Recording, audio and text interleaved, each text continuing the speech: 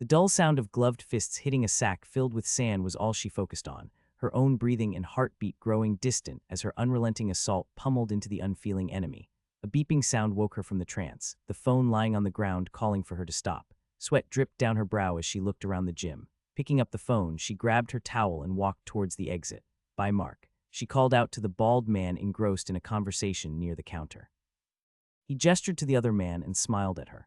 Ilya, hey, I just wanted to ask again about the classes. Are you sure you don't want to try? She stopped and looked at him, cleaning her face with the towel. I appreciate the offer, really. You know, I love it, but with uni starting next week, I just can't. The younger man next to Mark lifted his eyebrows. She was aware of his stare and locked eyes with him until he shifted his attention. Mark, are you kidding me? I've been training every day for the past 2 weeks and you won't let me join the locals. He was obviously upset, but Mark just smiled at him. John, I would be careful or she'll show you the reason why I wanted her to go instead of you or anybody else. 2 weeks doesn't make a tournament-ready fighter. He nodded to Ilya and smiled. Of course he understood, but she couldn't help but feel a little bad about it. Mark had been there for her, but never interrupted other than correcting her form. She had crunched the numbers, however, and didn't plan to end up as a 30-year-old still working in fast food with a fucked-up face to boot. Even if she somehow won at the locals and moved on to become a professional, she wasn't ready for destroyed knees at the age of 40. The complaining she barely recognized behind her nearly made her stop and reconsider, but she had signed up for a different life already. As a hobby, that's what it will stay. With what she had in mind, she could at least help people with said destroyed knees. Walking out of the gym, she was met by the bright afternoon sun. The walk back to her small one-room apartment was brief. Her towel dropped on the pile of unwashed clothing near the door. Tomorrow I'll clean up, I swear. The thought wasn't meant for anybody in particular, a remainder of the trained shame she should feel at the scene before her. Sunlight breaking through the half-closed blinds illuminated the battlefield of a room that probably hadn't seen much cleaning in the past couple days or even weeks. Dirty bowls, food packages and bottles littered the table, only interrupted by 2 screens and a half-covered keyboard. The ground was covered in clothes, books, and various other things. Ilya closed her eyes and smiled. It wasn't the biggest place nor the most organized, but hey, it was hers. Undressing on the way to the shower, she reveled in the cold water before searching for her work uniform. There you are. Stuffed in a corner of the room, she frowned at the wrinkles on it and threw it on the big pile near the door. Luckily, she had 3 sets. One of them remained washed and at least somewhat straight in the drawer below her bed. Good day at Shitty Fast Food Place 87. What would you like to order? With a monotone voice, she greeted the person in front of her. Did you just say Shitty Fast Food Place? Well, whatever, I'd just like a coffee and one of the cheeseburgers. And only a little sugar, I'm on a diet. The man winked at her as she typed the order into the computer in front of her. Anything else? The man shook his head. Your company with the coffee, if that's on the menu. He smiled at her. I'm afraid slavery is illegal, sir, but I heard the chicken nuggets tell some interesting tales. She finished her typing as he looked at her with a puzzled expression. That'll be $3.99. Putting the money into the counter, she placed the requested order on the tray in front of her. Have a wonderful day. A radiant smile with piercing blue eyes saw the customer off as she shifted her gaze to the next one.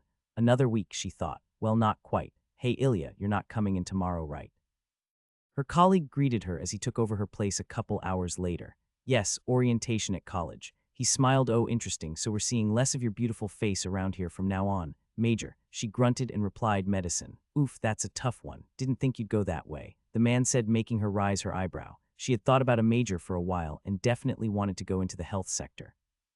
Nursing school was an alternative, but her snarky comments would likely make problems with the doctors. Why not infiltrate their ranks then? Tuition was the same, and she could think about it in the first semester. Maybe something with nutrition would be interesting as well. Working in a gym sounds interesting too. Therapy or something. First, she had to survive the organizational nightmare that was joining the academic life. Might change it after a semester or specialize. A lot of the basic classes overlap. He nodded and smiled, as he always did.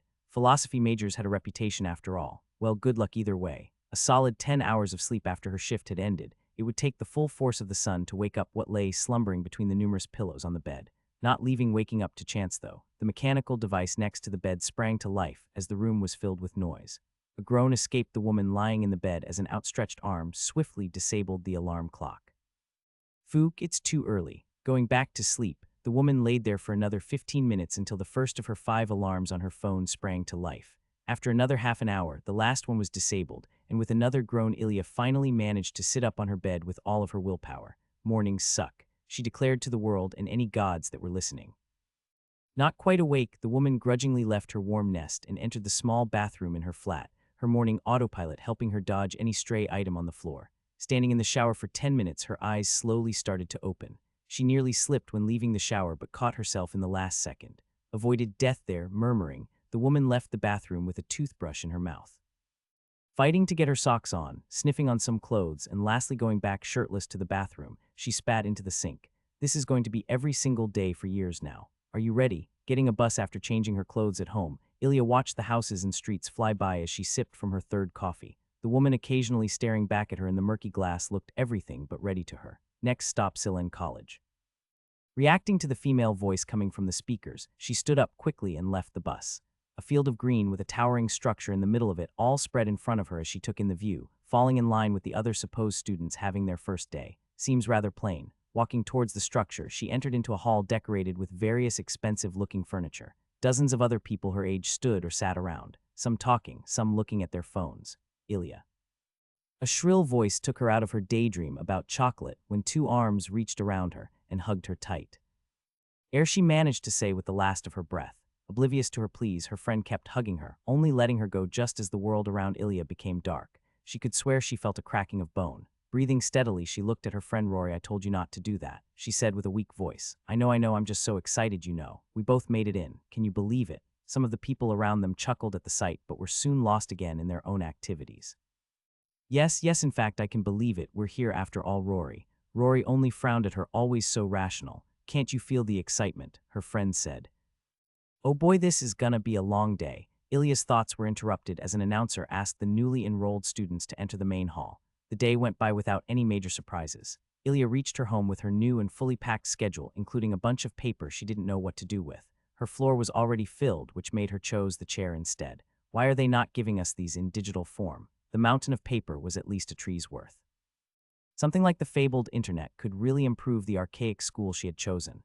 Sinking into the bed, she checked out the latest trends in cat videos. Sooner rather than later, a rumbling reminded her of the purest primal need. The thought driving her forward, she forced herself to get up and check the fridge standing in the small kitchen. A single pan covered loosely with an unfitting lid laughed at her, filled with the curry she had tried 2 days before. It wasn't a good one. Adding some more chili and pepper as well as a dash of pure hope, she heated up some of the meal before turning on her computer to check if her favorite producers had uploaded any new videos. Nothing new today. Man, that sucks. Streaming it is then. Another half an hour of indecision later, 4 episodes of a new show about forging were consumed. Going to bed, Ilya stared at the ceiling with a bit of a frown on her face. Tomorrow, the university life starts. Grinding for years on end. To continue grinding afterward. Maybe I should have chosen kickboxing after all. Safe and boring isn't too bad. Maybe the excitement would fade if I fought professionally. One day at a time. Thought calmed her down a little, the woman entering her standard state of deep sleep in a matter of minutes, dreaming of fantasy wars, healers on a battlefield, and of course chocolate. It was a good night after all. Waking up to the chirping of birds and the sun shining in her face, Ilya's eyes slowly opened, only to be greeted by grass. What the actual fuck, she said out loud as she took in her surroundings. Trees all around her, the sun shining through the cracks. She could hear a small stream in the distance. Okay, what the hell is going on? The adrenaline of the unexpected situation woke her up far faster than any shower could manage. Did someone kidnap me? Or is this a very, very bad prank? Maybe one of those famous prankster glootubers made me his target. Looking around herself, only trees could be seen. Well, where's the idiot screaming, "It's just a prank, bro. Should I stay here?" After 10 minutes of waiting and nothing happening, she grew impatient, confusion and fear creeping up on her mind, telling her that this might not be just some unfunny yet harmless prank. Let's move then, I guess. Maybe it's a new survival show or something. They'll hear from my lawyer, though, as soon as I hire one, that is. Thinking of where to go, she started towards the sound of the stream. Where water is, there is life, villages and towns, so I'll start there, I guess. Maybe some human traffickers kidnapped me and somehow weren't satisfied with me. Why am I disappointed in them not liking what they got? I'm fucking fabulous, for fuck's sake. Trying to distract herself from the growing urge to panic, she walked towards the stream, the forest seemingly untouched. No sound remotely unnatural could be heard. It's not that strange, I'm pretty far out there after all. At least I have my pajamas. Uneasiness apparent on her face, not that there was anyone to see. Ilya walked towards the stream, her only hold in this unfamiliar place. A roar broke the serene atmosphere, nothing like she had ever heard. Freezing in place, she looked towards the source. Nothing, her mind blank as she stood there for a whole minute. What was that? What the fuck was that? A bear. No, they sound different. I've seen a few videos. Making herself finally move, she sneaked up to a tree and hid behind it. Whatever I do, I need to be quiet and not move. I don't think my kickboxing will help a lot against a bear. Another roar much closer froze her again, her whole body trembling. The woman could feel her heartbeat trying to hammer its way out of her chest. Running steps were suddenly audible. Huge was the only thing she could think of when the sounds of two running animals came closer. A high-pitched cry filled the air and another roar deafened it right after, including all other sound around her. A thud could be heard as the steps came to an end. A sickening crunch filled Ilya's ears and then silence. What the fuck, what the fuck? Sneaking a glance around the tree, the woman stopped moving entirely, her blue eyes fixated on the sight before her. Not even recognizing the smell of urine and the warmth spreading between her legs, a small ding reverberated through her mind as she looked at the dragon before her, biting into whatever mess was left of the creature it killed. 3 meters in length, the head of a dragon and no wings, its maw bloody, it looked in her direction. Its yellow reptile eyes locked with her blue human ones. Drake LVL, ding, congratulations. You have learned the general skill identify, losing interest. The drake continued its meal, bones cracking under the strength of its massive jaw. The smell of blood and her own urine suddenly came back to her as her senses seemed to amplify. Run instinct taking over, the woman started to move, stumbling and slow, every step steadier and faster than the one before. Running at a full sprint for over half an hour, Ilya finally collapsed near a pond of water. Catching her breath for several minutes and trying to not puke, her thoughts were in complete turmoil. Tears came to her eyes as she rolled up into the fetal position. No. Her training in kickboxing took over as her breathing slows down, her body not able to distinguish this situation from a mock fight she used to have with other people at the center. Laying there for another 2 minutes, her mind calmed down. Ding, reached limit of endurance, recalculating value endurance +3. Calm your mind, Ilya. There's a beast out there. It just ate, but it can find you. You're lucky nothing else was on your path. The trail is there though, and the smell. Looking down at herself, most of the urine still sticking to her had dried. Starting to move, she put her legs into the small pond and started to scrub. I hope that thing had enough for dinner. Clean enough, she exited the pond. I need to move away from here. Carefully not treading on anything that would make too much noise, Ilya started to walk in a different direction. I need to focus on my surroundings. I'm obviously somewhere weird. Maybe some island with dinosaurs or some military testing facility. That wouldn't explain the weird noises in my head though. A magical fantasy place in a different world. I always liked the multiverse theory, not when drakes want to eat me though. I'm not even sure if it wanted to, maybe it's friendly. Could be virtual reality too. They did make some improvements lately. Nothing to this extent that I ever heard of. I don't want to try dying though with the off chance of a respawn. She walked on for another 15 minutes before coming to a stop at the edge of a clearing. Sitting down next to one of the trees, she gathered her thoughts. I'm in an unfamiliar place. There are drakes and I have notifications in my head. Maybe it's a new social media product. They would definitely do this for money. Looking at the sky, now free of any leaves in the clearing, she noticed something different.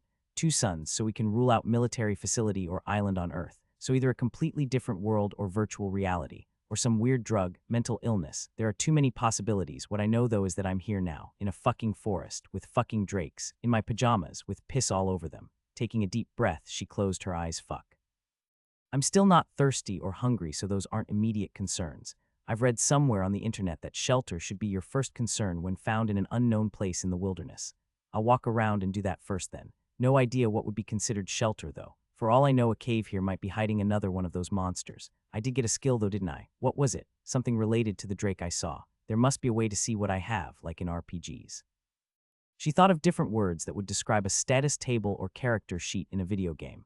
What did the trick was simply thinking of her own name. Ilya Spears, a list formed in her mind. Okay, so it's like an RPG, just that everything feels like real life. So basically real life with numbers to show how fucking dead I'd be against a drake. The question is if I can advance beyond what a normal human can, or if progression is like on Earth. What about technology?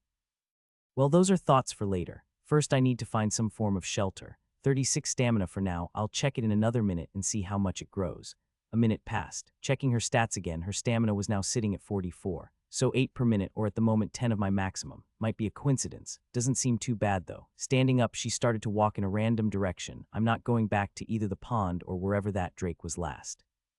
10 minutes passed without anything happening. The forest was alive. The hot sunlight was broken by the sea of leaves above. Sweat dripping down Ilya's brow, she soon realized that the ground wasn't flat. It's a slope. Going further up might lead to more rocky terrain and maybe shelter. The forest itself would mostly shelter her from rain or the suns, and the temperature didn't seem to be an issue either. Yet it felt wrong to Ilya to sleep where something like the drake would tread. Not that it would simply stop higher up, but she knew that feeling even remotely safe would be difficult in the forest. Walking on for another 20 minutes, the forest didn't seem to change at all. She was sure, though, that there was at least some incline. Stopping and holding her breath whenever she'd hear the now familiar roar in the distance. They came from different directions, so she was sure there was more than one of them out there. Her only goal was to walk upwards and perhaps out of this forest, without getting eaten first, that is. The drakes seemed to have a rather large territory, though, and she saw several seemingly harmless animals that even felt familiar. There was enough for them to hunt. She'd be unlucky to fall prey to one of the drakes. At least that's what she hoped. Using her skill on every creature she saw, she didn't really get useful information. Red stag LVL, woodpecker LVL, worm LVL3, and several other animals were identified by her. Seems to work on any living creature. How important is the level, though? I wouldn't want to fight a level 1 drake. Thinking on the world around her, she continued upwards. Thirst was starting to grow as she climbed the slope, but the thought was soon overwritten by the sight before her. Ruins. Looks like a temple. Damn, this place is super fantasy. Well, let's hope it's not a dungeon or something. I don't even have a knife or anything.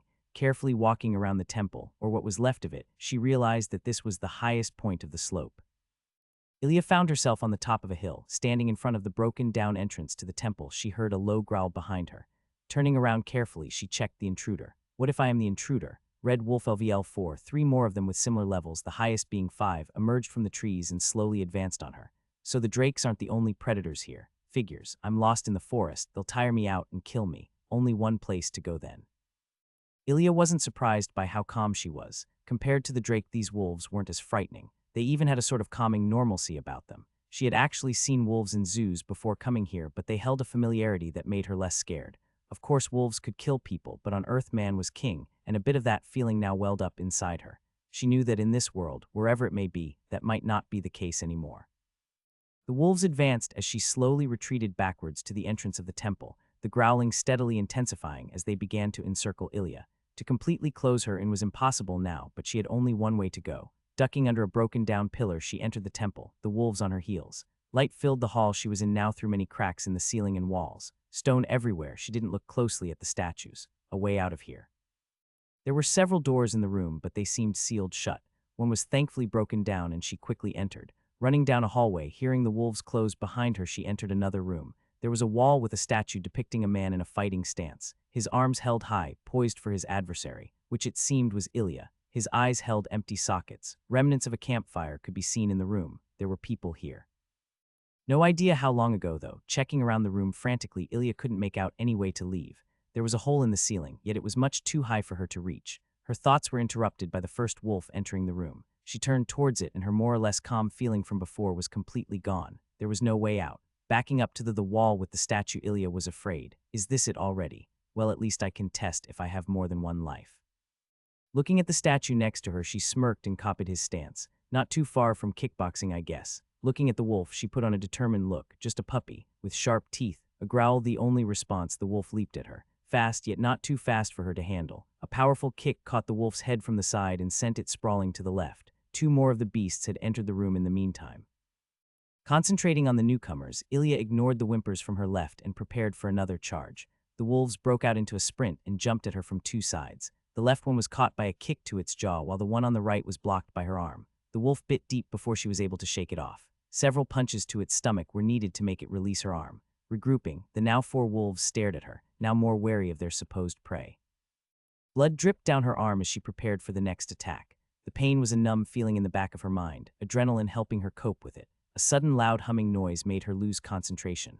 Luckily, the wolves were just as startled as her, and before long were whimpering while they scrambled to leave the room. Ha ha ha, got you, you shitbags. Overgrown puppies go to hell. Not noticing the blue glow below her, Ilya only shouted after the wolves, elated by her victory.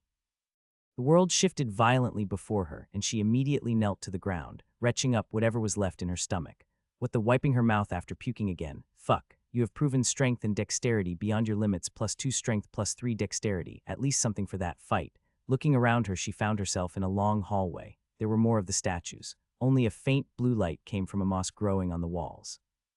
All the walls and the ceiling were overgrown with it. Magic, teleportation. Thinking on the ways she might have gotten to this place, Ilya scanned her surroundings. The statues looked the same. Different stances, though. I'm still in the temple, maybe one of the closed-off rooms from the main hall. Standing up, she winced. Fuck, that hurts. Fuck. Her arm was still bleeding. The adrenaline gone, it quickly became the worst pain Ilya had ever been in. Worse than when I broke my leg, for fuck's sake. Trying to steady her arm, she looked around and saw a fountain a dozen or so meters away. I'll have to clean this. Walking up to the fountain, she held her arm into the water. Can't be worse than some wolf spit. Her surprise, the pain lessened immediately, the wounds closing faster than anything she'd ever seen, not even leaving scars behind. What the hell, the fountain of youth or what? This is amazing. Elated by her discovery, she remembered that she was thirsty and started drinking the water. Wow, this tastes amazing. Feeling much better than before, Ilya sat down and rested her back on the wall next to the fountain. What a day. Making herself move again, she got up and started to walk to one side of the hallway. An open door greeted her. Inside the room it was dark. No moss seemed to be growing inside. Ripping some moss from the hallway wall, she entered again, happy that the moss kept glowing. Inside there was what once might have been a bed. The room was empty otherwise. What a weird room, seems like a cell. Walking back into the hallway, I wonder. She looked at the moss in her hand and used identify. Blue moon grass. Well, that's not really helping me, now is it? Walking to the other side of the hallway, she checked out the statues on the walls every couple meters. Both sides of the hallway were adorned with them. They all have certain stances, some kind of fighting style, I assume. The detail is insane. And the eyes. She noticed that the eyes weren't empty sockets like the statue in the room she had fought the wolves in. Some kind of jewel. Blue jewels. It was hard to see because of the blue glowing moss growing all around the statues.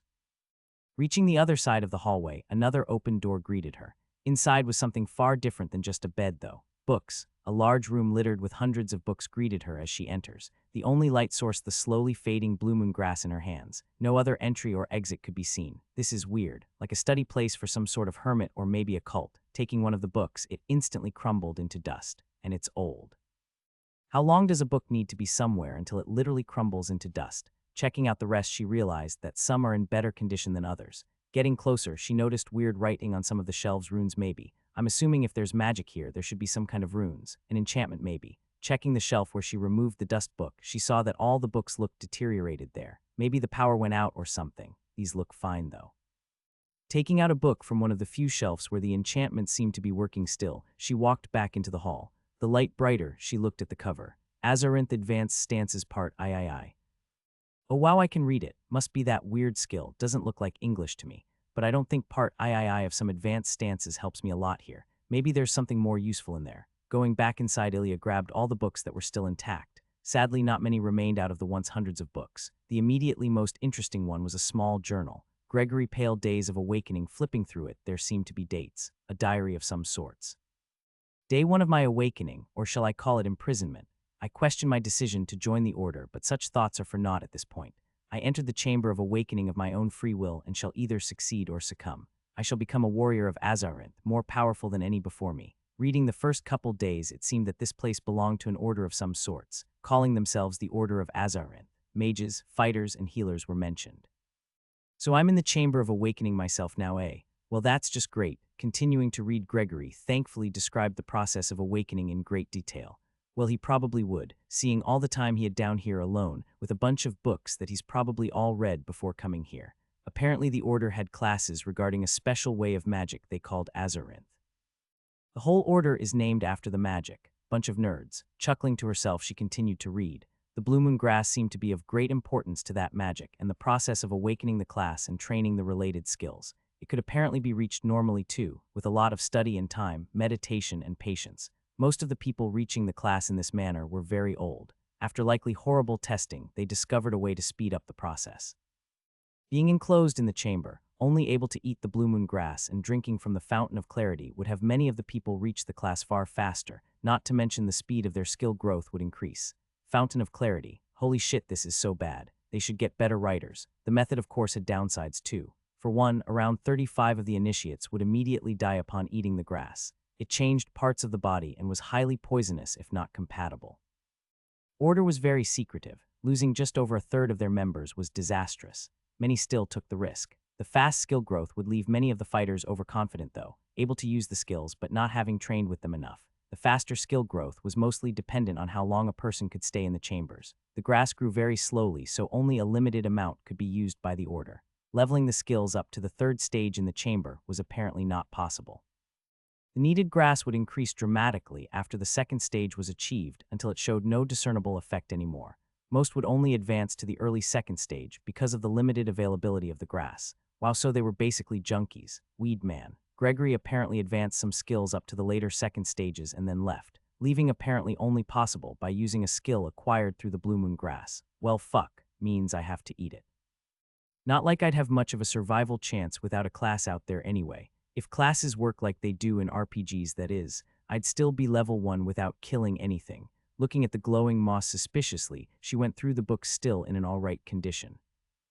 Azorinth Basic Stances I. Azorinth Basic Stances II. Azorinth Basic Stances III. Azorinth Advanced Stances III. History of the Order Part IV. History of the Order Part XII. Azorinth Healing. Azorinth Healing Advanced. Mana Conversion and Flow by Magus Izalar. In addition, there were dozens of diaries from members of the Order.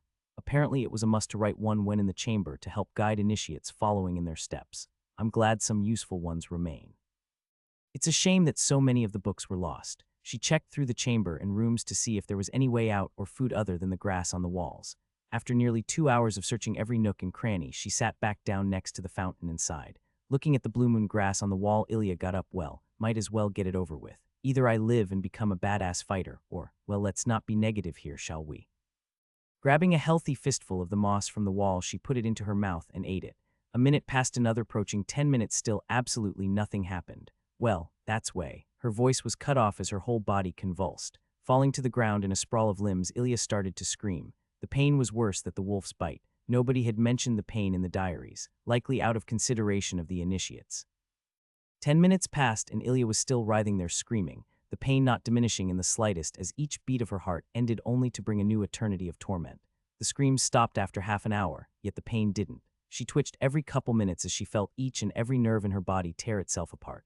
After an hour, a blue glow started to radiate off of her, forming a pattern not unlike the runes found on the shelves, just on her body. The glow died down after another hour, and the human on the ground groaned weakly. I hate this world. Ding, the blue moon grass has changed your body permanently. You grow more resilient, plus 10 vitality. The flow of your mana was changed, plus 10 intelligence, plus 10 wisdom. You recharge mana at a faster pace, plus 100 mana recovery rate. Holy, this is pretty good for 2 hours of the worst pain in my entire life. Still breathing heavily, Ilya sat up and checked her stats. That explains why I feel like dying. I need some clarity. Walking to the fountain, she started to drink. Her health reached 150 in a matter of minutes. While this is great, still have the worst headache. The mana maybe. It was slowly recharging, yet apparently the change used all of it up initially. No class nor skill. Well, I'll find out why tomorrow. First is sleep. Laying down on the floor, she immediately slept, only waking up 2 days later. The blue glow was still in the air as Ilya woke up, her head heavy and her whole body hurting. There was a room with a bed, you idiot. Thirsty, getting up slowly, she went and drank some more of the fountain water. Why don't I have the class yet, though? Let's check some of the diaries. None of them mentioned anything about not getting the class after eating the grass. What's different then? She looked around her and her gaze fell upon the books still laying on the ground. I haven't read them. They all probably have. Well, let's start then. Grabbing some of the grass off the wall, she ate it. Let's just hope it doesn't hurt again. Nothing happened this time, and Ilya started to read through the books she had available. The books on stances were what one might expect, a detailed description of the fighting style used by the Order. Some of it seemed familiar to Ilya, and other things looked rather weird. This is impossible. No human could do that. Finishing up the books on stances, she started reading the books on Azorinth healing and mana conversion. The basic ones she understood, but the advanced books went over her head. Finishing those 7 books took her the better part of 2 weeks, taking the necessary time to understand what she was reading. She ate grass and drank from the fountain. In between, she trained her body, but didn't get any notification about stat changes. In addition, she slept on the very old bed. It was barely a bed anymore, but still better than the stone floor. Finishing up the book on advanced healing, she grabbed the first book on history, but was interrupted by a bing. You have met the requirements for a class change. Azorinth healer knowledge about the basics of Azorinth fighting stances and Azorinth healing. Survived the change invoked by the blue moon grass. The Azorinth healer is not exactly what the name might portray. A close-quarters fighter that chooses an unarmed style of combat to both heal and destroy. Enhanced by an ancient technique of magic, their bodies become resistant to even the strongest of attacks and heal at a rapid pace. Would you like to change to this class? Bonuses and skills will be applied after doing so. Oh fuck yees. Nothing happened, yes, she thought, and more messages appeared in her mind. Body enhancement magic is improved by 100. All healing magic skills are improved by 100. Natural regeneration increased by 1 per minute. Skills gained in Azorinth Healer. Active, Destruction LVL1. Send a destructive pulse of mana into your enemy with every punch or kick. Your intelligence stat enhances the damage potential. Category: Healing. Active Reconstruction LVL1. Send a healing pulse of mana into yourself or your ally with a touch. This skill can be channeled. Category: Healing. Active State of Azarinth LVL1. Your body glows with the power of Azarinth, increasing your resilience, speed, and strength by 35 after bonuses 70. Category: Aura Body Enhancement. Passive Body of Azarinth LVL1. Your body was changed by magic. All pain is reduced by 25 after bonuses 50. You heal even fatal injuries without help of healing magic. Your natural regeneration is improved by 50 after bonuses 100. Categories: Healing. Passive Azarinth Fighting LVL1. You are familiar with the fighting style of Azarinth. Damage inflicted with your own body and related skills is 75 higher after bonuses 150. Category: Body Enhancement. Reading all of the notifications, Ilya was stunned. Well, I don't know how other classes in this world are, but this seems fucking amazing. I'm like a mix of 3 different classes. I hope it's strong enough to fill any of those roles in a group, or maybe the common composition of teams is different in this world. I'll see. I must say, for a solo thing, this is fantastic. Can't wait to try all of those skills. Getting up, Ilya felt powerful. The stat changes increased her capabilities by an incredible amount. Walking into the library that now only collected dust, she went to the far wall. Now let's see what I have. Taking proper form, Ilya threw a solid punch, resulting in a sharp crack that briefly echoed. Checking her hand, it was fine and she didn't feel anything wrong. Looking at the wall, she realized the sound came from there. "Aw shit, I'm awesome." Continuing to punch, the noise reverberated through the Chamber of Awakening. Pieces of the stone wall started to collect at her feet. Let's see if destruction does anything to inanimate objects. Activating the skill with a simple thought, she punched the wall. The noise was the same as before, but this time spiderweb-like cracks immediately formed in a 1-meter radius. It didn't even use a lot of mana. Checking her stats, the punch had taken only 5 mana. Which means with my current supply, I can use it 50 times in a row. Nice. Using the skill a couple more times, she wondered if that was how the other members of the order got out. Now I can't see dozens of holes in the walls around here, except maybe they had an earth mage to fix it again, if such a thing even exists here. One more thing to try. Ilya's body started to glow in a faint blue. It looked like she had blue tattoos on her body written in runic symbols. They could be seen on her torso, arms, and legs. One tattoo went along her spine up to her neck and under her hair. They shined faintly through her pajamas. Slowly breathing out, she formed a fist with her right hand and punched. The walls shook, dust falling from the ceiling, and her fist formed a dent roughly the size of a basketball. I'd be pretty good at basketball with this body, I'd think. Still with the active aura of State of Azarinth, she ran all the way to the room with the bed. This feels absolutely amazing, exhausting her stamina on the poor library wall. She couldn't stop, her power and excitement overwhelming her completely. She read the remaining books and some of the diaries in the next 4 days while eating blue moon grass and using her skills. They slowly improved. When destruction reached level 3, she received an unexpected message. Ding, Azarinth Healer has reached level 2, 5 stat points awarded, so I do level without having to fight anything. That's good then. Guess I'll stay down here for a long while, especially considering I have no idea where I am or how I'd get out. The weeks passed, Ilya's days spent with eating, fighting the library wall and reading diaries. She studied the stances in detail and tried to use her healing magic. Punching the walls wouldn't hurt her enough to use reconstruction though, so the skill didn't level. She could keep up her aura skill for longer and longer as time went on. According to the diaries, it would normally take weeks if not longer of constant training to improve a skill even by 1 level.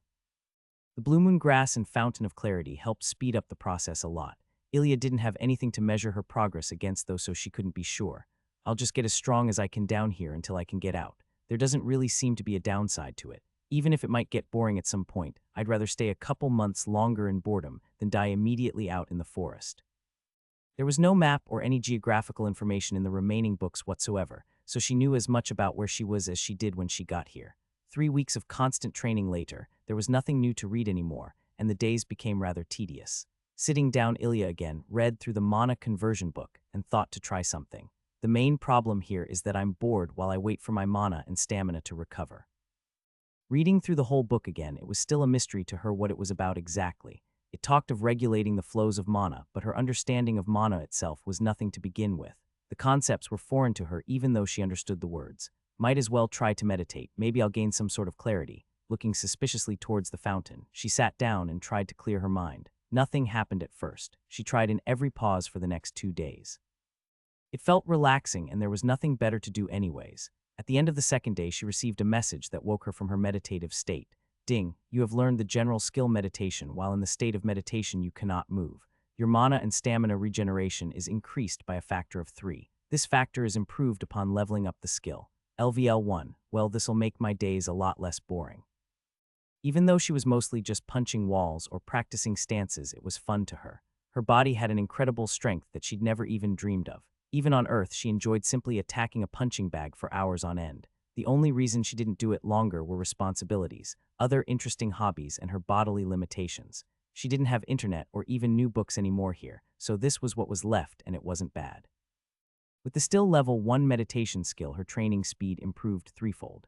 After another month, she had improved her destruction skill to LVL 8, her state of Azarinth skill to LVL 6, her body of Azarinth skill to LVL 2, her Azarinth fighting skill to LVL 7, and her meditation skill to LVL 5.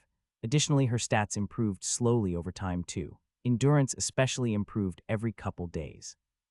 With her last advancement in Azarinth fighting, she received another level up, bringing her to LVL 5.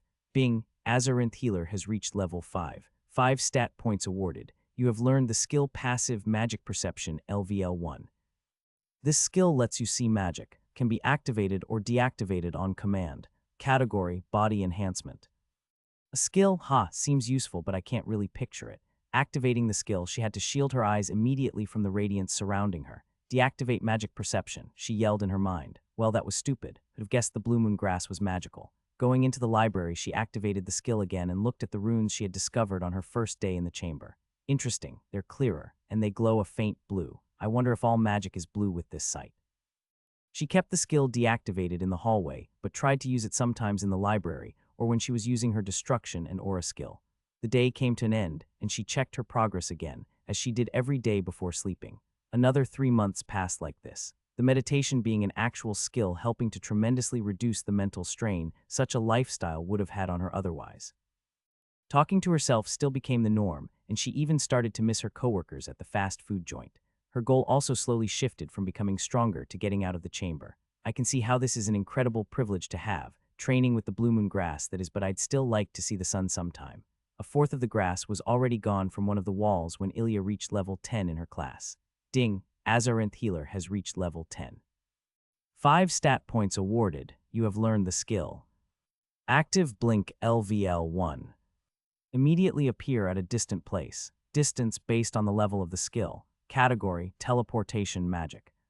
This is it, I finally got my way out. Maybe, hopefully. Activating the skill with the will to move across the hallway, Ilya teleported around 15 meters away. Man, this is great. I'll have to get used to the feeling though. Not as bad as when I was teleported down here, but still. Holding her stomach, she went and drank some water from the fountain. Now the question is, can I teleport to places I can't see, and what happens when I teleport into something? Going into the library, she tried teleporting into one of the shelves. Only her arm would theoretically be inside the shelf. Would still hurt like hell, but maybe then I'd have a way to level up my healing. The teleport worked, but her hand was pushed away from the shelf. No weird human shelf creature was born on that day, which means, trying to teleport halfway into the fountain, she appeared next to it or above it. Next step halfway into the wall failed too, she always appeared next to it. Now the leap of faith, blinking into the wall, she found herself standing in front of it. Yes, it works. Now I just have to level it up and try to teleport out of here. So she tried, teleporting away from the chamber into any direction. There were a lot of ways to try, and her skills slowly gained levels over the weeks, increasing the range and reducing the cost. After another month in the chamber, Ilya was successful. Appearing in a closed room, she was elated, fuck yeah. Jumping up and down, Ilya looked around the room. It was a small room with only dust and stone in it, but it was new. After months in her own box of stone, this new one was a blessing to her, and there was a closed door in front of her. Well, now what's a stone door against this? Raising her fist with her aura spell activated, she punched right through the thick stone door. Outside was a familiar room, the hall she had entered after being ambushed by the wolves outside the temple. Oh yes. Why yes. Not able to repress her excitement, she ran outside. It was night, an ocean of stars shining bright, illuminating the sky. There were 2 moons and they shone brightly. Ilya simply stood there stunned, her head held up to the sky. Tears falling from her face as she breathed her first breath of fresh air in months. The wind caressing her body, blue tattoos faintly glowing from below her worn clothes. Ha, standing there with tears in her eyes, the woman was laughing. Snapping her head down suddenly, she became quiet and listened. I want food, something other than that bloody grass. She couldn't hear anything, so she entered the forest. It would be easy to find the temple again, as it was on a slope. Starting to run, Ilya crossed the forest at a speed she'd never dreamed possible. Her perception even more surprising, the light of the moon more than enough for her to make out any details around her. Not long after, she came across a small creek. Food can wait, some real water first. Jumping into the creek, she splashed around in the cold water and drank mouthfuls. A rather curious sight, a grown woman splashing around in a creek in the middle of the night, laughing maniacally. Perhaps even scary considering the magical world she was in. Stopping after 15 minutes, Ilya resumed her search for food. Soon she came across some berries, immediately eating one of them. Ding, you have been poisoned by Cinderberry. 3 HPS for 5 minutes, stopping her enthusiasm, her mind focused. That can kill me like 3 times over. I need to heal. I don't know enough about my reconstruction spell yet. Grabbing a couple more of the berries, she started to run back, occasionally using blink while keeping an eye on her mana. The weird warm feeling in her chest didn't help her mind calm down either. 1.5 minutes later, she was back at the temple. Using reconstruction on herself had healed her for 30 points. That should be enough really, but I have to be sure. She was already at close to 50 health remaining. Going into the room she'd smashed the door in, she blinked into the direction of the chamber. Reappearing in her familiar training space, or prison of clarity, as she'd started to call it, she immediately went to the fountain and drank. Without possible external danger, she used her mana freely to power up reconstruction. 1 minute later, she was back at full health. Man, this world is insane. 1 berry would have killed me if I didn't have a fucking healing spell and a well of health. Looking at the berries, she wondered maybe I've been a little overconfident. I don't even know what level one of those drakes is. Even if I've grown stronger, there's stuff out there that can kill me in 1 hit, like a bloody berry. Wait, no, Cinderberry. She couldn't help but laugh at the ridiculous situation she was in. After meditating and recovering her mana, she looked at one of the berries and ate it. At least they taste great. Bing, you have been poisoned by Cinderberry. 3 HPS for 5 minutes. Smiling, she started to use reconstruction on her own body. The drain of the berry felt weird, but it didn't hurt much. A good way to level up reconstruction and eat delicious berries. Repeating the steps for the other 6 berries she leveled up reconstruction and even received a special message at the end of her endeavor. Bing, you have learned the general skill poison resistance. You are a target of assassins, or not very good at distinguishing berries. Surviving either of those, you have developed a general resistance to poisons. LVL1, man, this is stupid. A general poison resistance. That doesn't make sense at all. Then again, a lot of things here don't seem to make sense, and I've barely scratched the surface. Looking up, she blinked outside again. This time she blinked again and found herself on the roof of the ruined temple. Again she was stunned. Standing above the trees, she could see for miles, even in the night. The forest was huge, beautiful. Ilya stood there for an hour and simply enjoyed being outside. I'll be more careful tomorrow. I can't be overconfident. Although I've made incredible progress. Blinking back downstairs, she made herself ready to sleep and checked her status. Tomorrow I'll start to finally explore this weird world. Waking up, Ilya was happy. For the first time in months, she was truly and utterly happy. Coming to this world, she had been scared and confused. Nearly died 3 times, and now after months of training, she had something resembling confidence. At least I'll survive. I'm pretty tough at this point, and I can heal myself. Blink is perfect for fleeing too, if there's something too strong for me. Just don't eat any weird berries. Blinking upstairs and on to the roof of the building, the suns nearly blinded her. After months in the Chamber of Clarity and last night's quick romp, she totally forgot that the suns were this bright. Her eyes hurt, but a smile was on her lips. After a couple minutes of adjusting, she removed the arm in front of her face and took in the true view of the forest. Activating her aura, her tattoos faintly glowed blue, barely noticeable in the sun. She scratched a simple compass, rose into the roof of the temple with one of her nails. Enhanced and with her stats, she could with effort do this on rock. Obviously, she didn't know where north was, or even if a compass was a thing in this magical land. It helped her orient though, so she did it. Northwards was forest until a chain of mountains came into view. They were far away. Too far to casually walk there in a couple of days. Eastwards was forest until barely noticeable. Grassland started. Plains. If I want to find humans, I'd probably have to search there. Another question is if they're friendly towards me. Looking southwards, Ilya could see a couple mountains. Behind them was a full chain like in the north. There seemed to be plains in between, and she could even see a river. Definitely the most reasonable thing to reach for now. It was much closer than the plains in the east or the mountains in the north. Westward was only forest as far as the eye could see. Only some rivers cutting the grand forest apart, so the closest way out is southeast or directly south. Looking at the distance, it would be at least a 3-day trip, maybe longer. I don't have any supplies, no backpack. I don't even have a knife or water bottle, well, water skin, or whatever they use here. For whatever I know, they could be using guns and cloaked airplanes.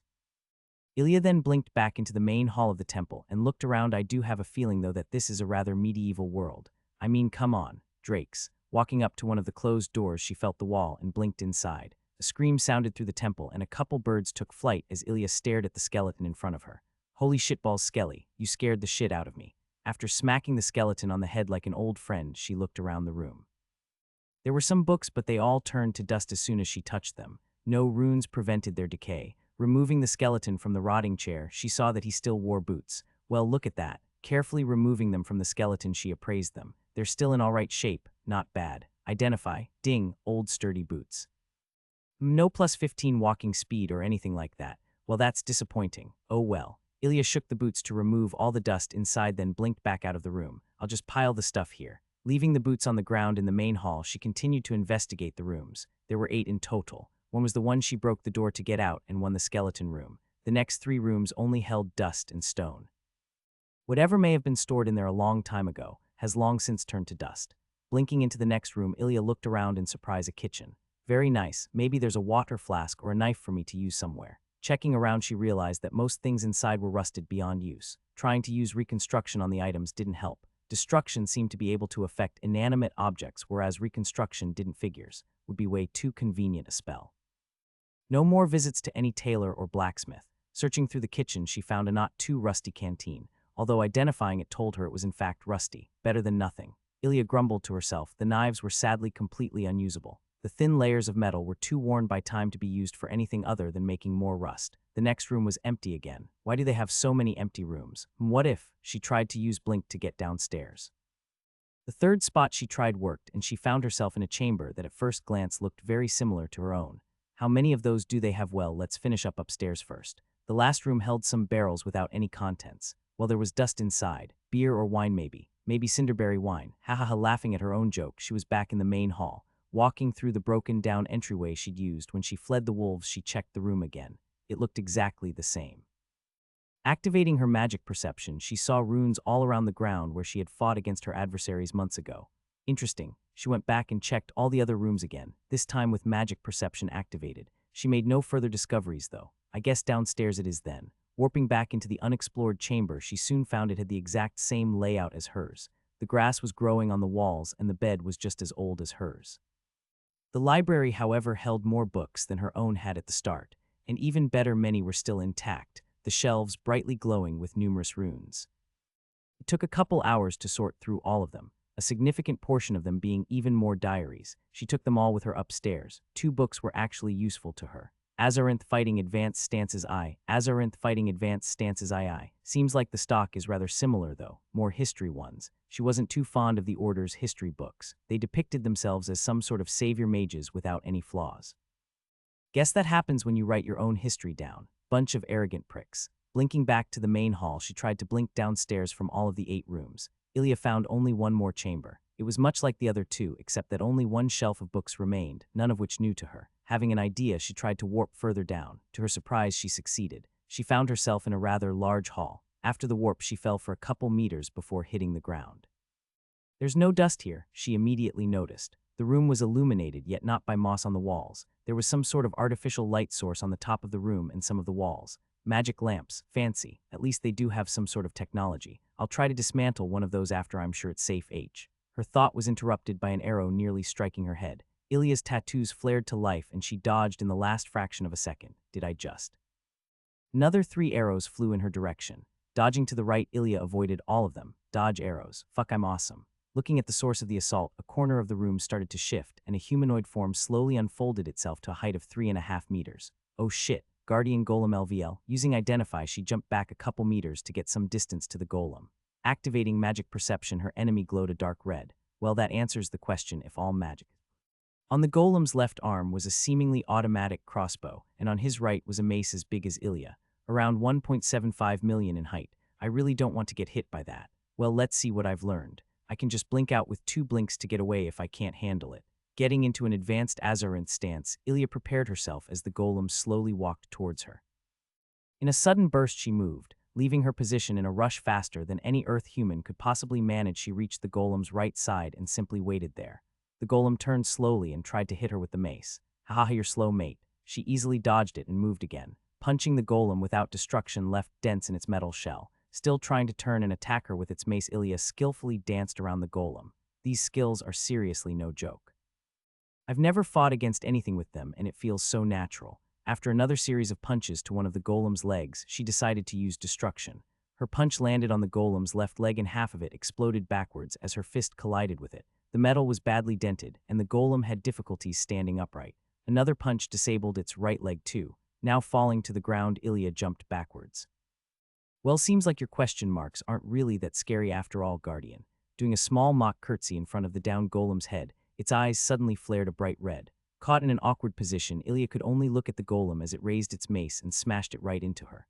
Flying backwards into the wall 15 meters behind her, it knocked all the air out of her lungs. Blood dripped down her mouth as she smiled. Oh man, I have to say I am rather stupid sometimes. Why am I smiling, by the way? Checking her stats, she saw that she had lost over a third of her HP from that hit. Quickly using reconstruction, she healed back a part of her lost health. Why am I having so much fun? Nice move though, Mr. Metal. Blinking above the golem, she did a front flip, landing with a powerful kick on top of the golem's back. The Guardian exploded downwards, its eyes immediately losing their light. Bing, you have defeated the Guardian Golem. Access to the treasure room is now possible. Bing, you have defeated an enemy 10 levels or more above your own. Additional experience is granted. Bing, Azarinth Healer has reached level 13. 5 stat points awarded. Nice. Sitting down on the defeated golem, she breathed out, this is way too much fun. I nearly died there. Her heart still pounding in her chest, she lied down completely on the golem. I feel amazing. Is this what being an adventurer in a dangerous world feels like? Lying there for a while, Ilya simply enjoyed the moment. Wait. Treasure room. Jumping up from the downed enemy, she looked around the room. It was a huge hall. She could see a door at the end of it, right behind where the golem sat before. Walking towards it, she noticed that the body of the golem hasn't disappeared yet. Seems like it's not like a game after all. Turning back to the door, she continued. A long corridor opened up before her, a huge double door at the end of it. With magic perception, she could see bright runes written on the door. Let's first check the rooms around here. Walking to the first room, she found only dust again. A skeleton greeted her in the second room. Other than that, it was empty. 2 more to go. The rooms only held dust. That is kinda weird, but I mean it's been long, I guess. Ending up on the double doors, she looked on as the runes on the door faded. A crack could be heard, and the doors opened. Cough cough, how can the air in here be even worse than out in the corridor? It's just as old. Waiting for the stale air to at least disperse a little, Ilya entered the supposed treasure room. Not a lot left here, eh? Looking around, there were a lot of shelves and a couple chests. 2 were open and empty. The shelves held nothing but more dust. Well, let's see if there's anything in the chest. Opening it, her eyes sparkled. Oh boy, at least it's not empty. What's that? Coins.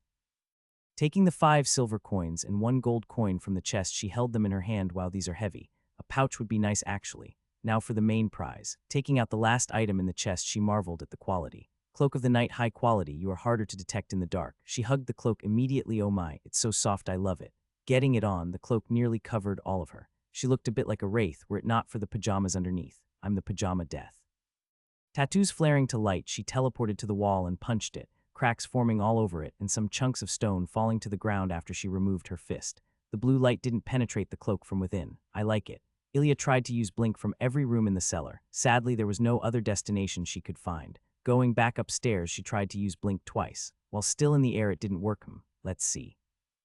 Blinking into the air of the hall, but this time right next to the wall, she touched it and used another blink. This time it worked and she found herself back in the 3rd chamber. Going back up, she looked at the collected things. Is there? Checking her cloak thoroughly, she was happy to find 2 small pockets. Putting the coins inside, she noted they would be clinking around all the time. Getting to the kitchen, she removed some metal wire from one of the pots and bent it around the coins. Getting the shoes, she ran outside and headed for the stream she'd found before. Once there, she cleaned the boots thoroughly before putting them on. Nearly clothed now. I hope they don't break when I kick something. The boots fit quite snugly, so she at least wouldn't lose them from a bit of fighting. Getting some more of the cinderberries, she returned to the temple. Sitting on top of it, she planned her next steps.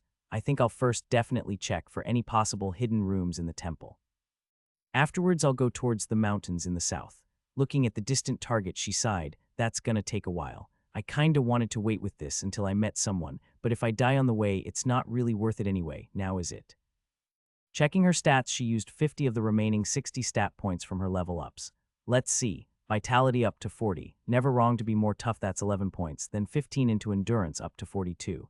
Definitely wisdom up to 50, that's 8. That's 34 points. Means 16 remaining. Guess I'll go 6 into intelligence to get 40 there 2 and 5 each into strength and dexterity. She finished her distribution with a thought, leaving 10 points unspent, just in case there was something fundamental she didn't understand about stats and distributing points. Checking her status, she felt ready, at least somewhat. I need to find some clothes and food, like, with spices. Looking into the distance, she once more thought of her past. Ilya enjoyed the freedom she had here, all the time spent improving her fighting skills, but she did miss her other hobbies, her bed, and most of all, good food. I'm not sure if this is better or worse in the end. Training in itself is fun, but fighting against that golem, I can see myself getting into that. And I have no responsibilities really, no annoying fast food work. Plus I could heal people, if there are any that is. Guess I'll find out tomorrow. Going back downstairs, she removed some of the grass and stored it in her cloak. It would help her keep the faster training up for a while she traveled. I can check how fast my skill progress is without the blue moon grass. There isn't really any indication of it even improving anything. I do hope the order actually tested the effectiveness beyond the body change. Sleeping early, she dreamed of a warm and soft bed. Ilya felt ready when she woke up. She filled her rusty canteen with water from the fountain, put on her boots, her cloak, and left. So let's see what I'll find today. With a smile on her face, Ilya tried to blink in every possible direction from any room in the temple. Sadly, no hidden places were found. I did find 2 chambers and the treasure room already, so I guess this was to be expected. After that, she entered the forest in the direction of what she defined as south. It was a nice day outside. The suns were dimmed by the thick forest. Birds were chirping, and the occasional roar sent them flying away. Ilya walked at a normal pace, enjoying the finally achieved freedom, not just simply being outside, but being confident enough to not die on the first encounter with the wildlife. She walked for half an hour until one of the roars filled her ears. That one's close. I really want to know their levels. Starting to quietly run in the direction of the roar, she soon came across a drake. It was eating whatever was left of its prey. Hello there. Now let's check. Drake LVL, still can't see its level. I could beat the Guardian though, so I'm not really sure about this. I think I won't mess with any until I know how important the level of a creature even is. The drake looked up and roared in her direction. Yay, sorry for interrupting your meal. Leaving, she looked back and saw the drake continue its meal. Seems like they don't really care as long as there's food. Kinda reminds me of myself, as long as that food isn't grass. Leaving the drake behind, she continued on through the wilderness. She only came across some wolves that left after growling at her. Yeah, you better leave, puppies. After 4 hours of walking, Ilya started to run. As long as I keep mindful of my stamina, I should be fine for a couple hours like this. Her speed was extraordinary, at least for a human on Earth. She sped through the forest, occasionally climbing a tree to stay in the right direction. Climbing wasn't hard with her current strength and dexterity. A simple use of blink would remove the climbing altogether, but she wanted to save her mana, just in case. The mountains gradually creeped nearer, but Ilya soon realized that something was wrong. Either I'm tripping or these mountains are ridiculously huge. I should have reached them by now. Shrugging, she continued on. Night eventually fell, and Ilya climbed a monstrous tree to find a place to stay the night. The slope ended around an hour ago. Ilya wasn't sure if she should continue on. Maybe I should first fight a little and get stronger. She couldn't shake of her curiosity, though. Even if she didn't really have a problem with staying alone for extended periods of time, it was months since she talked to anyone. I'll get some necessities if at all possible and then go back to train. Maybe some food. I hope the money is enough. It took her 3 more days to finally exit the forest. It didn't end abruptly, but it became less densely populated with trees until only a few remained in the vicinity. Maybe I overdid it. Hopefully I'll find my way back again. Eating only berries and drinking from any stream she could find, the 3 days had passed without any major incident. The roars stopped after the second day. The forest became more populated after that, mostly wolves and harmless animals. Nothing really bothered her on the journey. Reaching the plains before the mountains, she once again marveled at their size. This journey won't be over for some time, now will it? Continuing on, a worry that had bothered her more subconsciously was vaporized in an instant. A street. Well, a road, I guess. Her mood now sky high again, she started to follow the road. For 3 hours she didn't come across any travelers. The mountains now seemed actually close, the terrain becoming steadily more rocky. Seeing movement in the distance, Ilya strained her eyes. It's people. Starting to walk a little faster, she saw wagons and a lot of figures walking around next to them. Why are they stopped though? Maybe something broke, then the smell hit her. That's blood. Slowly backing up, she suddenly heard a noise from her right. In the bushes, a man in armor motioned her to come closer and to be quiet. She used Identify on him. Warrior LVL, he didn't ambush me, so I'll trust him for now. First human I see in months, Yai. Crouching lower and hurriedly going to the man, she nodded towards him. He nodded too and talked to her in a whisper. Greetings, you're lucky we caught you just now. There are some rogue adventurers down the road. We're about to ambush them and could use a healer in the battle. If you accompany us, we'll compensate you for the services. Who are you people exactly? Looking around, she found around 10 more people hidden around her. Some wore armor, some robes. Using Identify on them told her there were some warriors, mages, and rogues. Surprisingly, no healers. She couldn't see any of their levels. Seems like my 13 levels aren't that impressive after all. Guard team from Riverwatch. Been hunting these guys for a week now already. Seems like today's our lucky day. The guard looked a bit curious at her attire, but concentrated on his task. Ilya nodded, and the guard motioned her to stay behind the team. Slowly, they started creeping towards the people she'd seen before. The smell of blood started to get stronger. Advancing further, they were now only around 20 meters away. Seeing how the adventurers had lookouts scanning their blind spots as the others looted the wagons, the guard made some signals with his hands. Two of the guards knocked arrows while heat started to gather around the two mages. In a flash, the arrows were released, and shortly after, two scorching fireballs were launched. Two of the plunderers were struck by the arrows, one immediately dead. One of the fireballs set an adventurer on fire, while the other one was skillfully dodged. Noise filled her ears as battle cries were shouted all around her. The guards charged while more arrows and fireballs were released. After being stunned for a second, Ilya started to move. A smile on her face, she joined the fray. I won't use any skills, just punches and maybe healing my allies. There's no telling if my magic is somehow seen as evil or whatever. Medieval people are crazy. Her cloak fluttering a little behind her, she ran behind the guards. Swords flashing in the sun while arrows flew around her. The smell of smoke and fire mixing with the blood already penetrating the air. Jumping over the ridge, Ilya stood on the road. Looking around, she barely dodged an arrow fired at her. You fuck. Running towards the attacker, he fired another one. Dodging to the right, she found herself standing next to a one-on-one fight between one of the guards and a rogue. The rogue managed to sink his dagger into the guard, who answered with a heavy swing of his claymore. The swing nearly cleaved the rogue in two as his shoulder split. Blood colored both the guard's armor and Ilya's face. A quick scream escaped her lungs as she fell backwards, hitting herself on the wagon standing there. The guard barely took notice of her as he looked for his next target, his shining metal armor newly colored in red. Her senses overloaded. Ilya tried to calm her breathing, nearly hyperventilating in the process. Not able to take her eyes off the newly made corpse before her, she closed them. Covering her ears with her hands, she simply sat there, tears forming in her eyes. Come on, Ilya, move. You'll die here if you don't. Getting a hold of herself, she started running back to the ridge and jumped over it. Walking to the mages and archers of the guards, she simply stood there, watching the carnage from afar while her heartbeat drummed in her chest. The mages had stopped using fireballs, probably because of the not very precise way of attack, while the archers sometimes still fired arrows. Calming down, Ilya's eyes glazed over a bit. 10 minutes passed and the noise came to an end. The smell was still there, worse than before. A hand on her shoulder woke Ilya from her dizzy state. Can you walk on your own? She nodded again to his question. He motioned her to follow, and she did. Trying not to look too closely at the corpses around her, she knelt down next to a guard with a huge cut on his thigh. The man only grunted while nodding to the healer. Activating her reconstruction spell, her hand glowed a pale blue. She touched his leg and watched as the wound closed. The blood stopped pouring out and slowly the cut disappeared. Before she could finish, though, a hand stopped her. That's enough for me. Save your mana for others. The man again nodded to her and then rested his head while closing his eyes. Continuing, she healed 3 more people in immediate danger. None of the guards seemed to have died. Removing an arrow from a guard's arm, she healed him. Ding, reconstruction has reached LVL3. Dale, you saved us some expensive potions by being here, Lady Healer. And that blue light magic is very interesting. Haven't ever seen anything like it. She shook his hand and offered her own name. Ilya Spears, no worries. Glad I could help. I can finish up healing the badly injured people if you want to. He shook his head. They'll heal in time. Let them suffer a bit. Even though they're all experienced, it's good to sometimes see again that you're not immortal. She nodded at that and looked around. You can come back to Riverwatch with us. Maybe we can get you some proper clothes, Dale said and smiled a genuine smile at her. We'll clean up here and then move back. Don't stray too far if you want to come. Payment for your services is in the city, he finishes. Nodding at him, she started to walk around the road, quickly finding what she was looking for. The corpse still laid there, blood coloring the road, guts flowing from the open wound. The shoulder was split, nearly to the stomach. Trying to keep herself from retching, Ilya made herself look at the corpse. She stood there for a long time. The guards around her stripped the adventurers from any gear and loaded both the corpses and the gear on some still working wagons. The broken ones were burned. Someone nudged her on the shoulder. Turning to her right, one of the guards motioned to the corpse in front of her. You want to keep that? Shaking her head, she simply turned around and nodded to herself. This'll need some time to get used to. Fighting against people as a sport is one thing, killing though. The road cleared fast, the guards obviously experienced.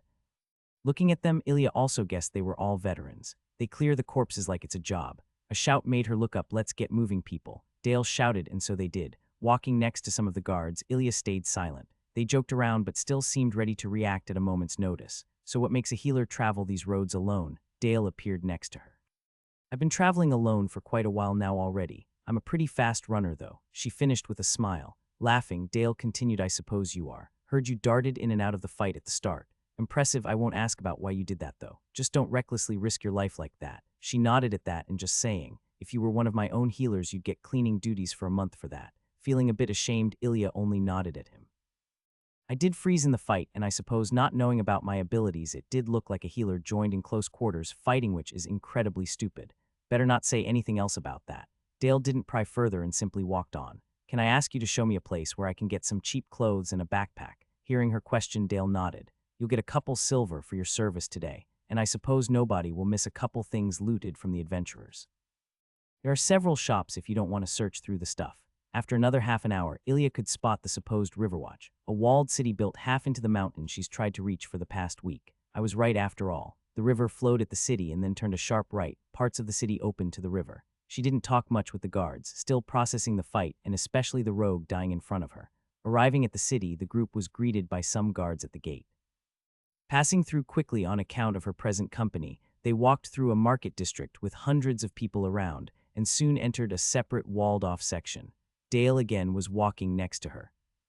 "I assume you've never been to Riverwatch." After not getting a response, he continued, "This is the Southern Guard Station. You can have one of the rooms for the night. It's not amazing, but better than outside. With the festival so soon, most inns are probably full too." Ilya nodded. "I assumed you wanted to sleep first. You can search through the stuff now, of course. Leave some for the others, though." He laughed and walked off. "I'm in the common room for another couple hours. Find me there as soon as you got your stuff. Just follow the wagon." Watching his back, she turned around and followed the wagon with the gear. A quick glance around made her realize that the corpse wagon wasn't here anymore. Church, or maybe burned. I wonder if there are zombies or something here. Would be amazing for necromancers to have that wagon. Reaching their destination, the two guards leading the wagon got off and started to move the things into an empty room. Ilya simply nodded. "If I find anything good, it's even better. Won't have to search through all the shops to get what I need." There was a lot of stuff. At least 12 ex-adventurers were killed in the attack. Now let's hope there were some people my size. It took the better part of an hour to search through the things. She found a rather nice intact set of leather armor and some brown traveling clothes for underneath. The clothes fit and the armor was adjustable, so it was pretty good. In addition, she took a small backpack with a clean canteen, some blankets, rope, and a sturdy-looking knife. She kept the boots she had already on, liking them more than any of the ones available here. Getting out of the room, she showed the things to the guard that had talked to her before. I'll have to report the leather armor. That's pretty good quality. The rest you can keep. Wouldn't want you to keep walking around in those rags." He winked at her.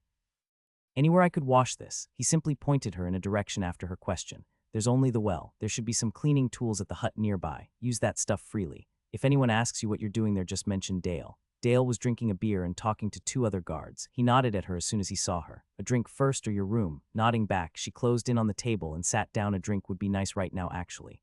"Oi, Robin, a drink for the healer." An affirmative shout was heard from somewhere behind the bar, and soon she was drinking mead from a huge jug. "Wow, this is actually pretty good stuff." Finishing half of it in one swig, the guard stared at her and then started laughing. "Been a long day, eh?" the woman in front of her asked. Ilya nodded. Never seen a man get killed. They all were quiet for a moment after that. "To surviving," the man next to her said while lifting his jug.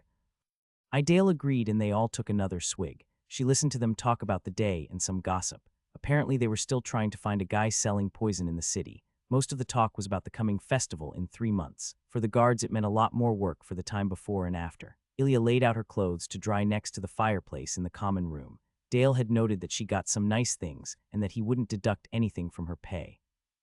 "I don't know why he's so nice, but I'll take it nonetheless." "No worries, Ilya, you were a great help today." Closing the door, she looked around the room. There was a rudimentary bed, a mirror, and an empty chest. The bed is still better than that old thing in the temple. Putting her things into the chest, including her cloak, she glanced at the mirror and was immediately startled. "What the fuck?" Looking away, she nearly cried. "I'm a fucking mess." Her clothes were barely holding together and her hair was an absolute mess. Dried blood stuck to both her body and her clothes. "I must smell horrible." Taking the traveling clothes, she immediately went outside again. The guards on night duty looked on with various expressions as the woman took a bucket of water and walked to the shed next to the well. Ilya undressed and thoroughly cleaned herself. After half an hour of cold water and hard brushes, she got into her new clothes and went back to her room. Looking into the mirror, she found herself staring back at her. Clean this time.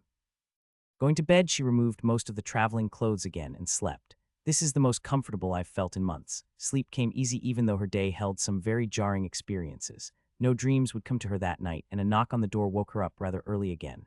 Ilya, sorry to wake you this early, but I'm leaving in an hour and would like to finish my business with you before I go. Dale was standing outside. Dressing in under a minute, she put on the traveling clothes and her cloak. All her other things went into the backpack, which she slung around her shoulder. Looking into the mirror, she smiled, looking like a real badass their mate. Her cloak was down and her black hair flowed freely. There was no shampoo, but the washing still did wonders. Opening the door, Dale stood there for 2 seconds with wide eyes before he caught himself. Oh, morning. Sorry, you look different. Very good, actually. He scratched his beard. Guess we won't have to check your magic for witchcraft after all. Chuckling, he motioned her to follow him. I do hope you burn those rags. She chuckled at his joke. They hold some sentimental value, though otherwise I'd agree. How can I stay out of trouble in the city? They turned a corner, most everything in the guard center made of stone. Not much really, no crime obviously, or you have me hunting you down. The east side is a little rougher, but you can run very fast, right? Not fast enough to run away from you. Entering a room, he opened a drawer and after searching for a while removed a couple coins and handed them to her. 3 silver as the standard fee for a healer in employ of the city. She took the coins and added them to her own. What about the gear? She asked, but he just looked at her confused. What gear? I'm not sure what you're talking about, Ilya. The things on your body are yours. She simply nodded slowly. No worries, healers are always welcome, no matter how crazy they look. Winking at her, he motioned her to the door. Any plans from now on? Following her outside and locking the door, she answered, I'll check out the city for a while and then leave again for a couple weeks or months. Might be back for the festival, though. 3 months, right? He nodded. Don't get yourself killed out there, Ilya. Yes, the city festival starts in 3.5 months. Would be nice to see you there. Maybe you can join the tournament and run around a bit. Laughing together, she bid him farewell and left the guard center. It was early morning. The city was slowly coming to life. A bell could be heard in the distance and some dogs were barking. Ilya turned around and walked to the guard posted at the entrance of the center. Nodding to him, she asked if there's a place to get general information about the wildlife, the geography, and the city itself. He directed her to the main library of the city. Apparently pretty much in the center of Riverwatch. Thanking him, she left and soon found herself lost in the small alleys. She wasn't in a bad mood, though. People were finally around her after so much time of solitude. I'll get sick of it again in a day, though. She chuckled to herself and kept walking. The architecture was medieval and very practical. No fancy structures or statues adorned the buildings, at least not in the district she was currently in. Children played in the alleys and people started to prepare their stalls to sell whatever goods they specialized in. The closer she got to the center, the more people and stalls were around. There's so much food. Holding herself back because of her limited finances and fear of getting taken advantage of, she hurried to the library. The guard had described it pretty well, and there was a fancy statue of a woman holding a battle axe into the air in front of it, which made it hard to miss. It was still morning, so navigating around the center wasn't that difficult. Ilya already dreaded going back out in the middle of the day, though. Entering, the air was immediately much cooler. There were shelves far into the back of the main room, stacked with books. A lone librarian was sitting on a desk and writing down on a sheet of paper. Walking up to the desk, Ilya coughed once. The man didn't look up. What? Shrugging at his tone, she started talking. I'm not from around here and need information on the wildlife, the geography, and some about the city itself. I'm looking to be an adventurer someday, trying to sound like a foreigner, which she was, and like a greenhorn adventurer, which she also was. Another life, wasted to adventure, the man mumbled, nearly sneering at the word adventure. Probably lost someone close to him to it. Oh well. The man finished what he was writing and then rang a bell that was on his desk. An attendant will tend to you. 5 coppers per hour. And now shh. Ilya walked a couple steps back and waited. At least he doesn't pretend to be nice. 10 seconds later, a girl of around 16 years appeared and looked expectantly at the librarian. He simply pointed at Ilya. She walked up to her and held out her hand. Hi, I'm Maria. How may I help you? Oh, it's 5 coppers an hour if you need help finding books or information about anything. Oh, and welcome to the Riverwatch Library. Shaking her hand, Ilya looked around. Hi, Maria. Nice to meet you. I'm Ilya. Do you have somewhere to sit down? I need to know quite a few things. Maria nodded and beckoned her to follow. Sitting down at a table in a separate room, Maria looked at her expectantly. Wow, she's motivated. Did she start today? Ilya thought. All right, as I said, I'm Ilya. I just arrived here in the city. I grew up in a small village so remote that nobody has ever heard of it and we weren't really taught much. Only my grandfather traveled outside the village and he died when I was little. I learned some things from the books we had, but as I said, very little. The girl just sat there and nodded. Well, there are a couple very basic things I need to know. Please tell me if anything I say or ask is offensive or forbidden. I really don't know about that stuff." She tried to look innocent and ashamed, which she basically was in a way. Even though there was no way she could know anything about this world in her situation, it was still weird to ask a 16-year-old for general knowledge. "Sure, just ask me. If I don't know something, I'll find it in a book or ask someone." A bright smile accompanied her assurance. Letting out a breath she didn't know she held, Ilya started. "How does the money system work?" "I got some money from my village to help on my travels, but I have no idea how much a silver coin or a copper coin is worth." Raising her eyebrows at the question, the girl sighed. "That basic of a question." She continued, mumbling very quietly. Ilya could practically hear her thought of this is gonna be boring. Then out loud again she answered the question. "Basically it's 1 to 100, copper being the lowest, then silver, then gold." "Wait, do you? No numbers, basic math." She had the worst fake smile on her face that Ilya had ever seen. "I do, don't worry. Can you tell me a couple things that would convey the general worth of money? Like how much does an iron sword cost or a piece of bread?" Seemingly relieved, Maria continued. "Well, it's different from place to place, of course. And with swords and stuff, it's super different, right? 'Cause they have very different qualities. A basic meal costs around 2 to 10 coppers. You can easily pay several silvers for a meal though if it's amazing. Clothes. A full set of leather armor would be around 10 silver or so. A minor healing potion goes for a gold or two, depending on availability. An armor set like the city guards where it can be a gold or even several too. Again, depending on the quality. If you're looking to not get cheated in the city, it's difficult though. You'd have to know all the products, the current market value, problems in other cities, and trade routes and." Maria blinked. "You're weird. Wait, sorry, I didn't mean to insult a customer. It's just," Ilya smiled at her, "it's fine. My knowledge is only bits and pieces of whatever I could get. That's why I'm here. I'd be thankful though if you just tried to answer the questions as simply as possible. I promise there'll be something in it for you too." She winked at her. This seemed to elate the girl again. "All right. Well, we're in a Lowe's. That's the continent. There are a ton of books on the geography. Very, very broadly put, the East is occupied by mostly human kingdoms up to the sea. There are many places on the other side of the ocean, but few have returned, and the ones who have spoke of strong monsters and very harsh terrain.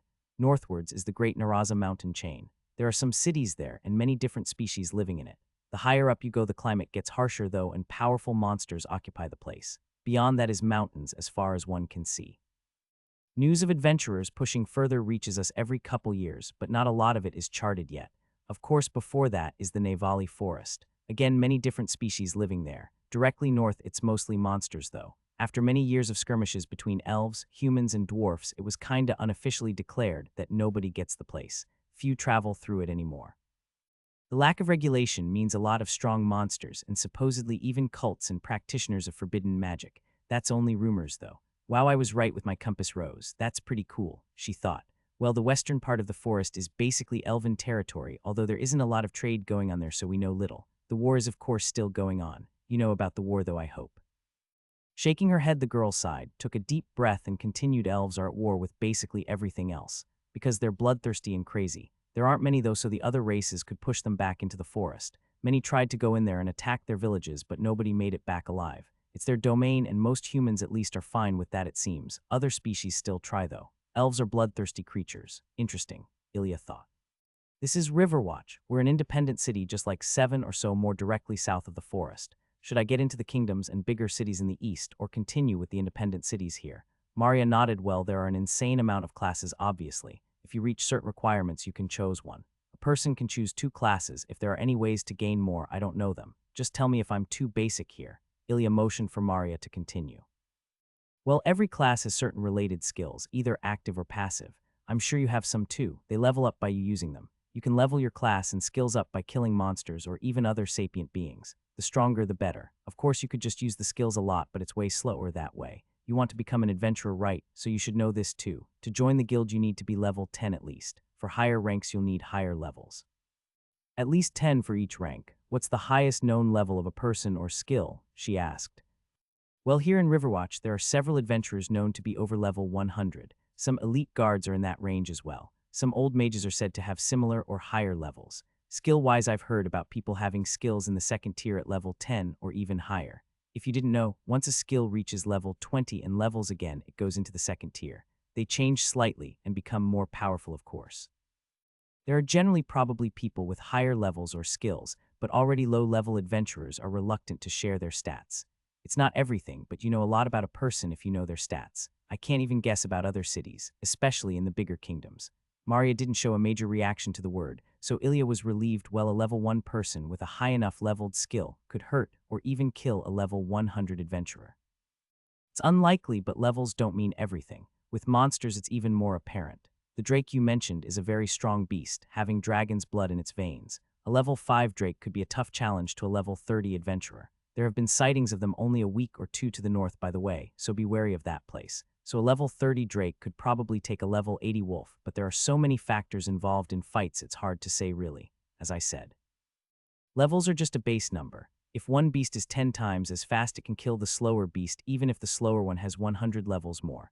Alright, I see. The last thing I wanted to know is about gear. Generally weapons, armors, and clothing. Are there ways to enchant them with additional powers, maybe even status points? I've never heard of armor with stat improvements honestly, but it wouldn't be too weird. The best things I've heard of add some special ability to the wearer, but they're very rare and people tend to be super secretive about them. Mostly adventurers wear that stuff because they found it in a dungeon. Hope that answers your question. It does. The last thing, you mentioned dungeons. What are they exactly? Maria continued. Well, there are places where the natural magic is very strong. Monsters tend to gather there, and whenever there are enough, some form of evolution can happen. Nobody really knows yet about the process. A boss monster is born or evolved, and the monsters in the dungeon will turn more aggressive and unite under the boss. Sometimes they even leave to attack villages or cities. They also breed faster and sometimes even drop rare loot when killed. Adventurers like to go there to strengthen themselves and find better gear, or simply to make money. Leaving the library, Ilya frowned. It's barely been an hour and look at all the people. I want my temple back. Starting to descend the stairs to the central square, she started to smile. I guess it's not so bad in this world. Now for the food. It was still early in the morning, but many stands already sold food. The smells filling the streets were wonderful compared to Ilya's grass-only diet. Getting some grilled meat at a stand she walked on while eating. A nice-looking salad, several interesting juices, 2 sausages, and what she thought was a kebab later. She sat down in a park overlooking a big part of the city. Awuf, I'm having a food baby. The sun was shining bright on the city, half of it cornered on the mountain. A tree provided shade for Ilya, the busy city below her. Fuck, I forgot to ask about the different stats. Getting ready to leave the city in the evening of the same day, Ilya had visited the library again and bought a lot of food, as much as would fit in her new backpack. She had also visited a tailor to explain to her how she had to put on the leather armor. It was surprisingly complicated. In addition, she bought a piece of flint for fire making and a small pouch for her money, leaving her at 1 gold, 1 silver, and 25 copper coins. Luckily, there were bigger pieces of copper coins to prevent having a 1 kilogram heavy pouch. Seems like I'm ready for now. I'll continue to work on my skills till the festival. Hopefully I can fight and kill some drakes, thinking on that she left through the same gate she came from. Sadly, compasses weren't a thing here, but some questions she asked at the library on her second visit about the sun and stars left her with a vague ability to navigate, at least at night. Perfect really with my cloak, she thought while walking down the same path she had traveled on yesterday with the guards. She could easily join an adventure team, but was still unsure if any of her abilities weren't common or even forbidden. Getting killed because of that wasn't on the top of her list. I'll probably see a ton of abilities at the tournament in 3 months. Running nearly the entire way back, she was faster than before and even leveled endurance once. She had put the remaining 10 of her stats in both vitality and intelligence, both now at 45. Apparently no additional stats were known of. At least it wasn't common knowledge. If I get one someday, I'll handle it then. The other stats were pretty much the way she thought of them. It seemed a little more fluid though. The strength of a spell could be improved by strength 2 and not only by the magic-related stats. Many people had at least a certain amount of points in all stats. Finding the slope again, she was happy to not have been lost. She had known how long she traveled and more or less in which direction. Back at the temple, she warped downstairs and smiled. Home sweet home, or prison. Whatever, depositing her new stuff on the ground next to the bed, she used the blankets she got from Dale to make it a bit more tolerable. The shelves were dusted and stocked with the food she bought. I'll have to ration it for the next 3 weeks. Hopefully, the preservation runes work on food as well as they do the books, and I do have to eat the grass. According to Maria, skills normally gain levels only after weeks of training, without killing anything, that is. Expensive elixirs could supposedly speed up the process. Only very rich or powerful people had access to them though. I mean, using the grass and killing things can only be better, right? Sitting on top of the temple and looking at the forest and the stars, Ilya enjoyed some of the smoked meat she bought. I do like it here. The feeling of freedom is something else. I never felt like this on Earth. If this is virtual reality, then they fucking nailed it. Lying down on her rather comfortable cloak and using one of the blankets as a pillow, she enjoyed the sky nearly as much as the meat. Tomorrow I'll find one of the drakes and fight it. Apparently they can breathe fire to an extent, are very fast and tough. We'll see if they're too tough for destruction. Looking at her fist absent-mindedly, that golem certainly wasn't. Blinking back down to her chamber, she was much happier. She had food, blankets, and even a backpack. Damn, I should get candles or something. Not for down here, though. This place is a fire hazard. In the main hall, though, maybe. Ilya fell asleep to thoughts of candles and a burning chamber of awakening. Morning came and Ilya left for her hunt. Not before eating a generous amount of blue moon grass, though. Blinking upstairs, Ilya looked at her hands and wondered, I'm not nauseous anymore at all. At least not with Blink. Looking suspiciously towards the room she was teleported from, she turned again and left the temple.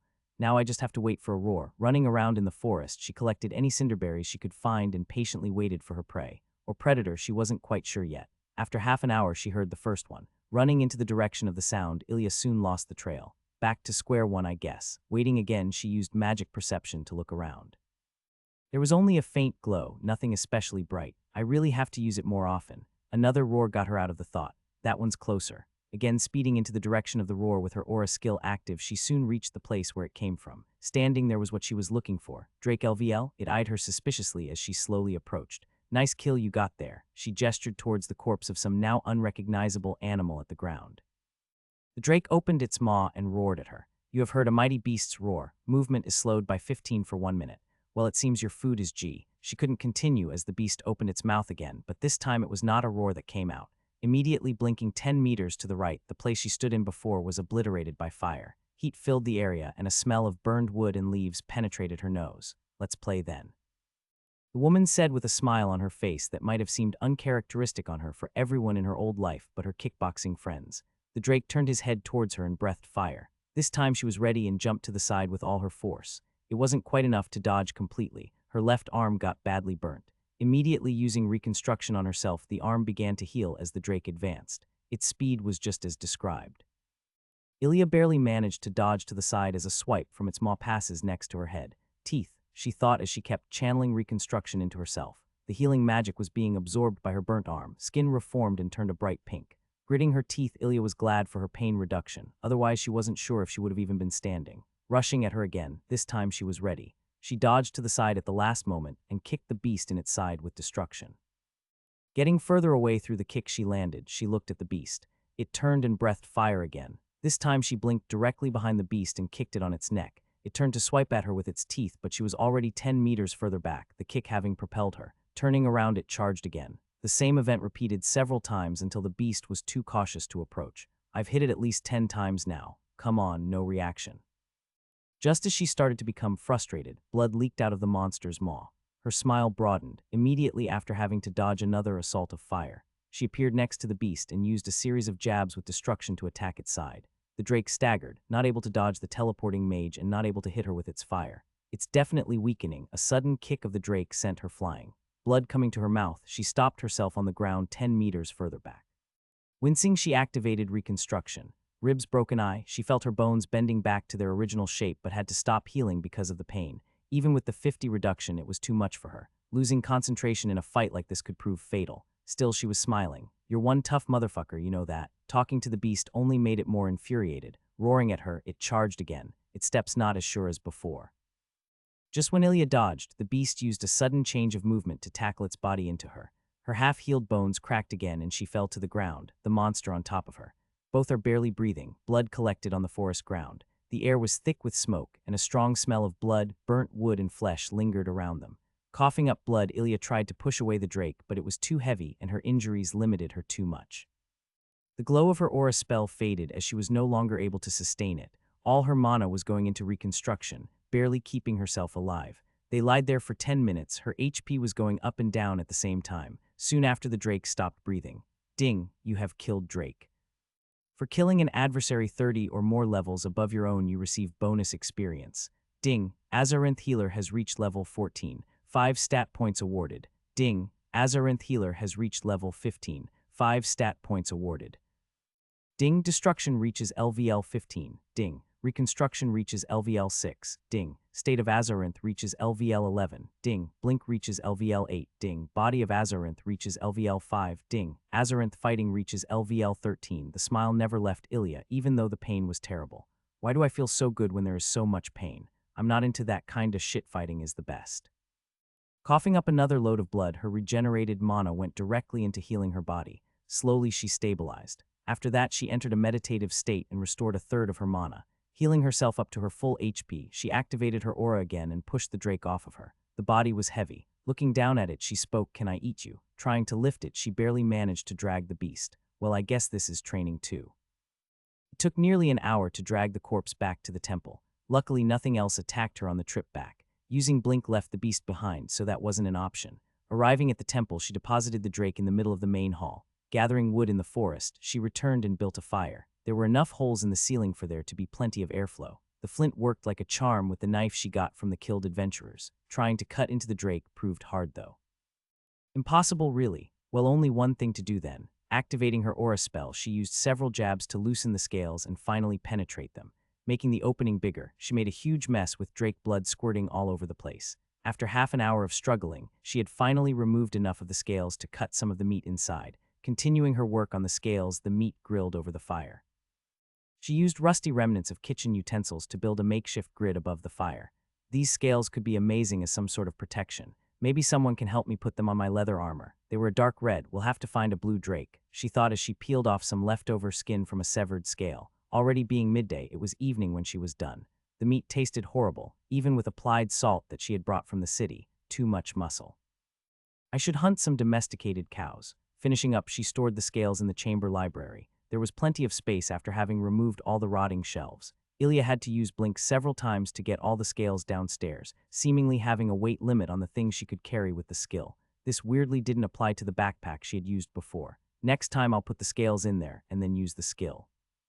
Putting out the campfire, she looked at the bloody drake. Only flesh remained. The bones. I bet I could use those. Being too tired to remove all the bones from the drake, though, she dragged the corpse outside and threw it into the forest. Dinner for whomever. Going back inside, she warped to her chamber and slept upon hitting the bed. Waking up, Ilya was hungry. She ate more grass than she had ever before, continuing with some smoked meat. I eat too much meat, she thought, but still continued to eat. Warping upstairs, she was greeted by a very close roar. Oh man, this day starts great. Let's nearly die again. Smiling already, she put the 10 gain skill points into vitality and walked outside. The nearby drake with green scales looked up at the intruder. You a cannibalism, you're gross man.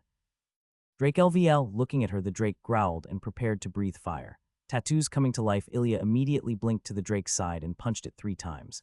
Warping to the other side to avoid a kick, she repeated the punches. The kick came and she dodged to the left, now standing right under the drake's head. A strong uppercut sent destructive magic through the beast, and right when it tried to bite her, she blinked above it and sent a powerful kick into its neck. Blink at level 8 cost only around 15 mana to use, less if the distance was short. Combined with the hits of destruction, it was a considerable mana drain, but with 500 mana at her disposal, Ilya wasn't stingy. The higher the level, the cheaper the skills will be. And how do you level skills? The drake ran away a couple meters and turned around while breathing fire at its previous location. By using them. Blinking again next to the beast, she again managed to hit it 3 times before she had to back away from a kick. Growing desperate, the drake charged at her at a slow speed, sometimes bursting in speed to make her use the teleportation spell. Occasionally, she brought in a punch or two before having to blink away. Blood already visible on the drake's mouth, it took only another 2 minutes for it to go down. This time not on top of me. Ding, you have killed drake. For killing an adversary 10 or more levels above your own, you receive bonus experience. Ding, Azarinth Healer has reached level 16. 5 stat points awarded. Ding, Destruction reaches LVL 16. Ding, State of Azarinth reaches LVL 12. Ding, Blink reaches LVL 9. Ding, Azarinth Fighting reaches LVL 14. Nice. Reconstruction didn't level, but I mean I wasn't hit. Deciding not to move the corpse inside the temple again, she dragged it to the clearing in front of it. With some experience, it was a little easier to remove the scales. Getting them all into the backpack and then using Blink actually worked. Interesting. We'll ask about this when I get back to the city. Settling into meditation to restore her lost energy, she blinked back outside. Checking the bodies, she realized that the one from yesterday had less meat on its bones. I mean, the green one did eat some of it. Maybe I can let the beasts do my work. Leaving the corpses there, she searched for more drakes. My skills and levels are growing astronomically fast. Kinda feels like cheating. Is that all the blue moon grass? Or maybe because I'm fighting alone against monsters with a much higher level? We'll ask about that in the city too. Grabbing every cinderberry she could find, Ilya listened for another roar. After another hour of walking around, she heard it. The fight went much the same. Knowing the drakes and their abilities, she overwhelmed it with her destruction spell and blinking. No level up this time, huh? Sitting down next to the downed drake, she started to remove its scales again while restoring the lost mana and stamina. And so the grind begins. Standing up with a smile on her face, she ran back to the temple to get her backpack. This process repeated another 4 times that day, her levels progressing steadily.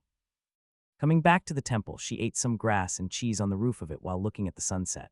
Only one more thing for today. Finishing up, she blinked down into her chamber. Going to the library, she ignored the already sizable amount of scales. Crouching down next to the pile of cinderberries she collected, she smirks. Reconstruction, here I come. Eating 1 berry, then 2, then 3, she healed herself steadily while her health depleted and then came back again. Half an hour later, she received the message she'd been waiting for. Bing, reconstruction reaches LVL 5. Well, it works, but it's fucking boring. Maybe I can let the drakes hurt me now, that'd be crazy. This is safe and easy. I can read some of the other diaries from the other chambers. We'll get some books from the city during the festival. Hopefully they're not too expensive. Going to sleep, Ilya smiled and dreamt of fighting drakes. 3 months passed like this. The amount of drakes she killed increasing every day, even though she had to search farther and farther for new prey. Her speed increased with every stat point she put into strength. The time needed for rest after each fight lessened with each level in endurance and wisdom. The rapidly leveling skills amplified her damage the stronger she got. After 3 weeks, she even stopped collecting the scales, the way back too far to justify the trip. Her first skill to reach the second stage was Destruction, the skill becoming far stronger than before. Additionally, the ability to choose how much mana to use per strike was added to the skill. Most of her mainly used skills reached the second stage after around another week of fighting, the progress slowing down extremely after that. Running through the forest at full speed with her aura activated, Ilya scanned her surroundings, the trees flying by.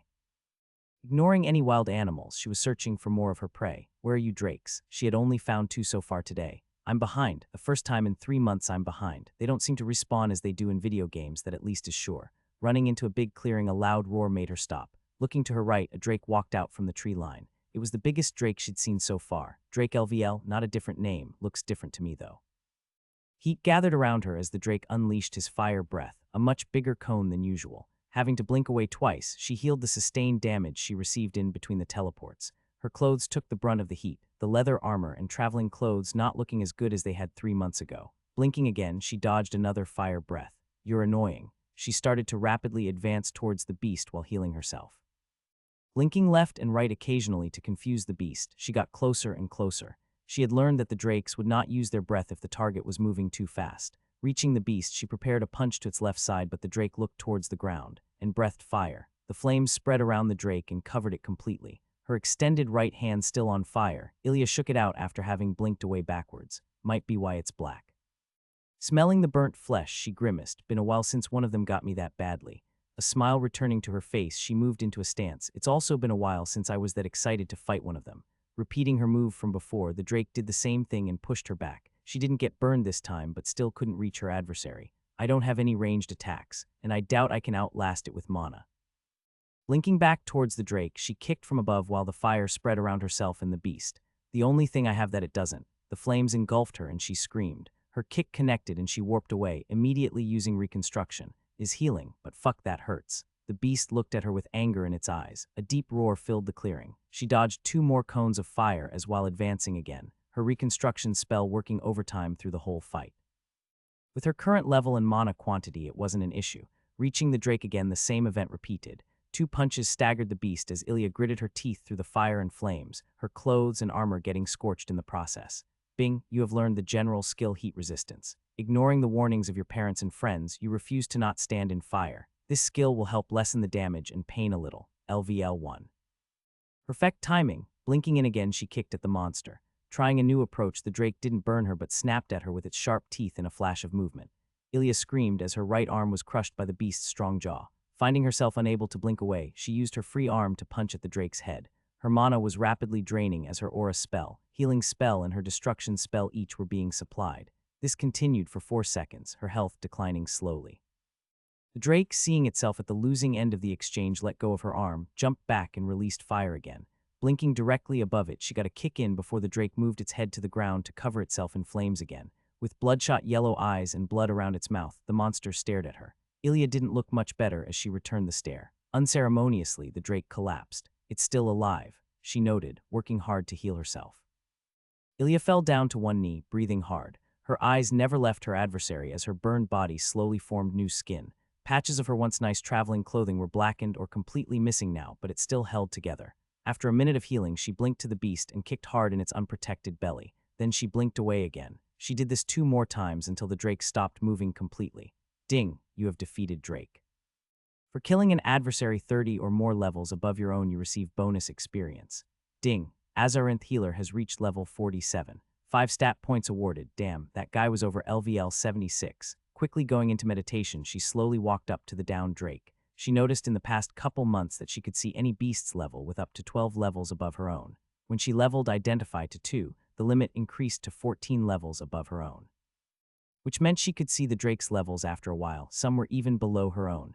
They did very greatly though, likely a product of their territorial behavior. Reaching the Drake, she started to remove its scales. This is much harder than any others so far. Finally penetrating the closely connected scales, she removed one.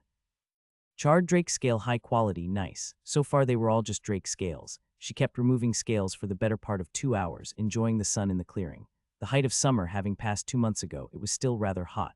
At least she thought of it that way. The climate and seasons could be different here than they were on Earth after all. Now how the fuck am I going to move them? I don't have my backpack here and I'm like 2 hours away from the temple, even at full speed. Looking down at the pile of scales, she sighs, I really want them though. Filling any pocket in her burnt clothing and her cloak, she managed to get around a third of them. Guess I'll have to come back tomorrow. Seeing as it was already late in the afternoon, she made her decision. Don't want anyone taking them though, even though I haven't met a soul around here so far. Leaving the clearing, she used her hands to dig a hole in the soft earth and then put the remaining scales in there. Around 20 scales now rested below half a meter of dirt. Scratching a nearby tree with a nail, Ilya marked the spot. Let's move back then. Speeding up, she ran through the forest towards the slope with the temple. Occasionally she scared off some wolves. They seemed to have retaken a big part of the forest after the Drake population suddenly plummeted for some weird reason. Stopping sometimes to grab any cinderberries in her path, she reached the temple around 2.5 hours later. Getting some grass from the chamber, she sat on the roof of the temple and enjoyed the sunset. Eating berries and blue moon grass had again become the norm after her supplies ran out a month ago. Eating wild animals wasn't an option either anymore with her salt gone. It would nourish her, of course, but the taste was bland. Cinderberries still taste great. I love them. The damage she sustained from them was reduced greatly by her high poison resistance. She didn't even have to use her reconstruction spell anymore while eating them. Having finished her meal, she warped down to her chamber and deposited the charred Drake scales. Nearly a third of the library room was now full with various scales and bones. The new population of wolves helped her greatly by removing the meat from the dead drakes. The bones were too dense for them to eat, probably even hurting their teeth when trying to gnaw on them. Bone armor, here I come. Ilya said as she lay down on her bed. I think tomorrow I'll go back to Riverwatch. It's been 2 weeks since good food and the festival starts soon anyway. Guess I'll finish up here in the morning, pack my backpack and go get the rest of the charred scales. Maybe I can sell them in the city or have something made from them. I doubt my money's enough for that though. Checking her stats as she did every evening, she grinned. Incredible progress she made in the past 3 months, a testament to the blue moon grass and her ability to fight much higher level beasts nearly all day long for all that time. She had even gained some stat points apart from the ones received from leveling her class. I'm so glad the Drakes are such a bad match for my class and skills. If I were a swordswoman or a simple fire maid, I'd be dead 100 times over, and with no healing. Shuddering at the thought, she closed her eyes and soon fell asleep.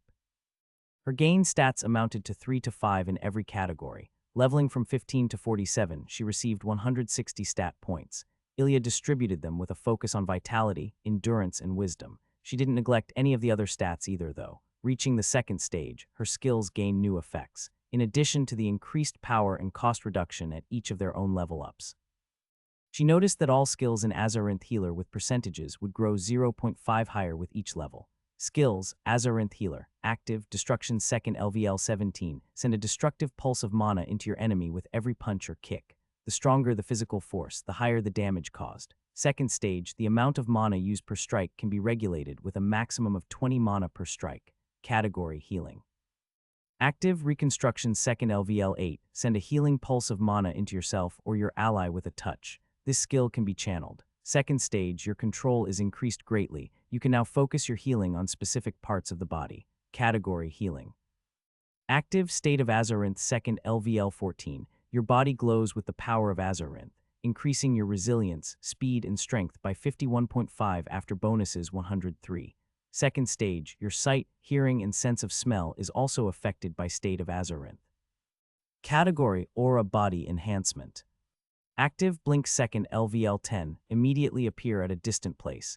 Distance based on the level of the skill. Second stage, the time between blinks is reduced greatly. No ground contact needed between blinks. Category: Teleportation Magic. Passive Body of Azarinth second LVL3. Your body was changed by magic. All pain is reduced by 25 after bonus is 50. You heal even fatal injuries without help of healing magic. Your natural regeneration is improved by 61 after bonus's 122 second stage. The magic of Azarinth settles inside your body. Your resistance to magical damage is increased by a static 15 after bonus's 30. Categories: Healing. Passive Azarinth Fighting second LVL 15. You are familiar with the fighting style of Azarinth. Damage inflicted with your own body and related skills is 92 higher after bonus's 184 second stage. Getting used to fighting in close quarters, your reaction time is increased by a static 10 after bonuses 20. Category: Body Enhancement. Passive Magic Perception LVL 8. This skill lets you see magic, can be activated or deactivated on command. Category: Body Enhancement. Compared to the Azarinth healer skills, her general skills didn't grow as fast, except for meditation, which she used between every fight and every eaten cinderberry to restore her mana and stamina. Meditation's effectiveness grew by 3 per level, likely because of its already high starting point. General skills. Elo's Standard Language LVL 5.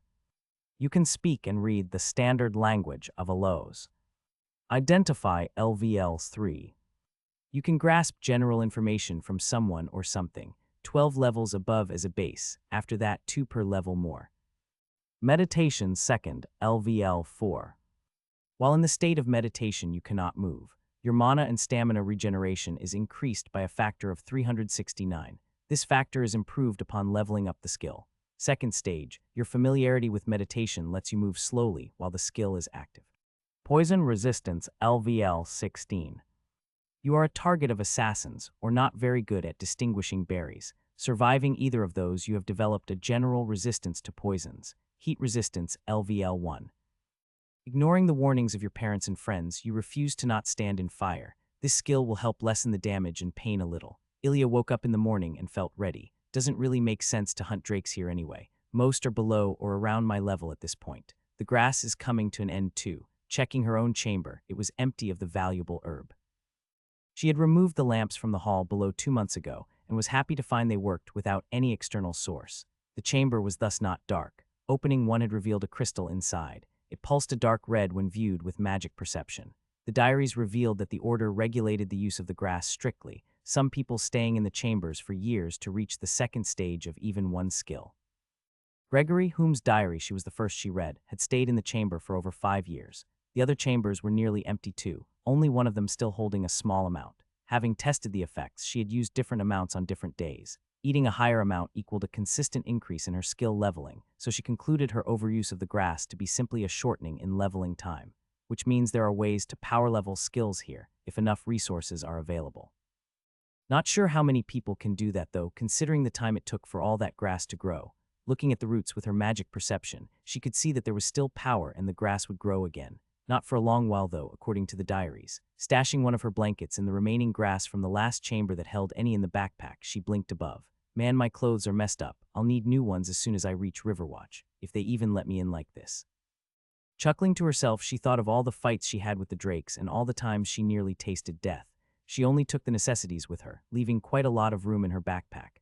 I'll exchange the scales with food. Smiling, she left her temple. Ilya walked towards the clearing she'd fought the drake in yesterday. Not running and in a good mood, she needed around 6 hours to reach it, the forest seemingly more alive than ever. Killing all those drakes seems to have created a lot of room for other animals. Bowing to a deer that immediately darted away at a full sprint, she shouted after it, "You're welcome."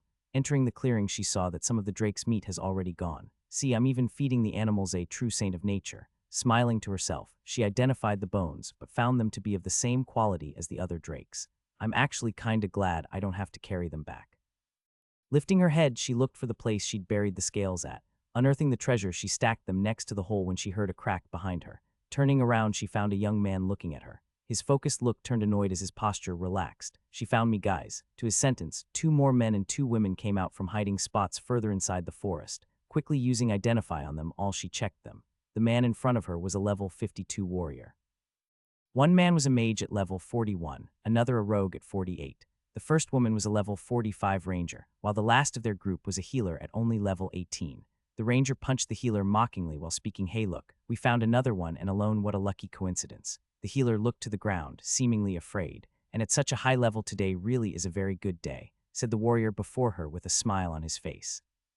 "Stop looking at me so fucking creepily, you twat," Ilya said after confirming their levels. He didn't react at all, looking at her as if she was as irrelevant as the tree behind him. "Come on, Hog, grab her and we'll move on. It's a long way back." The rogue simply grunted in response and twirled his knives, looking at the healer in their group. The woman lightly trembled and seemed to stare at the ground even more intensely. "Did you find an interesting worm?" the mage asked her, and the group laughed in response.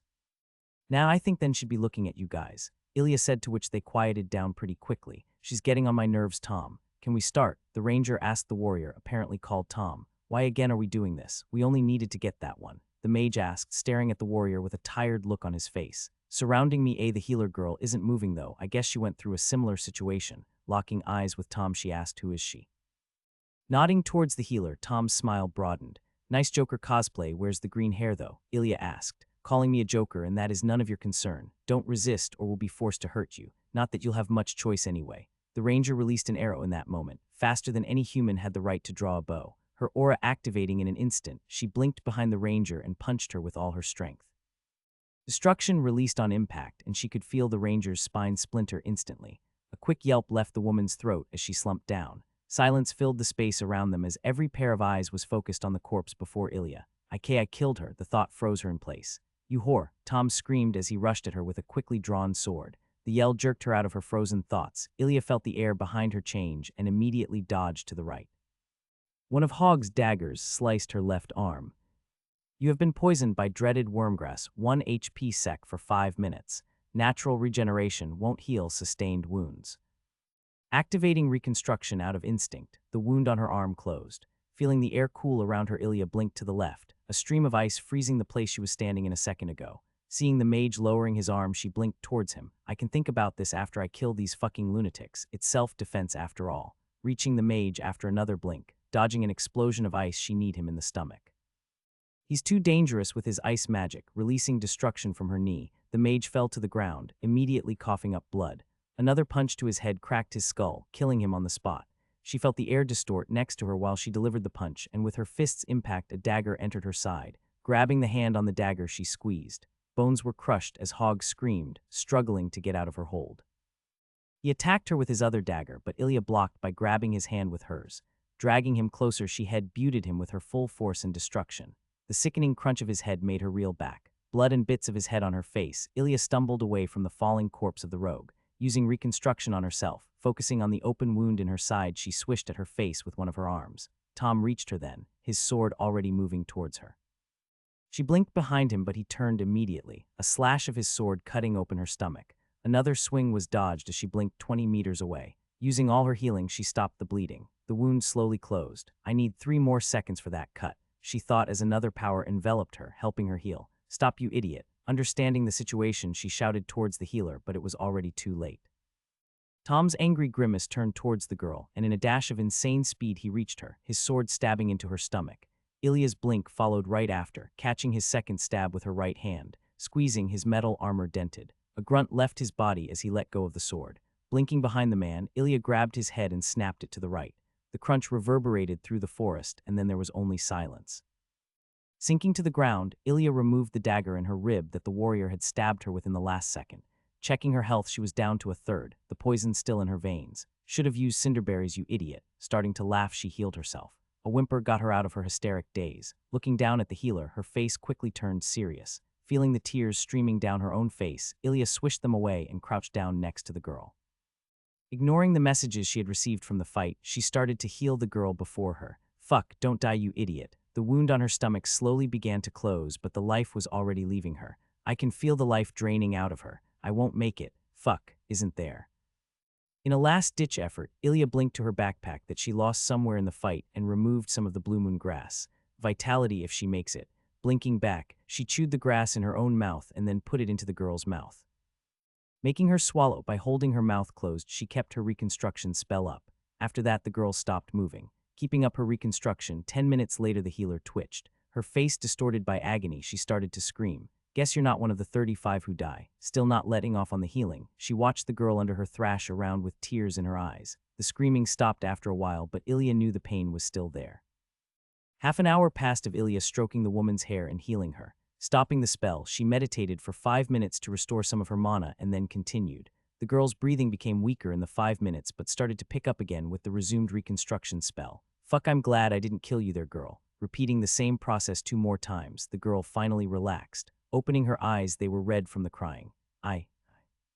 Putting a finger on her mouth, Ilya stopped her SSSH. Don't talk yet. You're safe now. Sleep. A shudder ran through the healer as she closed her eyes and immediately fell asleep. Setting the girl down slowly and resting her head on the blanket she brought, Ilya sat back and checked her health. At half still, man, I'm glad that guy didn't have a more potent poison. Looking towards the corpse of the rogue, she started to meditate.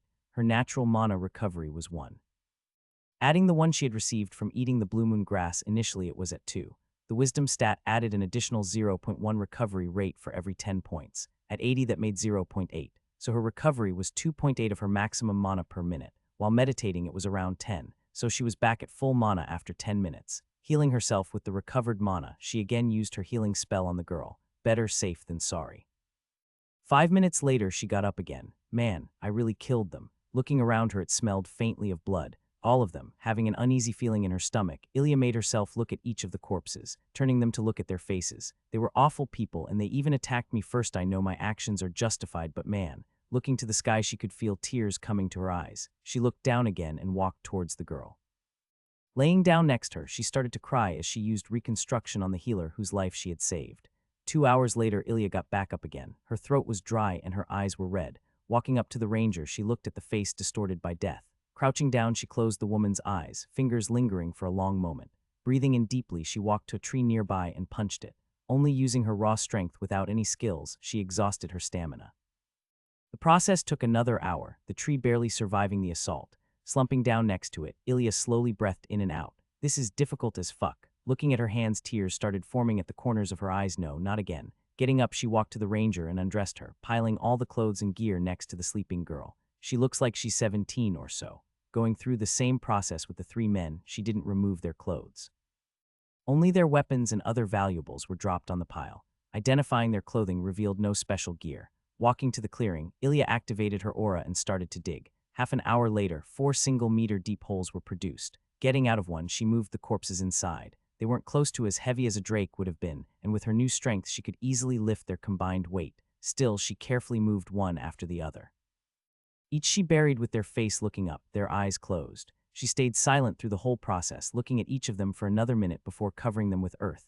Sitting down on the ground, Ilya waited for a while. Maybe I should get some sticks for crosses. Forgetting the idea as quickly as it came, she got up. Well, I don't want a necromancer to find them. Wait, maybe I should have burnt them. Oh well, I hope zombies take a couple days to wake up. Going back to the girl and the pile of gear, she started to undress. Her cloak was seemingly unaffected by all the fire and bites from the past 3 months was removed first. Damage still gets through. I guess the high-quality thing has something to do with it not breaking. Washing the ranger's clothes a little with some water in one of their bottles, she put them on. They were a very similar style as her old traveling clothes, but seemingly more sturdy. Keeping with her own boots, she moved through the group's stuff, 84 silver and 15 bronze. Adding the money to her pouch, she used Identify on all the weapons. They seemed in pretty good condition. Iron sword medium quality. Eldwood bow high qualities. Poison dagger low quality X2. The mage didn't have a weapon. They must have had a camp somewhere. Impossible for them to travel with only this much. Looking at the bits of food and 3 canteens they had with them. I mean, I've traveled with less, but they even had spare clothes. Looking at the bow, Ilya started smiling. I've always wanted to try one of those. Reaching for it and the quiver next to it, she walked to the clearing. Setting the things down, she went back and moved all the other things, including the healer girl. A day passed as Ilya realized that her bow and arrow skills were severely lacking. Her strength allowing her to shoot arrows at a high speed and her dexterity allowing her to shoot them fast, she still missed nearly all her shots. Towards a tree, from 10 meters away. Occasionally she walked over to the girl and used her healing spell on her. Some wolves would wander near occasionally, sniffing around. Some arrows fired in their general direction would send them running though. Remembering the messages from the fight, she checked them. Azarinth fighting has reached 2nd LVL 16. Body of Azarinth has reached 2nd LVL4.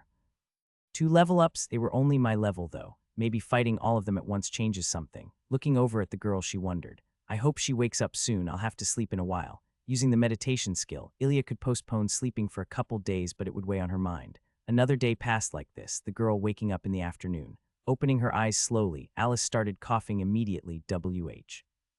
What's wrong with me? I need water. Looking up, there was a woman standing there with beautiful black hair, wearing brown traveling clothes.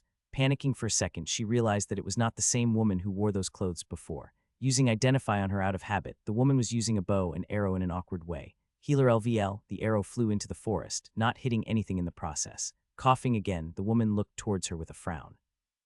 Tensing up, Alice scrambled backwards, the frown turning quickly into a worried expression as the woman came closer. She finally woke up. Did I sleep that long too after eating that glowing moss? Walking next to the trembling girl, she grabbed one of the canteens. Opening it, she held it to the girl's face, who after a doubtful pause started to drink. She didn't stop until the bottle was empty. Handing her another one, the girl continued. Looking up, she made eye contact, but immediately turned away again. Patting her head, Ilya smiled at the girl. You're safe now. They're gone now. Seemingly panicking for a second, the girl looked around frantically until Ilya grabbed her hand. I will not hurt you. What's your name? The girl's eyes widened a little as tears slowly formed. I'm not good at this stuff. This girl has probably gone through some traumatic shit and I'm supposed to help her. I'm a college student working in a fast food joint for fuck's sake. Sitting down next to the girl, Ilya just let her cry for a while. All right, it'll get dark again in a while. Let's get moving. Oh, and I'm Ilya. Helping the girl stand up, her stomach rumbled. Here, giving her some of the remaining food from the group she'd killed, Ilya put the sword and daggers into her backpack, joining the charred scales already resting in there. Getting on her cloak, she also put the blanket, food, and canteens into the backpack. There wasn't space enough for the bow and quiver, so she handed it to Alice. Can you hold on to this? Alice's eyes widened again as she looked at the bow, but then nodded a moment later. Now I know you've probably been through some horrific shit, and frankly, I'm the wrong person to talk to about that stuff, so I won't even ask. Alice simply looked at her. So fact is, we're out here and I'm tired. I know a safe place, but it's hours away, and I don't think you can run as fast as me, no offense. Looking around, Ilya locked eyes with her. I think I heard you speak before, so I assume you do have that capability. A second later, Alice nodded again. I mean, yes, I can speak, yes. Looking at the descending sun, Ilya put on the backpack. Congratulations, those fuckers. Did they have a camp? I mean, only if it's close and you can handle going back there. Alice was seemingly becoming a little uncertain at that proposition. We can burn it down when we leave again if you want to. Thinking it over, Alice nodded. That would be nice, yes. Standing there awkwardly for 10 seconds, Ilya inclined her head while looking at Alice. You're aware that I don't know where the camp is. Twitching a little, Alice pointed in a direction. I'm sorry, it's somewhere there, only about 20 minutes away. Starting to move, Alice followed her. Tell me when we have to change directions. They continued for 10 minutes without talking. We have to go this way. Changing directions a little, they soon reached the campsite. 3 tents and a fireplace. Seems rather basic to me. Let's check their backpacks. Looking behind her, Ilya saw Alice with an unreadable expression on her face staring at something. Following her gaze, Ilya's eyes fell upon a tree. She watched the healer rub her hands. Her stare stayed focused. Activating her aura, Ilya walked to the tree. Kicking the tree sideways, her shin moved right through the dense wood, her leg coming out on the other side. Splinters and a groan of the tree answered her as it slowly fell down to the side. Directing it with her hand, the tree smashed into another one and then to the ground. Looking behind her, she caught a flash of a smile on Alice's face. Vanishing as fast as it came, the girl looked down. Change of plan. Let's get what we need and burn it down now. Moving to the tents, she searched through them. A couple backpacks with food and other things one might need for traveling was everything that could be found. Emptying all the backpacks, she filled her own and one more with food and a copy of her own needed utensils. Handing the backpack to Alice, she got on her own and then moved everything else together in a pile. Getting some small sticks and wood near and half below the pile, she silently started a fire with her knife and flint. Alice watched on, not uttering a single word. As the flames grew, Ilya seemed to see a spark in Alice's eyes. Not finding any words to say, the two women simply stood there as the fire consumed the rest of the campsite. The sun went down as they stood there, the crackling of the fire the only noise in the vicinity. An hour went by, only the light glow of embers illuminating Alice and Ilya. We should move, Ilya stated, got on her backpack and started to walk. Alice followed. Finding a clearing with a fallen down tree, Ilya stopped. We'll stay here for the night. You have watched for 4 hours or so, then you wake me. If there are any beasts coming, wake me immediately. Alice stared at her, frightened. Don't worry, just wake me. I really need sleep. Laying down with her head on her blanket, Ilya slept in a matter of minutes. She woke up as something tugged at her shoulder. Miss Ilya, please wake up." Looking up at a frightened face with big brown eyes, Ilya looked around. "It's been 4 hours." The girl shook her head. "And no, I couldn't sleep anyway. It's already nearly morning," but a growl stopped Alice. Blue light illuminated the still dark clearing as Ilya got up. "All right, come on out, whatever you are." As if answering her call, 4 wolves emerged from the tree line. She lifted her foot and stomped down, the ground rumbling a little, the wolves fleeing immediately. Looking at Alice, the girl's eyes were huge. "Already morning, you say?" Sitting down again with her back to the fallen tree, Ilya opened her backpack. "Might as well have breakfast." Offering some meat and dried fruits to Alice, the girl accepted. "So what's your story?" Gulping down the bite she was eating, Alice cleared her throat. "I'm studying magic in Dauntry. Me and my peers were on our way to Riverwatch for the festival next week when, gulping once, she continued, my carriage had to stop because of a broken wheel. They killed the driver and T took me. They said if I resist they doubly would kill me too." Waving her off, Ilya tried to smile at her. "It's fine, the rest is history and they're dead now. Just to be sure, there were only 4 of them, right? No worries, they were huge asshats. I'm on my way to Riverwatch myself. Maybe we can find your friends there and maybe watch the tournament together." Alice brightened a little at that. "Well, it's going to be very full. My school has pretty good places though, even a whole house to stay in." Getting excited at the prospect and forgetting the past week with her tormentors a little. "Well then let's do this as repayment. You'll get me one of those spaces." Alice nodded vigorously, seemingly happy to be able to repay her at least a little. "You can even stay with us." Shaking her head at that, Ilya smiled. "I'll be fine somewhere in the woods outside the city, don't worry." Not the biggest fan of roommates. Thinking on it, she continued absent-mindedly, "Maybe Dale has a spot free." Alice perked up at that but didn't ask anything. "What kind of magic can you do?" "All I know is that you're a healer." Sorry if the question is rude, I'm not from around here," Ilya said, but Alice only shook her head. No, it's not rude to ask that. I'm a Corinth healer." Seemingly not getting a reaction, she added, "That's an order of healers in Dauntry. I go there half the week and the other half I spend in the College of Magic. I'm studying to become an enchantress as my second class." "That's quite impressive actually. I'm an Azarinth healer." The girl's expression didn't change. "It's an order of healers quite a far way from here. We heal and fight at the same time." Alice nodded. "I've never heard of that order. Any healers fighting for that matter?" "Well, old man George was an adventurer once, and his second class is something related to fighting. You're very strong though. You won against all 4 of them alone." Patting her head for some reason, Ilya smiled at the girl. Yes, I'd rather like you to keep all of that to yourself though. Let's say I sneaked you out of their camp or something." "All right." Nodding, Alice affirmed, "Of course, I won't say a word about your abilities." Moving her hand in front of her face in a gesture that indicated silence. Alice nodded yes. "The bonuses are amazing, but that was very painful." "Very." Ilya nodded yes. "Trust me, I know. That is another thing I'd like to keep a secret though. You could now actually become an Azarinth healer yourself if you like. There are only a couple books you'd have to study." Shaking her head, Alice declined. Ilya chuckled, "None taken. I myself don't know why I enjoy it so much. Just tell me if you change your mind." Standing up, she dusted off her clothes. "You sure you don't want to get some sleep?" Shaking her head, Alice stood up too. "No, I want to get as far away from this forest as soon as I can." Getting on her backpack, Ilya nodded. "Sure, let's get moving then, Alice." To Riverwatch. The sun starting to shine through the dense trees, 2 women could be seen walking southwards.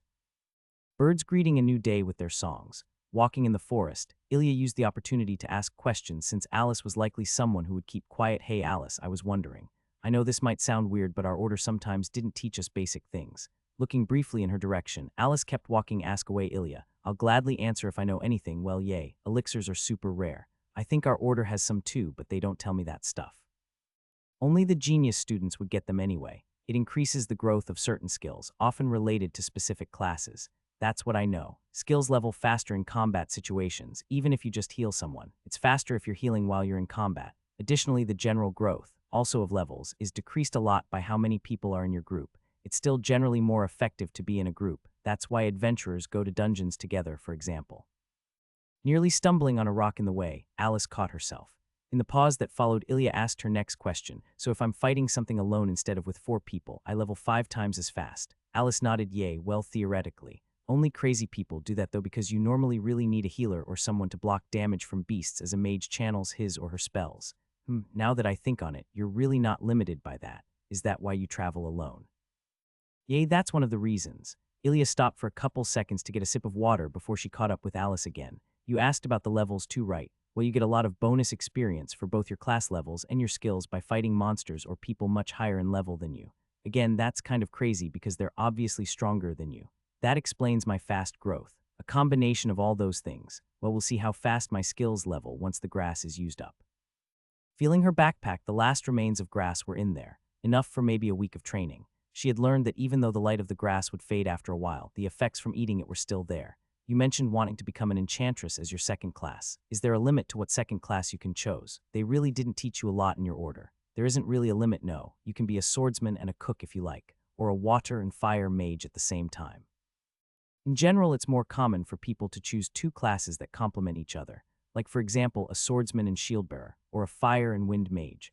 Thinking on it, Ilya had another question: which class is seen by identify? And can people with a higher level of the skill see both classes? Not really. Well, I mean, I don't know anyone with the skill in the second stage. It's very hard to level that one up. They will see a generalization of your highest leveled class.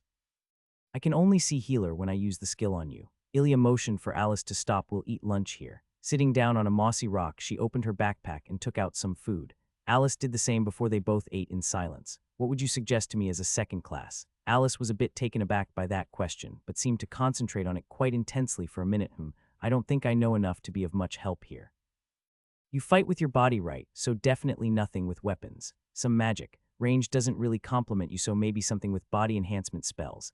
Alice only nodded while she peeled a fruit. Sure, I mean, most classes have a ton of skills to choose from. Only 5 active and passive can normally be chosen though. I think a lot of magic schools have flight spells, but they're pretty advanced. High-leveled mages normally travel that way.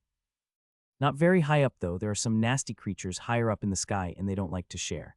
At least that's what an old mage once told me, she said and chuckled. Giddy with excitement, Ilya listened intently to every word Alice uttered. I'll be able to fly. Oh my god, that's fucking amazing. Calming down again, she continued her questioning. What about teleportation magic, like the skill I used in the fight? Well, again, there are a lot of spells like that too. They're even higher up than the flight spells though. You must be a very high level. Normally they're not anywhere near as fast. Yours helps you fight. More commonly mages use it to flee. Alice replied. Well, I got it at level 10, so that's awesome. Although I didn't get any other skills after that. I guess it's a quirk with this class. Oh, what about gear and stuff I carry while I teleport? Ilya asked, and again Alice knew the answer. Normally you can teleport the things you're wearing, including a backpack and some additional things. Here the spells differ greatly though. I hear it's not very nice on the stomach though. A frown from Ilya confirmed the story. She knows literally everything. Guess their order or the college are pretty good, or this is all basically common knowledge here. Finishing up, the girls got ready again. Alice began walking, but Ilya stopped her. Wait a second. I have an idea. I really don't feel like walking for 2 weeks to Riverwatch. Changing her backpack to the front, she crouched down. Get on my back, darling. Alice just looked at her and raised her eyebrows. Are you kidding me? The stern look on Ilya's face made her move quickly though. With Alice on her back, Ilya's runes started to shine blue as she began to run with a large grin. Wild animals moved out of the way from the fearsome screaming predator. The two women tore through the forest at an incredible pace, Alice's screams soon turning into laughter as she tried to hold on to her mighty steed. 4 hours later, they stopped for a rest. Laying on her back, Alice smiled at the sky. You're fucking crazy, you know that, right? Eating something, Ilya smiled. Oh girl, you have no idea. You feel like sleeping. I don't, Alice sullenly mumbled. Ilya put her backpack on again. Well, me neither. Let's continue then. They ran through the whole night, occasionally stopping to drink, eat, or relieve themselves. The sun came out again, yet Ilya didn't stop. It was midday when the forest started to seem less dense. Soon they were standing in an open field, mountains taking up half of the skyline. Already out? Have I gotten this much faster? Ilya grinned mischievously. Even with all this weight, tapping her on the head, Alice frowned down at her. Hey, that's not a nice thing to say to an 18-year-old. Crouching down for her to get off, Ilya then sat down on the ground. You're 18. Better eat some more then, girl. We're only a couple more hours away from Riverwatch. Ready to see your friends again? Alice's smile slowly waned as she nodded. Let's get there then, my mighty steed. Running off again, the two reached the river in half an hour. Following it, they soon found a bridge. Let's walk from here. It'd seem weird for me to carry you, and I hate attracting attention. Letting Alice climb down, they walked over the bridge, the water rushing below them, a warm late summer breeze blowing through their hair. Walking for 15 minutes, they started to see the city of Riverwatch in the distance. Different to when Ilya came there last time, there were hundreds of tents in front of the city and all along the river. Seems like this festival is the real deal. Nodding next to her, Alice takes in the sight. They do this every 10 years ever since the founding of the city. This was supposed to be the first time. Getting closer to her, Ilya squeezed her hand lightly. Believe me, Alice, things will get better. With those words, the two entered the mass of people. Food was being sold even in front of the city. As adventurers, guards, and farmers mingled, everyone in a merry mood. As they reached the city gates, a guard stopped them. Names and business, please. Ilya was surprised as Alice took over, not able to use Dale as her ticket into the likely already overfilled city. Alice Forkspear with the Order of Corinth and my lovely assistant Ilya. The guard's eyes went a little wide as his posture straightened considerably. Lady Forkspear, please excuse me. I expected a bigger entourage. Alice waved him off and entered. Turning towards the guard, she asked for someone to lead them to the house they were staying at. The guard happily complied, and another guard led them through the busy city. Walking for half an hour, they finally reached a rather big mansion near the mountain. The guards outside of it having different armor on than the city guards and stood at attention as Alice neared the gate. Another guard behind the gates ran to the mansion door. As they reached the gates, several people rushed out of the building and opened the gate. Tell Na I have to speak with her, alone, and this is Ilya. She is to be treated as my equal and is to be taken care of in one of the guest rooms. The woman went through around 13 different facial expressions at the uttered sentences, ending with a bow to Alice and then to Ilya. At once Lady Forkspear, motioning another woman over, she told her to take Ilya to one of the guest rooms. Raising an eyebrow at Alice, Ilya shrugged and followed the woman inside. Oh my God, standing in the supposed guest room, Ilya simply stared at the bed in front of her. Is everything all right, miss? The woman next to her asked. In near shock, Ilya manages to reply, well, yes, more than all right to be quite frank. The woman nodded. Would you like something to drink or perhaps eat? Nodding at the request, Ilya stammered out a yes. Bowing deeply, the woman left the room. Ilya walked close to the bed and touched the corner and then jumped on top of it with a squeal. The food arrived shortly after, Ilya nearly drooling at the smell alone. It's fine, my lady, it's only food from the festival. The cooks didn't have time to prepare anything yet. I hope it's fine. Getting close to her ear, Ilya whispered, it's perfect, darling. Giggling, she took a bite from the potato dish in front of her. How the fuck did I survive on grass? She ate and lounged around for half an hour before lying back into the bed in a state of pure happiness. Ready for a nap, a knock on the door snapped her out of her reverie. The woman who had ran outside to greet Alice opened the door. Miss Ilya. Lady Forkspear wishes for your presence. Getting up from her perfect bed, Ilya nodded and followed the woman to a bigger room upstairs in the mansion. The walls were adorned with paintings and exotic-looking plants. Getting into the room, there were only two women in there. Alice and an older-looking woman with a sad look on her face. Hey there, greeting the women, Ilya stopped in the middle of the room. Hello, Ilya. So that's the woman who saved me. She would like to keep the circumstances of the fight to herself, and I shall respect that request. The woman named Inna approached Ilya and abruptly hugged her. Shaking her head, Ilya looked at Alice. She promised me some seats for the tournament.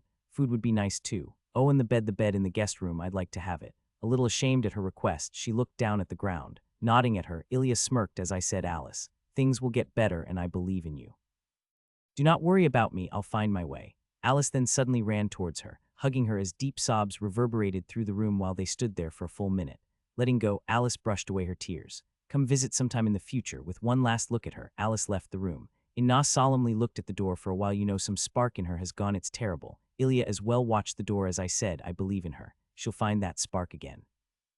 Nodding after a while, Inna turned towards her. I do hope you're right, Miss Ilya. We'll get you the best seat we can at the tournament. Food will be supplied to you directly from our best cooks, and the bed is for you to do with as you please. Shaking her head, Ilya smiled. A normal seat at the tournament is fine. I'd like to not attract too much attention. I won't say no to the rest, though. Nodding at that, Inna thanked her again and excused herself. Leaving the room soon after, Ilya went back to her new treasure. Sitting on top of it, she removed her cloak, covering herself in a soft blanket and going to sleep in total comfort for the first time in what seemed like forever. Ilya felt like she was in a dream as she woke up. It was the evening of the same day. I love this bed. She stayed in it for another 30 minutes. Getting up, she checked her things. Both backpacks were there. She didn't take anything with her. Stretching herself, a yawn escaped her lips. Well, might as well just leave it here. Putting on her cloak, she left the room. Walking outside, every servant greeted her, and one of the guards even nodded at her. Out of curiosity, Ilya identified the guard. Warrior LVL, nodding back, Ilya left the estate. I can come back whenever, asking one of the guards outside. He nodded at her. You're welcome here as long as you live, my lady. I don't blame Alice lying to me about this being some sort of class trip. With guards like these, she's probably worth a ton of gold. The guard didn't react to her comment. It's supposed to start in 2 days, my lady. The seat arrangements are being taken care of as we speak. You will be informed about it tomorrow. Thanking the guard, Ilya started to explore the city. Being at a higher point, she had a good view of much of it. Wanting to go higher, she climbed up one of the nearby houses. 3 jumps later, she had a view of most of the city. The sun slowly setting in the horizon. Breathtaking. The noise. It's a bit different than my temple, but hey, there's good food here. Jumping down from the house just as one of the guards noticed her, she ran off into one of the nearby alleyways. I guess standing on top of buildings isn't exactly allowed. Turning a couple corners, she put up her hood and started to walk normally again. Now what to do, what to do? Deciding to just stroll around a bit and see what interesting things she finds, she soon entered a blacksmith's shop. There were several people inside already, looking at various displayed weapons. Looked like adventurers. Identifying the people inside told her they were warriors in the level ranges of 30 to 40. They looked at her a little stunned, but soon continued their inspection of wares inside the smithy. And what might a level 47 healer do in my smithy? A burly man with a mighty beard greeted her from behind. Smith LVL 55. Grabbing his outstretched hand, she smirked as he tried to squeeze it. Oh ho, as I suspected, you don't exactly have the eyes of a helping healer. Getting closer to her and whispering, got me one of those battle healers, didn't I? Smiling at each other, he let go of her hand. Well, what exactly do you use then to smack your foes' heads in while you heal your own wounds? So battle healers are not as foreign a concept as Alice had me believe. Showing the smith her hands, she answered, these babies right here. Laughing, the smith stroked his beard. What a rare sight. Well, you're the first battle healer that has graced my shop. I've only read about one of your kind in a story once. Always liked the idea though. But your hands, clapping his hands together, the other customers looked up from their business. I love it. The smith exclaimed to the whole shop and part of the street outside. I'm Earl, by the way. I like you. What are you looking for? Glad you like me, Earl. Ilya's the name. I was looking to sell a sword and some daggers. Might I be able to do that here? Shrugging, Earl walked back behind the counter. Sure, you got them here, shaking her head. Ilya looked at some spears next to her. Not right now, no. We'll get here tomorrow then. Oh, and any ideas what to do with some charred drake scales? One of Earl's eyebrows rose. Well, they're certainly rare and very hard to work with. Best used for armor improvements. I wouldn't suggest weapons, though arrowheads would fetch quite a price. If they have a great base, a shield improvement is worth it too. That sounds great. I'll go with some armor improvement, I guess. What would you suggest for a fast-moving, close combat? Healer, smiling at that, Earl again stroked his beard. Well, you need mobility, so nothing full plate, something light to be sure. A hide maybe. The scales are great at deflecting slashes, fire, and even magic. Something that would absorb a lot of shock then. A wind puma's hide would be perfect.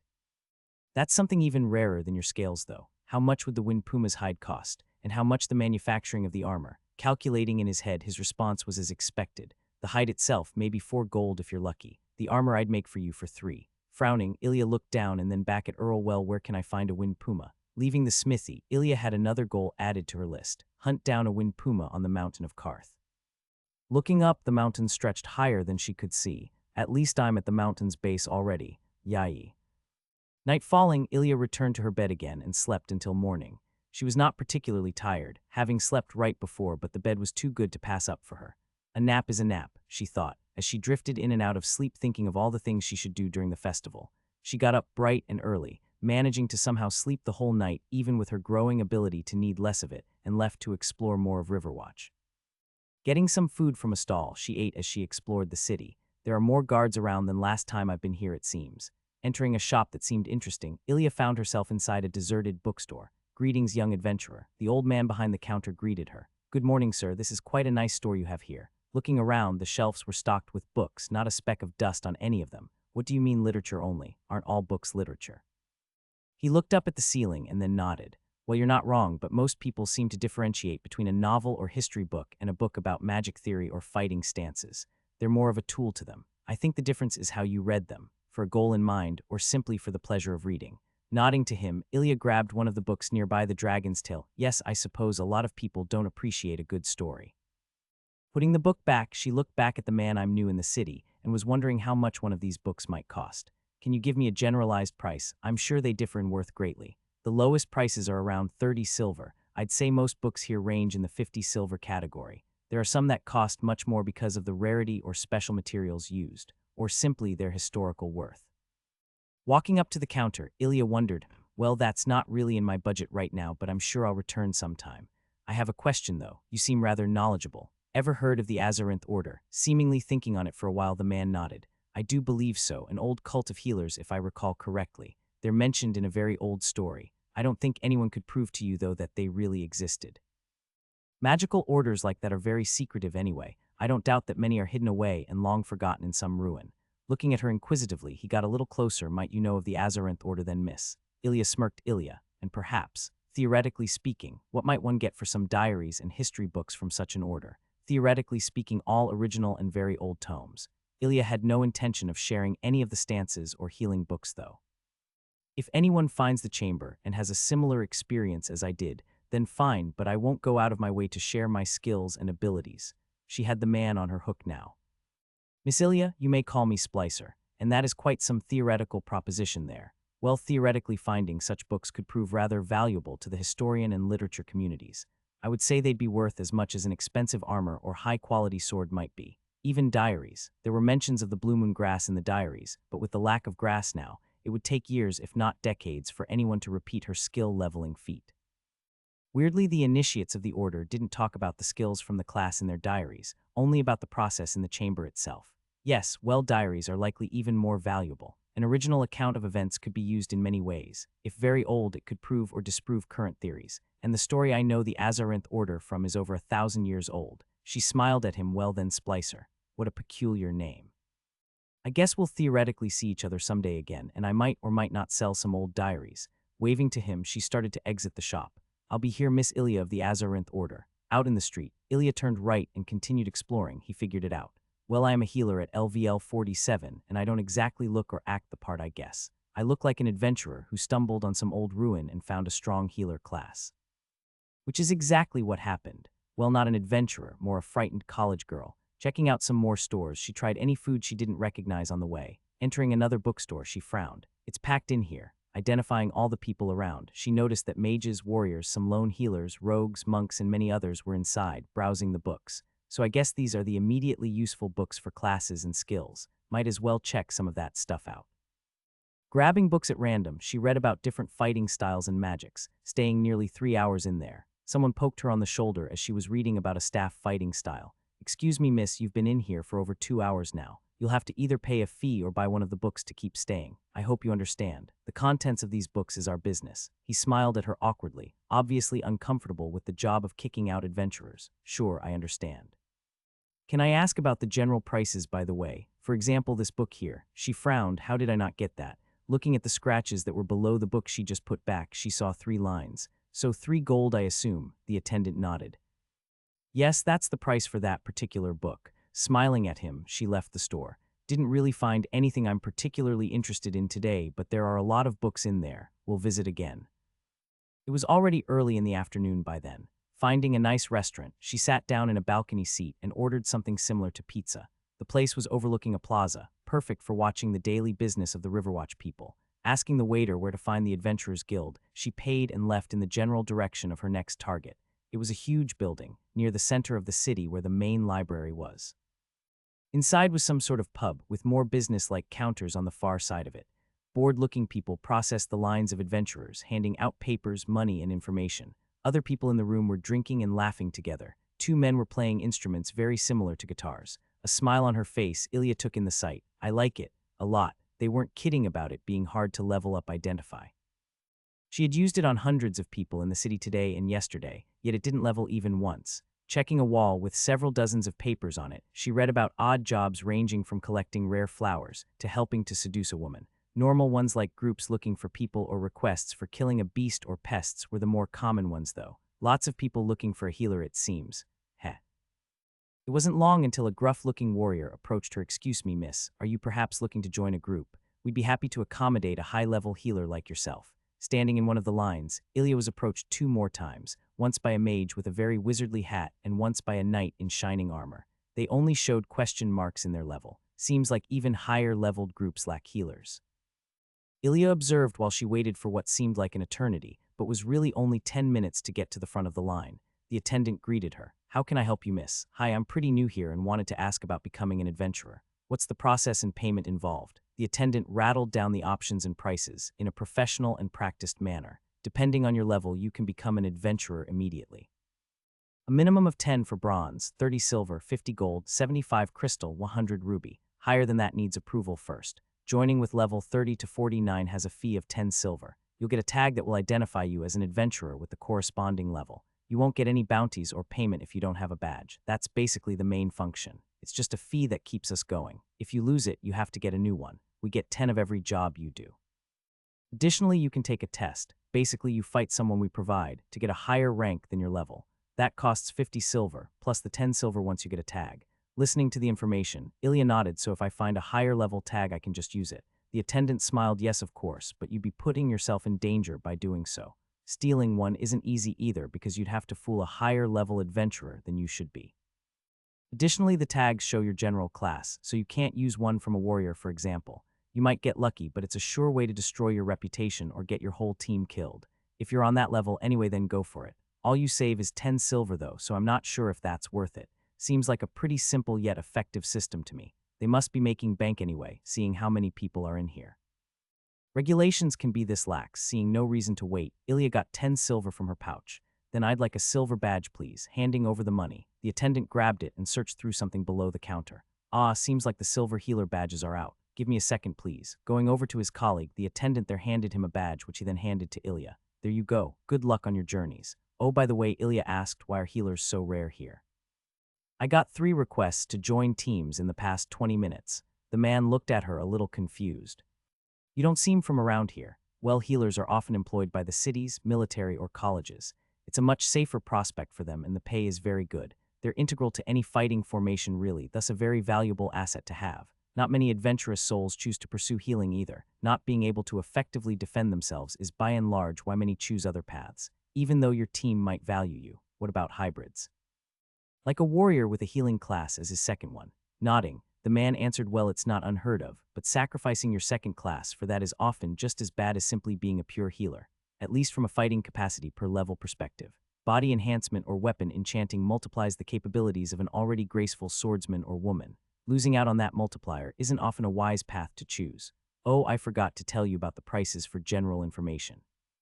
This one's for free, but if you need more, that'll be 10 copper per question. It's already pretty late. I'll have to inform myself about the tournament tomorrow. Going back to the Forkspear mansion, she talked to one of the guards.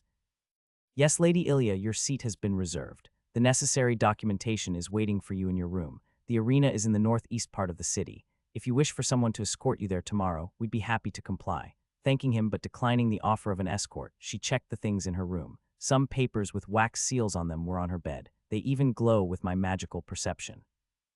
Asking a servant, it was apparently a verification for the arena to ensure the authenticity of the papers. Going out again, Ilya spent the rest of the day loitering about, eating various foods and enjoying some live music in a pub near the city center. Well, I guess all music here is live. Having a slight buzz from the ale she drank, Ilya walked back to the mansion, only occasionally staggering because of her drunken state. In a bout of drunken brilliance, she used reconstruction on herself and found the effects of the alcohol swiftly vanishing. That's reassuring, but now I'm not drunk anymore. Oh well. Returning to her fluffy bed, she dreamt of gladiators fighting in a Roman arena. Ilya packed the spare one of her backpacks with the things she didn't need, adding the charred drake scales too. I won't be able to drag them around with me all the time. Looking at the other things she still had, she frowned. Do I want the bow? I mean, it's fun but a bit bulky. Shrugging, she took the bow and quiver with her and soon found herself in Earl's shop. Ah, the battle healer. Well, here to sell your precious things. Nodding, Ilya removed the sword and daggers from her backpack. Adding the bow and quiver, she closed her backpack. Do I need to find an archery shop to sell that? Earl shook his head. It's fine. I do have some people asking for bows from time to time too, so I can sell it just fine. Checking the items intently, Earl started with the bow and ended with the daggers. The bow is very high quality. With the quiver I can do 3 gold. The sword is worth 2 gold. The daggers 1 gold each. And Ilya, I'm not trying to rip you off here. These are very good items. I'm not prepared to haggle either. Having checked some of the prices for similar swords and daggers in the shop, Ilya believed him. Less stressful for me as well, so it's fine. Getting out various things from her backpack, Ilya answered, that's fine with me. Only if you take these things too. Basically a basic backpack with necessities for an adventurer. Hahaha, well, I won't ask you why you don't need it anymore or where you got it. Fine, I'm sure I'll find a buyer. Half a gold for that stuff. That makes 7 gold and 50 silver. Shaking the outstretched hand on the deal, Ilya removed the charred drake scales from the just sold backpack. Wanted to ask you this. That armor for me, how many of those would I need? Earl's eyes went a little wide. Wow, that's a lot. I think a third of these would be sufficient. Better half, but that might be overdoing it a little. Perfect, that's exactly how many I still have at the chamber. As a backup, I suppose. All right, then I'll sell half of them to you now if you're interested. The other half I'd like you to store if possible for when I get that hide. Smiling, Earl again agreed. I like how direct you are. I hate the business part of this job, so that's 5 gold for half of them. 50 silver for storage, plus the money from the other deal. 12 gold for you. Taking the scales and storing them, he handed her the money, which quickly wandered to her pouch. Happy to do business with you, Earl. Shaking his hand again. The feeling's mutual. Come by whenever. I'll think of some other material you could use for the armor. Maybe I'll use the scales you sold me to create something. Seeing that the smith got back into his work mind, Ilya said farewell and left the shop. That taken care of, time for second breakfast. Holding her stomach from the food, she slowly made her way towards the arena. There's no big building anywhere here, just normal houses. Asking some passerby, she was apparently very close. Turning around another corner, she saw the entrance. Why are there no buildings here? Looking behind the entrance, there didn't seem to be any structures for a couple 100 meters. Two guards blocked the way inside. An official sat next to them inside a booth. Greetings, is this the arena where the tournament is at? The man nodded. Yes, I don't think a healer was scheduled for today. All tournament really. Checking his books. Ilya stopped him. Oh no, I'm just a spectator. Ah yes, another foreigner I see. The entrance for spectators is further down the street. Here it's only for the fighters. Enjoy the show. Excusing herself, Ilya walked around the supposed arena. Noises of the city grew, and soon she found herself before a mass of people, trying to get into the main entrance. The mass was moving quickly though, so it took her only 10 minutes to stand in front of another official. 10 of them were handling the masses at a surprising speed. Welcome, papers please. Handing him the magical paper, he checked it and nodded. Sector 14, row 28, number 31. Please don't move seats or you'll be removed. Keep the paper on you while inside. Enjoy the show. Already greeting the next spectator, Ilya was shoved inside by the unruly mob trying to push its way in. Walking through a small dark corridor, she came out to the cheers of already more than 1,000 people. There were people selling food and drinks walking around. Motioning to one of them, Ilya soon has an ale and some grilled chicken. It's pretty early, but I mean it's a festival rite. Eating the chicken, she watched the performers. An ice mage and a swordsman were working together to create beautiful ice sculptures. The two performed for another 15 minutes until an announcer started to speak, identifying the man as some sort of mage. He's incredibly loud though. Maybe there's sound magic or something. Welcome again to the newcomers. Welcome to the 5th decade of Riverwatch. Let us celebrate today. Now for your pleasure, the magnificent Chaline from the distant Thordane. The main show will start in another hour as soon as everyone has found their place. A mage with colorful clothing entered the arena, waving at the people. Cheers erupted from many of the spectators as his magic flared to life. Colorful changes and waves in the light form and rainbows fill the whole arena. Neat, it's like a laser show. Watching with magic perception, it was even more impressive. Obviously a lot of preparation, work and skill went into the showing. Some sort of light mage or maybe illusions. I can't tell at all. The spectacle continued for another 20 minutes, the crowd silently watching on as Chaline span inside a colorful tornado of magic. Cheers and clapping filled the arena as his show came to an end. Bowing several times, the entertainer left the stage. Temperature in the whole arena suddenly increased, and everyone stood up, some people screaming at the top of their lungs. A big deal that Jiryu, getting interested as well. Ilya stood to see above the people before her. Fire erupted from one of the entrances for fighters below. Blasting out is a man covered in flame and fiery wings steaming from his back as he rockets in circles spanning the whole arena, gently increasing in altitude with each complete circuit. A tornado of fire followed his ascent. Beautiful, the only word in Ilya's mind as she watched on with thousands of people. Jiryu stopped at little above the arena, visibly concentrating. Releasing his spell, a fire erupted in the form of a lotus, burning above the place. The lotus seemed to then split instantly into smaller pieces that began to rain down. Just before hitting the people watching, they all grew wings and flew towards the center. Circling around the mage, the whole stream of fire followed him in a magnificent choreography. It's like a jet show, and those wings. Not able to get her eyes away from the man's wings, Ilya was transfixed. Flying around for 2 minutes, the birds then formed into bigger targets, flying behind the mage. Seemingly threatening to eat him, he masterfully dodged them. A fiery lance appeared in his hand, which he threw at one of the birds. Hitting his target, the bird exploded in a beautiful display of fire. This is the best. The show came to an end, as all the small firebirds reappeared, forming a monstrous phoenix above the arena. Crashing down on Jiryu, a bow made of pure fire appeared in his hand with a massive arrow made out of nearly blinding white flame. Releasing the arrow in the last second, the phoenix exploded from within, creating fireworks that would rival the best Ilya had seen on Earth. Bowing elegantly in the air, his wings keeping him afloat, Jiryu's performance ended. The crowd didn't calm down for a whole 5 minutes. The announcer was unable to start his next sentence.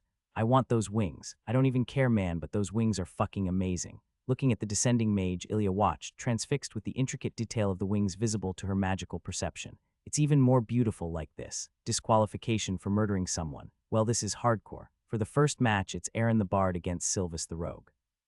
They're not revealing anything else, guess to keep it interesting. A bard, a man in light armor and a short Eastern-looking sword emerged from nowhere in a bit of smoke. Teleportation, that seems rather similar to my spell. Teleporting around a couple times, the man bowed to the crowd. Rogue LVL, throwing his weapon into the air, he caught it skillfully, while his opponent slowly entered the arena. Bard LVL 60. A huge, bulky man with a metal hammer or something similar on his back. That's all muscle. He's a bard. Removing the cloth that had covered his weapon, Aaron unslung his huge lute. It was a monstrous thing. With a dull metal color and spikes around it, he bowed slightly to his opponent who did the same. Let the match begin. Instantly vanishing, Sylvis appeared next to Aaron. Over that fast, jumping back before getting a hit in, Sylvis had to dodge a couple of stray rocks. As the dust settled, Aaron was covered in a rocky armor. Grinding noises could be heard as he turned towards the rogue. Starting to play his massive instrument, Ilya watched on with magic perception. The shine of Aaron intensified as the notes leave the lute. Sylvis tried the same approach and got a couple shallow cuts in as Aaron ignored him and simply kept playing. The rogue's movements became slower and slower the longer the sound played. The rock around him started to crumble from the constant assault. Stomping to the ground, some earth spikes came out of the ground right around Aaron. He renewed his rock armor and stopped playing. Turning the lute around, it seemed more like a mace. Suddenly rushing at Sylvis with incredible speed for his size and what should be at least several inches of rock, the lute descending onto the rogue's position. A teleport saved the rogue as Aaron's lute crashed into the stone floor and apparently getting wedged in there as he is trying to remove his stuck weapon. Rushing at him, Sylvis had to dodge spikes from the ground again. There were no spikes in front of him. Is the lute in the way? Repeating the same thing 2 more times, Sylvis seemed to catch on too. He rushed to Aaron, who again was removing his lute from the ground, but teleported right in front of him in the last moment. No spikes hitting him, he grinned while slashing at his opponent's face. Lightly stomping on the ground, Aaron took the hit as a surge in earth magic shot the lute from the ground in a burst of motion. Sylvis was right in front of him. The musical instrument hit the rogue and threw him upwards. A sickening crunch was heard through the arena as Sylvis landed, not unlike a lifeless doll. Rushing into the arena, a team of 3 healers hastily worked their magic on the downed rogue. 10 seconds later, the man coughed and tried to sit up. One of the healers pushed him down again and motioned to some other people on the sidelines. Sylvis was removed from the stage on a stretcher as Aaron covered his lute again, bowing slightly to his opponent and then to the crowd. The winner of the first match is Aaron, the stoic bard. Not seeming to mind the added adjective, Aaron simply walked off the stage. So that's rock enhancement, I'd guess. Seems pretty cool too, but I think it'd remove too much of my mobility. Not necessarily, but can you use armor while you have that spell activated? The skills he used seem mostly defensive in nature too. I probably have enough of that with Azarinth healer already. Otherwise, I'd become a tank healer or something. After a 10-minute break to repair the arena and some more food for many of the spectators, the announcer started the second match of the day. For our second match, the lovely Eleonora, a beast tamer and traveling enchantress. Her opponent is Marco from the Pranking Falcons Adventure team. Please welcome the contestants. Walking on stage was a burly man with an even burlier shield. Warrior LVL. On the other side of the arena, a rather petite woman entered, wearing a colorful yellow and red dress. Oh wow, she's like a princess from a children's movie. Following behind the girl was a plethora of small birds in dozens of different color combinations. Beast Tamer LV. Waving to her opponent, the woman smiled and looked at the arena around her. Grunting, Marco took up his shield and unsheathed his short sword while he got into a defensive stance. Ilya saw magic flow around him and concentrate on his shield. He's just gonna wait. I guess he's the tank of that adventure team. Eleonora sat down on the ground and the birds simply chirped and flew around, some landing on their master. Opening her bag, Eleonora removed some stones. They're glowing. Ilya turned off her magic perception and only saw normal stones. Some of the birds grabbed the stones and started flying around in higher and bigger circles. Getting more of the stones from her bag, Eleonora repeated the process until nearly all the birds held one of the enchanted pieces of rock. I've heard about you, girl, Marco spoke. I've tanked the repeated magical assault of a level 130 night stag. Now show me what you got. Eleonora ignored him and started to draw in the sand. Did you hear him? His shout was interrupted by the sudden need to raise his shield. One of the birds circling above him released its stone.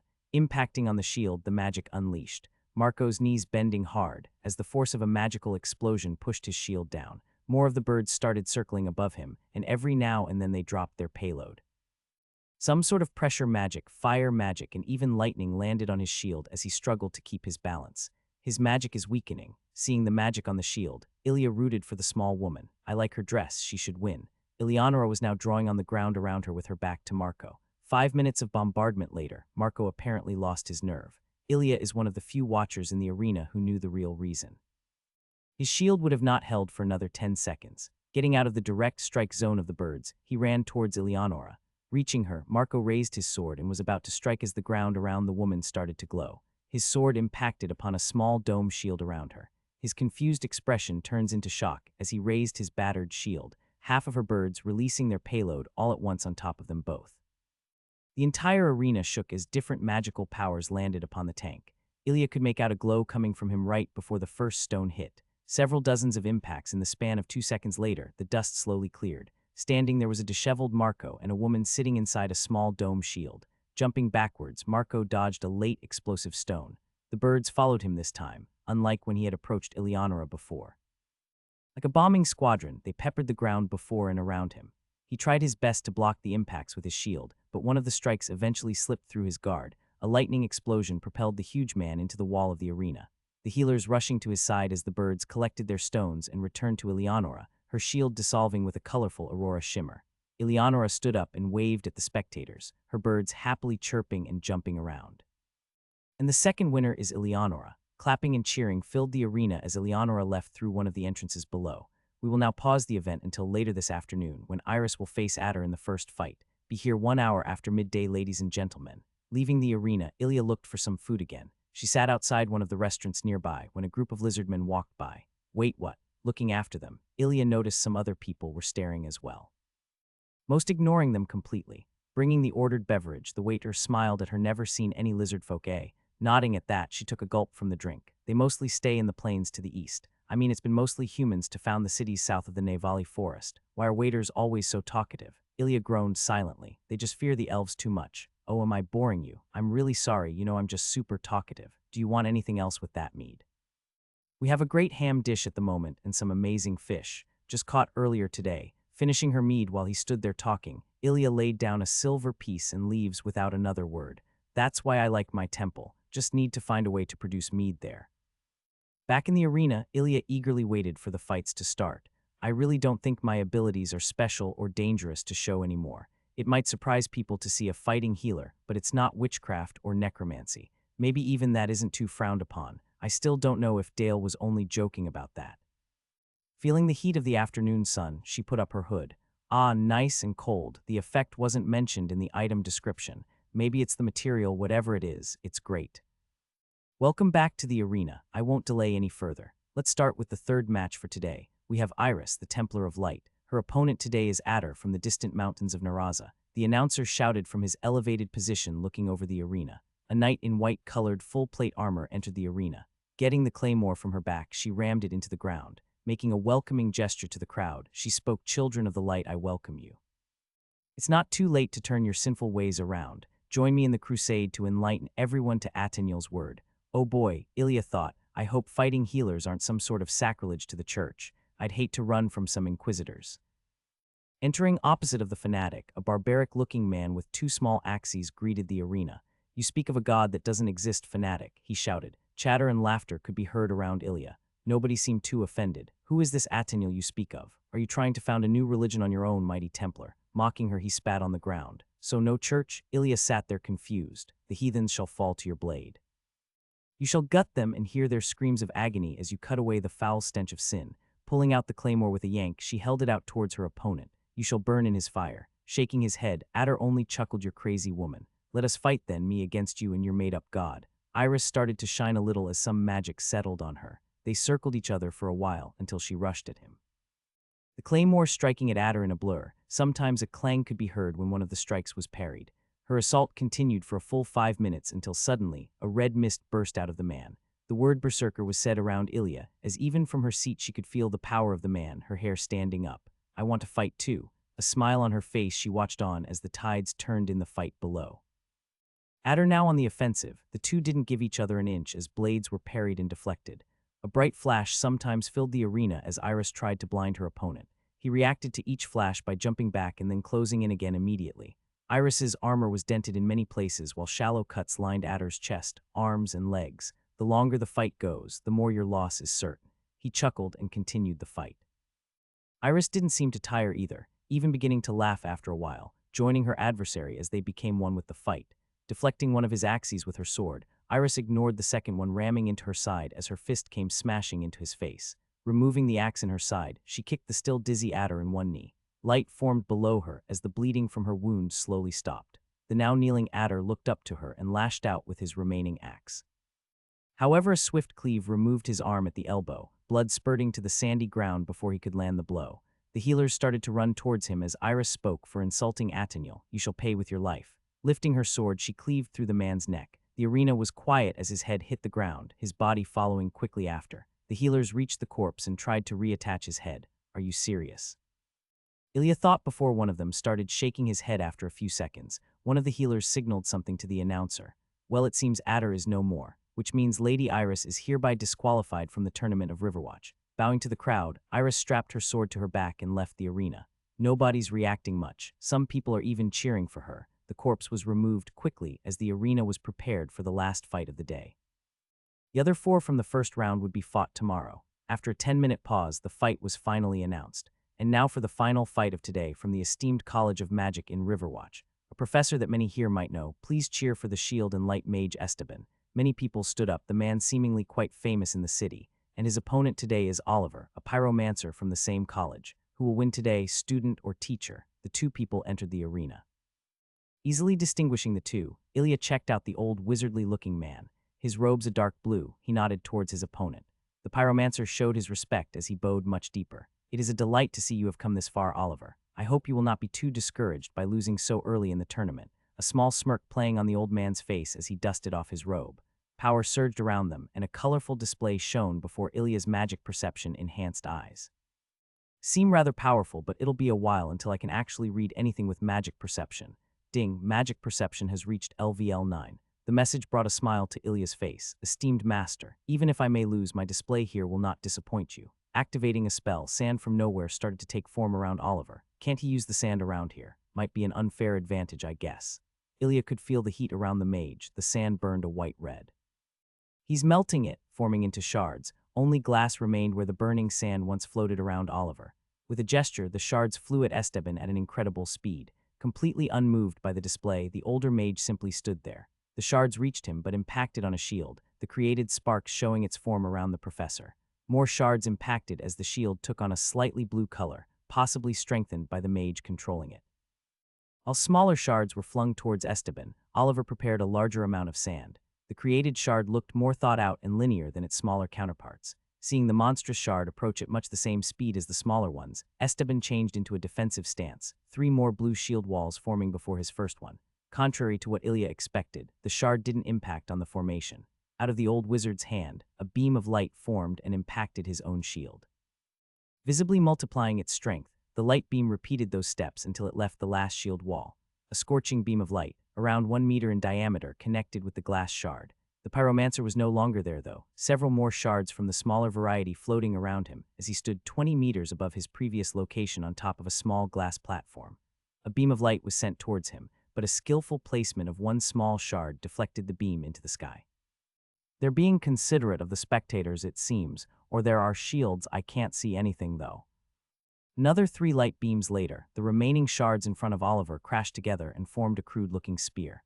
Fire whirled around it, starting from the mage's hand. Reaching the tip of the spear, the weapon was released. A beam of light hit the spear, but it didn't explode like the bigger shards did. Flying right through the light, it impacted the first shield and shattered it. Another shield was broken before it stopped. Seemingly stuck in the air, the spear slowly fell apart. "Not bad, young student. Let me show you something, too, that I've been working on." A distant explosion stopped the old mage from his casting preparations. Looking into the direction of the sound, the old man frowned. The spectators started to murmur as a second explosion, closer to their location, shook the ground. A ringing bell was heard, louder than the explosions themselves. "Oh no," Ilya heard a man next to her whisper. "What does that mean?" She tried to ask, but he was already running towards the exit, like nearly all of the other spectators too. Being pushed and nearly squashed, Ilya jumped up. Just as a massive fireball entered the arena from above, the heat in the reverse dome rising by over 10 degrees instantly. The meteor-like fireball approached a chanting Esteban as a shield formed above him. This new shield was a radiant blue, clearly much stronger than any shown before. The meteor impacted and sent a shock wave through the arena, many of the people stumbling from the force. "I need space," Ilya thought, and jumped down onto the sandy fighting pit below. The fireball melted and bent the shield before both slowly crumbled harmlessly, pieces of smoldering rock falling down. Nobody looked towards her, all eyes fixated on the origin of the attack. Some others from the VIP seats joined them in the pit, quickly getting into some sort of formation. They seemed to know what's going on. Not wanting to distract the people around her, Ilya noticed that most of the contestants from the fights today and some guards had joined them. Others from the spectators joined too as they prepare for an expected attack. Two more much smaller meteors hit into the fleeing masses. The explosion sent what remained of dozens of spectators flying as cries filled the now burning arena. Another two attacks were blocked by magical shields, the explosions raining burning debris down on the fleeing people below. If there is more than one, I want everyone below level 100 to flee through the tunnels. Up here you're just more targets to feed their long-range mages. Glenn, you will lead them. Esteban commanded them. One of the guards in full plate armor nodded at the last sentence. You have the lead, Esteban. The smell of blood and fire wasn't bothering Ilya as much as they would have only half a year prior. Who's they? Just when the thought reached her brain, three figures landed with heavy impacts in front of the group of around 30 people. Clothed in mystical-looking leather armor, the three figures recovered from their landing. Magic vibrating around them, Ilya had to deactivate her magic perception to see the figures. Elves, she wondered, looking at their long ears as one of them opened his mouth to reveal sharp teeth. Mage, a smile nearly tearing his face apart, the creature spoke. Quite unfortunate for you to be in this city on this day, my dear General Esteban. His voice a whisper, yet so loud in her ears that Ilya had to cover them with her hands. Glenn, Esteban shouted, just as one of the attackers released a storm of fire from his hands. Four of their group answered as fire met fire, the roaring noise filling the arena. You heard the geezer with me, Glenn said as he started to lead a defensive retreat. Jumping backwards, away from the fire, a guard shouted.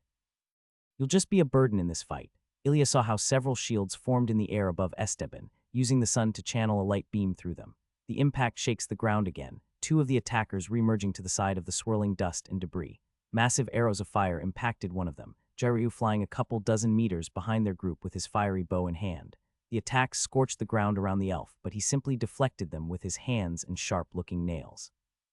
Sylvis teleported behind him, but the elf twirled around grabbing the rogue by the neck before he even had a chance to attack. A crunch was heard and a lifeless Sylvis sacked to the ground. Oh fuck, teleporting not safe noted. Looking for Glenn, she blinked towards him. Crackling lightning, ice shards and other magic filled the arena as the defenders tried to keep the elves busy. A few seconds later, most of the people below LVL 100 were gathered near Glenn or running in his direction. Not wanting to attract too much attention, he simply motioned for the others to follow as he started running towards one of the arena entrances for the fighters. Ilya followed him, ready to blink away at any sign one of those monsters might possibly get her. Entering the gate, she found herself inside of a tunnel, but Glenn didn't stop. The group of people kept running for 10 minutes, occasionally turning around corners while hearing dulled explosions and roars from the city above. There were fucking three of them. What does this mean? A warrior type shouted from the back, immediately silenced by a hard punch to the side by Marco. The tank from the pranking falcons put a finger in front of his mouth. You keep quiet, I don't plan to die here today. That applies to everyone, Glenn said from the front while slowly coming to a stop. Continuing in a much quieter tone, he motioned for the group to keep following. We've made good distance. Hopefully none of them is following us. We'll continue slower and much more quietly for now and try to get out of the city. One of those tunnels leads into a mine southwest of here. Some people murmured at that. Aaron the Bard walked up to Glenn. The collie's mine is abandoned, and for good reason. I've heard stalker hounds have been sighted in the area. Some of the people around Ilya frowned at the mention of the hounds. Haven't heard of those. A small smile tugged on Ilya's lips. New things to fight and an abandoned mine. If that doesn't sound like a possible dungeon, then I don't know what does. Fuinju. Everyone froze when the voice reverberated in their ears. Turning around, Ilya saw one of the elves standing around 50 meters away back in the tunnel. Warrior, prepare to fight, tanks to the front and back, the rest in the middle. If we die here, we'll at least take a chunk out of that fucker. Glenn shouted, and a couple of the men and one woman around Ilya roared at that as everyone activated their skills and got into position. Yes, you're gonna taste wonderful. Suddenly sprinting, the elf smiled as his magic gathered. Try to move further down the tunnel as we fight. The mine shouldn't be far. Mages, be careful not to collapse the ceiling. Spells sprang to life as a massive force slammed into the tanks up front. A crack was heard as an arm broke, trying to hold up a shield against the elven warrior. Two swords pierced through the opening and left only the falling corpse of the man behind. Dodging the magic that was sent towards the elf, he spun around and kept slashing at the shields in front of him. A healer next to Ilya tried to help the fallen tank, panicking a little. He's already dead. Focusing back to the front, the tank seemed to have stabilized, with supporting magic from behind the group steadily but slowly advanced through the tunnel. Ilya saw some of the people around her shaking. If he gets through. Seconds passed slower than she had ever experienced, as the group continued on their way and clangs of metal against metal filled the tight space with noise. Luckily, the elf didn't manage to break through, and they soon reached a hall of some kind. The walls seemingly more rough and natural than in the tunnels before. This is it. Mages, trash that barricade over there. Motioning to a construction of metal and wood, Glenn shouted to the group, "Tanks, don't exit the tunnel, we hold here." Some of the mages were chanting or channeling their mana to break through the sturdy-looking barrier at the other end of the hall. Around 30 meters, I should be able to blink that far.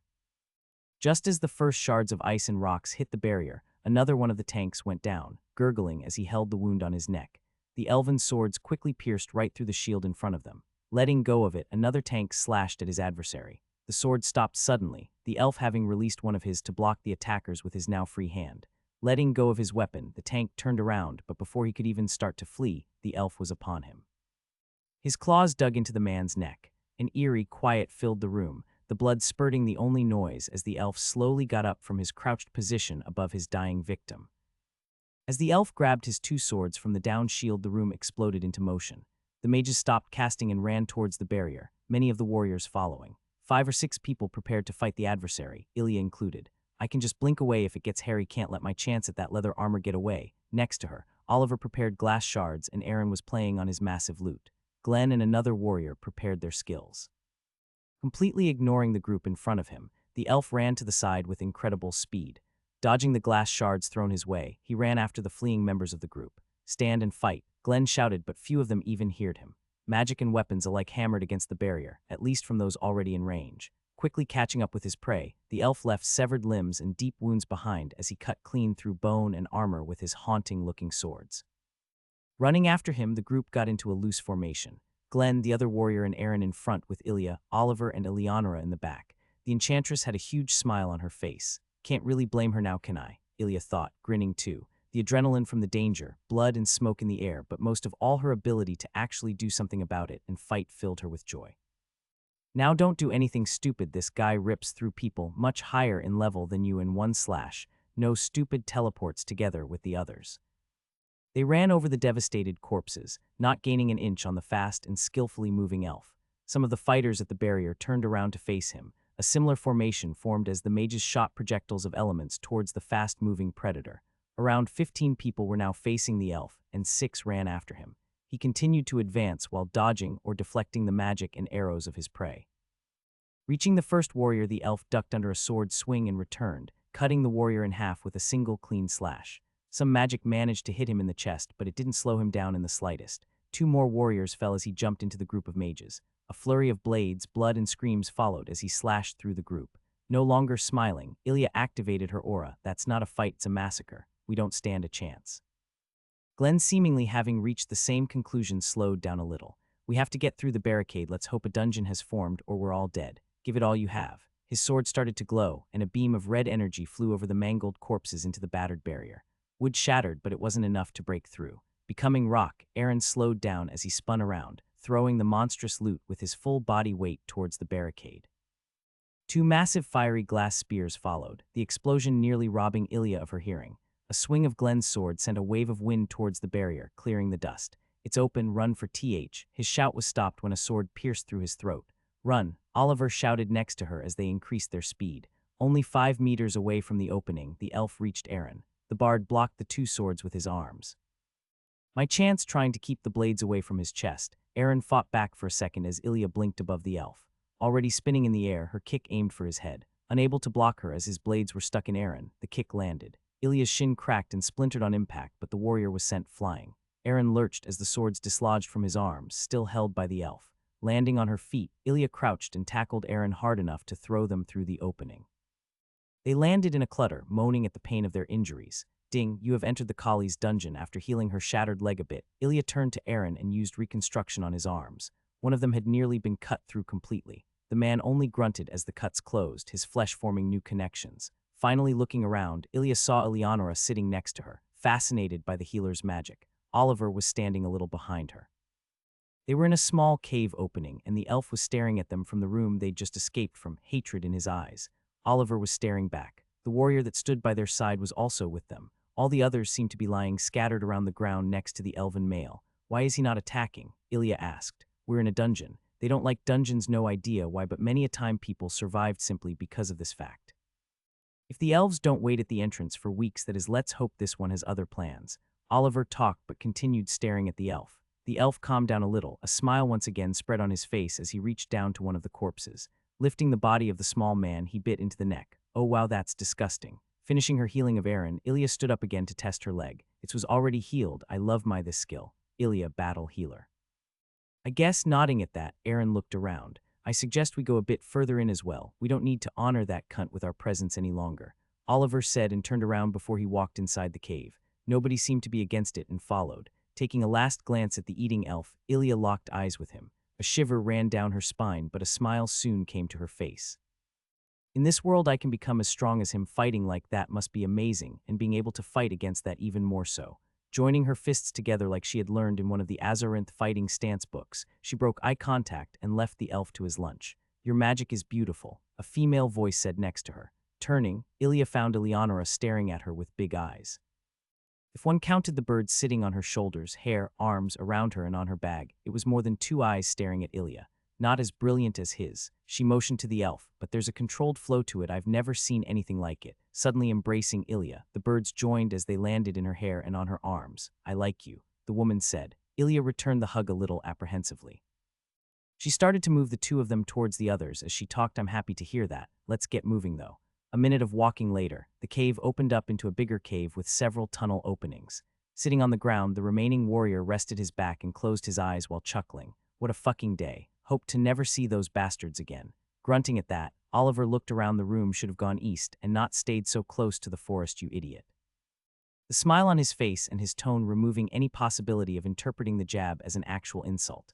I know, but the laws are a bit looser here, and the women, looking towards the two women that just entered, the warrior stopped talking. Oh, don't worry about us. I do believe we can take a joke about our gender, Ilya said as Eleonora finally released her from the hug. I probably don't have to remind you, as you are all rather skilled fighters, that we are in a dungeon. And if the story about the stalker hounds is true, then we better at least be ready to work together, Aaron said in a more serious tone. Although I am glad we survived, that any of you lose anyone close. Is he checking our mental states? I vote him the leader. Everyone responded to the question with either a no or a shaking of their head. I did know Glenn was a massive cunt though. Don't get me wrong, the elves are more cunty, but yay, plus I owed him some gambling money. You didn't hear that though, the warrior said as he jumped up and dusted himself off. Well then I'll start. Names Geronimo, warrior and ranger. Around level 60 warrior, 50s ranger. I won't tank and I lost my crossbow while running for my life. Twirling his short sword around a couple times he bowed. Oliver, you've seen me in the arena. Glass mage around 70. Ranged, so I'll stay back with Eleonora, he said while looking at the woman. I'm Eleonora, but you guys can call me Ellie. Wait, I have to check my level. It's 92 for tamer at the moment and 78 for enchantress. My birds can throw bombs and I can also make shields and other enchantments. I'm Ilya, healer and close combat fighter, both in one class and it's only LVL 47. None of the others seem to be bothered by her comparatively low level. I'm Aaron, bard and rock enhancer, both at around 60. Glad to have a healer in the team, a fighting one at that apparently. So what do you guys want to do? We could wait here for a day or two gambling to see if he leaves. Or we could try to find another way out. I doubt this was the only entrance to the mine. It being a dungeon now doesn't change that fact. I also doubt we have enough food and water to stay here. Looking at the group, only silence was his answer. Well then I suggest we start moving. Me and Geronimo at the front, then Ilya, then Oliver and Ellie. Nobody seemed to question the leading role Aaron assumed, even though he was the second lowest in level. Glad I didn't land here with idiots. Getting into the suggested formation, the group walked into one of the tunnels. Stalker hounds range to the lower hundreds in level, so let's try not to fight too many at once, Aaron concluded, and the group continued on without another word. All of them were working through what had happened just 15 minutes ago in their own way. Talking apparently was not part of it. The group continued for 20 minutes in silence, always vigilant of any danger. They were in a dungeon after all. The whole mine seemed deserted, some tools and wagons still standing in the mine shafts. If not for Oliver's fire, it would have been completely dark. Reaching an old waypoint, they opened a shut door to find a rather spacious room. There's wood here and those rags seem good enough for sleeping, said Oliver, motioning to the old sleeping bags and the tools in the room. Might as well stay the night. Immediately slumping down, Eleonora seemed to fall asleep almost instantly. Oliver fired. Geronimo, help me close up that door again. Ilya, can you check supplies? They started moving at Aaron's words and soon a small fire was crackling in the room. Light dancing on the cave walls around them. The door was barred once more. That's not a lot. Looking over the things Ilya had found, Aaron obviously wasn't pleased. Guess it's stalker hound on the menu from tomorrow on. We'll plan more in the morning. This is as safe as we'll get. I'll take first watch. Everyone got to sleeping pretty quickly. The exhaustion from near-death experiences and seeing a whole group of people completely wiped out not easily brushed off even by veterans. Waking up a couple hours later, Ilya motioned for Aaron to go to sleep. Man, I'm glad for my class. I barely need any more sleep than this anymore. Although once I'm in a safe place again, I'll sleep for 12 hours, wait my bed. Oh no, I fucking hope those shitty elves didn't ruin my beloved. I just got it. You seem upset, bad dreams, Aaron asked as he laid down, something like that, yay. Answering with a thoughtful voice, Ilya took the place next to the fire and watched the barricade. The night passed without any further disturbance. Ilya let the others sleep while keeping her aura skill up until her mana reached half while moving through some stances as quietly as possible. To know how common the class effect is, Aaron was the first to get up again to her surprise. Yawning, he looked at her still up.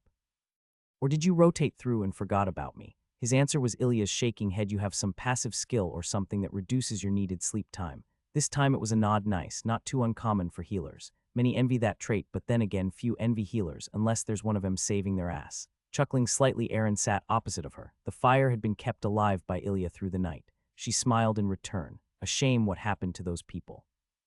I'm new around here. How common are attacks like that? Ilya asked after a while of silence. Ye knew some of them. Nobody too close, but it's a shame. It's been a while since the last elven attacks, maybe a couple months. We're close to the Navali forest, so it's a given, but this one was different. They haven't directly attacked a city in years. Guess they just waited for us to shift our attention to other things. I mean, what's a couple years to an elf? Staring at the fire for a minute, Aaron continued, I just hope the city's still standing and that we got some of them. Not likely though, they're great at fighting and magic, but even greater at running away. Picking up a stick and playing with the fire, he returned to silence. Trying to change the obviously difficult topic for Aaron, Ilya started again, you're a rock enhancer, right? She took his silence for affirmation. I'm from a pretty far away healing order, and we didn't train in anything else but our fighting and healing.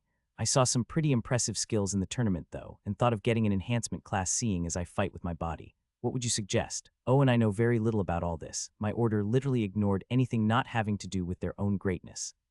Well, you're rather open about your lack of knowledge. You saved my life though, so I'll help you any way I can. Enhancements, well, it's always a personal thing. There are many elemental enhancements, like my rock enhancer class. It's a pretty defensive one. Ice, fire, and lightning, for example, are more offensively oriented. Ice being precise and deadly, fire solely power, and lightning is speed-oriented. There are many skills, though, in each one of them, so one isn't too trapped in one style of fighting. As well as a myriad of other enhancer classes, and I definitely don't know all of them. Any ideas about where you want to go? The man asked. After seeing Jeryu, I kinda want to go for fire. Are there differences in class strengths, and how do I get said class? Also, what if I want to change later on? Looking a bit confused at her, Aaron stopped playing with the fire. You're level 47 and don't know about that stuff. Well, okay, sorry about that. Your healing order's education is a bit questionable, to say the least. No offense, of course. None taken. Normally, we don't leave the order, so it wouldn't be as much of an issue. This fabricated information seemed to convince Aaron as he lowered his eyebrows again. While there are some crazy cults and orders out there to answer your questions, there are definitely differences in strength between classes. Some rarer ones, like I'd imagine your healing and fighting one to be, can be acquired through specific tasks or requirements that have to be met. There are stories of people getting very advanced classes as their first class. The normal way, though, is to get the most basic class in the area and work your way up from there. So for Fire Enhancer, or like Jeryu's, I think Pyro Enhancer, I'd suggest starting at simply being a Fire Mage. Once you reach certain requirements, you'll get a chance to upgrade your class. You'll keep the skills normally, or they change according to the new class. Plus, of course, the class bonuses themselves change. The higher the level, the more specialized people are. At least that's normally the case. You don't lose any levels in the class, though, so starting as a Fire Mage isn't a bad investment. I know little about the matter, but maybe Oliver over there can help you get started. Usually a service like that would cost you quite a bit of gold, but these circumstances might change it a little. I suggest taking full advantage. He winked at her before continuing. As for the strengths, well, it's mostly related to the skills you have and at what level they are. I won't ask, but a level 47 shouldn't have been able to move that elf with a kick. I'm assuming your skill level in whatever you used is pretty high. More specialized or higher classes give you access to better or more specialized skills. A very highly leveled normal fireball can win against a low-leveled sun meteor, although the base skills are very differently placed in power. That's very informative. Guess I'll ask Oliver about starting fire magics later. What skill levels should someone at 47 have then, if you don't mind telling? Standing up and stretching. Another yawn escaped Aaron. Maybe level 10 at most. Ilya then asked in the first or second tier, and Aaron immediately stopped his stretch, looking at her with big eyes. You don't mean to tell me you have skills in the second tier? What in the hell did you do? Looking to the ground, Ilya couldn't help but smile. Maybe giving away that information is a bit risky, but he seems trustworthy, plus I saved his life, and I'm gaining enough information anyway. Mostly fought alone versus monsters with a much higher level than me.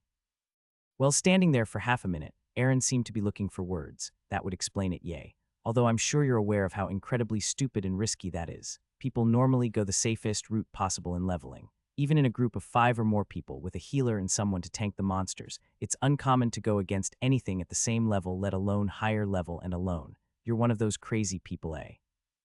I mean, I'm not judging, but take my advice here, not many of your kind live through their 20s. You're a healer though, so maybe you have better chances still. It's very dangerous to do what you're doing. Smiling brightly at him, she answered, I love it though. Aaron just grumbled in response while shaking his head, you people are crazy. Well, suit yourself. Fighting higher-leveled beasts often means having to use skills more often until you kill them. The experience you receive for your skills is enormous when fighting monsters alone. If they're higher levels, even more so. It's very effective, but as I said, very stupid and dangerous. Cost many a new adventurer his or her life.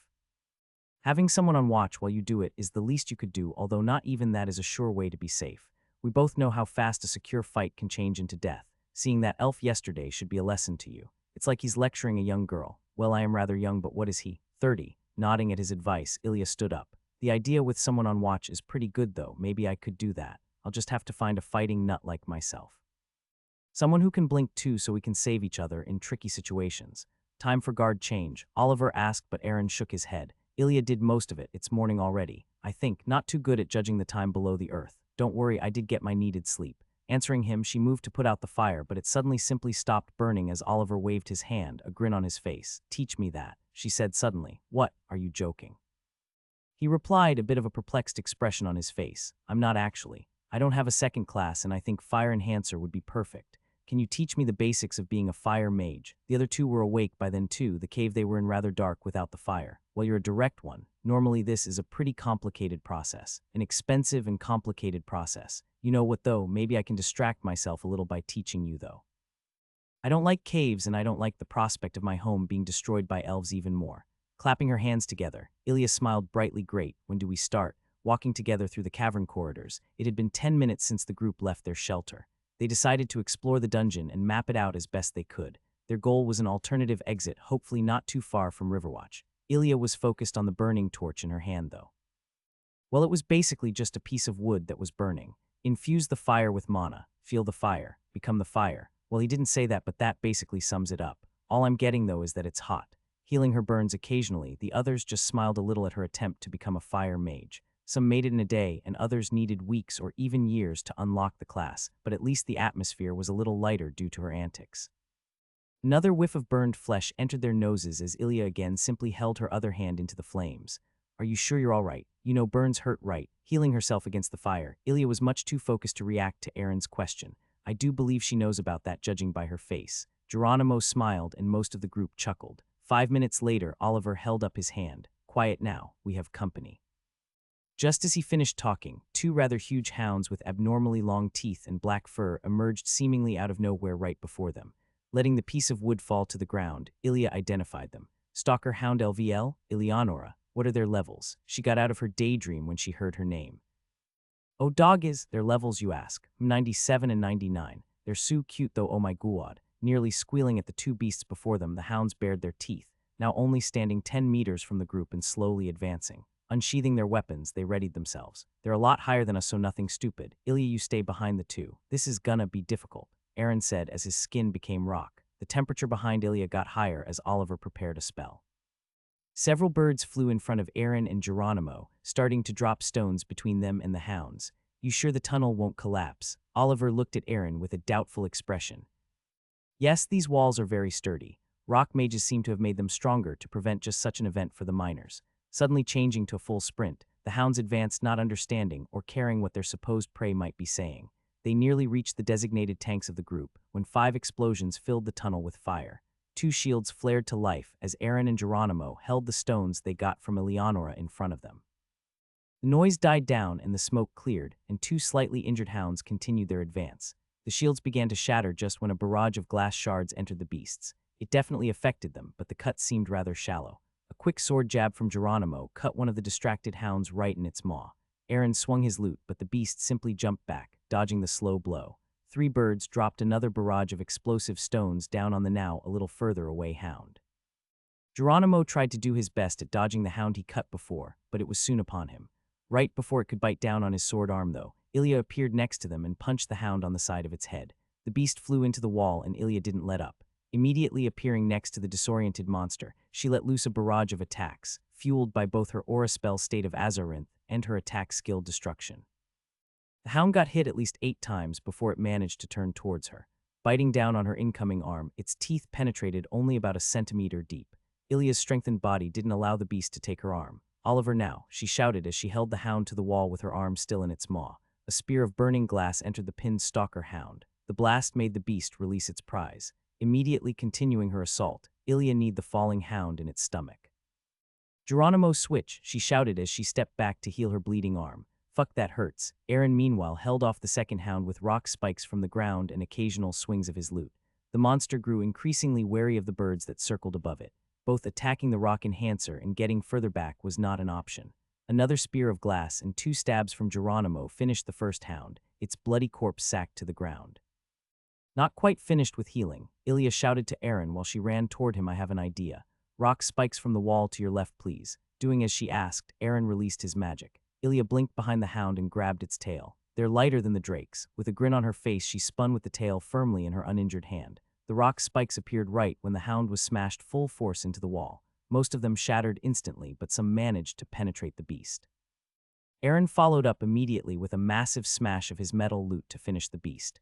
"Ding, your group has defeated Stalker Hound X2. For killing an adversary 50 or more levels above your own, you receive bonus experience. Not even a level for that. Is this the group thing they've been talking about?" The bleeding on her arm stopped as her health regenerated at a rapid pace. "Those things are tough. I normally only need 1 spear to kill anything around my level."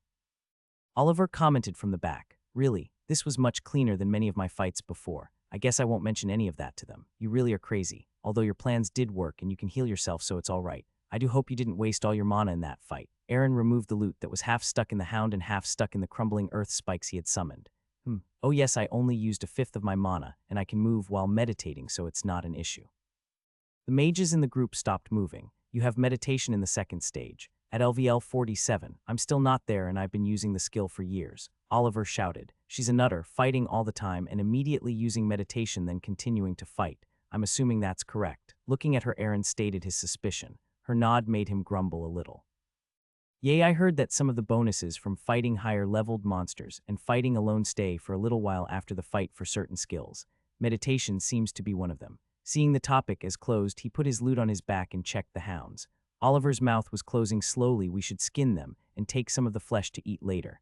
Never had stalker hound, but it can't be worse than rocks," Geronimo said as he started to work on one of the corpses with his sword, grumbling about not having a hunting knife and crazy mages teleporting around. "That was awesome, Ilya." Eleonora shouted when you grabbed the doggy by its tail and smashed it into the wall. "Ha ha ha ha ha." Running up to her and hugging the much taller woman, her giggles were drowned in Ilya's chest. "And she doesn't even have a second class," Oliver grumbled from behind. "I also can't throw fiery glass spears from dozens of meters at my enemies," she said as she patted Ellie's back. "Fair enough. I have to say I normally hate having fighting fanatics in my group, but it being our healer doesn't seem so bad," he answered, a little less grumpy. "Now get that piece of wood again and train." Saluting to Oliver, Ilya freed herself of Ellie and started burning herself again, feeling the flame, of course, just a little more literally than most aspiring fire mages. "All right then, I think we should move on. Let's hope it's a while before we meet the next group of beasts," Aaron said after the hounds were skinned and the meat was put into makeshift bags made from their fur. Continuing on, they soon reached a fork in their path. Choosing one side at random, Eleonora whistled while Ilya burned herself. Oliver sometimes gave a little not very helpful advice, while Aaron and Geronimo maintained focus on their surroundings. Learning from that guy might not have been the best idea. Bet he was a natural, she thought. "Hey Oliver, how long did you need to get the Fire Mage class?" "Oh, I immediately got the Pyromancer class. It was kind of an accident anyway, haha, I was cooking for my then girlfriend. Well, let's just say the house burning down didn't help with our future relationship." The story garnered a couple chuckles from the group, but Ilya just sighed. "Perfect, so he's just telling me to feel what is natural for him. Don't have anything better to go on though." Having mapped a sizable portion of the mine another hour later, their second encounter with the new residents happened in the form of a group of 4 stalker hounds. Although they were a little lower in level, the group was much more apprehensive. Numbers made a huge difference in any fight after all. "Oliver, a line of fire before us. Let's see if they get more defensive." Eleonora full offensive. I want you to bomb them with everything you have before they even think of advancing. Ilya, you can take a hit, so stand between me and Geronimo. While speaking, a line of fire formed before them. Right behind it, Aaron summoned spikes as another line of defense. A swarm of birds already closing in on the hounds as they turned towards the group of survivors. Oliver, glass bombs, Aaron shouted. The previously discussed idea came to fruition as chunks of glass form around provided stones by Eleonora. The swarm of birds released their payload, and explosions rang through the caves. The hounds, disoriented and injured by the blasts, staggered towards the group just as chunks of glass flew into their midst. Now Ellie, snapping her fingers, the chunks exploded and a massive amount of glass shards cut through the hounds. Some of the birds above got hit, and even the trio standing behind the line of fire received some damage. Charging in a blind rage of pain and anger, the hounds advanced on the group. A spear of glass hit one of them in the back. The fire was not enough anymore to deter the beasts. They jumped right through it. Not able to see through the flames, they impaled themselves in the spikes behind it. It only stopped them momentarily, though, as they broke through. Each of the three warriors was now fighting against one of the hounds, while Oliver tried to keep the fourth one further back with his ranged attacks. Kicking her hound in the jaw as it jumped at her, Ilya punched the falling dog with both fists. The beast flew back a couple meters, and she immediately changed her targets to the hound, pressuring Geronimo. Hitting it hard in the side, she gave him the opportunity to strike before she had to focus on her hound again. Geronimo took full advantage of the opening and cut the hound on both legs in an attempt to hamstring the beast, making it much slower. Having suffered a couple scratches from the monster in front of him, Aaron activated his defensive spikes just when Ilya got out of range to the right of him. The hound flew in the air as he swung his loot like a baseball bat to throw it back again. Explosive stones fell onto the now three hounds further back, with the occasional barrage of glass shards cutting into them. One of them fell to its stomach. Its struggle was over while the two other hounds advanced again. Dodging another loot blow, one of them bit deep into Aaron's leg. A pained shout escaped the man as he punched into the beast with all his weight and power. Oliver, spear at me now. Blinking away in the last moment, the spear of glass entered the leaping beast right into its mouth, ending its life in an instant. Geronimo meanwhile traded cuts with his injured hound. The latter was in a much worse state due to its slowed movements and the warrior's better reach. Ilya appeared behind the hound and kicked it in its side. Knocked off balance, Geronimo managed to cut deep into its neck. The stalker hound died, but not before it managed to dig its claws deep into its killer's right leg. Checking to see if she had to help Aaron, Ilya realized that the fight was already over. The jaw of the beast was still loosely hanging on Aaron's leg as he smashed his massive fist into what's left of the beast, shouting with every punch. Walking up to Geronimo, she began healing his wounds. The bleeding closed rapidly at her touch. It took only a minute to heal him completely. Only the crackling of some fire around the cave and the rhythmical wet blows of rock against flesh were heard as Ilya turned to Aaron. She simply walked next to him and started to use her healing spell. Feeling him calm down a little, she grabbed the hound's head and ripped it away from his leg. He growled but soon calmed down again when he felt the wounds healing. Fuck, that hurt," he said, throwing what was left of the monster at the wall. "I hate fighting things tougher than me," he said as he lied down on the ground. 2 minutes later, his wounds were healed too, at least the physical ones. "Seems we should go back now. I don't think we can take another fight like this," Oliver calmly said from behind. "Agreed, I want to eat and lie down," Geronimo added. Ilya nodded and Aaron only grunted from the ground. "I don't have any stones anymore anyway, and my poor birdies." Holding some injured birds in her arms, Ellie caressed them as best as she could. Walking up to her, Ilya began to heal them, which only made Ellie more emotional. "Oh no, please don't cry, woman." Thankfully, she quickly calmed down as her birds were healed, and the group soon left the burning part of the mine behind to take refuge in their shelter. Ding, your group has defeated Stalker Hound X4. For killing an adversary 50 or more levels above your own, you receive bonus experience. Ding, Azarinth Healer has reached level 48. 5 stat points awarded. Ding, Reconstruction has reached 2nd LVL 9. Yay, more power to me. Smiling at the messages, the group reached their hideout another hour later without any further incidents, apart from Ilya's heat resistance gaining another 2 levels. Sitting in a meditative state with both her hands over the fire, Ilya kept an ear out for anything that might attack the group. After roasting and eating some of the meat, a lot of the meat, the group had shared some stories for a while before calling it a day. Ilya had offered to take the first, second, and third watch of the night, still trying to learn something from burning herself. "I should at least get an award for being stubborn or something." The wounds healed as they were created. Her tough skin and heat resistance slowly made it hard for the fire to harm her. 6 hours of this earned her another 4 levels of heat resistance and a new general skill called Pain Tolerance. Ding, you have learned the skill General, Pain Tolerance LVL 1. Being a bit of a masochist, you have learned to ignore some of the pain. No, only physical pain. You're feeling a little more numb towards pain, but careful, the damage is still being done. She would have earned that skill much earlier in her time on Aloes, but her passive skill body of Azarinth increased her pain tolerance by a lot already, causing the normal tolerance skill to be much harder for her to achieve.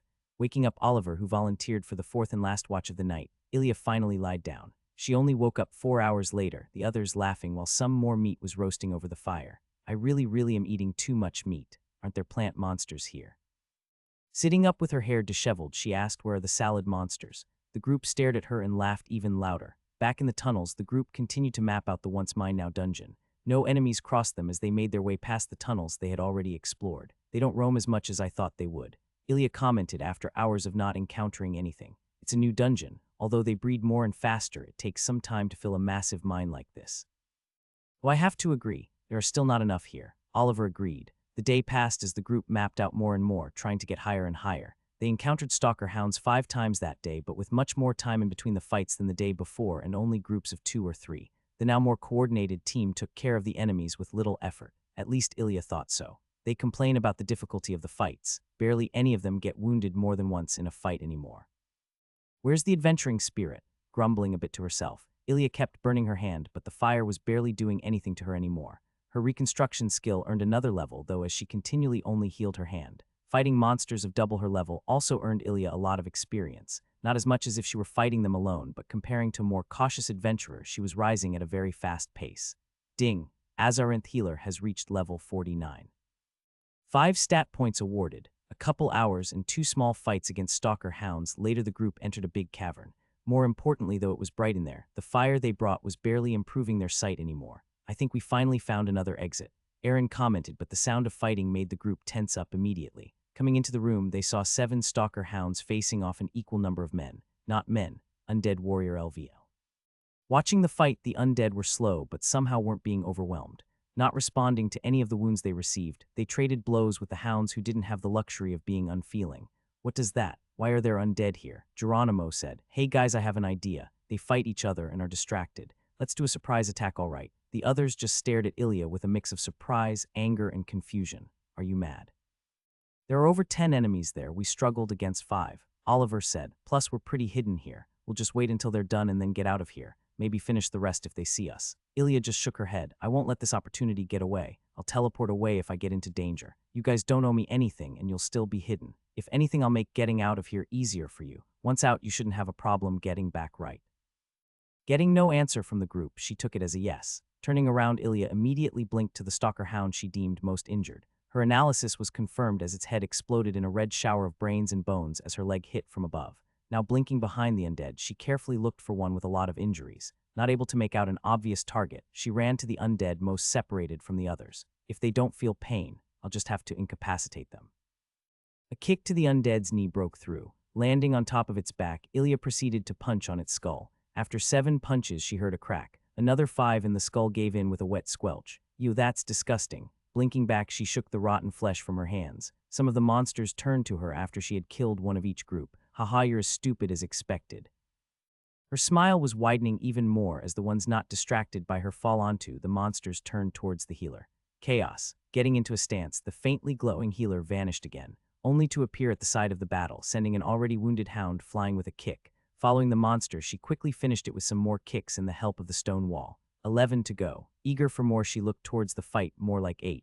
Damn, don't kill my experience. 3 of the hounds were killed by the undead, not able to handle the unfeeling monsters. Ilya appeared behind the line of undead and broke several of their legs, finishing one that didn't have a hound as an immediate opponent with 10 blows to the head, too quick for the single undead to offer any real resistance. She turned only to find a blade abruptly impaling her. Fuck, kicking at the new undead before her, she released herself from the blade and blinked away. Falling to one knee, she held the bleeding wound in her stomach. Grimacing from the pain, all her healing efforts went towards the wound, the gash slowly closing. Half a minute passed before the bleeding stopped. That took nearly a third of my health. Guess that's the level difference. The frown on her face that the others, waiting at a safe distance, interpreted as a realization of her mortality and frailty, was but annoyance that in the time she had lost, another 3 creatures fell in the fight. Stupid. Getting back into the fight, Ilya took more care at watching all around her. She still received 2 more cuts and a bite to the shin in the fight, but managed to finish the remaining 4 enemies. The noise in the cavern ceased as Ilya repeatedly stomped on the undead that had managed to gut her. You stomp, stupid stomp, fucker stomp. The rib cage gave way to the powerful blows. Well, that was something, Oliver said from the side. Fucking amazing. Are you looking for some fun later?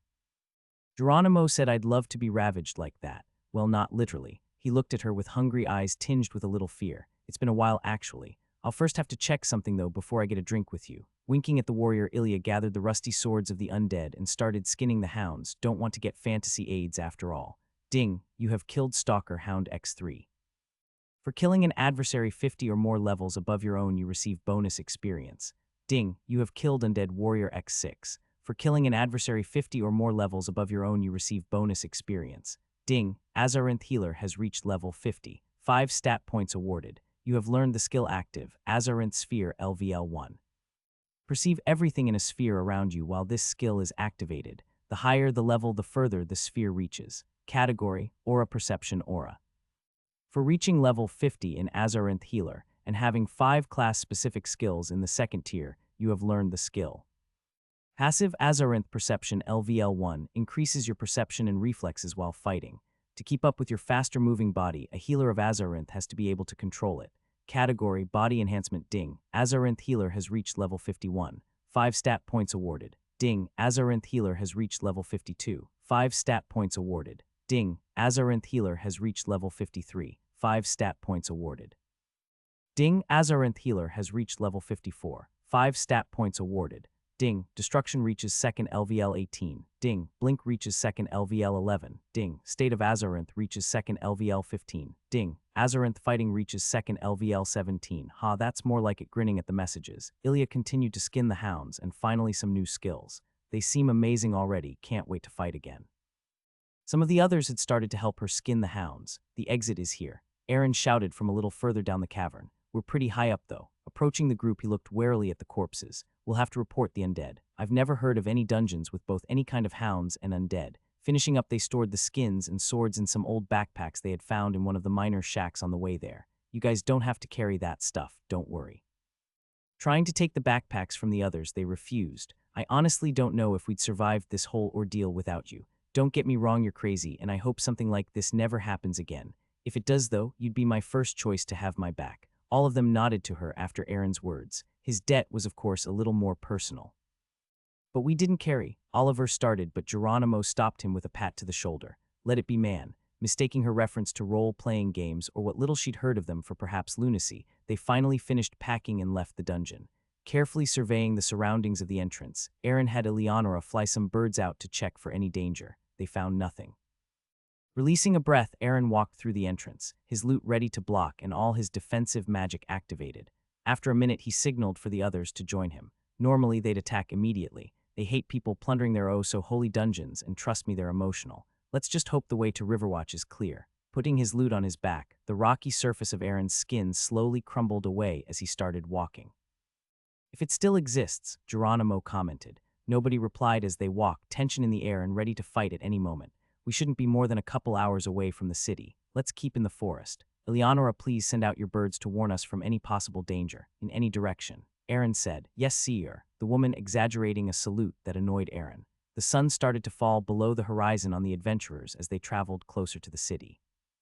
Lucky that the visibility is this good. Looking around, the forest seemed to lose density. I'll have to ask Aaron how he navigates. There are no stars and I have no idea where we are. Looking at the man, he seemed to be sure of every step he took. Or maybe it's just confidence, she thought. My birds can see it now, were the first words after 2 hours of traveling through the forest later. Motioning for everyone to lay low, Aaron gestured to Geronimo. I believe you have the most experience in scouting.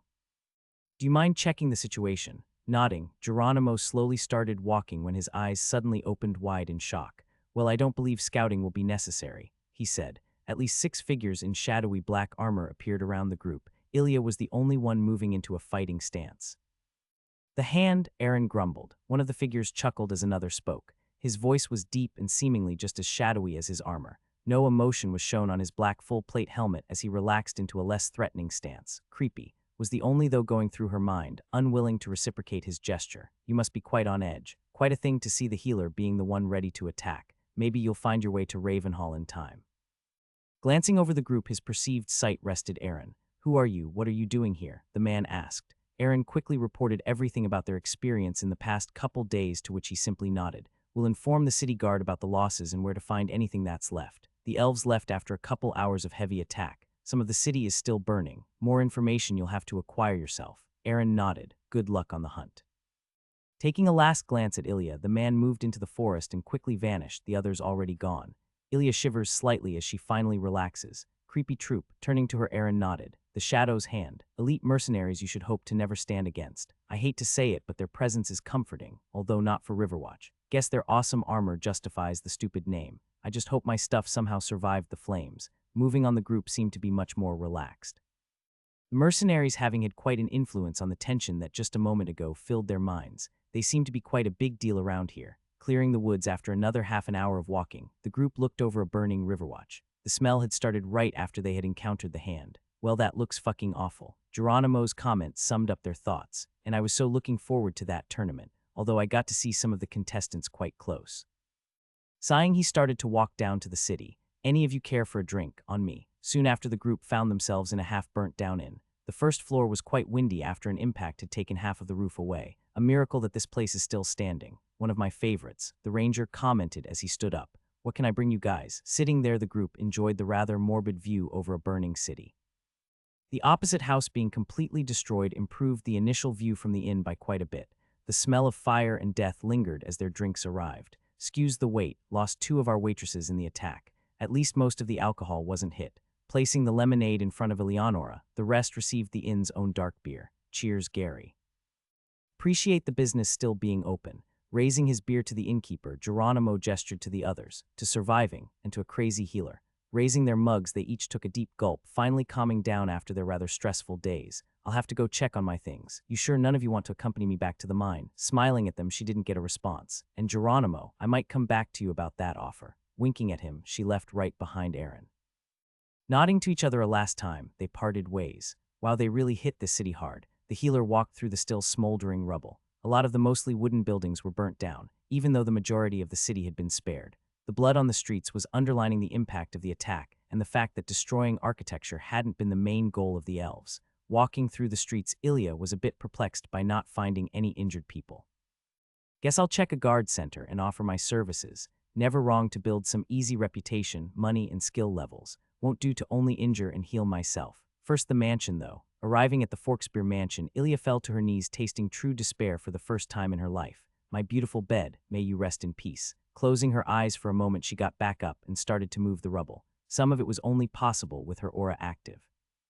Mostly ashes remained of her belongings. Only the resilient charred drake scales remained intact. Even more charred, I guess, although they don't seem different. Hey, at least nobody stole them. Maybe the smith is still alive. What was his name again? Moving the remaining scales to the blacksmith's shop, Ilya smiled as she arrived at the still-standing house. Earl was working inside, talking to a city guard about repairs as Ilya entered, trying not to drop any of the scales in her arms. Dropping them on a nearby empty table, she simply leaned on it and waited. The shop looked ransacked. Most of the weapons she'd seen only a couple days ago were gone. Only some older-looking pieces remained. Guess war isn't the worst for everyone. Finishing his business, Earl looked at her and smiled. The healer, you made it, glad you survived. Any stories? He asked. Yes, but for another day, there's still business to be made in this chaos, don't you think? Winking at the blacksmith, she motioned to the scales. Care to store some more of my stuff? For the appropriate price, of course. I seem to have misplaced my backpack. I don't suppose you have time working on anything. She put a couple silver coins on the table as Earl started to move the scales. You'd be surprised. I honestly lack the metal stock to work on the ridiculous requests that came in from the city and other parties involved in this mess. Without the Wind Puma, I'm afraid little will be possible, little additional, that is. Breaking out into an enormous smile, the blacksmith placed 2 beautifully crafted scaled bracers on the again empty table. I couldn't quite resist, and I had some strong hide on hand. I suggest replacing them with Wind Puma as soon as you get it, but they'll do the job. Her eyes glowing a strong blue and her mouth nearly watering, Ilya grabbed the bracers and hugged them close to her chest. Identifying them, her smile grew bigger. Bracers of ash, high quality, additional protection against fire. They look fucking awesome, man. I think I love you. Earl just laughed as she looked closely at the bracers. They were long enough to nearly cover all the way up to her elbows, but left enough room for her wrists to stay flexible at the front. The whole way around was covered in the drake scales, joined together masterfully and fixed to a strong leather below. As Ilya got them on, she was happy to feel they were very smooth on the inside. On the outside, they were a little bit bulky and weren't as smooth, but that was a given considering what they'd been made with. Thought you could use a bit more bulk to block, and the scales are rigid and extremely tough, perfect to deflect blades. I wish I'd see you do that. His grin matching her own as he told her about the bracers. They're amazing. Really, what do I owe you? Holding up 2 fingers, he shrugged. 2 gold would be the price, as most of the material came from you. I did need quite a while to make them. Don't tell the guard I kinda neglected some of their contracts to make this. I love working with scales. Earl caught his breath as he shouted a week by her way. That fucking monster now about those 200 new spears and swords. Oh, I have some days ahead of me. The grin on Earl's face and a glint of gold in his eyes showed the true way he felt about this whole ordeal. Appearing behind the guard, he spun around drawing his sword. Whoa, whoa, easy there, mate, just have a question, she quickly said, calming him with a defensive gesture. Breathing out, the guard sheathed his sword again and glared at her. You're aware that nerves are a little on edge here. Nodding extra excessively, she put an arm around the guard. Yes, those were some days. To business though, I didn't see any injured people. I'm a healer and would be able to help out if you show me where they are. His eyes opened a little, the guard simply pointing into a direction. Most of the injured were taken to the closest guard center, although the eastern one isn't more than smoking rocks at this point. I'm sure they'll welcome you with open arms if you don't teleport behind them. Running towards the general direction of the closest guard center, Ilya crossed over the buildings. Sometimes she had to move back down to a street to cross blown-up sections. Not like she couldn't cross, but more collateral damage wouldn't help. It wouldn't hurt much either, she thought before she jumped a couple dozen meters towards the gates of the guard center. The man standing at the gate just looked at her while cleaning his nose when she suddenly facepalmed. Fook. I forgot to ask Oliver about the second-class stuff. Oh well, he wasn't that helpful anyway. Guess I'll go get one of those overpriced books if they're not burnt down. Or watered down now that I think about it. Water magic in a library. Scary. Having reached the gate while talking to nobody in particular, she greeted the guard. He let her in rather quickly as soon as he identified her, and got the info that she was there to help with any injured. The guard and members of a task force of adventurers in the city were organizing the defense, rebuilding, logistics, etc., and assigned Ilya a tent with a lot of injured people inside. Most of them weren't badly injured, or at least not in a critical condition. All those were already dead or stabilized. Rubbing her hands, she silently started her duty. Just an hour later, she emerged and informed the guy in the fancy armor that she was done. Good job, you didn't strike me as so diligent. What's that supposed to mean? She thought as the guy quickly whispered to one of the men next to him that ran to the tent. Guess I'm done here, not as much work as I expected. She walked through the smoldering city towards where she remembered the book shop being, not the fun one. On the way, she bought a couple of things to eat, not really caring exactly what. Standing in front of the thankfully not demolished bookstore, Ilya finished the last of the potatoes filled with cheese that she had bought and entered. Ah, much fewer people than last time. Let's browse then. At least this time I know more or less what I'm looking for. After nearly 4 hours and a fee of 20 silver coins later for not buying anything yet, she approached the counter. There are really some very interesting classes, styles and magic. I just hope this third class isn't as mythical as people say, and that I get there at some point. Sadly, there wasn't anything more interesting than the Pyro Enhancer class that I found here, but some of those styles seemed fun. Nobody was in front of her. Barely 3 people, including the attendant, were in the shop at all. Business not going well, she asked as she placed her 4 books on the counter. No, ma'am. After the attack, I'd wager buying expensive skill books isn't on the top priority list for most people. She nodded at that. Any room for haggling then? She asked, but he just smiled at her question. You're not the best at this, are you? Sighing, he took the books. Can't really blame you though. We even thought about moving parts of the shop to a bit of a more well-stable city, seeing the worth of these books. He looked over the books list prices. It'd be 10 gold. I can do 8 and 50 silver, only on the condition that you show me those bracers clad in fire at some point though, he said, smirking. Oh, can do, but I'll need a while for that. As you can see, I'm a bit of a beginner in the subject, motioning to the basic magic theory book. Sure, well then enjoy reading and don't get yourself killed out there. She handed him the money and nodded, leaving her at just above 3 gold pieces. All right, what else do I need before it's back to that mine? Leaving the shop thinking about supplies, she needed more time than expected to find the basic things she was looking for. And it cost more than expected too. Seeing the dire state of the city, it made sense, of course. 30 silver for a small backpack, some food, and another canteen man. Seeing the dwindling funds, Ilya decided to sleep outside the city and just start on her way back to the Kali's mine. An hour outside the city, the sun started to set, and Ilya found herself the nicest tree in the vicinity and jumped up. Climbing a bit, she got enough to see the city in the distance. Most of the fires and smoke she had seen before had already been put out. The sundown and the bustling city in the distance made for a very nice view as she stretched her legs on top of the tree. Might as well nap. Let's see if the sphere thingy works while I sleep. First, though, I still have like 30 stat points to distribute, she said to herself. putting 10 points into vitality, endurance, and intelligence each. I feel just a bit sharper. I hope this intelligence thingy also works for witty comebacks. Oh yes, all-seeing gods, I am stranded in a fantasy world with war and monsters, and I use my stats to get better comebacks. Ilya activated her Azarinth sphere hoping to get some levels out of it. 5 minutes later, she prepared to sleep. Having checked the mana it took to keep the sphere up for 5 minutes, she realized it would take a couple more levels in both the skill and wisdom to be able to maintain it indefinitely. Shutting the skill off again, she closed her eyes on top of the tree as the last light slowly drifted over the horizon to reveal the stars above. She woke up only 2 hours later, thoroughly rested. I mean, it's nice to wake up so rested after so little sleep, but I kinda miss waking up as the sun's come up. Maybe I should just go to sleep later in the night.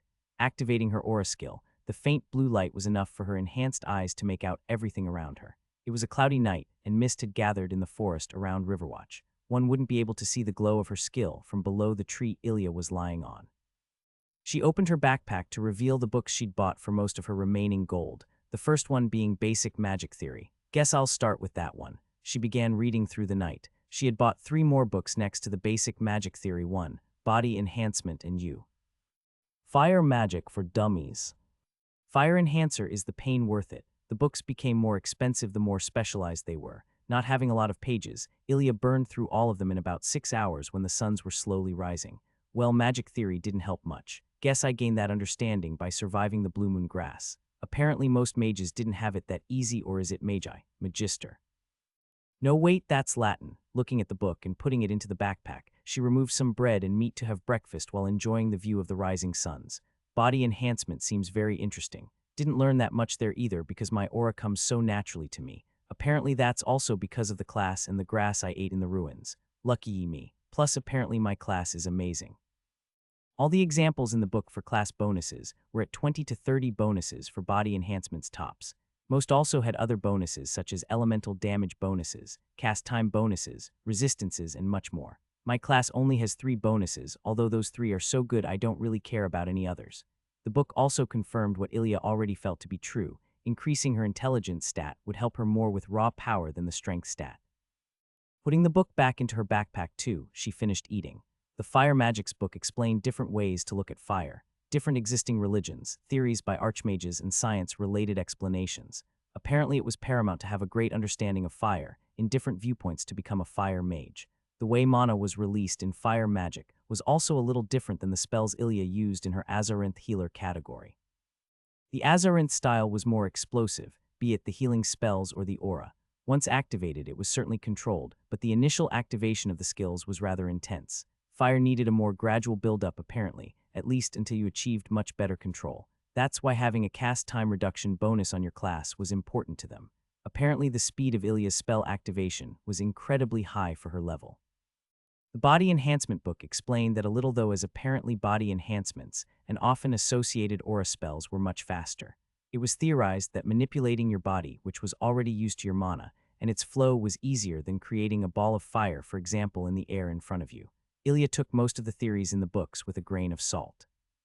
In a world where personal power was this important and magic books were this expensive, there was probably quite a bit of non-shared knowledge out there.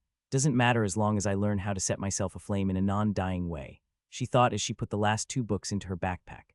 At the start of each book it was mentioned that after first reading the book it would dissolve in a week's time, so that reselling or simply gifting it to another person wasn't possible.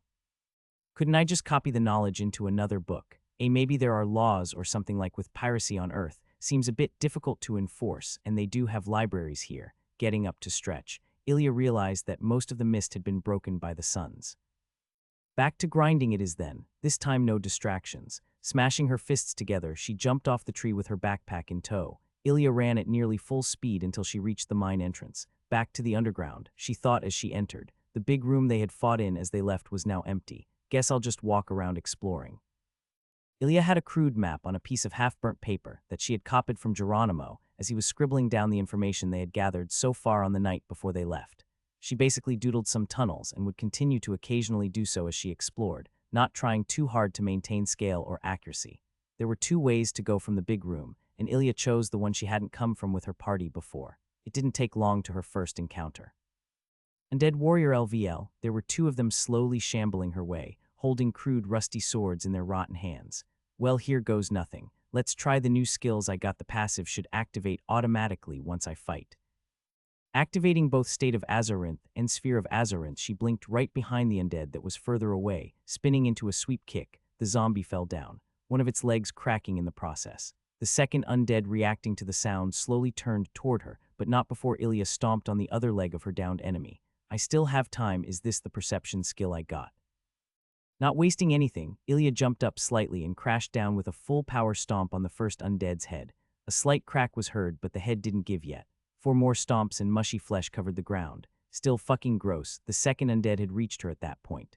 Dodging a swing that felt too slow for her, she punched the sword arm of her adversary upwards, cracking some bones as it flew above her head. The weapon was dropped, and Ilya continued with her proven method of leg breaking. She blinked behind the undead, dodging the wild flailing of her foe, and broke both of its shins with swift kicks. The rest of the fight went much like the first undead. A couple stomps on its head finished it soon. Ding, you have killed Undead Warrior X2. For killing an adversary 40 or more levels above your own, you receive bonus experience. Ding, Azarinth Healer has reached level 55. 5 stat points awarded. Ding, Azarinth Perception reaches LVL 3. Ding, Azarinth Sphere reaches LVL 2. Well, that was easy. Deactivating the sphere skill, Ilya realized how dark it was inside the cavern already. I saw them perfectly fine, though must be the skill. Activating it again, she perceived the undead in her radius perfectly. It's not exactly sight, but I know where they are. I'd argue it's better than sight. I also perceive what's behind them, and I have no blind spots. This skill is phenomenal. Then again, I got it as the first skill in the class in a while, and that at level 50. She simply stood there for a minute, activating and deactivating the skill, getting used to the sensation and slightly different way of seeing the world.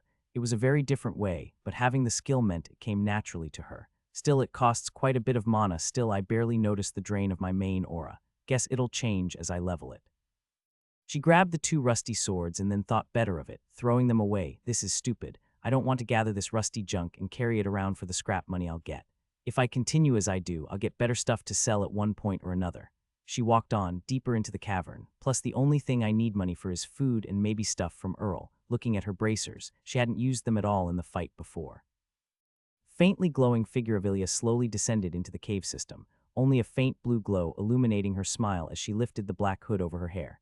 Nearly 5 hours later, Ilya had fought 7 stalker hounds and 10 zombies, having reached level 62 in her class. The fights usually didn't last long. Her sphere and perception skill made it too easy. Even the much faster hounds weren't much of a challenge to her, as she saw behind herself and could react much faster than before. It still took quite a few hits for the kills, which is understandable with being a lower LVL, but most of the time was spent on simply walking and searching for more enemies to fight in the enormous cavern system. After a while, she even began running between fights. This might even be the main cave system, she thought as she passed another split in the tunnel. Her skills steadily grew as well. The ones in the second tier painfully slow, but still presumably much faster than most other adventurers leveled theirs. Her 2 new skills took off though, and she noticed the difference after every fight, making them even easier. After her last fight, she took a bite of bread and sat down between the 2 stalker hounds she had slaughtered, not a scratch on herself. I have to be careful not to become overconfident, lest I forget how easily these creatures could rip me apart if I make a mistake. Well, at this point, maybe not these exact creatures, but there's enough out there that could. I probably won't stay long enough to reach level 100 though. Fighting these beasts is already not very exciting anymore. Thinking to take a break, Ilya walked back to one of the miners' stations she had passed half an hour ago and settled down there. There were plenty of materials still present, and she started by making a fire. Took her only half an hour to get a nice cheery blaze going. Now to apply what I learned. She simply watched the fire, thinking about all the different interpretations she read in the fire magic book. In a hunch, she closed her eyes and activated her sphere, watching the fire closely in its entirety. 10 minutes later, she also activated her magic perception, noticing that it affected her sphere too. She sat there with closed eyes, sensing how the mana flowed within and around the fire, and soon tried to emulate a similar flow in herself. She had to take several pauses as her mana ran out to meditate. There luckily was enough wood stored up to keep the fire going for another day at least. After 5 hours of this, Ilya had the flow down, and as she thought about forming a flame atop her palm, the mana flowed out and a tiny spark of flame came into existence. It vanished just as fast as it had appeared, and Ilya doubted she would have even noticed it were it not for her sphere. She slowly stood up and stretched, breaking out of her meditative state after nearly 6 more hours. Fuck yeah, pumping her fist into the air, the blue light of her tattoos flared up. She ate a little of her food and then sat down again to continue. She thought about going out of the cave to work on this as the view was nicer, but decided against it as more distractions meant less focus. I'll have to concentrate on this. Getting the second class has priority. If I can level both classes in this dungeon, I'll grow insanely fast in strength. So her days passed, although she didn't know how many as there was no sun, and she only needed around 2 hours of sleep. When her food ran out, she would go out into the forest to hunt wild animals and look for any berries and fruits. There wasn't much available anymore as autumn slowly drifted over Aloes, turning the scenery from green to brown. Ilya simply continued with her meditation, her control over the flow of her mana getting better and better. The flame lasted nearly 9 seconds in her hand now before it snuffed out. Nearly 2 weeks passed like this, making steady incremental progress until finally the long-awaited message appeared before her after she had managed to keep the flame alive for half a minute. Bing, you have met the requirements for a class change. Fire Mage manipulated mana into fire for more than 30 seconds. Basic understanding of fire. The Fire Mage is the most basic of fire-based mages. She controls the flames and leaves only ash in her path. Would you like to change to this class? Bonuses and skills will be applied after doing so. Attention, only one class slot is free. Choose wisely. Ilya simply confirmed the choice in her head as more information popped up. New class Fire Mage. Vitality +5. Intelligence +10. Wisdom +10. Fire magic is cast 50 faster. Fire magic is 25 stronger. You gain the general skill heat resistance. Your mana regeneration is increased by 20 around fire. Skills gained in Fire Mage, Active, Flame LVL1, create a flame from your mana to attack your enemies or heat a pot. You can control the flame through your fire manipulation. Category, Projectile Magic Area of Effect.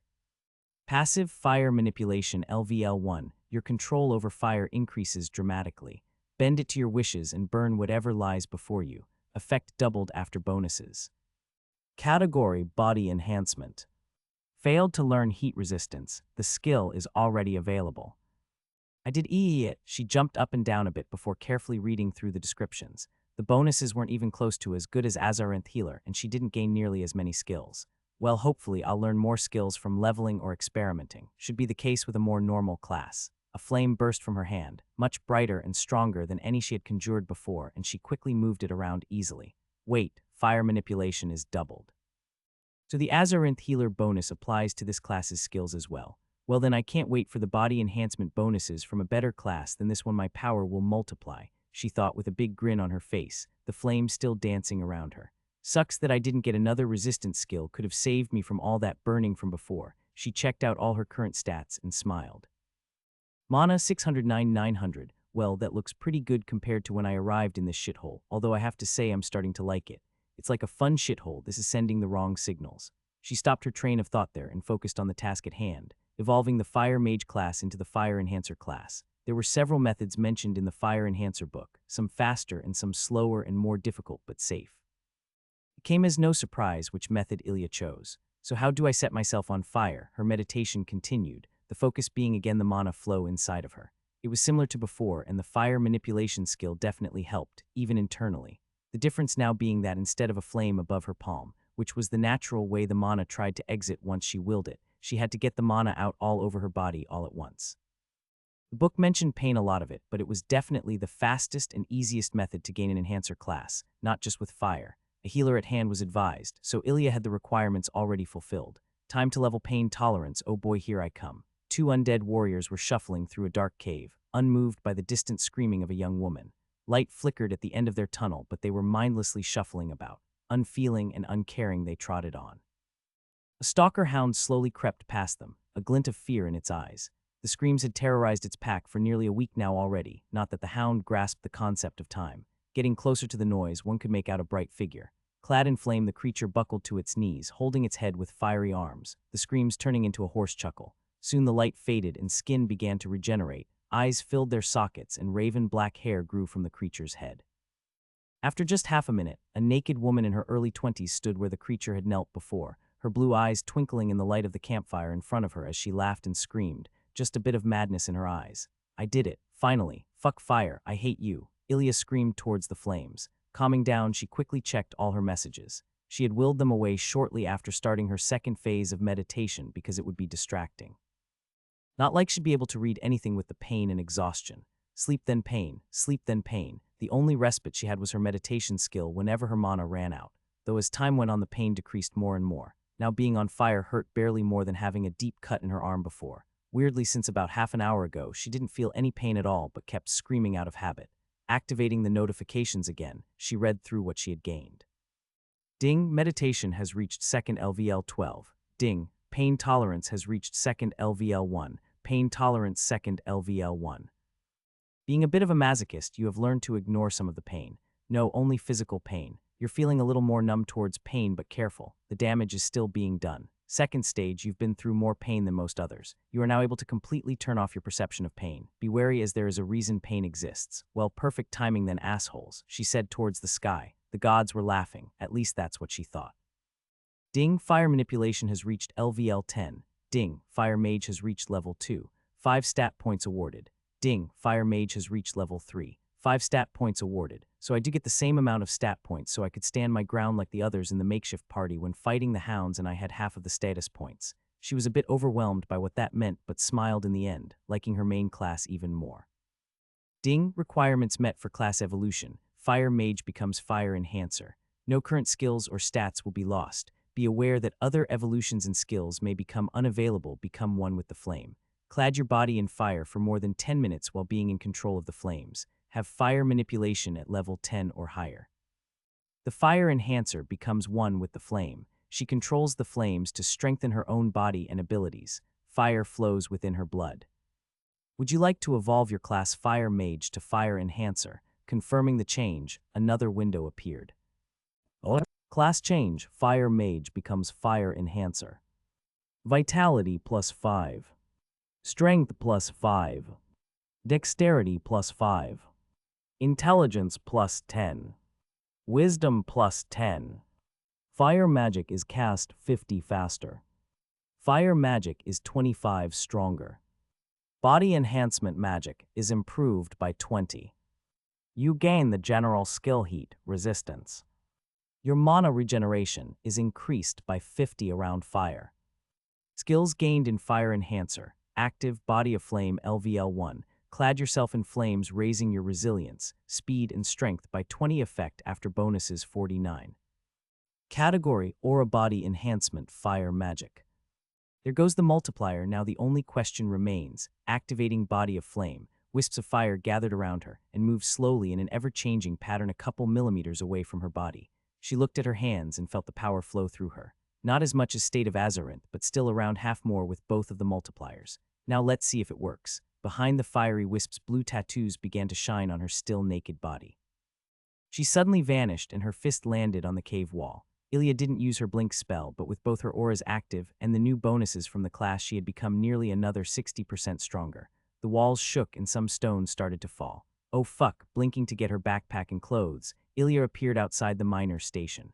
Outside, the walls held. The tunnels were constructed to be incredibly sturdy. It was quite surprising that Ilya even managed to create so much force to make parts of it cave in. I feel fucking amazing, she thought as she slowly breathed out. The auras weren't multiplicative with each other, but additive, which meant her state that gave roughly 113 increase in strength, resilience, and speed, and her body of flame, which gave roughly 50 together, came out at 163, which was an incredible bonus. Considering state started with a 35 bonus and body of flame with 20, it was rather incredible. Seeing the skills affected her sturdiness, speed, and strength, investing into more stat points would make her power skyrocket. Although intelligence does make my destruction spell make more boom, I might add some points into strength and dexterity to gain more from my auras. 1 point in dexterity will equal nearly 3 points while all auras are active, but enough stats and points it's finally time to smash. Her fists punched together, a light shockwave leaving the center. It would have been very badass had it not been for her lightly wobbling chest. First, clothes, she thought as she quickly got dressed. Booms echoed through the cave as a crazed young woman appeared and disappeared, leaving behind cracks and craters on the walls around her. I'm glad my clothes don't burn up while using Body of Flame. She had tested it prior with only her underwear on. It turned out that the fiery wisps around her were mostly for show, as they didn't even generate noticeable heat. Laughing, Ilya stopped her antics to test her newfound power. Speaking of which, she had invested 20 skill points each into strength and dexterity, reaching a whopping 75 in each of them. The remaining 10 points had been spent on endurance. "Are you ready, boys?" Screaming into the dark tunnel before her, she started into a sprint. "Here comes Mama." A shiver ran through all stalker hounds remaining in the dungeon. Feeling a bit anticlimactic for not finding an enemy after running for 20 minutes, the glow of excitement slightly dimmed and a slight annoyance crept into her eyes. Finally, she thought, as she came upon a group of 3 stalker hounds. She blinked into their midst and kicked one in its side with the full power of all her skills combined. A reassuring crack resounded through the cave. Another blink and Ilya delivered a punch into the snout of another hound, while her first victim was still flying towards the nearby wall. 10 punches later, the hounds that didn't know what had hit them were no more. "I'm amazing, did anyone see that?" Nobody did, of course, and so she went on, deeper and deeper into the cave system. Neither undead nor the stalker hounds posed a threat to her anymore. Larger groups were whittled down carefully, while smaller groups or single enemies were steamrolled by the crazed fire enhancer. Stopping sometimes to eat or sleep for an hour or two, her pace continued like this for several days. On the 7th day, she found something abnormal. Or maybe it was the 10th day, Ilya wasn't sure. A wide grin formed on her face as her blue eyes sparkled from beneath her black hood. She had arrived in a much wider area than any tunnels before. And in the middle of the cave, around 100 meters in front of her, lay something spectacular. Well, not spectacular, I guess, but it's bigger at least.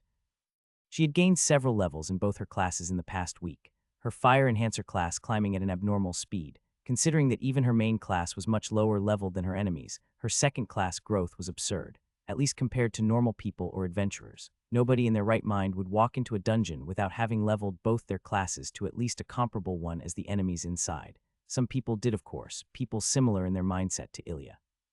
Some loved fighting, some did it for love. Others again just liked killing. Many would die with this approach just as fast as their power would climb. Although Ilya loved fighting and her reckless approach would signal an early death, it hadn't happened so far. The most important difference to other people like her was that she was a healer. Of course, some people could pay a healer to accompany them, but the world had a way of knowing if you were alone or not. If there was another person hiding around the corner to heal you at a moment's notice, your experience gained would be reduced. This didn't apply to Ilya, it seemed fair, as most healers wouldn't have her offensive capabilities. Because of this, many chose to go alone and without a healer. Many of them also didn't have abilities like Blink to flee quickly from a hopeless situation. Maybe parts of these arguments went through Ilya's head as she stared at the massive 10-meter-long hound before her with a manic smile on her face. A normally reasonable person like Ilya would need some justification to approach something like that, even with her lust for battle. Alpha Stalker Hound LVL, seeing that Ilya still couldn't identify the enemy at her level, wasn't a surprise. Even normal stalker hounds were outside her identify range. Not for long anymore, though, she thought. As her Azarinth healer class reached LVL 70 not long ago, this thought wasn't a stretch. Investing her gained stat points into intelligence, wisdom, and vitality, Ilya slowly got up from her crouching position and approached the presumed boss of the dungeon. As the woman closed in on the alpha, she started to emit a faint blue light. Quickly joined by fiery wisps, she cracked her knuckles and neck. The alpha sniffed the air and lifted his head, growling at the slowly approaching woman before him. A snack, perhaps, delivered straight to its maw. How lovely. Feeling no danger from the approaching human, the alpha got up and growled at her. The level difference obvious. Were its instincts only a little bit more honed, he would have noticed something was wrong. Many months without anybody challenging him had made the alpha complacent and sure of itself. "Let's begin then," Ilya said as she activated Azarinth's sphere and started running. The alpha growled and started running as well, only slightly faster than her. A snap of his maw around the victim before him brought nothing but air into his mouth as a sudden impact buckled his right hind leg. Kicking the alpha left Ilya with a slight throb in her leg. Choosing not to remove the pain with her pain tolerance skill, she blinked to the other side just as the hound moved his whole body with a rapid motion right where she had stood before. Another kick hit the hound's left hind leg.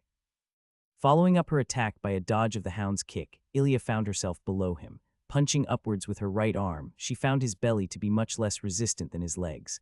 Before the alpha could squash her with his weight, she blinked right in front of the hound. Having predicted his movements, she landed a punch right onto his snout.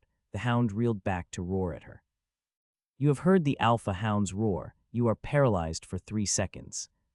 Before even reading the message, a swipe of the hound's front paw sent Ilya flying.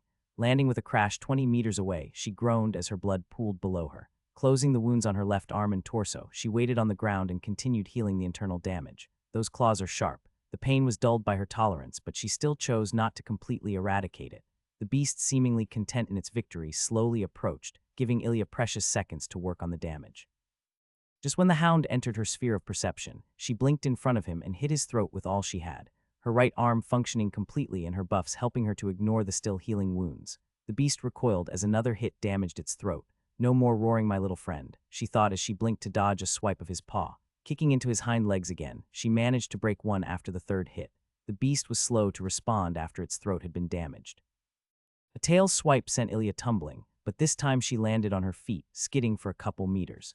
The two stared at each other as the monster turned fully towards her, both panting with blood leaking out of their mouths. Every second where they didn't move, Ilya kept healing. Her unnatural health recovery combined with her reconstruction magic put her at a massive advantage in this fight.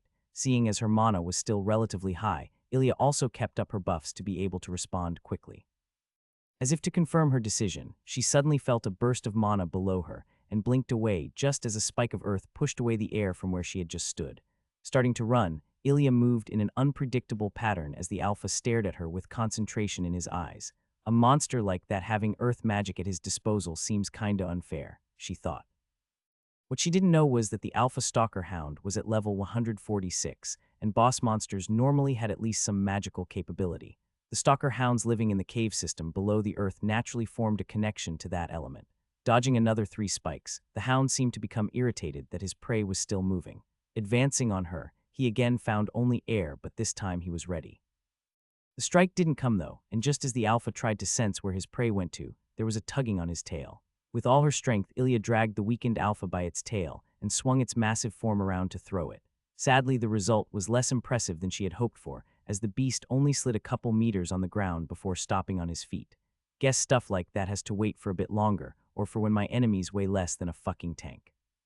Her move had more of an impact than she thought though. The alpha was both stronger and more intelligent than its lesser pack members, and while her punches hurt him severely, being moved like a pup made him fear for his life for the first time in the fight. With resolve in its eyes and a fight for survival imminent, its mind turned more wild. Spikes of earth emerged from all around Ilya, and she dodged them as fast as she could, some even scratching her slightly. The beast was upon her as still more spikes emerged before it swiped at her with its long fangs. Ilya blinked behind his left paw and punched into his ribcage. 3 punches she landed as she continued moving down the length of the beast before it jumped back. Blinking in front of it again, she punched its face and dodged his nail-like teeth before delivering an uppercut into the alpha's jaw. Satisfied at the cracking sound of bone breaking, she moved ahead and stomped at the beast's front leg. The physical damage alone wouldn't have been much of an issue for the monster, but her mana-enhanced punches and kicks, using the destruction skill, started to wear on the alpha. Howling in pain, the hound started thrashing around, trying to squash the annoying human with its weight and size alone. This didn't pose much of a threat to Ilya though, as her sphere of perception allowed her to see just when and where to dodge. The faster and more calculated strikes of his paws before had been much harder to dodge. This continued for nearly 15 seconds as the beast continuously thrashed around while Ilya circled the massive form to land strike upon strike on the wounded beast. Trying to get up and use its paws again, the hound stopped thrashing. The woman was relentless though, and didn't stop delivering pain and broken bones as he tried to stand on his broken legs. Its movement slowed massively by the blood loss and internal damage. Ilya continued her barrage. Not being fooled by the beast's weakness, she stayed concentrated and didn't get too bold. Every strike calculated. Where she could deliver 3 blows before retaliation earlier, now she could deliver 5. With a last blink right in front of the hound's head, she spun and delivered a kick with her heel and the power of her whole body and buffs behind it right onto the alpha's head. The crack was louder than the others and the alpha went down. Whimpering on the ground below her, his eyes stared defiantly yet much less focused towards his doom. Another 2 fully powered stomps to the beast's skull ended its life. Standing there in the dark and silent cave, a massive pool of blood forming around the smashed beast's skull, Ilya shivered. A combination of pain, excitement, happiness, fear, and repulsion came over her. Pain because of the wounds she started to feel, still healing but now with less and less adrenaline in her body. Excitement because of her massive increase in abilities and future prospects. Happiness at being able to experience a fight like that and live, at being able to call herself strong, fear at what she had become, at how much she had changed since coming here to this horrible yet beautiful world, at being able to kill without blinking an eye. Yes, this was simply a monster, but there was intelligence in its eyes, and she would have done the same to a human trying to kill her. Repulsion at the blood and gore around her. She was getting used to it, but the smell sometimes still made her a little nauseous. Bing, you have defeated the Alpha Stalker Hound. Bing, you have defeated an enemy 50 levels or more above your own. Additional experience is granted. Bing, Azarinth Healer has reached level 71. 5 stat points awarded. Bing, Azarinth Healer has reached level 72. 5 stat points awarded. Bing, Azarinth Sphere has reached 2nd LVL 1. Active Azarinth Sphere 2nd LVL 1. Perceive everything in a sphere around you while this skill is activated. The higher the level, the further the sphere reaches. Second stage, the sphere now also influences the senses of smell, hearing, touch, and taste as you will it. Category, Aura Perception, Aura Bing, Fire Enhancer has reached level 40. 5 stat points awarded. Bing, Fire Enhancer has reached level 41. 5 stat points awarded. Bing, Fire Enhancer has reached level 42. 5 stat points awarded. Bing, Fire Enhancer has reached level 43. 5 stat points awarded. Bing, Fire Enhancer has reached level 44. 5 stat points awarded. Bing, new skills available for Fire Enhancer. The massive amount of bings and new information coming from her sphere skill woke Ilya from her thoughtful state. Immediately repulsed by the smell around her, she found she could reduce the effect by simply willing it. So that's the second stage of Azarinth's sphere, more testing to do him. She thought as she looked over the rest of her accomplishments. Quite the haul for a single enemy defeated. Seeing as she was alone and at close to half the creature's level, most people would call her insane and the reward not at all worth it for the risk she took. Walking away from the corpse, she sat down on a stone and leaned on the wall of the cave, still healing herself. Even more fire skills, this is getting frustrating. Ilya had found that while her main class very rarely gave her any skills, the Fire Enhancer class was the complete opposite. She was informed about this before, but it was a bit overwhelming now that it actually happened. Thinking about it, she saw all the available skills. Fireball, Greater Fireball, Fire Whip, Fire Surge, Heated Body, Firestorm, Combustion, Campfire Control, Magma Throw, the Call of Flame, and on it went. She could choose from at least 35 skills at this point. Being in a state of training, she didn't really feel like adding more and more things she had to worry about to her established fighting style. She could level up her class by simply using Body of Flame while fighting, which didn't have an impact on how she fought, except faster and stronger. Anything thrown or ranged-wise would put her at a distance, unable to use her greatest strengths. She wanted to use the Fire Enhancer class to bolster her main abilities from the Azarinth class, at least until stronger skills made themselves known. Additionally, a lot of the skills didn't seem to be about body enhancement, the ones that were seemed useless. Heated Body, for example, simply increased one's body heat. Ilya didn't know what good that would do her. Obviously, there had to be some use or maybe for a combination with another class later on.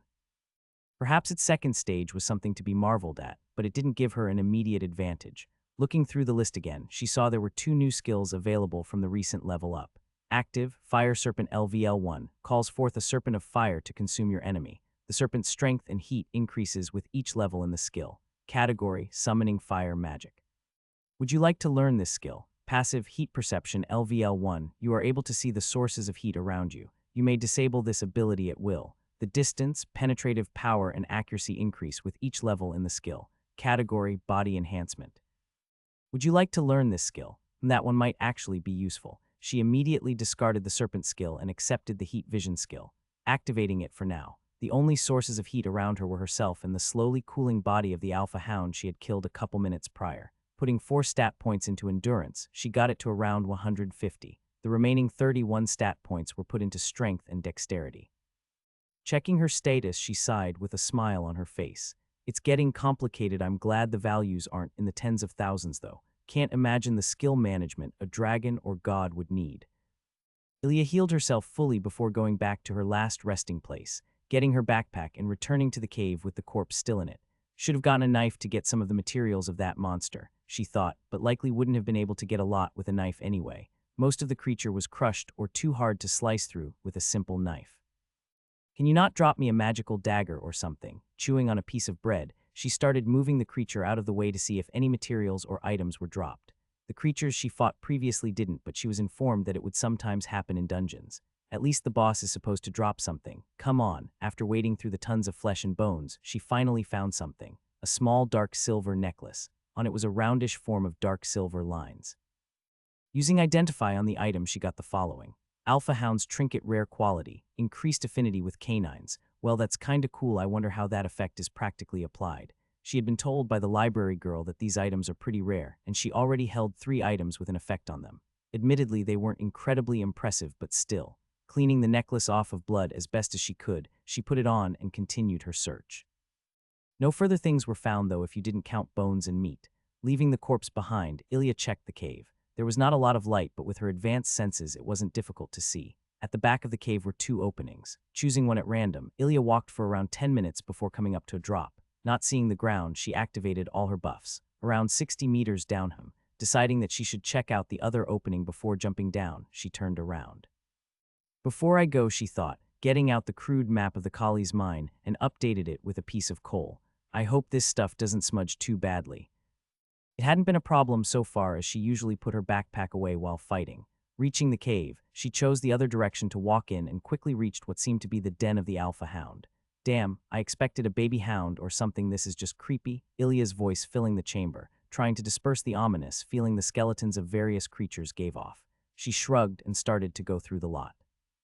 The gear that had once belonged to the unfortunate souls now occupying this old cave left much to be desired. Some coins did find their way into her pockets, though, nearly 50 silver at that. Taking one of the better-looking swords, she tried to cut at the more intact parts of the alpha, but soon considered her efforts to be fruitless. Keeping the old sword, she walked back to the drop. And down you go, letting the sword fall, she counted the seconds.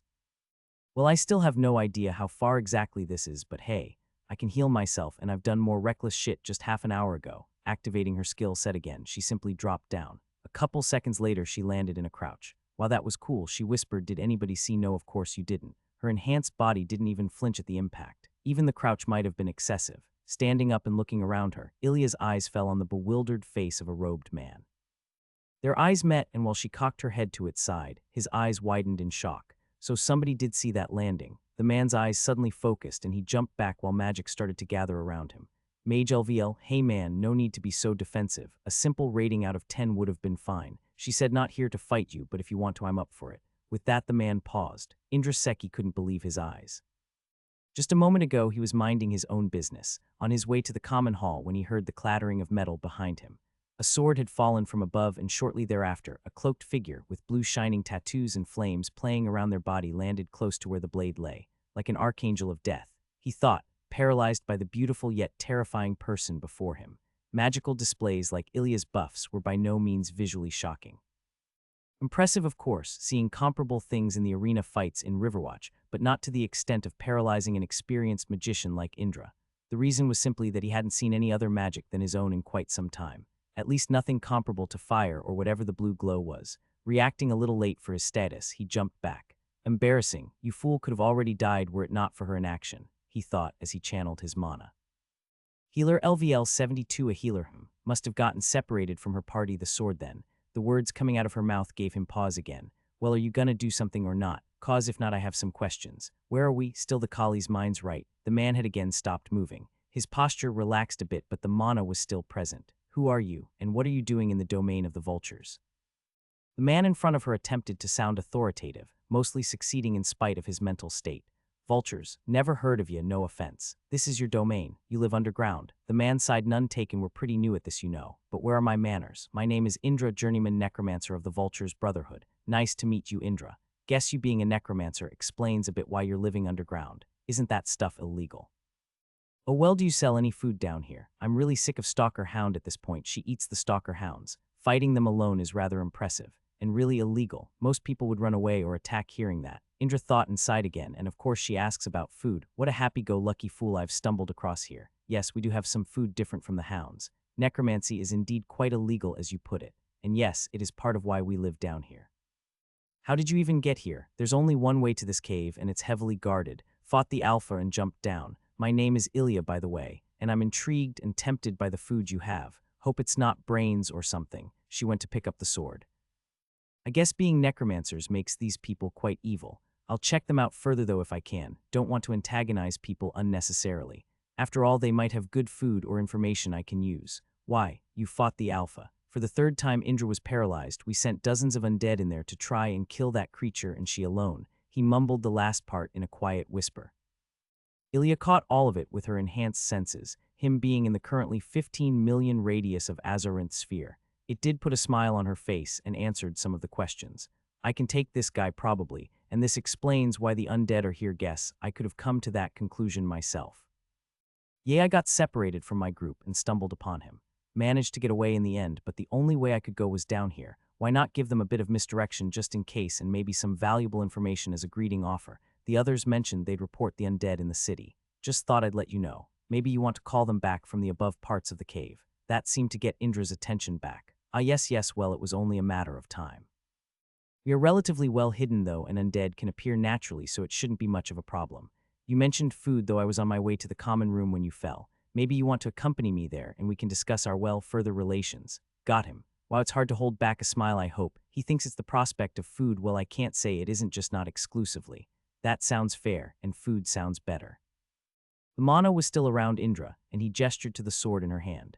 As a token of trust, though, I would have you give that to me. Throw it my way with the handle in front. Otherwise, I'll have to treat you as an invader. His tone was still normal, but a slight tension was mixed in with his last words. Wow, now I'm glad I took the stupid sword, mate. I'd smash your head in 2 seconds, if I wanted to, at least if his apprehension isn't played him.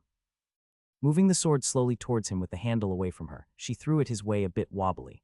There you go. I know when I should fight and when I shouldn't. You seem like a decent guy, and honestly, I've never met a necromancer. Trying to not be too influenced by stereotypes, since people can't just choose what they have a talent in. Lead the way. Smiling at him, Indra seemed to relax at that, and a weak smile tugged at the corner of his mouth, seemingly a strained action for the middle-aged man. I'm glad I didn't have to murder that young woman. She's so energetic, reminds me of my old self. Maybe I can get a bit of that enthusiasm back. I'd rather have you at the front, he said, and she had to stop herself from chuckling. He knows what he's doing, although is my butt really that great? Walking in front of him, he gestured into the direction he was previously walking towards. They walked for 15 minutes until they came upon a cave entrance with a crude door and a torch on each side. An undead was standing beside each torch, far enough away not to get burned. They let the two in without hassle, although the undead did turn to her and examined her with their lifeless eyes. Where do you get all the corpses? Or do you not need corpses for those undead? She asked as they entered a rather spacious cave, nearly as big as the one she had fought the alpha in. There were dozens of torches on the walls that seemed to be a bit more evenly formed than a natural cave. Several wooden benches and tables adorned the room with pictures on the walls and even some pelts. All in all, a quite lovely atmosphere, Ilya thought. For a bar inside a cave at least, there was indeed a bar with a barkeeper that nodded towards Indra as he entered. The man, seemingly the same age as Indra, lifted his eyebrows at Ilya's entrance, but kept cleaning the glass as stereotypically as a barkeeper could. A fire was burning in a hearth next to the bar, making the temperature quite comfortable inside. Who's she, Indra? New apprentice, the barkeep asked. Indra gestured to a table close to the bar and signed with 2 fingers to the barkeep. No, Walter, you know I don't take apprentices. And to hear more than a single word out of your mouth, what a day. Walter shrugged at that and put down the glass to fulfill Indra's request. Standing at the bar, Indra answered Ilya's question. Bounties mostly. We hunt down criminals and keep the corpses. Some of the patrols know about it, but are okay with it.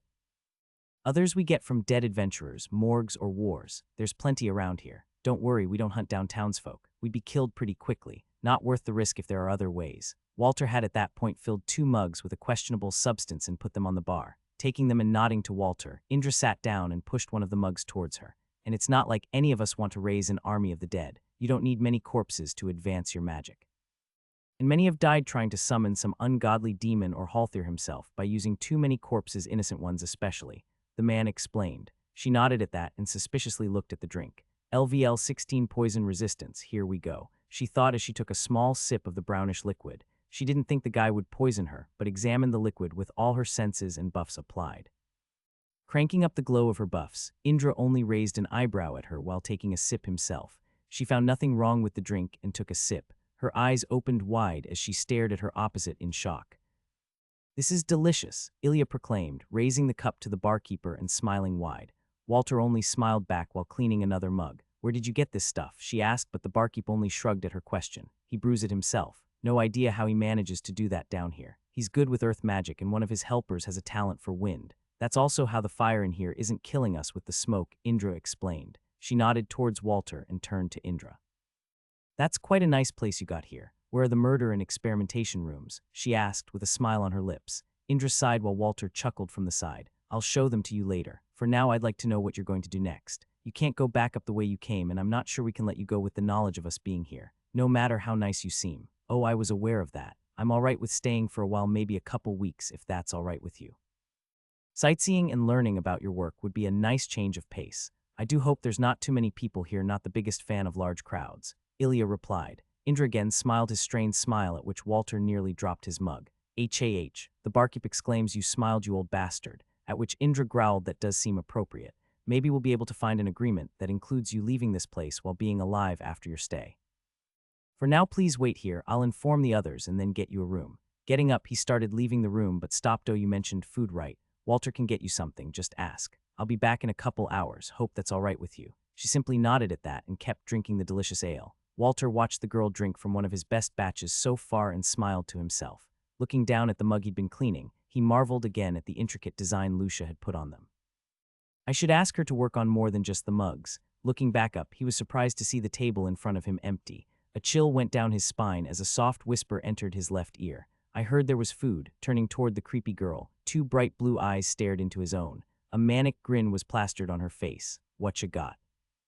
Indra finished filing his notes on the new mushroom he had started cultivating last month and got up. "Time to inform the others. They'll soon be going to the common room, I wager. Even I am getting a bit hungry. If only I were undead, the time I wouldn't have to waste on sleeping and eating him."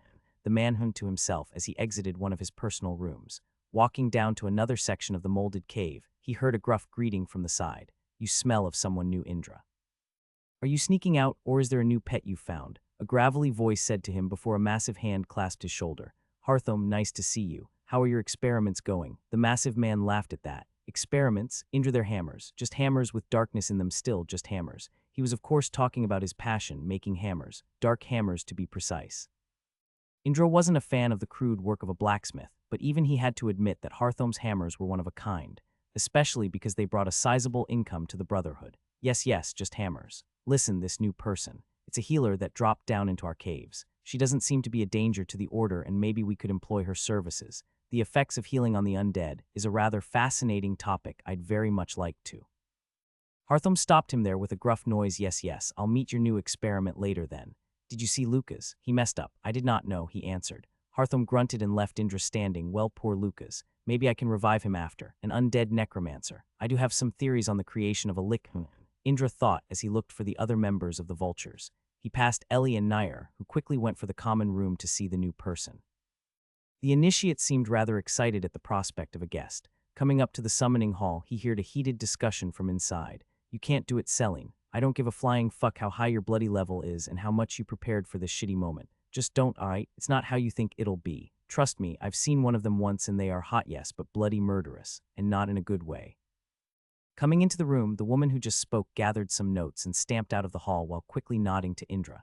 "Lucia, there's a woman here as a guest in the common room. Thought I'd let you know," Indra said as she walked by him. "I told you I know what I'm doing." The remaining woman shouted at Lucia's back. "Oh, hello, Indra. How are you doing? How's the hip? Aren't you like 40? This really shouldn't happen at that age already, should it?" Sighing at her, Indra already wanted to leave again. Selene, yes.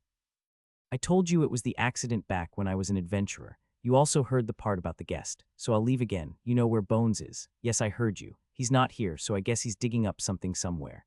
Nodding at her, he quickly left again lest he be trapped in one of her lengthy discussions about her hobby again. Less of a discussion and more of a monologue, to be honest. Now where is that geezer? Indra needed the better part of an hour to walk through the cave system they deemed their own until he heard the sound of metal hitting stone. Turning a corner, he came up to a group of skeletons with pickaxes, hammering the walls. In their midst stood a man shrouded in a black tattered robe, a massive skull resting on his head. "Grandpa Bones, what are you digging for this time?" he asked, knowing that sneaking up without warning wasn't the best for the old man. Indra." The man turned around in a comically dramatic fashion and opened his arms in a greeting. "I told you to call me Neat. How often do I have to repeat that? I'm digging for crystals, my dear friend." "Neato then. What for?" "As far as I know, they rarely hold any magical power in them." "Did you come across a new theory?" Indra's eyes sparkled as he asked that question, his thirst for knowledge knowing no bounds. "What? No, I just thought I could put them in the eye sockets of my summons. Wouldn't that be marvelous?" This was the fourth time today that Indra was paralyzed. How did I expect any different? He asked himself as he informed Nito about the guest that would be staying here. Nito didn't seem particularly interested and simply kept talking about colored crystals and how they would reflect light differently. Arriving back at the common room, there was laughter coming from inside, and oddly, music. He had to stop himself from entering for a couple seconds to control the smile that might have started to creep onto his face. Once a day is enough for that man to see me smile. Entering the common room, Indra was surprised to see a table full of empty dishes. Lucas, Ellie, and Ilya were raising their mugs to the song Walter was singing while playing along with his lute. Still loved the live music. This is like a personal concert, Ilya thought as she emptied her mug. The drink was incredible. In using reconstruction on herself during drinking, she kept her intoxication at a minimum level. Maybe he has a music-related class and that's why he's so good. If people can level up those skills, looking towards the door, she saw that Indra had come back. Waving at him, she gestured for him to join them. There's no food left anymore, but the ale is still flowing, she said while the two initiates smiled in his direction. He shook his head as he sat down at the table next to them. They listened to Walter play for another half an hour, Lucia and Hartham joining them in the meantime. When Walter stopped, everyone started cheering and applauding while the barkeeper nimbly jumped on top of the bar and bowed to the crowd several times. Fucking brilliant, Lucia shouted, and Ilya thought the man blushed a little at that. What happened for you to get out the loot again so soon? Hartham asked the man as he helped himself to some ale. Well, we do have a guest, and I didn't want to make the welcome as cold as the guards standing outside. While some chuckled at that, he went to the back and got more food. Apparently, it was the time most of the others would eat normally. Hartham and Lucia introduced themselves to Ilya while they ate. Surprisingly to Walter and the two present initiates, Ilya ate too again. They're surprisingly nice. Maybe they're like the guys I knew working in the fast food place and smoking weed doing something illegal that's not actually bad. Just with corpses and souls, I'm having difficulties drawing the parallels. The discussion on the table took her out of her daydreaming. They're gonna be more bold in the coming months, I tell you.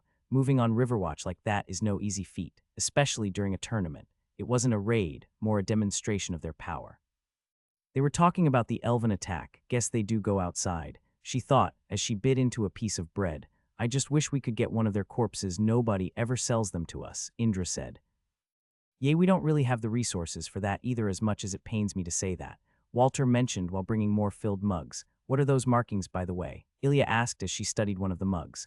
Walter seemed to light up at that as Lucia explained. Their enchantments make the shit in there more tasty. Pretty low-level stuff and barely noticeable, she said. Well, that's neat, Ilya commented and got a chuckle from Lucas. They continued talking and eating for an hour before most of them started going back to their work, research, or to sleep. Indra showed Ilya the place where she would stay. It's not a luxury inn, but then again, you're not exactly an esteemed guest. Tomorrow you can show me some of your healing magic and maybe I'll be able to include you in some experiments I wanted to try. Ilya nodded and looked at the rather poor room. Experiments, you creepy fuck. The room is alright though, considering we're in a cave. And compared to the mining stations, it's miles better. Sure, she said while putting her belongings next to the bed. When will you give me my sword back? I'd like to keep my training routine up, now that I can't really heal anything. Indra nodded at that. I'll see to it tomorrow. Maybe I can get you something a bit less dangerous, although that thing didn't seem exceedingly so. He mumbled the last part, but Ilya heard and smiled a little. Oh, it's pretty harmless, especially if I use it. He soon left, and she started meditating with all her buffs applied, trying to grasp the extent of her new sphere ability and implementing her heat vision. She used her flame spell to create sources of heat while using different ways to look at it. Her heat vision even leveled once, and she got much better at grasping the heightened senses from her sphere. She, however, meditated for nearly 8 hours straight doing it. After that, she wanted to go check on the common room, but found that 2 undead had been placed on her entrance. One of them held up a notice for her to read. Ilya, these 2 will see that you do not enter any forbidden rooms or try to leave. They will warn you with a grunt before attacking. I do hope you can agree to those terms. Do find me on the 3rd room to the left, 1 floor down, if you wish to negotiate the conditions. She nodded to herself after reading and started towards the common room. The guards at the common room let her pass and her undead followed inside. She waved her hand in front of them and poked them in their rotten faces. No reaction. And Walter isn't here either. Placing a couple copper coins on the counter, she helped herself to a pint and walked back out of the bar. Looking behind her, she read the letters above the entry. Vulture's Den Original, are we?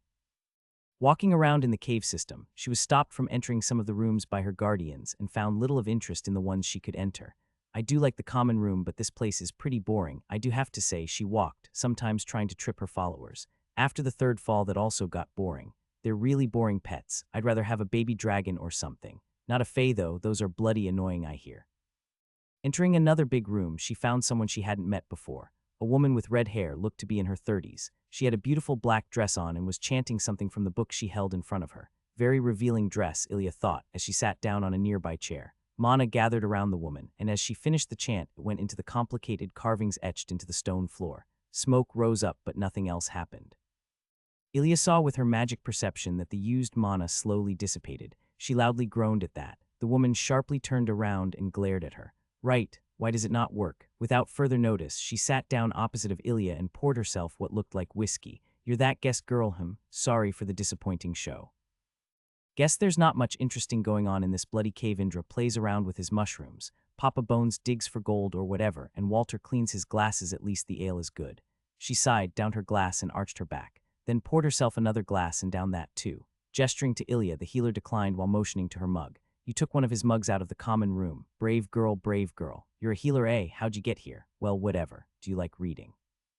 Ilya felt that answering in the positive would open a barrel that she wasn't sure she wanted to open. Having nothing better to do, she nodded. Not like she could have said no to that question anyway. She indeed did open an apparently sparkly barrel as the woman that turned out to be called Celine started talking about her passion of writing romance and erotica novels. She was apparently obsessed with vampires and demons, thinking them to be the superior lovers. Maybe Earth and Eloise aren't that different after all, Ilya thought as Celine was showing her different anatomical pictures of vampire and demon penises. It did actually get very interesting as she described the species' transforming capabilities. As a healer, you really ought to try at some point. You being here just reaffirms my latest tries. You could patch me up easily should it be too much. Ilya just sipped her ale, trying not to interrupt the passionate woman. It always is a pleasure to hear someone talk about what they love, be it the prospect of mating with a vampire. She had a good time until Indra entered the room. What in Halthir's world, Celine? Stop tainting that innocent girl. Ilya, I have something I need you for, if you would. Affirming him and saying her goodbyes to the now again caught in her notes Celine, she followed Indra to another room. There were several undead there on which she was supposed to apply her magic. Indra was surprised to see that he didn't know which elements were used in the healing process. This is not a holy power, nor a natural one. Interesting, it seems rather arcane at its core, pure healing power, he said as Ilya repeatedly used reconstruction on the living corpse before her. It did have an impact, as new wounds produced on its body were healed by her. Normally, healing magic that heals the living would destroy the dead. Your power works on both, I suppose. He shelved that knowledge as interesting yet ultimately useless, as most necromancers had ways of unhealing their creations, or simply raising them again. Several hours later, Ilya excused herself to take a 2-hour nap. Afterwards, she went back to the common room to find an agitated Walter looking around the place. His eyes fixated on the mug in her hand as she entered, as his eyes turned completely black. Black lightning started to spark around him as he approached her slowly. She activated her buffs as well as he stopped right in front of her, ready to react in a fraction of a second. He just grunted in an ethereal tone and took the mug from her hands. At least you paid. No mugs outside the common room, he said, the mana vanishing as he went back behind the bar, immediately starting to clean the mug she brought. She sat down and enjoyed a meal after the scary ordeal.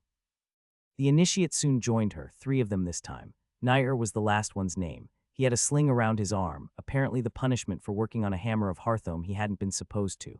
I could heal that for you, you know? Nair just shook his head at the suggestion. I appreciate the gesture, but a punishment is supposed to be borne, otherwise what is the purpose? She shrugged and continued eating.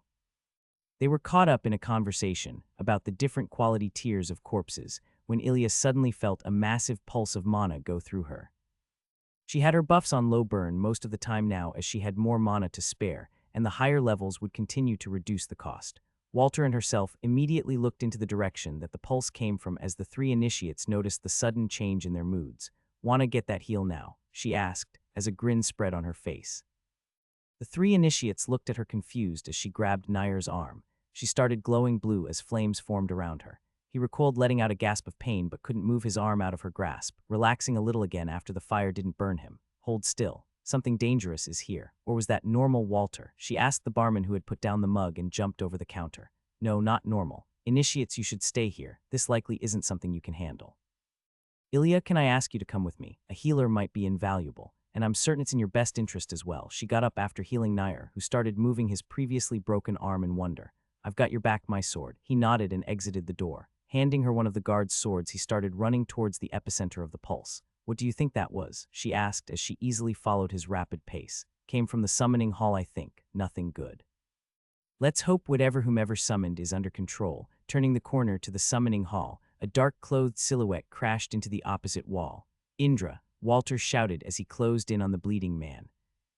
"Demon," the man gurgled the words out before Walter motioned Ilya to Indra and rushed into the room with impressive speed, his mana surging and black lightning crackling around himself. Ilya started healing the man. Broken ribs, several organs damaged. These skills really help with identifying those wounds, she thought. The second tier of her reconstruction spell helped Miles in saving the man's life. She could heal specific parts, but also had knowledge on what was the worst damage. After his ribs cracked back into the right places, he gasped for air. Looking at her, he seemed tired, careful mind. He slumped down in her hands. Feeling no more damage in the man, she also noticed he was completely devoid of mana, probably having used it all defending himself. The noise from the room had stopped, and Ilya rushed in to help. The scene before her was confusing yet at the same time mesmerizing. Walter and Hartham were standing still with both a hammer and a fist raised. Dark lightning periodically crackling around both of them. Behind them was a being shrouded in a powerful mana with its hand around Celine's neck. She had a vacant look in her eyes. Before Ilya could even think to teleport, the being turned its head and locked eyes with her. A dizzying headache assaulted her, memories flooding through her brain at an insane speed. "Sty LL," the being whispered. Its black eyes and abyss-like mouth left no power in her to argue. Mind. Reconstruct, her mana surging as all of her remaining consciousness healed her whole being. The headache lessened, and by the time the being turned its head back to Celine, Ilya could move again. Seeing the being not react, she spent another 3 seconds getting over the shock and continuing to heal herself, focusing completely on her head now. "What the hell, you fuck?" With that, she blinked next to the being and smashed a fully powered punch into its unprotected side. The lifted arm gave her a free shot at its torso.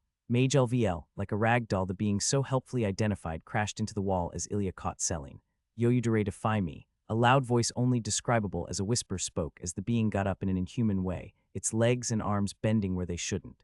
Laying Celine down on the ground, she faced the being while maintaining reconstruction to her head.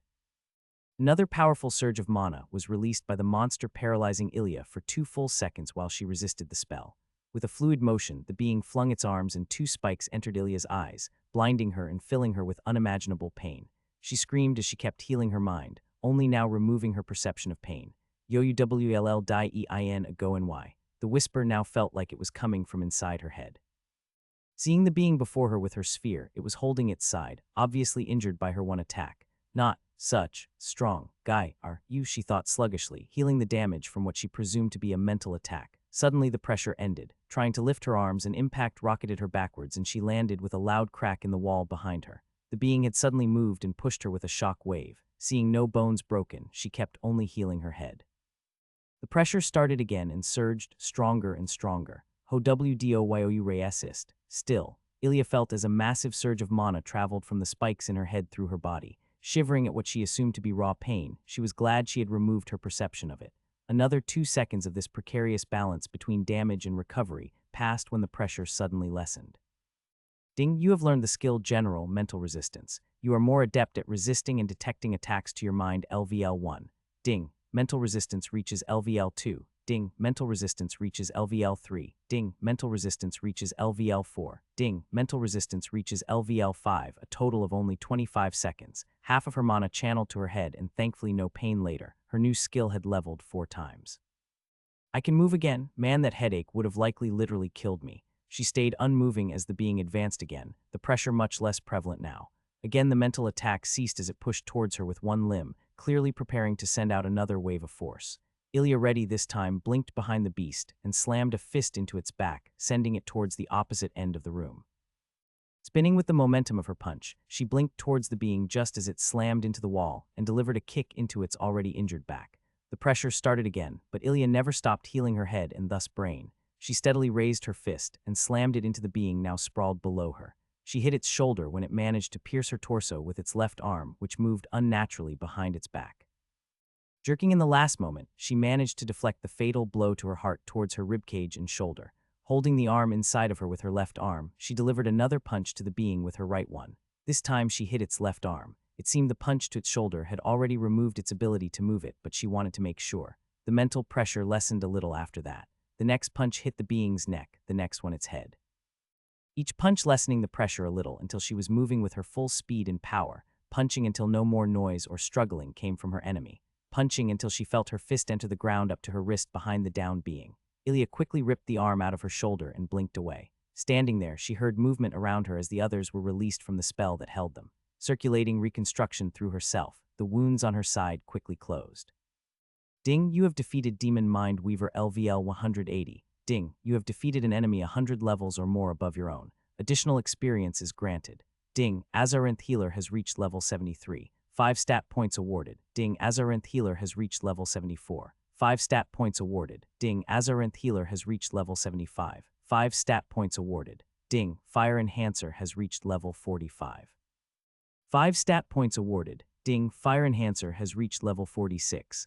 5 stat points awarded. Ding, Fire Enhancer has reached level 47. 5 stat points awarded. Ding, Fire Enhancer has reached level 48. 5 stat points awarded. Ding, Fire Enhancer has reached level 49. 5 stat points awarded. Ding, Fire Enhancer has reached level 50. 5 stat points awarded.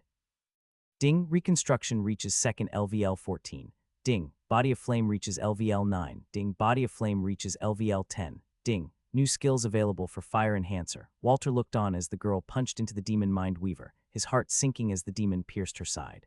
The girl, however, simply grappled it and kept on punching, sending a shock wave of air and sound through the room and another shock wave of raw mana through the demon.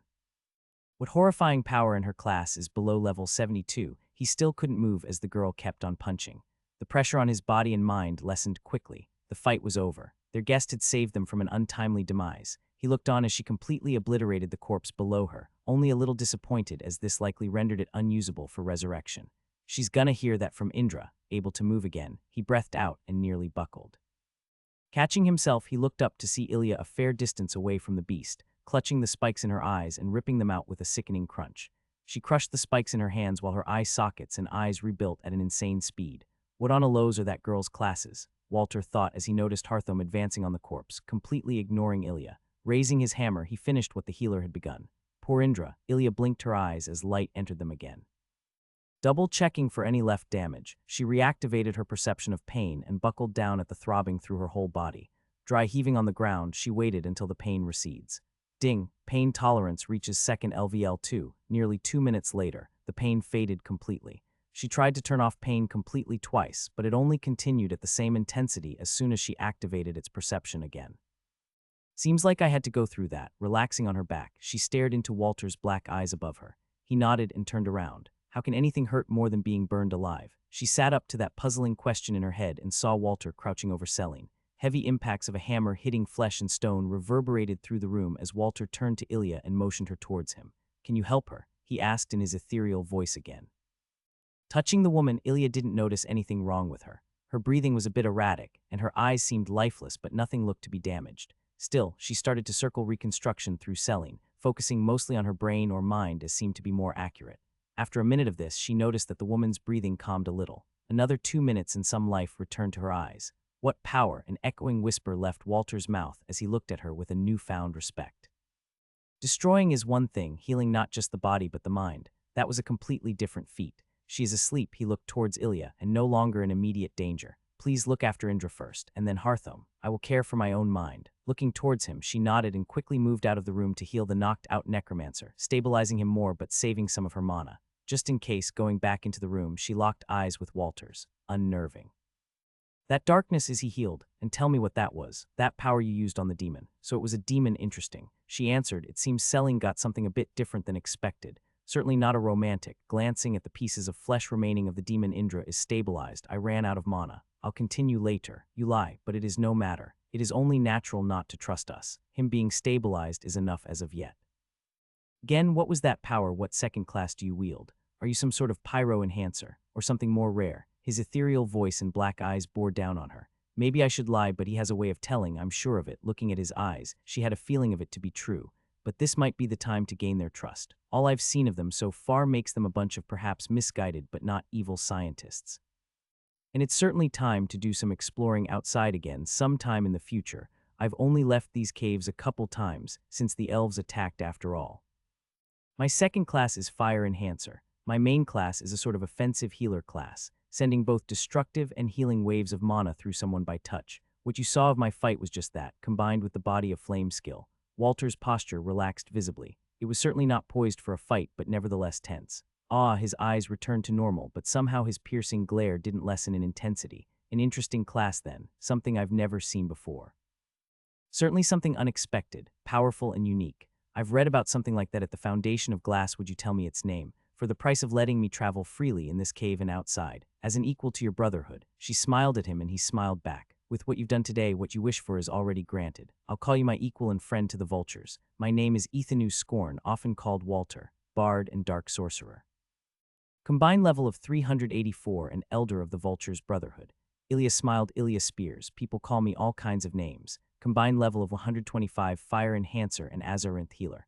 Harthom laughed from the side, and I'm the mighty Harthom. You two should get a room. She chuckled at that, but Ethanu's eyes never left hers. As much as I wanted to right now, he's already hopelessly lost to another. Ilya teased, to which Walter finally averted his gaze.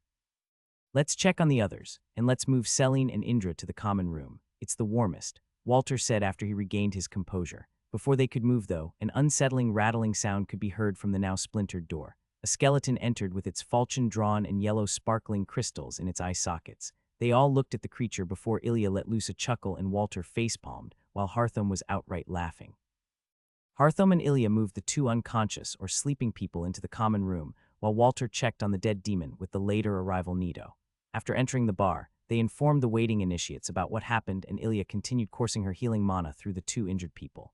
Lucia joined them later, and had apparently slept through the whole ordeal. She wasn't the least embarrassed, and simply sat down next to Celine's sleeping form to stroke her hair. You poor idiotic lunatic, she said in a scolding voice. I told you demons are bad news, soon after Walter joined them. Nito and his skeletons were tasked to extract what they could from the dead demon and guard its body. One apparently had to handle them very carefully, even after death. He let the others in that Ilya saved them without going into specifics. Harthom had listened to their conversation before, of course, but he had not seen her fight the demon, completely caught in its mental.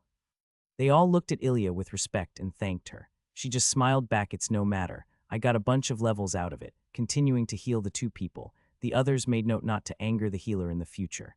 Even Walter was impressed with her power. She's gonna be something when she continues like that, hopefully not an early grave her corpse though him. Don't look at her like that. Lucia bopped Walter on the head with a spoon and get to the kitchen. He turned to her with a perplexed look, some of the people in the room chuckling. Yes, ma'am. Oh, and by the way, he leaned in and kissed her. Ilya gave a thumbs up while Ellie cheered. Lucia just stood there dumbfounded while Walter went to the kitchen to prepare food for everyone. While she stammered as Ellie embraced her in a big hug. A cozy fire burned in the hearth as everyone enjoyed the relaxing tune of Walter's playing. The two injured were brought to their respective rooms to recover further as everyone ate their fill and enjoyed each other's company. Did you really need it? With your level, he stopped her with a gesture. Demons are a very peculiar species, dangerous in their specializations. I could resist the being's mind attack for a while and might have been able to retaliate in time, but I don't know how many would have died until then. Nito would have been a better opponent for the demon, but he was late as well, and levels hardly matter seeing what you did to him. He paused and she took a contemplative sip of ale. That name, Azarinth Healer, I did hear it before, in the Foundation of Glass. She stopped drinking at that. What do you know of it? Very little, sadly. I was seeking power at the time, and an old librarian had shown me the name. Fierce warriors with the ability to heal even the worst of wounds before their enemies' eyes. Their fists would strike terror into all that attacked them. The class was apparently lost, eradicated by who knows what, and now I'm standing across from one of them. She shook her head at his questioning look. I only stumbled across it in dumb luck, I'm afraid. They were a healing order, the Order of Azarinth. Ilya chose not to mention the Blue Moon Grass or the book helping her gain the skills. To be frank, they seem like a bunch of pricks by their history accounts I found. He chuckled. What powerful person or order isn't? He grinned at the two thumbs Ilya directed at herself at his rhetorical question. You're certainly something, but don't get cocky. If that demon would have been a warrior type, you would have been obliterated. That's why you were there, Mr. Scorn. She said innocently. He looked down and shook his head while smiling. You know, if it weren't for Lucia. Oh, I knew, the tragic binding of Louvre. Well, Walter, I've honestly been in this cave system long enough by now. You're a bunch of quirky fanatics, but I like you lot. Although I do need my me time, and you know the sun. She got up and put more coppers on the counter. I'll take my leave then. Considering what you said before, I take it that isn't a problem. Even though you really want my corpse, it is not. I'll have one of the guards guide you out. How do you come to the conclusion with the corpse? I'm not even a necromancer. Dark magic is dark magic, Walter, but seriously, it's your creepy as fuck eyes when you're in magic mode, says the Walking Light Show. They both smiled. Hey, leave a girl her sparkles. I'll leave now though, I really don't feel like ruining this love story. Give the others my regards.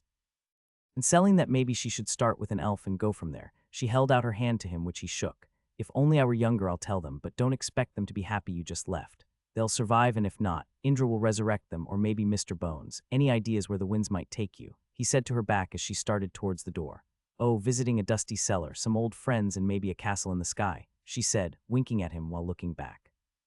This is a very nice place. I think I'll be back at some point. The beds suck though, and the window coverage leaves a lot to be desired, she thought as she looked at the fire in the hearth and a newly found friend in this strange world. Goodbye, Ethanu, she said and left. Walter kept cleaning his mug while smiling to himself. What an interesting girl. I bet she'll send some big waves through the world. Unpredictable and strange waves, but waves nonetheless. Putting the mug down, he sighed. Time to take what I can get from what she left me. I know you're there. A chuckle could be heard from the kitchen. She's a nice lass, isn't she? Lucia stepped out, a glint in her eyes and a black dress leaving little to the imagination. I'll thank her later. Closing in on her, he put his arms on her waist. You think it's okay to let her go? She does know a lot, you know. Lucia asked while staring into his eyes, a slight smile forming on her lips. You weren't there, Lucia. Trust me on this one. She thoughtfully looked away but was brought back to him by the second kiss they shared. My cave or yours? Ilya reached the top of the cave after half an hour of following the incredibly slow undead before her. I fucking hate these guys. The undead stopped and turned towards her. What the hell are you looking at? She asked, but the undead simply pointed towards a small opening on the wall. Nice meeting you, Mr. Zombie. She waved at the undead as she entered the hole in the wall. Exiting into a rather spacious cave, she felt a breeze on her skin as a smile spread on her face. Is this fresh air? Running towards the source of the breeze, she squeezed through another 2 small openings in the cave wall. The autumn forest greeted her with a spectacular display of golden leaves in the morning sun. Closing her eyes, she took a deep breath of the cool air. I hope winter isn't like 4 times longer than the other seasons. Shoulda asked about that. Shrugging and forgetting about it again immediately, she made her way towards Riverwatch. Enjoying the view and nature, Ilya simply walked while looking over her stats. 45 skill points remaining. I have already everything over 150 except strength and dexterity, so I guess there goes my choice. Putting 20 points each into strength and dexterity, she put the remaining 5 into vitality to top it off at around 160. Seeing her mana sitting higher than her stamina, even though she was continuously using some of her buffs at a low power, she chuckled. I think I started at a 50 health. Remembering the time around 7 or 8 months ago made her smile. It feels more like a couple years, this lifestyle. I can't deny that I like it. The walk took a couple hours. She ate some jerky she had bought from Walter as she walked and looked over the new skills for her Fire Enhancer class. At least at LVL 75, I should have gotten a skill for Azarinth Healer. Oh well, at least they're all amazing compared to this load of bollocks. Heat Surge. Wings of Aerith. Cold Dancer. Stopping in her tracks, Ilya immediately read the information on the Wings of Aerith skill. Active, Wings of Aerith LVL1. Wield the Wings of Aerith and throw them at your enemy. Wind explosion on impact. Category Fire Magic. What a fucking tease, she stated and kept walking at a more angry and irritated pace though. Checking the other spells, they seemed a bit more interesting. Active Heat Surge LVL1. Create a wave of fire with you at its center. Distance, heat, and speed depend on skill level, and mana invested max 40 mana. Category Fire Magic. Passive Cold Dancer LVL1. You walk on fire as if it were earth. Any fire you walk on won't hurt you. Category Body Enhancement. The second one is interesting, but at the moment useless. Heat Surge though. Thinking it over, she accepted Heat Surge into her skills and immediately tried it out. At full power, a powerful wave of fire appeared around her and turned the lovely autumn morning around Ilya into a blazing inferno. Oh no, what did I do? Woe. Panicking at the presumed forest fire she just laid, she cranked her buffs up to the max and quenched the flames with her fire manipulation. Darting from left to right to came into range of her manipulation. Soon the fire was out and Ilya kept walking, a suspicious whistling tune following the woman through the singed but still alive forest. It's a pretty nice spell. Might be able to use it to create distance if I ever wanted that, or as a trump card when someone gets behind my guard.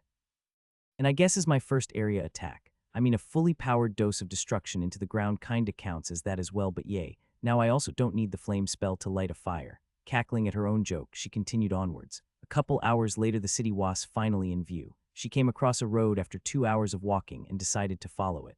The sun was higher on the horizon now, but she guessed it still to be mid-morning. I really missed this, looking at the clouds in the sky and the nature around her. She again took a deep breath and closed her eyes. Just quickly get some stuff and then back out, buying some food, water, and 2 big sturdy bags at the nearest store to the south gate of Riverwatch. She soon left again. The bags and food in her backpack, she started running, first just with her raw speed and strength. Ilya found that she was moving at an incredible pace with just her stats alone. Activating first Body of Flame and then State of Azarinth, her speed nearly tripled.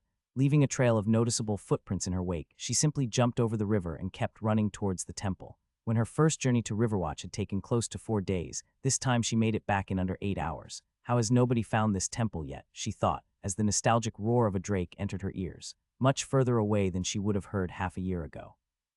Ilya didn't know that many an adventurer had stumbled upon the temple. Nothing of worth was found, so it was usually left behind. Sleeping in old ruins at best brought bad luck after all. Jumping on top of the temple with a powerful leap, she gracefully landed and looked at the compass rose she had put there.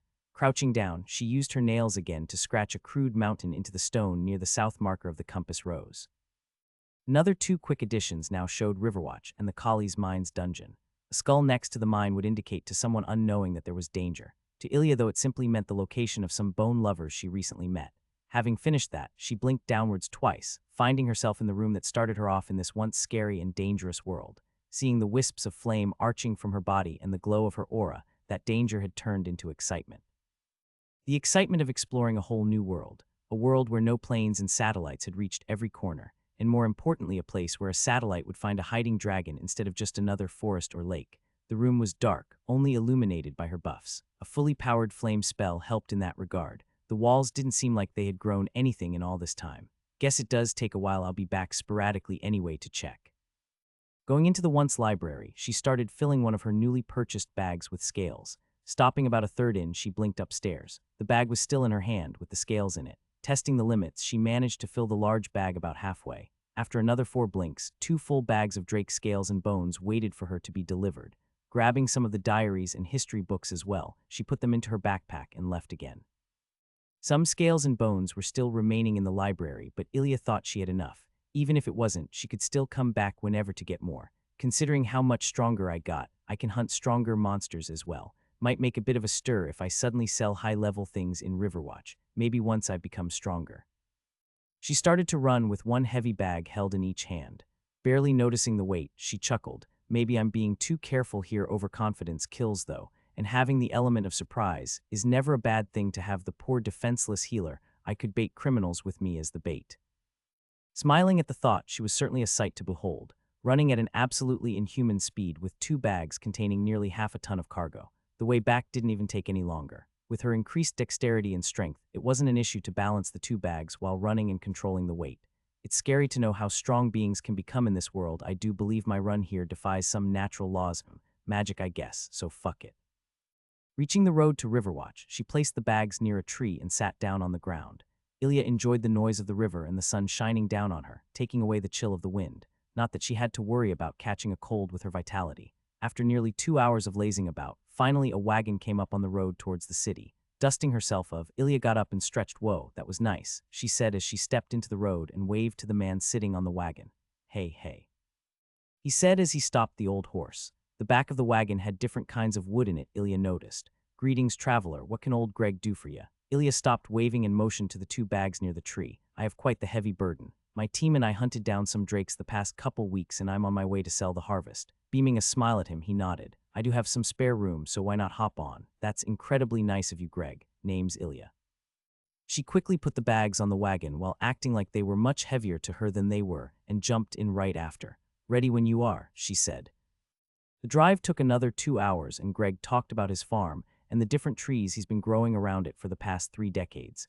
His voice sounded nice to Ilya, so she didn't mind him talking, especially hearing someone talk about trees after topics like necromancy and demons in the past days. They entered the city on the east gate. Showing her silver adventure badge with the healer insignia on it left the guards happy and let them through. She heard one of them talk about her silver badge because he couldn't identify her level. The man was level 40, which meant he should be able to identify anyone with a silver badge. He didn't stop her though, so it was likely not an uncommon practice to use an adventure badge below your level. What happens if I get a higher one anyway? Do I have to give this one back? She thought as Greg steered the cart towards a side street. The city was busy. It was still morning as Ilya had ran all the way back through the night. The stone buildings cast shadows on the streets and people below, some still damaged from the elven attack over a month ago. Ilya closed her eyes as the sun warmed her body and lightly dozed to the sound of wheels hitting the cobblestone. The cart came to an abrupt halt, waking Ilya from her doze. We've arrived, Lady Adventurer, Greg says as he started unhitching the horse, whose name apparently was White Ash. Getting up from her lying position, Ilya grabbed the bags but only belatedly remembered to act like they were heavy. Getting down from the cart, she placed them a couple meters behind herself. Getting 2 silver coins from her pouch, she handed them to Greg, who was a bit shocked at the amount.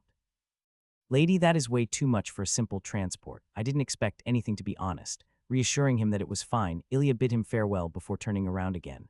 Greg, another question. You work with the wood as well, or do you just sell it? He quizzically looked at her and then smiled. I do, whenever I find the time. Tables, beds, whatever it is. Just come by at my farm east of the city. It's only a couple hours down the road. Greg said his goodbyes as she turned around, going up to the nearby workshop, undoubtedly going to sell his cargo. Ilya meanwhile activated her sphere skill to perceive anything in a 15 million globe around her. Seeing nothing, she increased her pace. Going from back alley to back alley, she sometimes slowed down as people approached or a beggar laid near the walls. She threw a drake scale at one of them who just confusedly thanked her. She saw him trying to take a bite out of the scale just before her range of perception left him behind. Chuckling, she walked through the city until she came out near Earl's shop. Busy as ever I see, she wondered at the people walking in and out of the blacksmith's shop. Stepping inside with her massive bags, a couple people stole glances at her, but nobody said anything. There was a line at the counter of 4 people, while an attendant she hadn't seen before talked to them. Standing in line, Ilya looked at the plentiful gear in the shop. Guess he did fulfill those contracts. 2 minutes later, she stood in front of the clerk. Well, that sure was quick. Hello, I'm Ilya. Can you get Earl for me? Tell him it's the healer. The attendant was confused at that. I'm sorry, miss, but the head smith is currently quite busy. I'll have to check the schedule, but I can't promise anything until the upcoming spring, he explained regretfully. Ah, fuck this. Checking the shop with her sphere, she found Earl working in the back. The clerk only blinked as the healer in front of him disappeared. Spring, are you fucking kidding me, you old cunt, she blared, startling the smith out of his work. The sword fell to the ground, which Ilya caught in a quick fluid motion. Earl just stared at her hand as she handed the glowing piece of metal back to him. Barehanded, gesturing to the anvil, she placed it there. I forgot how nuts you are. Turning to Ilya, he extended his hand but thought better of it, instead patting her on the back. How is our little berserk healer doing? Any new developments? He asked, a smile spreading on his face. A hint of fear evident as he kept glancing at her completely fine hand and the level next to her class that changed to 2 question marks compared to the last time when he had still been able to see her level. Ilya quickly caught him up on her past month.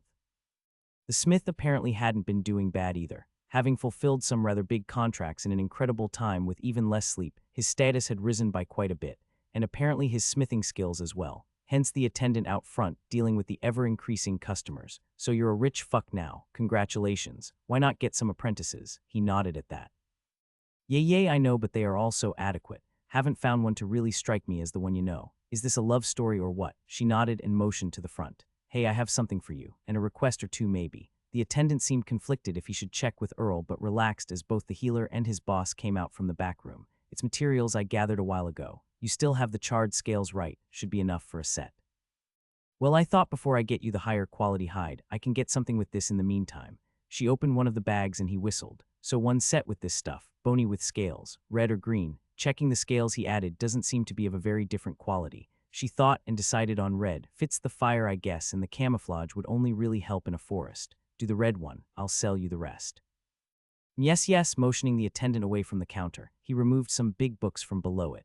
The armor I can do for 4 gold in 3 days. The attendant's eyes opened wide at that. But Earl, the contract's in time. Getting interrupted by a hand on his shoulder, Earl stepped back to the bags. Mason, my boy, do you know how much I bore working on iron swords all day and steel plate armor? This here, opening the bags, he grinned. This is why I became a blacksmith.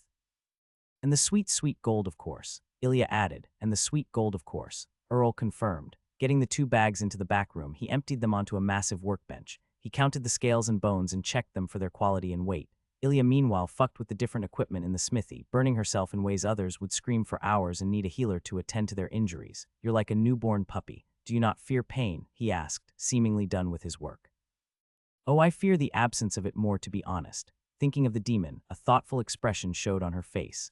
Well, none of that seriousness now. I like that puppy more. All of the materials you could sell to the Adventurers Guild or any trader for between 7 gold, 13 silver and 12 bronze up to infinity really. I could get that stuff for around 13 gold from the guild or a trader. 10 gold, 10 silver sounds fair. She just nodded at him. Is he really that trustworthy? Deducting the cost of the armor, which includes any materials used, and my labor, you come out at 6 gold and 10 silver, the smith said as he walked back outside. Receiving the money, she thanked Earl again, got her bags and stored them in her backpack. Back to 9 gold, what do I need money for again? She thought, but then remembered that food existed. Looking through the markets, she found what she was looking for. A small empty booklet, similar to what would be a notebook on Earth. Compared to the machine-manufactured and plain paper ones she remembered, this one held quite a lot more charm. She also got a magical pen in a shop nearby, leaving her 10 silvers lighter as she went back to Earl's shop. Considering a meal is a couple coppers, notebooks and pens are luxurious as fuck, she mused as she walked behind Earl's shop. Just in range of her perception, she could see the scales and bones still on the table. Taking out her notebook, she took an intricate inventory of everything she had given to Earl, checking through the rest of the shop quickly too, to make sure he hadn't moved anything yet. She was glad to see the charred scales were still there, hidden away in what seemed to be a secret compartment. He didn't lie about liking them at least. A guard was chasing a dog through the street as she entered it, a boy frantically trying to keep pace and shouting after the dog.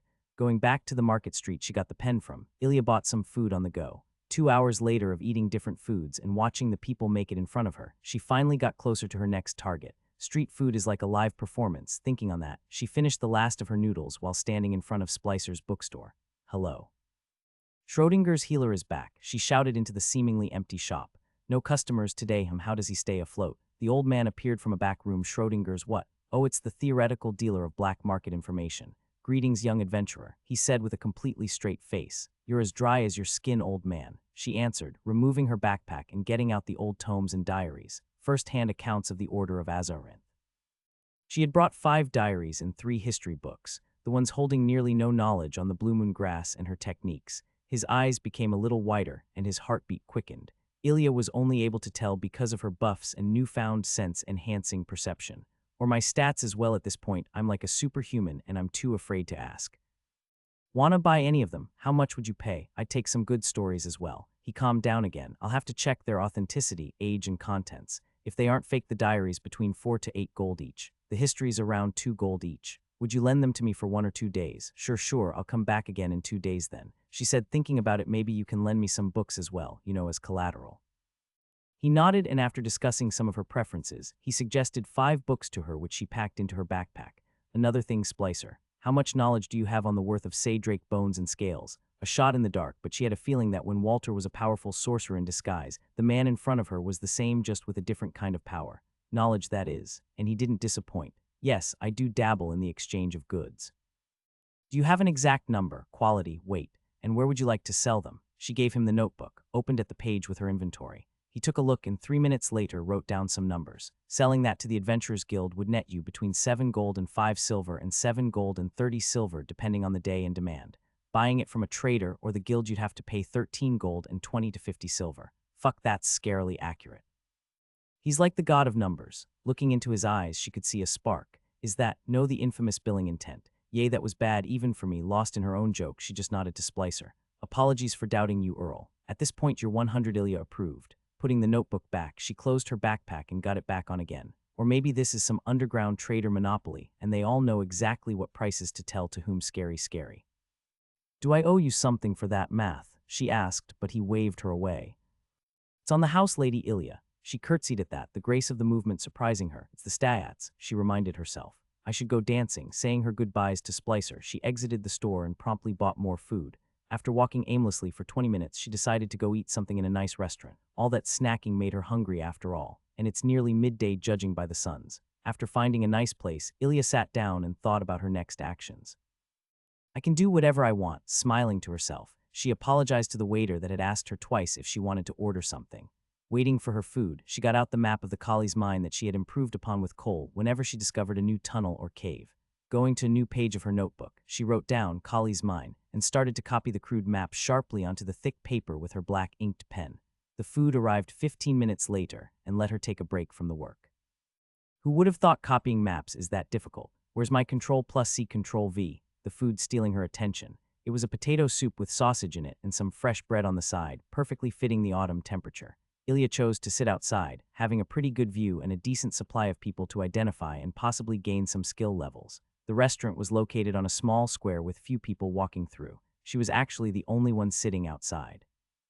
Finishing her meal, she ordered a tea and continued her work. How peaceful it seems, and at any moment a bunch of bloodthirsty monsters or elves could come and attack. Is this how people in the Cold War thought like? She finished the map and burned the coal version in her hand. No guard was around to scold her. The people that saw her casual use of fire magic certainly weren't happy though. She paid and made her way to the Southern Guard station. Getting stopped by a gruff-looking man outside the gate, she asked to see His Excellency Lord Dale. The guard didn't laugh, but his posture relaxed a bit. And what business do you have with his lordship? He asked her, apparently bored enough to join at least a little in her escapades. Guard duty certainly wasn't the most interesting of jobs. We're old friends, thought I'd visit him while I'm in town, she said. Dale, the guard suddenly shouted. What the fuck, John? A voice came from the other side of the gate. "There's someone here looking for his lordship, Prince Dale. Would you ask for an audience? What's your name, lass?" Turning to her with the question. Nice touch with the prince, Ilya the healer. Waiting at the gate for 5 minutes, it was soon opened from the other side. He says it's fine. Come on in, my lady. The guard motioned for her to follow. The guard station was clean and everyone seemed ready and on alert, albeit in a relaxed way. Very professional, to say the least. Considering the action they get, it's no surprise, she thought, as they rounded a corner when the sound of metal meeting metal could be heard. Good, another one. Dale's voice sounded out. Coming into a walled-off square with a gravel floor, Ilya and her guide entered a scene of two guards fighting Dale, warrior LVL 83. She identified him, happy to see that she could finally see his level. The other two were in a level range of 50 to 60. The 10 or so spectators were even lower leveled than that. BLNG, identify reaches LVL 4. Oh, I forgot that was even a skill for a second there, she thought as the two warriors slowly circled Dale. With a sudden explosion of speed and power, the two approached him at the same time from different angles. Dale simply crouched in a smooth movement and lifted his sword and shield to intercept both attacks. Following up with an elbow to one of the men's ribs, he quickly turned to the other to block with his shield. Ilya felt a quick surge of mana exiting Dale's shield, as his opponent's sword was deflected off his shield right on impact. He placed his own sword at the man's throat at that opening in a practiced and fast motion, ending the practice bout right there. Some of the men clapped, others exchanged tickets. Seemingly a betting system, her guide guard coughed and in an exaggerated voice announced, "Ilya the Healer Queen, here to see the Prince of Practice Square, Dale Langston."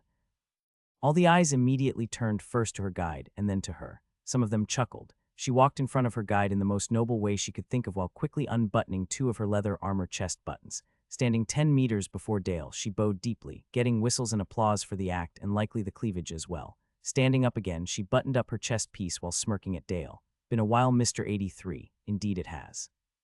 MS-75, well, that is indeed quite a change. Are you still running into battle to heal your enemies to death? He joked. Oh, don't be so mean. A girl's first rodeo is always painful. And the blood, some of the men laughed, while two of them got up from their lounging positions. We're next, Dale, you up for another, or do you have to attend to the princess? Shooting a glare at the man and activating her buffs, she declared its queen. The man stopped in his tracks as some tense stares were exchanged before Dale started laughing. They relaxed again, the man calling her princess seemingly embarrassed. We can surely catch up later. I'd love to hear what you've been up to. I do have my duties though, and today that duty is to whip this bunch into at least somewhat capable warriors. Getting an idea, Ilya walked closer to him, talking in a voice much lower than before. You know, the running in part, that wasn't because I was reckless or stupid. I'm not exactly just a healer. His eyebrows rose at that. And even though since then I've fought monsters and people, maybe some pointers against swords and other weapons might come in handy, you'll get it once I start fighting. I won't kill you, don't worry. She winked at him. What you're saying is a bit confusing, but you don't seem the type to lie. First you prove yourself against the royal offender there, and then I'll face you. What do you say? Dale smiled, obviously amused at the turn of events. This is already the most interesting day in a week, Dale thought as he motioned to Gary. Gary, you'll face her for your royal offense. See what the queen can do. And don't hold back, she can heal herself. He smiled at her as he joined the other spectators. She's leveled up insanely fast. If she's just a healer, she'll still get messed up by Gary, but something tells me this isn't quite what will happen. Gary, the level 43 warrior, unsheathed his sword and stiffly bowed to her. His eyes turned from embarrassed to focused. Dale was proud that even in a situation like this, his men turned serious and professional when asked to do so. Ilya also got into a fighting stance. Hand to hand, even more interesting, he thought. The blue aura she had quickly used before wasn't present now, yet her eyes were focused as well. A grin was spreading on her face. She's changed more than just in levels, hasn't she? Gary wasn't bothered by the lack of a weapon and assumed she was a mage. Raising his shield a bit more and ready to dodge a ranged attack, he waited for Dale's signal.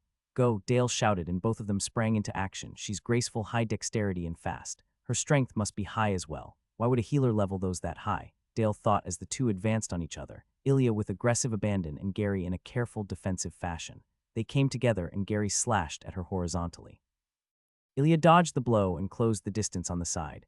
Her punch was blocked by his shield as he skidded back 2 meters from the impact, so it is hand to hand. A powerful strike, but nothing special for someone her level. Being able to heal oneself though, Dale mused about the possibilities but came to the conclusion that using a sword and being able to heal would still be better. It's certainly a surprise, especially with her healer class. He analyzed the fight as 3 more blows were blocked by Gary, now fully on the defense. He slashed at her from above, to which Ilya simply caught his sword. What a guard! Next to Dale exclaimed. Turning the blade aside, Ilya smiled at Gary and punched him, sending the man to the ground 3 meters away. She caught the sword. "What are you doing, girl?" Some of the men clapped as Ilya helped Gary back up. "So whatcha think?" she asked Dale. Ilya held back all of her skills. Not a single point of mana was used in the fight against the guard. She thought she did an all-right job, but Dale's gaze didn't seem to confirm that. "You're very graceful and strong. Your movements are, well, how should I say it, they seem exaggerated. The first blow you dodged from Gary, for example. It was executed well, but you moved too far, losing the opening it would have given you." "I'm starting to feel like coming here was a brilliant idea," she thought, as she listened intently to what the experienced warrior had to tell her. "You have a skill for moving, for fighting with your body. Or am I wrong?" he asked, and she just nodded. "Well, then you should use it. Either the skill isn't high-leveled enough or you're disregarding parts of what it's telling you." "Of what it's telling me? It's not talking to me. I'm not sure what you mean, Dale. I don't think the level of the skill is the problem, though." He grunted affirmatively to her reply. "How should I say it, all fighting classes or skills will let you instinctively move in the right way. You have to trust them, even if your mind is telling you that that sword will hit you.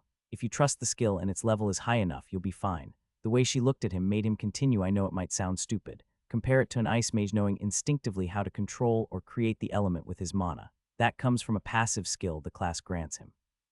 A comparable passive skill for a warrior is battle sense or swordsmanship. As soon as the skills reach a higher level, you know instinctively how to get better at it. Continuous training will let you level up the skill, and the skill will help you move into the right direction. In a fight, you have to be able to trust your instincts. Your mind will often be too slow to react." Insightful. It sounds like something that would be said in a samurai movie. The comparison with the ice manipulation makes sense to me. My fire manipulation works similar, and when I try to consciously control it with my mind, it's much harder than just feeling it out, she thought, and went back to where she had stood at the start of the fight. Body of Azarinth perception, and most importantly Azarinth fighting. 2 of them in the second tier already. "Let's see what I can do." "What do they say in the movies?" "Don't think so much." Dale watched as Ilya closed her eyes. "Let's see if that helped," he thought. "Gio," he shouted, and Gary immediately advanced on her. Knowing that she was a hand-to-hand fighter, he was less defensive about spells anymore. He reached her in 3 seconds, slashing at her from the side. In the last moment, Ilya took a small step backwards, the sword passing centimeters before her.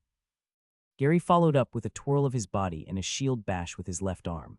Ilya, still with her eyes closed, crouched and turned with him, dodging the shield entirely, her movement more akin to dance than to fighting. Turning around, Gary slashed from above. A small sidestep by her, and his sword passed harmlessly by her side, the flat part of his weapon briefly touching her scale bracer. Ilya opened her eyes as Gary thrust his sword directly at her. A ring sounded out when she deflected it with her left arm and bracer.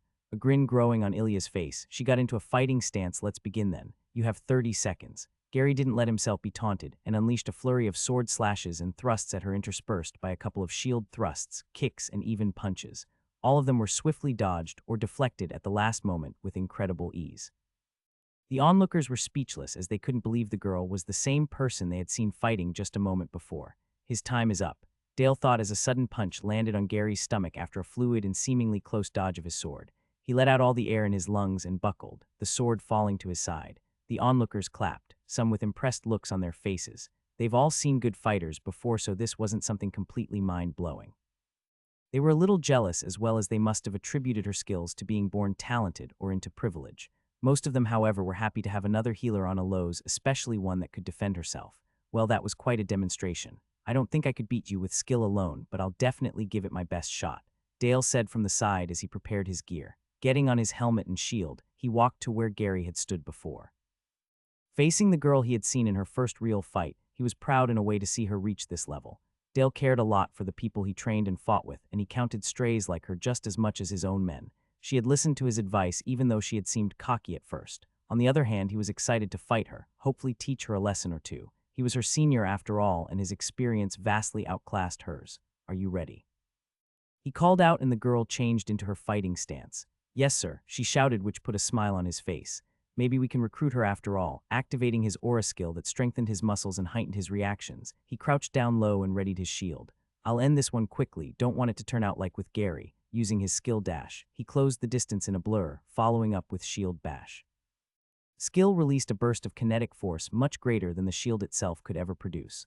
A shock wave ran through his left arm as he was stopped in his tracks. Locking eyes with Ilya, she grinned. The shield bash had only pushed her back half a meter, blocking the force with her arms crossed. "Stronger than I thought," he thought. Gary would be transported into the wall behind him if Dale would use that technique on him. Following up with a sword strike, she dodged them seemingly just as easily as the slashed from Gary.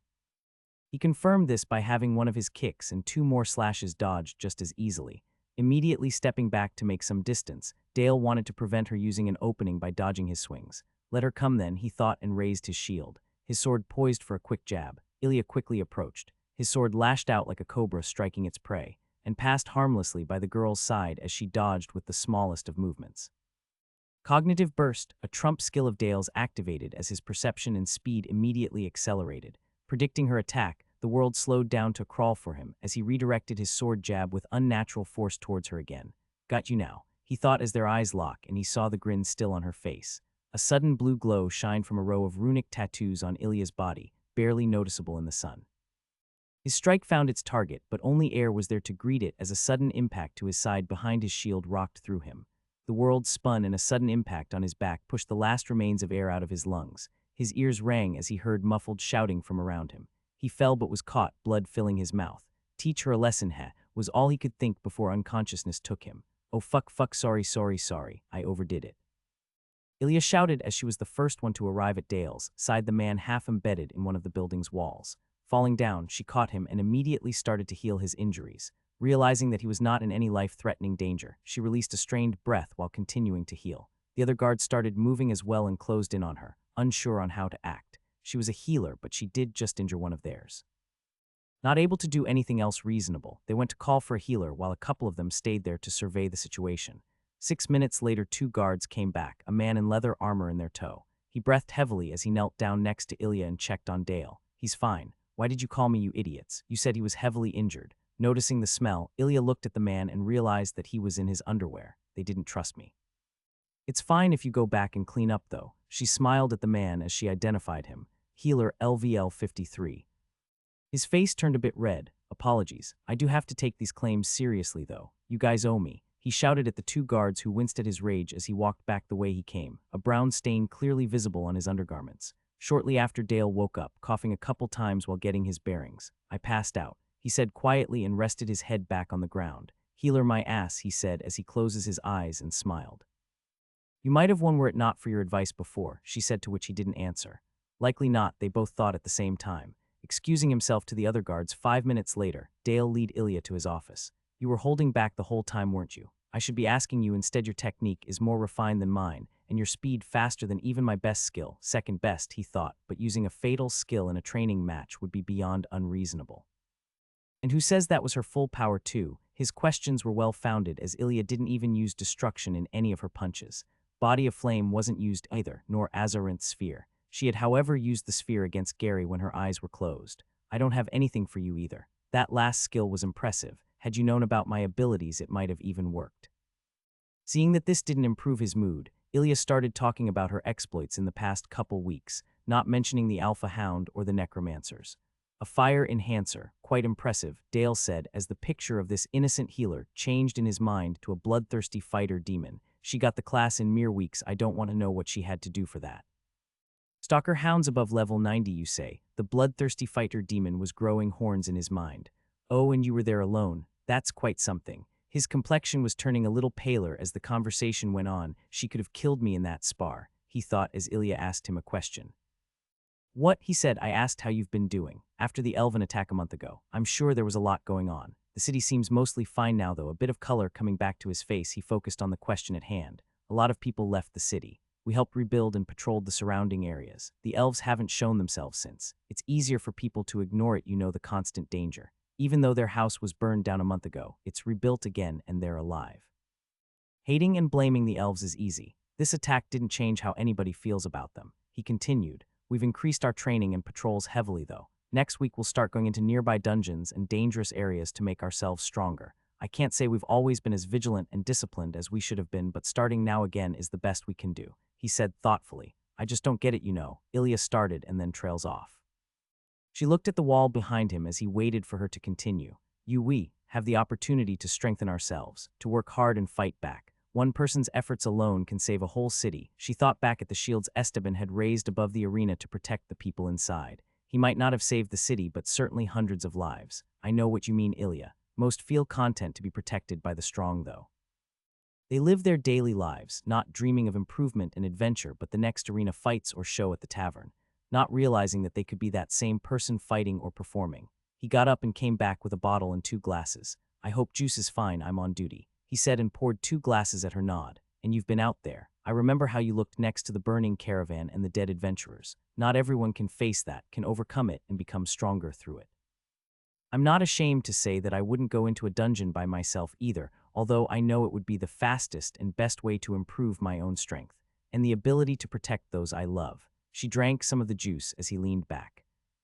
It's just so much more graspable than she trailed off again than on Earth, where superpowers only existed in fiction. A bullet to the head means you're dead most of the time, and a fatal wound would kill no matter how skilled the surgeon was. To be able to stand when someone threatens you or someone you hold dear. To be able to save those injured with fatal wounds. What other choice do you have but to fight? She said, feeling a bit ashamed at knowing how scared she had been when coming to this world and how much she actually enjoyed fighting and winning. The killing was a price she was willing to pay for the thrill, the power and the ability to protect and save, or to just smash a demon to pieces that your erotica novel-loving friend tried to summon for sex. I know I'm being unfair. I love fighting, the thrill, the power.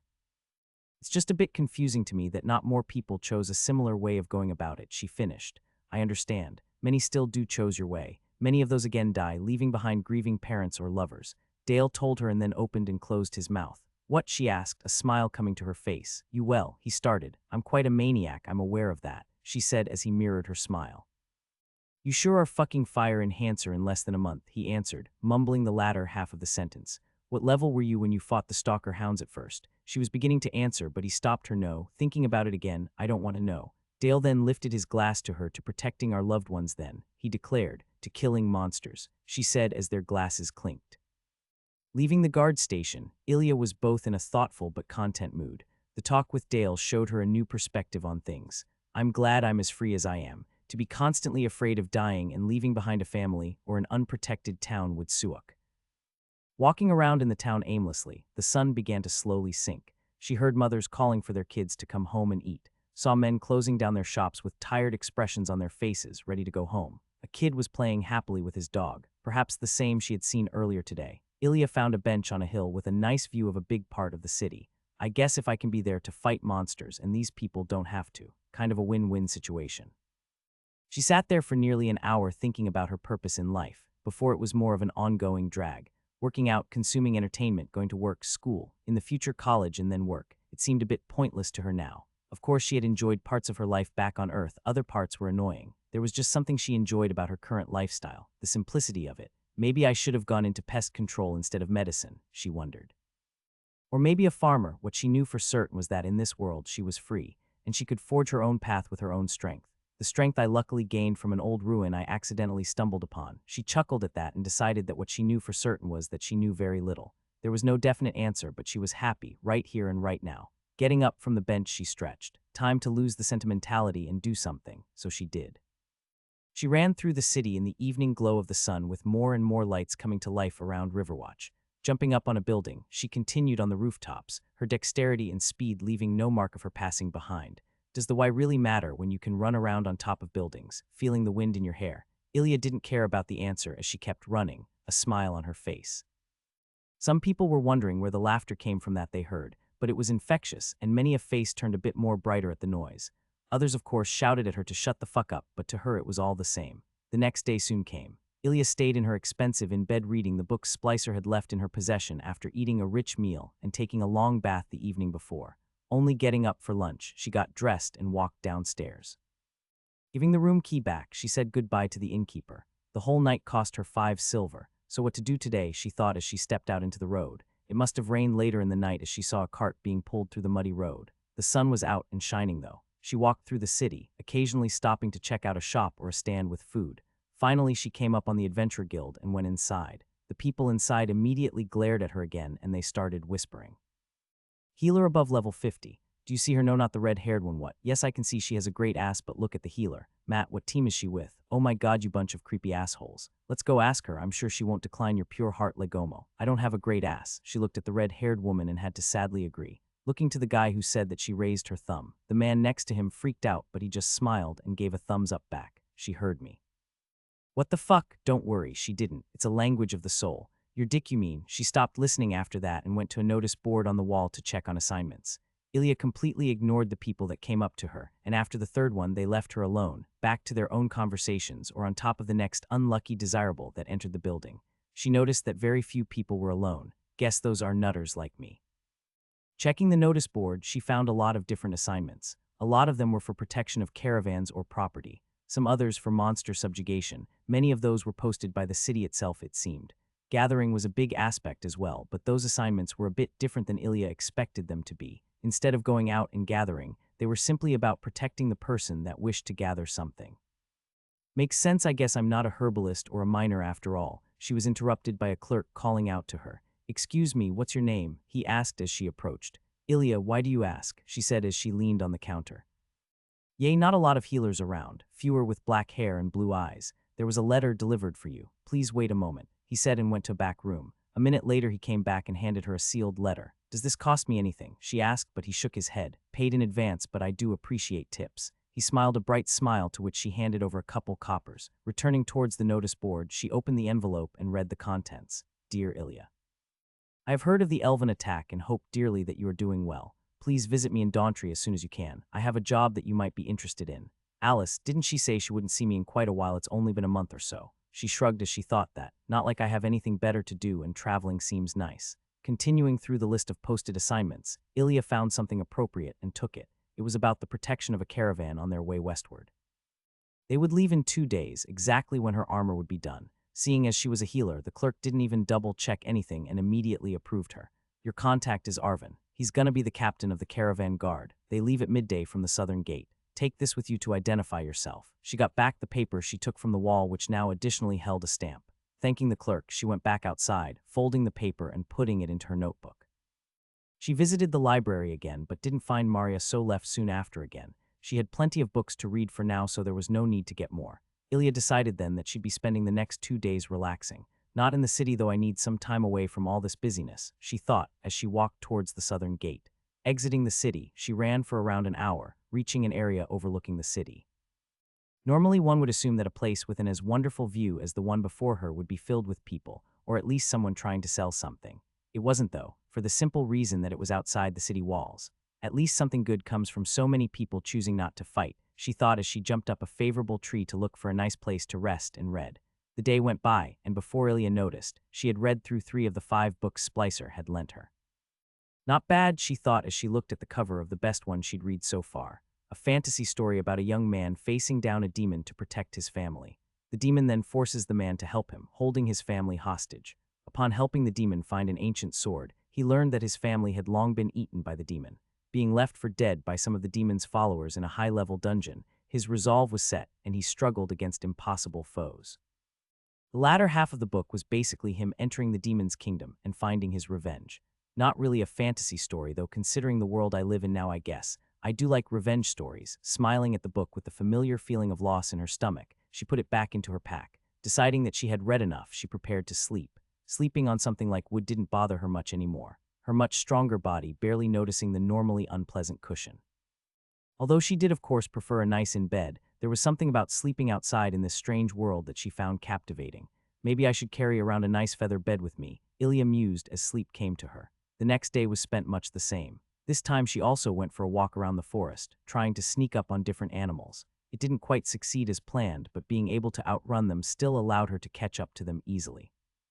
Being a bit sick of meat, though, she usually just forcefully cuddled them or fed them some fruit. Some of the animals even tried to follow her around afterwards. I'm a princess all right, she smugly thought as she tried her best at singing songs from a different world. You finished all of them? Splicer asked as Ilya put the books on the counter. She had finished the 2 last books she had the day before and was now preparing to leave with the caravan. I did. This one was really good. Got anything similar or by the same author? She pointed to the revenge story, to which he chuckled. Didn't take you for that type. Remind me not to get on your bad side. The author has another couple books as far as I remember. I only have one of them though. She nodded and got her backpack on again. Could you check the books and diaries I brought? He got something from below the counter. Nodding, he pushed over the coin pouch. 31 gold for the diaries and another 3 gold for the books. Although I have to say most of their worth comes with the age and not the content. There is no catch, my dear healer. Information and history is a pricey business, and although one has to look hard to sell, there are some people willing to buy. Some very, very wealthy people. Taking the money, she eyed him skeptically while jingling the pouch. Like the foundation of glass, for example. The corner of his mouth lifted a nearly unnoticeable amount at that. Yes, for example, the foundation, he affirmed. Now would you like to buy the book I mentioned? Ilya chose 3 books, including the one he had mentioned. Totaling at 1 gold coin, it was one of the priciest investments she had made so far. Considering what she was paid before it was a fair exchange, though. Some old diaries by a bunch of junkies for 30 gold, she thought. Indeed, Ilya had been a Blue Moon junkie as well just half a year ago, but she's been clean for quite some time now. She left the store soon after with her 3 first books that wouldn't dissolve after a week. She didn't count the history books by the order, and all the rest was just borrowed. I kinda like Riverwatch at this point. It certainly has its charm. She smiled to herself, while looking at the small restaurants and cafes. Sometimes I forget that I'm in a medieval-like world. Magic really does change some things that would have only been possible via technological advancements on Earth. She passed a tough-looking adventurer team with blood and injuries all over them. That girl there is a healer, come on Alex, she overheard one of them saying. The man, apparently Alex, just grunted and continued walking. Dunno what that is about. Ilya kept walking as well though, thinking about the possibility of bringing some of the technology from Earth into this place. I sadly know way too little about most things to really make a difference, and with magic being there, a lot gets easier or completely different as well. Before she knew it, Ilya arrived before Earl's shop. Thoughts of becoming magical almusky left her at the prospect of what waited inside the store. Nobody calls me that, it's 50 silver or there's the door. Earl's voice entered her ears, her entrance seemingly demonstrating where the exit was for the woman standing before the blacksmith. Well, fuck this then, the woman said and stormed past Ilya. What was that about? The healer asked while approaching the counter. Just another customer that isn't used to paying for quality. Bunch of second-rate hawks calling themselves smiths. Earl stumbled upon the last words, but soon a smile formed on his face. You're here though and a paying customer at that, he said, gesturing her to follow. Guess it's done then, she mused, following the bulky man. I finished it yesterday. Not my greatest work, I have to admit, but still better than most things you can buy out there. I'll give you a discount, or you can choose any weapon out front. Nothing worth more than half a gold though, he said, removing a piece of cloth from the armor stand. What greeted her was something beautiful, akin to seeing a nice sports car on the street, not something that you could or likely even would buy, nonetheless beautiful to look at. A sports car's power is rarely used in everyday life, though I feel like with this it's a bit different, she thought, while approaching the armor. It had a base of a flexible leather, dark brownish red in color. Drake bone would lay on top of the shins, thighs, parts of the chest. Additionally, the bone covered parts of her upper arms. The sides of the legs, arms, the torso, and the stomach were partly covered by red drake scales. Some scales also covered the shoulders, all there more to deflect blows than to absorb energy. The bone, however, seemed very sturdy, at least to Ilya's untrained eye. Walking around the armor stand, she noticed that the back of the legs were only partly covered by scales with no bones to be seen. Surely to allow better movement, she thought. What seemed to be a mini skirt of leather, and scales hung behind and to the side of the armor, not covering the front though. Looking at it a bit skeptically, Earl finally decided to wake from his smiling trance and hastily explained. It'll protect your backside while not inhibiting any movements. I find it to be a good solution for female warriors of most races, he said, and she just nodded. Hips don't lie apparently. Hopefully I still get pockets though. She noticed several places on the armor where pouches could be put or where a belt could be slung through. Rest of the back was covered in nicely intertwined scales, with 2 rather big plates of bone covering the upper back. All in all, the materials were very well used and left little room where the leather below could be seen. Not a lot of weak points, she thought while nodding. She also liked the hooks below where her neck would be, most likely to fasten a hood, not quite unlike the one she wore at that very moment. Earl didn't miss her smile at that, which only made his even bigger. How'd you like it, lass? She smiled back at him and again marveled at the armor. Drake chest piece high quality. Drake waist piece high quality. Drake leg armor high quality. Drake boots high quality. I love it, Earl, it's beautiful. Armor's not supposed to be beautiful, it's supposed to protect you. How's your strength looking? He asked. 111. Why? She supplied while touching the armor. Earl was a bit taken aback by her statement, both by the high level of strength investment for an apparent healer, but more so by her casual information. Most people would be more secretive about their stats. He knew she was a fighter, as anybody else would question the intelligence of a healer with over 100 strength. Not intelligence, intelligence. Intelligence would be a quite intelligent investment for a healer after all. It's pretty heavy all in all. With over 100 strength you'll be more than fine though. The leg armor can be put on similar to pants. The boots and chest piece shouldn't be a problem either. I'll give you a couple minutes to change, or do you want to try it out later? She shook her head. I'll call you when I'm done, she said as he unfastened the buckles on the waist piece, mini skirt, and then the ones connecting the leg piece to the chest piece. Ilya removed her backpack and leather armor and put it on the ground. This is like Christmas, she thought, removing the leg piece from the stand and hugging it. Putting it on the ground next to her, she also removed her traveling clothes. Earl had supplied a new set with a different cloth that would cling better to the leather above.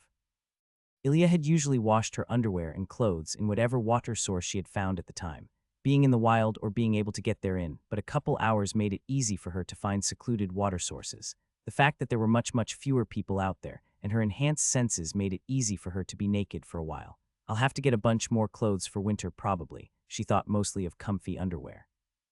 With her stats and buffs to her body, it would take quite the unheard of weather conditions to even bother her a little. Ready to move on to the armor itself, Ilya got on the leg armor. It really is like pants, she thought as she easily slipped into them. The boots soon followed, and then the chest piece. It was a bit bulky compared to the previous pieces, but certainly no issue for the inhumanly strong woman. I mean, I am human, and this is normal here, isn't it? Maybe unearthly strength. Thinking of that, she turned around to look at herself in a piece of polished metal that was conveniently placed near the stand. Well, ain't that something? A smile spread on her lips. The sight before her was certainly a lot more badass than she expected to ever be. I look like a cosplayer with this on though, and the mini skirt isn't even there yet.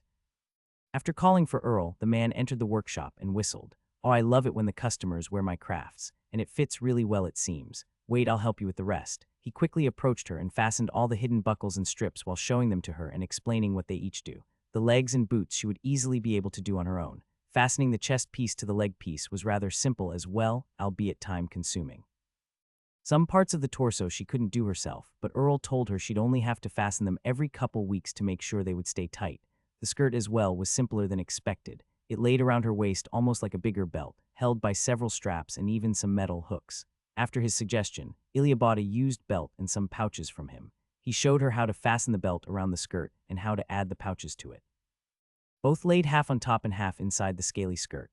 The design is incredible, she praised, but the smith only waved her off. She didn't miss the proud look on his face, though, before he went behind her back to finish his work. And we're done. Move around a bit. How's the weight, comfort, ease of movement? He asked as he stepped a couple meters away from her. The full armor certainly weighed more than her previous clothes, but Ilya only noticed because she was focused on it.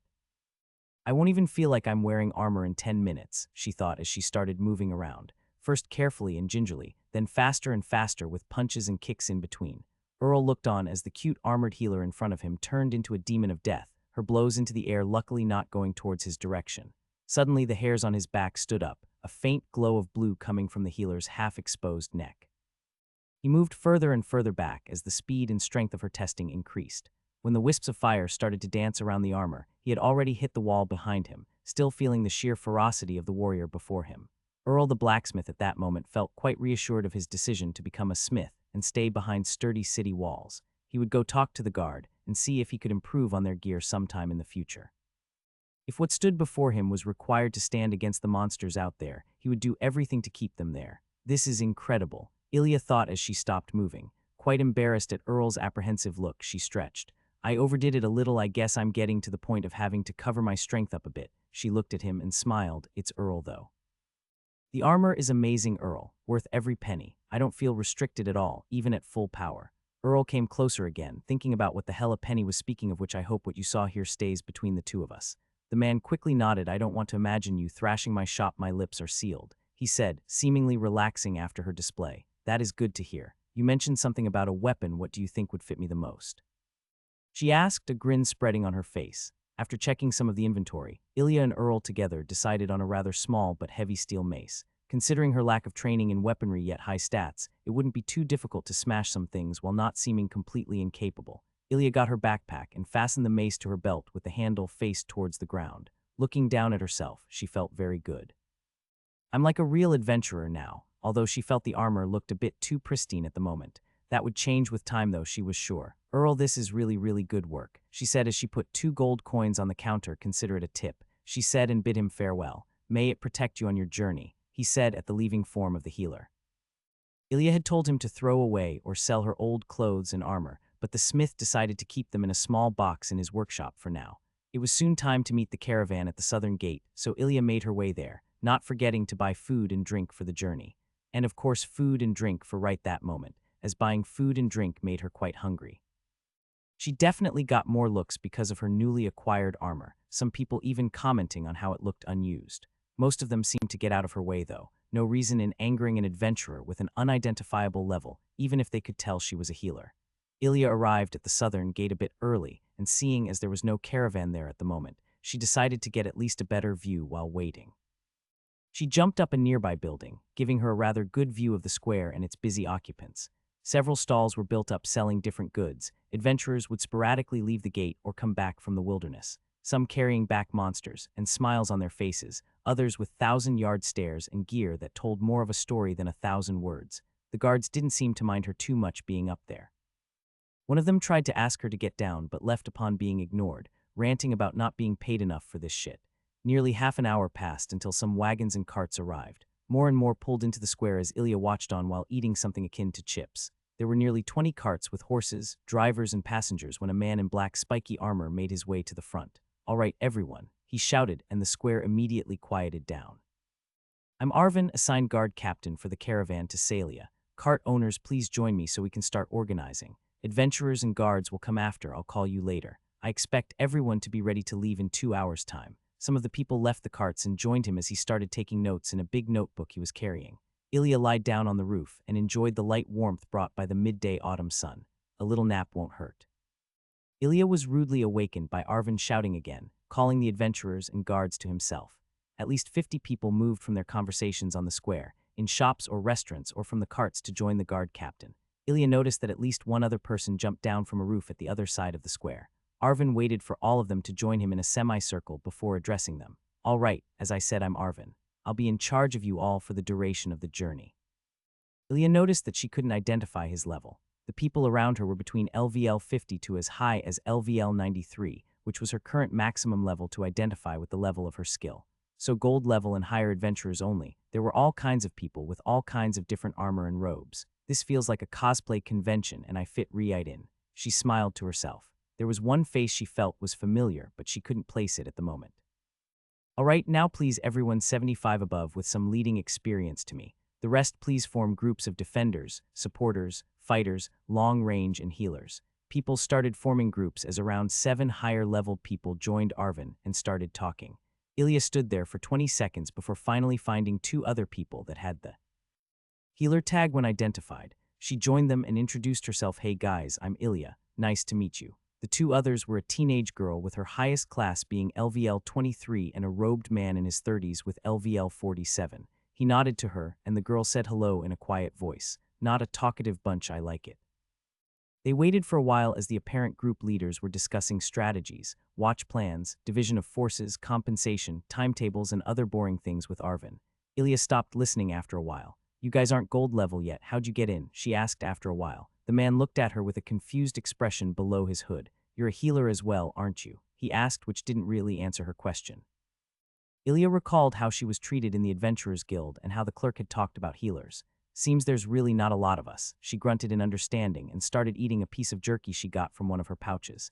Naturally, she had filled all of them with different kinds of foods. "Miss Healer, that's a pretty nice armor. What's it made of?" The girl next to her seemed to be in awe of her. "Oh boy, already a fangirl, it's made from Drake materials," Ilya simply answered. "So other people can't identify my armor as I can. Considering I don't see any info on their gear, I guess it makes sense," she thought, looking at the leather armor the girl wore and the brown robe the male healer had. "I'm Ilya, by the way, who are you guys?" The girl was starting to answer when a clap from Arvin shut her up. 3 of the 7 people went to the biggest group, the warriors. Nearly 20 of the guards were in that group. The 15 long-ranged guards, mages and rangers by the looks of their clothes, were joined by a woman that immediately got Ilya's attention. Her black hair and blue eyes that matched Ilya were one thing. What really got Ilya's attention was the black robe she wore. I'll have to ask where she got that robe from. The robe was even more comfortable than Ilya could imagine, but she didn't know that. They locked eyes for a second, and the woman nodded towards her. The 5 supporters were joined by a man dressed in furs, while Arvin quickly joined the defenders, their numbers being around 14. After quickly talking to the defenders, he made his way towards Ilya and the other 2 healers. "You 3 are the healers, The guild had promised experienced people. Guess I'll have to take what I can get." He looked up and down Ilya's armor while completely ignoring the other 2. Is that one new, or is this your first time out of the walls? His question was directed at Ilya, but there was no hint of sarcasm nor a mocking tone in his voice. Professional him, although a bit of an asshole, she thought. I just got it today, been outside a couple times before. She locked eyes with him, which seemed to convince the man. All right, you'll be the healer in charge based on your level. You three stay behind us defenders, divided along the caravan to cover its length. I'll coordinate you should the need arise. Your job is to stay back and deal with injured people. Nothing more, nothing less. Understood, sir. Ilya saluted in an exaggerated manner, to which Arvin just nodded. Ilya would be in the front, the girl in the middle, and the man in the back.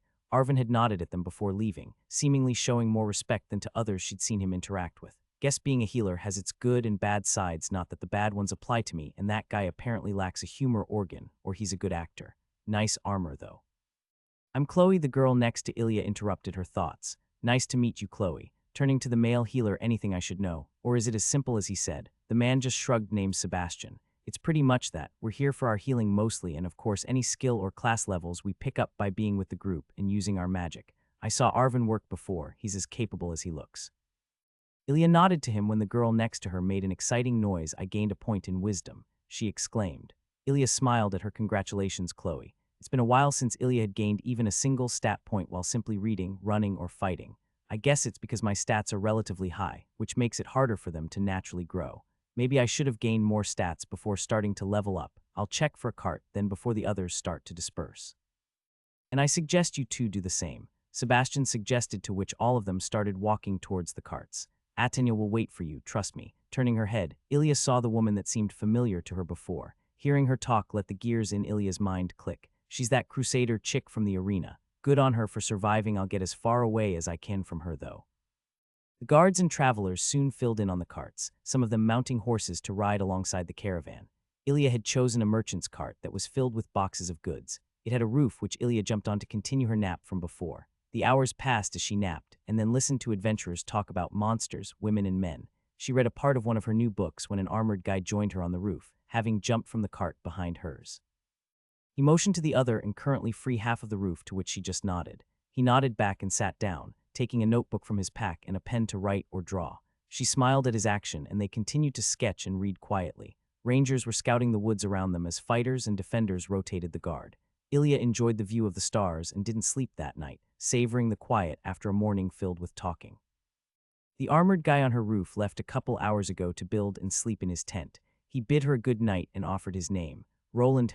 She looked at the stars and smiled. The night passed uneventfully. Some wolves and a shining elk monster were scared away by some of the mages, but the commotion was so small, barely anybody even woke up. The days passed as the caravan traveled westwards. The only healing Ilya got to do were burns from cooking or small injuries of overexcited warriors that hurt each other in mock battles. Luckily, the girl from the arena didn't seem to be in the mood of killing. Not that she'd leave more than a severed head behind. As time went on, Ilya noticed that the road became progressively less maintained, the land more rough and the people less jolly. She had started to sometimes talk to Roland, who still joined her on her roof every day. He told her that the further from the city, the more dangerous it became. Just a couple days out, and it would become rather unpredictable what kind of monsters or other sources of danger could arise. The travelers would still have their cooking fires and songs, but more and more subdued.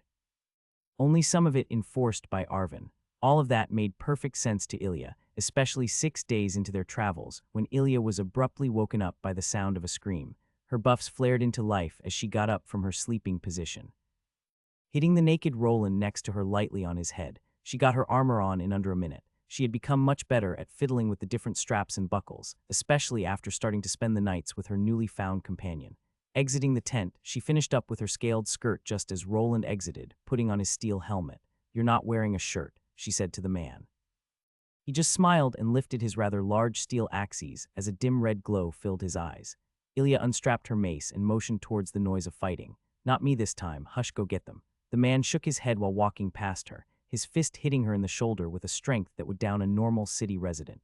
She showed no reaction other than to just smile at his bare back as he was running towards the noise with powerful steps.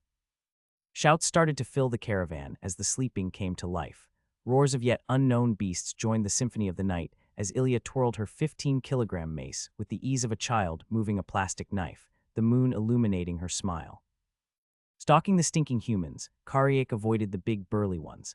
The smell of his brethren's blood and the blood of the humans filled his nose, lifting him to the plane of war. He ran by as one of his brothers was impaled by a spike of ice the size of his torso. Blood splattered as his packmate was torn to shreds by magic. In the distance, a woman with a big stick of metal was cleaving through a small group of his pack as they teared one of the guards apart. The moonlight filled Karyak with power as he finally found his prey. Blue eyes stared into his own black ones, but the fear he so anticipated was absent. Instead, the human's expression turned weird as the corners of its mouth lifted up. Karyak raised his clawed arm to deliver death. A dull sound filled her ears as her mace impacted the creature's face, killing it instantly. These would be creepy, but they have nothing on a certain bartender. Turning around, another two of the bipedal creatures ran towards her. Nazark LVL-42. She identified one of them as she dodged a clawed arm by the closest of margins. The beasts were nearly 2 meters tall and very thin. Their 30 centimeters long claws made them rather creepy, though. The beast stopped in its tracks, held back by the knee she had placed in its way. The force of the beast and her leg's speed combining to form a rather impressive amount of energy that was released into the creature's bones and organs upon impact. Releasing destruction with her hit seemed to be a bit much as the Nazark immediately died, blood and flesh spraying from its back. Her second foe managed to stop and turn around. Running away, it increased its speed, now fueled by terror instead of bloodlust, just as her mace impacted a tree 2 meters next to it. "My throwing sucks, huh?" Walking to the tree, she ripped the mace back out. The noise of fighting and magical explosions was only sporadically heard soon after, Ilya focusing more on the several shouts of healer. Ilya moved around the forest at a high speed, stopping only to stabilize the wounded warriors and mages, some with worse wounds than others, some she ignored completely. "You won't die, you two stop his bleeding," she told the two people watching her before she stormed off again. Stabilizing 8 more badly wounded individuals from that devastating initial clash, she made sure to backtrack and heal them more thoroughly. During the next 2 hours of steadily dwindling battle, Ilya sent those 2 injured to fight to the caravan where the other healers could take care of them. Ilya slowed down her work, listening to the near silence after the din of battle was finally over, starting to meditate as she soaked in the now peaceful night. When she was half full again, she started to move faster again when necessary. The beasts left nasty cuts with their massive claws, and many of the half-dressed warriors and mages had difficulties reacting to the monsters in the dark of night.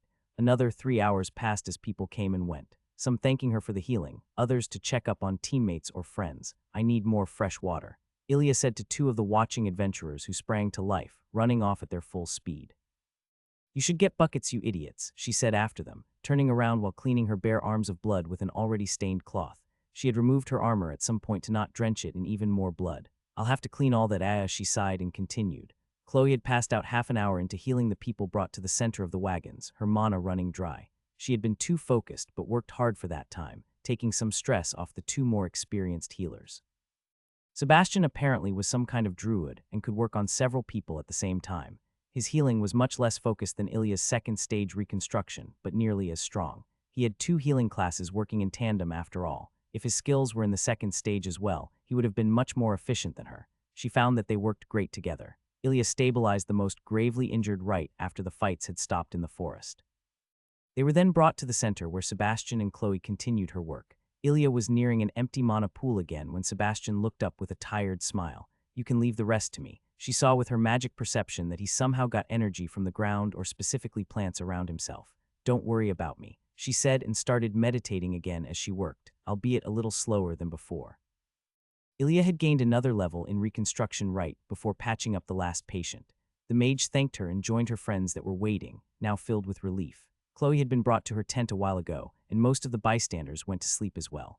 The caravan was still on high alert, and she heard that Arvin lead a party of high-leveled guards on a hunt to frighten the Nazarks, a bit more to discourage them from another full attack. Arvin had returned a while ago and was talking to different leaders of other groups while taking notes. He approached Ilya as she and Sebastian were cleaning themselves up, the ground next to them marked by blood, its smell and dark color unmistakable even in the dull light of the moon. Heavily injured 14, medium injuries 9, dead 3, of which 2 lost their heads and 1 was literally tore apart by the beasts. "Great work tonight, I misjudged the both of you."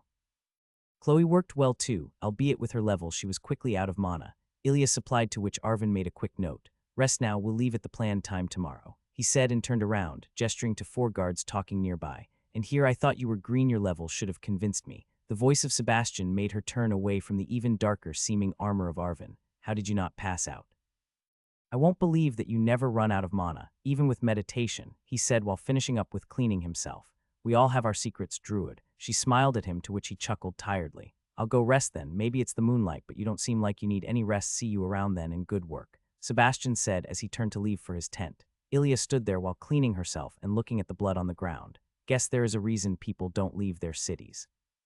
She took 2 of the unused buckets of water and walked to Roland's tent. He wasn't there, unsurprisingly to her. Taking one of the buckets, she walked to the edge of the caravan circle and exited into the woods, taking care not to alert any of the guards. Out of sight, she undressed and started cleaning all of herself. Half an hour later, she went back. The cold air and water don't even slightly bother me. This would already be very dangerous back on Earth.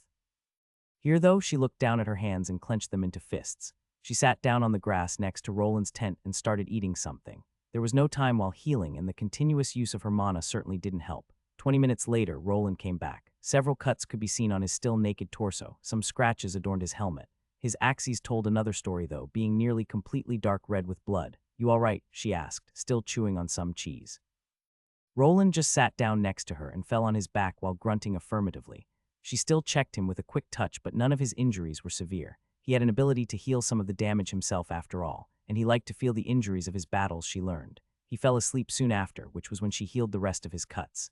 Ilya stayed by his side until early morning, humming otherworldly tunes. Everyone was woken up before the sun rose, voluntarily or not.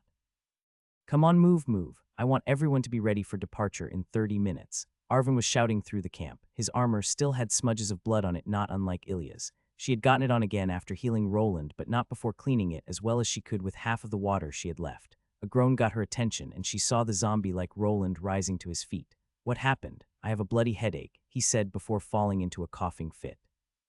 She approached him and patted his back. You went out on one of your famous hunts, she said, to which some color returned to his face. Great, and I just started to like you. He shook his head and went to the nearby buck to check if there was water inside. What do you mean? Ilya asked and handed him a cleanish piece of cloth. He took the cloth and dipped it into the water. Most women freak out when it happens hard to be attached to someone who does that. Ilya shrugged and started eating something she got from one of her pouches. You forgot to clean your mace, by the way, Roland said while gesturing with one hand to the piece of metal that lay next to his tent. He removed his helmet in the meantime and washed his face. You hot piece of shit, she thought, chewing on a sausage. Don't give me that look. He smiled, but it wavered as she aggressively bit through the sausage. They had told each other vaguely about their classes, and he shared that he sometimes got a bit overwhelmed by one of them when fighting. Nothing could stop him until the last of his enemies were dead or he was completely out of juice. Last night was the first time she had seen it in action, at least that intensely. She frowned at that thought and would tell him tonight that he shouldn't hold back anymore. She was a grown woman after all. I have claws as well, she thought as she lifted the bloodied mace and made her way towards the bucket. Most everyone was ready after the 30 minutes and the rest were helped along. The caravan was moving again only a bit later than the planned 30 minutes, and Ilya and Roland could enjoy the sunrise on top of their temporary moving home. The day was certainly a quiet one. Barely anybody felt like speaking after being attacked last night. The guards were on high alert, and Arvin had upped the patrols. They now went out even further, which was a risk he apparently thought of as reasonable. You think they'll be back? Ilya asked Roland a couple hours after they started moving. He stopped drawing and turned the notebook around. It was her, quite naked. I'm flattered, she said, and she actually meant it. He would have definitely studied art back on Earth. She was happy, though, that he could at least realize himself in his hobby. I don't know. I've actually never fought them before. Heard stories, though. They like revenge, apparently, which I believe is why we left so quickly. They both stopped talking after that. He continued to draw her, and she enjoyed the sunlight that streamed through the trees above. Their pace was quite relaxed, at least compared to Ilya running at full speed. The day peacefully passed, and this time the night went by without incident as well. They did receive a scout report of a ranger who apparently saw a Nazark, but they weren't uncommon in these parts. Nothing was done about it, as they could certainly defend themselves, and what choice did they have but to move on? They were halfway to their destination after all. The terrain got more and more rocky as the road followed closer to the mountain than before. It also made the ride a lot more bumpy and uncomfortable. Ilya was getting a bit sick of it. Next time I'll travel by foot again and alone, although Roland definitely isn't unpleasant, she thought as she looked at the man. He must have a full notebook of me by now. The caravan came to a halt a couple hours later. They exited the forest and were now at the southern base of the mountain Karth. The sun was slowly setting as they neared a massive rift in the mountain's side. The rift was diagonal, nearly a kilometer long and a couple 100 meters wide. Ilya was completely blown away by the sight. She had certainly seen the Naraza mountain chain in the faraway north, and the Nevali forest was impressive as well. but well, still just a forest. It reminded her of pictures she'd seen of some natural formations in Iceland or Scandinavia. Seeing it in person was certainly something else, though. The caravan halted when they arrived inside the rift. First time seeing rock, Roland asked, not looking up from his notebook. Ilya ignored him and simply jumped down from the wagon. The caravan was forming their by now trained circle while she was still enjoying the view. Puts my power into perspective, Arvin walked into the middle of the caravan, doing his famous clap. When he had everyone's attention, he explained today's setup. He would sometimes do that if they came up on a not-so-ideal spot for the night. We're gonna be staying inside this part of the Karth cave system. Nobody wanders off. Some grumbles could be heard and some questioning about the cave system. Roland started to explain as he saw Ilya's look, having descended the wagon after her. He figured she for some reason knew very little of the world. Some of his theories involved an escaped slave, faraway royalty, or a sheltered noble. He would have bet on the last one if he had to. They're largely unexplored, is why nobody should wander off. Not that anyone ever did so far. Will be in a much better defensible position, though, and much less room to keep an eye on, so I get his decision. Ilya nodded at that and continued staring above her as she twirled around. Forming a hashtag with her fingers, she looked towards Roland and said #traveling. You're fucking weird, Ilya. He started to build his tent, ignoring the chuckling idiot next to himself. Sebastian and Chloe joined them for dinner as they sometimes did in the past week. Chloe was still a bit shook up by what had happened 2 days ago, but she was taking it well. Much better than I did, Ilya thought as she remembered her first encounter with a drake. What are your plans once we're in Salia? Chloe asked her. She had tried to make conversation with Ilya every time she had the chance. It was endearing to Ilya as the girl was obviously looking up to the experienced healer. A bit annoying too. Ilya didn't hate socializing even though she enjoyed her time alone the most, but this felt more like being a manager or team leader, not something she ever wanted to be. I don't know yet. Explore the city a little. Chloe seemed confused at her answer. It seemed her sentiment wasn't one very common in these parts. And here I thought adventurers are adventurers, and not just gold diggers. Well, I shouldn't base my knowledge of the people in Aloes on a teenage girl's reaction to my actions. They continued talking for a while, and then enjoyed the bards playing a tune. Looking at the stars while a bonfire was burning next to you and a bard played a tune was certainly a very nice thing to have. Although Walter was better, Ilya thought, but enjoyed it nonetheless. At least we're not inside a cave, the rift doesn't count. Arvin's decision to camp inside the rift was proven to be the right one, as they saw the Nazarks coming from a couple hundred meters away.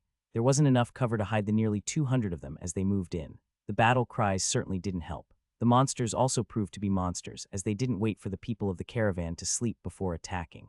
A night attack wouldn't have shocked the guards, but with everyone still up, the defenses would be a lot tougher and faster to respond.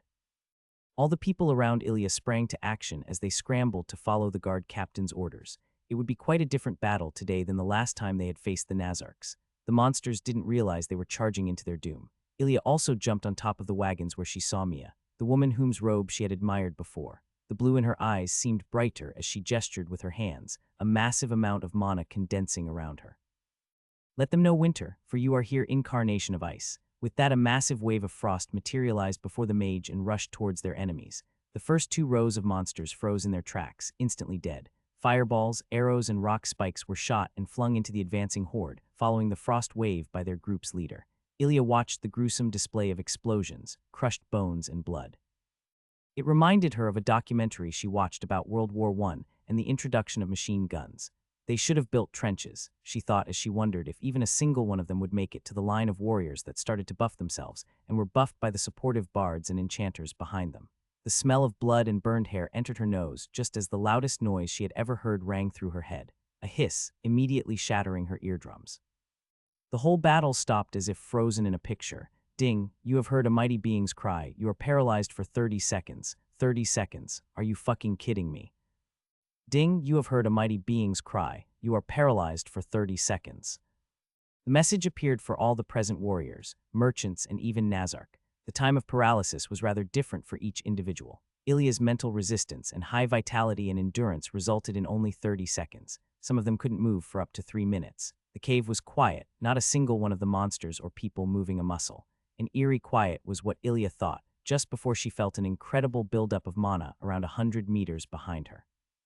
She had never felt mana from that far away. The mana vanished and the sound of approaching wind could be heard, even with Ilya's only partially healed ears. The paralysis only affected the body and not skills or the circulation of mana after all, and by now healing herself was mere instinct.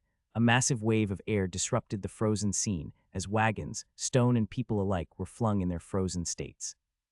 The circle of wagons was rapidly pushed together to first form an oval, and then a line as people in between them were crushed by a cacophony of wood, stone, and metal, their screams silent, frozen by paralysis.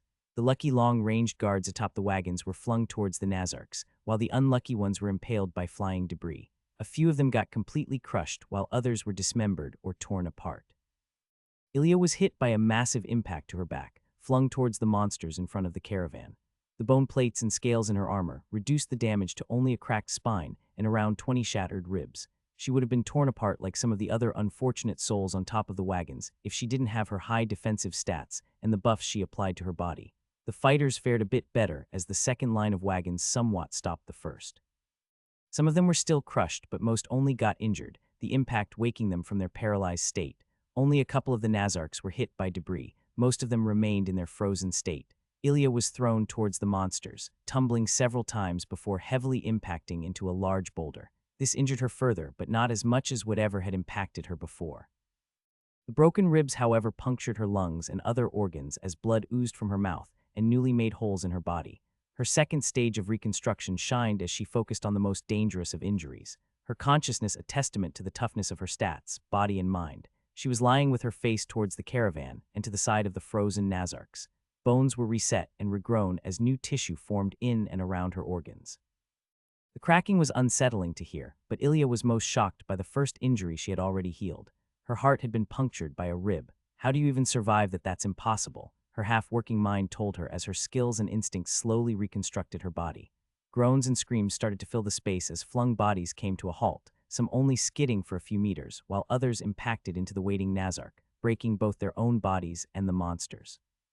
Ilya's body started to twitch as feeling returned to her. Behind the caravan, she saw two battered, scaly wings rising. She gasped and started coughing up blood when a head lifted itself between the wings, a long green and scaled neck supporting its ascent. Two white eyes stared into her blue ones just as another hiss entered her ears. She felt a pressure similar to the demons, much more raw though and even stronger. The still-standing people and Nazarks fell to their knees, holding their heads as Ilya gasped for air, finally having coughed out more blood than she wanted to question. She got on all fours when the hiss finally receded, checking herself up and down even though her healing skill told her she was mostly fine again. Her HP took a hit, but she kept healing the damage as she slowly got to her feet. Facing the monster nearly 200 meters away, she finally managed to use Identify, Basilisk LV. Ilya in that moment didn't want to know what the 4 question marks meant and simply stared at the mighty beast. People started shouting again while everyone that could move started running or crawling towards the rift's exit. Flee, run for your lives. Arvin's voice overpowered the shouts and screams for a second as the seemingly uninjured guard captain walked towards the fleeing warriors and towards the basilisk while unsheathing his sword. What is he doing? Ilya thought, removed from her odd state by his display of stupid heroism. She noticed that some of the warriors and mages stopped running at his shout. Others apparently didn't run to begin with. Do what you can then, Ilya, she said to herself as her eyes focused. She slapped herself on her cheeks, turning them red, and blinked towards the nearest fallen warrior. Head injury, but still alive, her touch told her as she pumped mana into the half-dead man. The fast one's with me, we can't tank that one. Rock mages formed deflective plates. The rest tried to save as many as possible. Arvin's instructions were overheard by Ilya as she told the groggy man on the ground to run. He looked at her confused and then towards the basilisk and the carnage around them before nodding. Don't run too fast, you're not out of the woods yet, she said and blinked to the next fallen human. 3 of them she found to be dead. The next one was woken up from his unconscious state by a pulse of reconstructive mana. Ilya continued her work as pieces of rock impaced close to her and gushes of wind sliced into the stone around the rift. To know there's a basilisk so close to the entrance, new roads will have to be built further away, Arvin thought as the mix of snake and dragon before him bit down on a too-slow mage. The victim managed to detonate a massive explosion inside the beast's mouth as his last act of defiance, managing to stagger the beast for a split second. 7 warriors had stayed with him, 4 mages were still standing, and even 2 rangers were firing their ineffective arrows at the monster before them. 5 of the defenders with classes that didn't have speed enhancements were rummaging through the wagon wreckage to find survivors. Their high stats and strength helped tremendously. A blue and fiery glow caught his eye as a smile spread on his lips. Perhaps not all hope is lost. Turning away from the teleporting healer, he faced the basilisk again. Deflect. He shouted as the monster opened its wings. Ice formed before himself, and the 2 mages that stood close to him right before the powerful wind magic impacted them. Most of it was redirected by the quickly cracking ice before them and cut into the ground or the rock behind them. One of the mages was flung back but still standing. Mia focused back on the creature after having saved the three people's lives. "Ice blade," she said with her hands outstretched, wincing at the cut in her left side. The massive blades of ice impacted the basilisk's head without doing noticeable damage. It did change its focus towards the woman, though, and slithered towards her with incredible speed and an open maw. One of the warriors impacted the beast from the side with a powerful shield bash, redirecting it enough to miss the dodging Mia. The snake smashed into the stone wall as the survivors regrouped. "We need to get further away from the carts. We still have a healer." Arvin shouted and gestured them to follow him. "Keep attacking," he shouted to the mages and rangers who continued to shoot fire magic, rocks and arrows towards the beast that slowly emerged from the cracked stone wall. "Now come, we'll show you humanity's power." Arvin shouted in defiance as the basilisk lifted its head, towering nearly 20 meters high with a wingspan of 15 meters. "Run," Ilya shouted at the slowly walking woman she had just healed. All the adventurers and guards that were still alive were now on their way outside the cave. Some of them started helping to clear debris and help the civilians out of the wreckage, the ones still alive at least. Ilya turned back to the wreckage, working even faster at clearing it than the warriors and defenders close to her. She flung hundreds of kilograms worth of wood away as if it was tinder. Another one, she thought, as she grabbed the half-mushed corpse from the wreckage. She held back a choke as she unceremoniously tossed the corpse behind her. "I don't have time for respect nor revulsion." She knew that she'd have to work over what she was seeing right now at a later time, should she survive. That time wasn't now, though. There still were lives to be saved. A whimper could be heard as another piece of wood was thrown away. "Chloe, oh no," she whispered as she carefully started healing the woman. "Circulate the mana through yourself. I know you can do it," she said, while working on the worst damage. The girl had miraculously survived. She was standing inside the cart circle with the merchants and civilians. "As Sebastian," the girl stuttered as Ilya stabilized her. "Can you heal the rest? Look at me, focus." Ilya grabbed her face, to which the girl nodded with tears in her eyes and blood all over her. "Good, when you're done you run outside," Ilya told her while moving back to the wreckage. Behind where she had found Chloe was Sebastian and 3 other people, much less injured than anyone else she had found so far. A half-formed shield of battered roots was formed behind Sebastian, although he lay there unconscious. Checking on the people around him, she healed him first. Slapping his face, his eyes gained focus the basilisk. "Ilya." He locked eyes with her and then looked around, immediately starting to heal the people laying there. "Can you finish here then? I can help the others distract it," she said to him, readying for a fight. "I can feel the life energies of another 5 people here. I'll get to it immediately," he said as he stumbled to his feet. The people around him started to wake. "You'll have to exit the rift immediately after. We'll hold it off as long as we can." He nodded just as a hiss ran through their bodies. Ilya stumbled but caught herself while Sebastian didn't seem to be affected except for his frown deepening. "It's angry. We have invaded its domain. It has young," he said. "Great news for it then. I'll go congratulate it." Ilya helped up the people around her that had fallen down from the hiss. "You don't understand. It will not pursue us if we leave. It's only defending. Leave as fast as you can. I'll be done in 3 minutes." Sebastian finished as roots started to surgically push aside wreckage to reveal the battered body of a girl below. Ilya nodded to him and blinked above the wreckage. "Defenders. Sebastian the healer is below me. He can sense the living. Help him get to them." She finished, but only half of the searching people heard her. Sprinting forward, Ilya looked at the massive basilisk up close for the first time. It was nearly 50 meters long nose to tail tip, its head 20 meters above ground with its wings extended. Blinking and running closer, she saw a small group of warriors and mages led by the black-armored Arvin shouting his defiance. "Let's play then," she thought, as a smile spread on her face. Arvin's shout was interrupted by a flap of the basilisk's wings. Ice and rock formed in an instant before them as the wind was redirected to their sides. Both broke, and through the splintered wall, the monster's teeth and eyes was all he could see. Raising his shield, the sound of an impact filled his ears, but his arms told a different story than his mind. The dust settled, and Ilya stood before him, cracks in her expertly crafted, not-so-new-anymore Drake armor.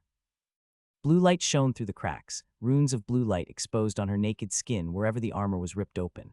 Red wisps of fire danced around her and blood covered her entire being, giving what remained of her red armor a sinister color. Her head turned towards him and blue piercing eyes locked with his gray ones. A smile was plastered on her face as the tissue of her ravaged arm reformed before him, the bones and flesh completely ripped apart by the punch she had just delivered. "What are you?" he thought as a hiss from their left stole both of their attention. "We need around 3 minutes. Sebastian will get the others out," she said, seemingly not even bothered by the mental pressure that hammered against his fortitude-enhanced defenses. "It's defending its newborn. We've come at a bad time," Ilya said, forming a fist with her already reformed arm. 3 minutes and we're out. Arvin nodded to her, knowing that Sebastian had some sort of druid class. They were renowned for feeling whatever a beast was thinking. Ilya, in the meantime, blinked to Mia and touched her side. She winced, but relief spread on her face, still focused on the enemy that was slowly getting up again. A discolored dent could be seen on the beast's head, where Ilya had impacted it with all her enhanced strength and destruction. It didn't seem to bother the basilisk a lot, though, as it immediately lifted its wings again to deliver another air attack. The deflective ice cracked as all of the remaining survivors protected themselves with lifted arms. My mana won't last much longer. Buy me some time so I can meditate, Mia shouted over the noise of battle as she slowed her movements down. She has the second stage as well. Neat, Ilya thought as Arvin used Fortify to bolster everyone's defenses. You two to the right, you two to the left, Arvin shouted as he gestures to the warriors and Ilya. Everyone fanned out at incredible speed while the rangers and mages continued to assault the beast with fire and arrows. Closing in on the beast, Ilya blinked to its head again. The beast's eye quickly focused on her, though, and its head impacted her with a quick movement, sending her flying. With her arms before her, only cracks formed on her wrists that were healed even as she was flying through the air. In the meantime, the warrior that was running with her managed to bite his sword into the snake-like tail before being flung away too. Arvin was more successful as his massive axe bit into the base of the basilisk's right wing. The cut seemed insignificant, but the beast hissed and started to thrash around. Arvin was saved by the other warrior with him that managed to drag him away right before the beast's jaw closed on their previous location. The injury caused to the beast's wing seemed to have more of an impact than whatever Ilya managed with her punch before, as it seemed to be a bit more apprehensive of the humans before it. Precious seconds were won as the beast took in its adversaries again and hissed. It's now or never, Ilya thought as she landed, skidding 10 meters upon impact. Leave the cave now. I'll get its attention, she shouted and blinked several times towards the beast while running at full speed. The others looked on as the healer disappeared and reappeared next to the basilisk's wing before a nova of fire extended outwards, getting another hiss out of the monster. The heat surge spell was not even close to powerful enough to damage the beast, but it was certainly flashy enough to get the cave dwellers' attention. She's right, the ones without any energy left leave, injured also. The other mages and the rangers nodded and started to run towards the rift's entrance. 4 of the warriors left as well, nodding to Arvin with battered shields and armor. Tom, can you get Ryan? Arvin asked the rogue next to him. He nodded and ran towards where Ryan had been flung before. Ryan was the warrior that had cut the basilisk's side after Ilya had been pushed away initially. Mia, you think we can give them some more time? He asked the ice mage, who somehow still managed to look dignified with her dress destroyed and blood all over her. She smiled at him as her mana condensed. Ilya blinked under the fast-moving head of the basilisk and delivered punch after punch into the hard scales of its body. Nothing even slowed the beast, and it was too apprehensive at this point to let her get close to its head. Both Ilya and the monster noticed the mana buildup coming from below. The basilisk moved in on the mage as Ilya blinked above the monster's head to deliver a kick with her heel to its skull. The beast crashed into the stone below, while Ilya was propelled forwards by both the impact of her kick and the speed of the basilisk. She felt the wave of ice pass below her before landing behind the remaining warrior and mage. Turning around, the monster was fighting through a frozen wing and face, both stuck to the ground. Mia collapsed and was caught by Arvin, who quickly ran towards Ilya. We leave, he shouted, and she quickly followed. The rogue managed to get the remaining warrior out, and they were running 100 meters parallel to Ilya and Arvin. There was no sight of Sebastian or anybody else in the rift. Another hiss resounded, and Ilya looked back to see the basilisk lifting itself up, cracking the ice in its wing.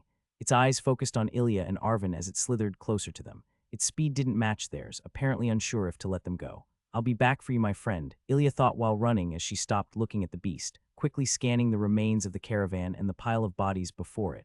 Just you wait. Roland waded through the Nazarks before him, cutting into their limbs with his axes. After getting outside again, some of them had turned on the humans running behind and between them.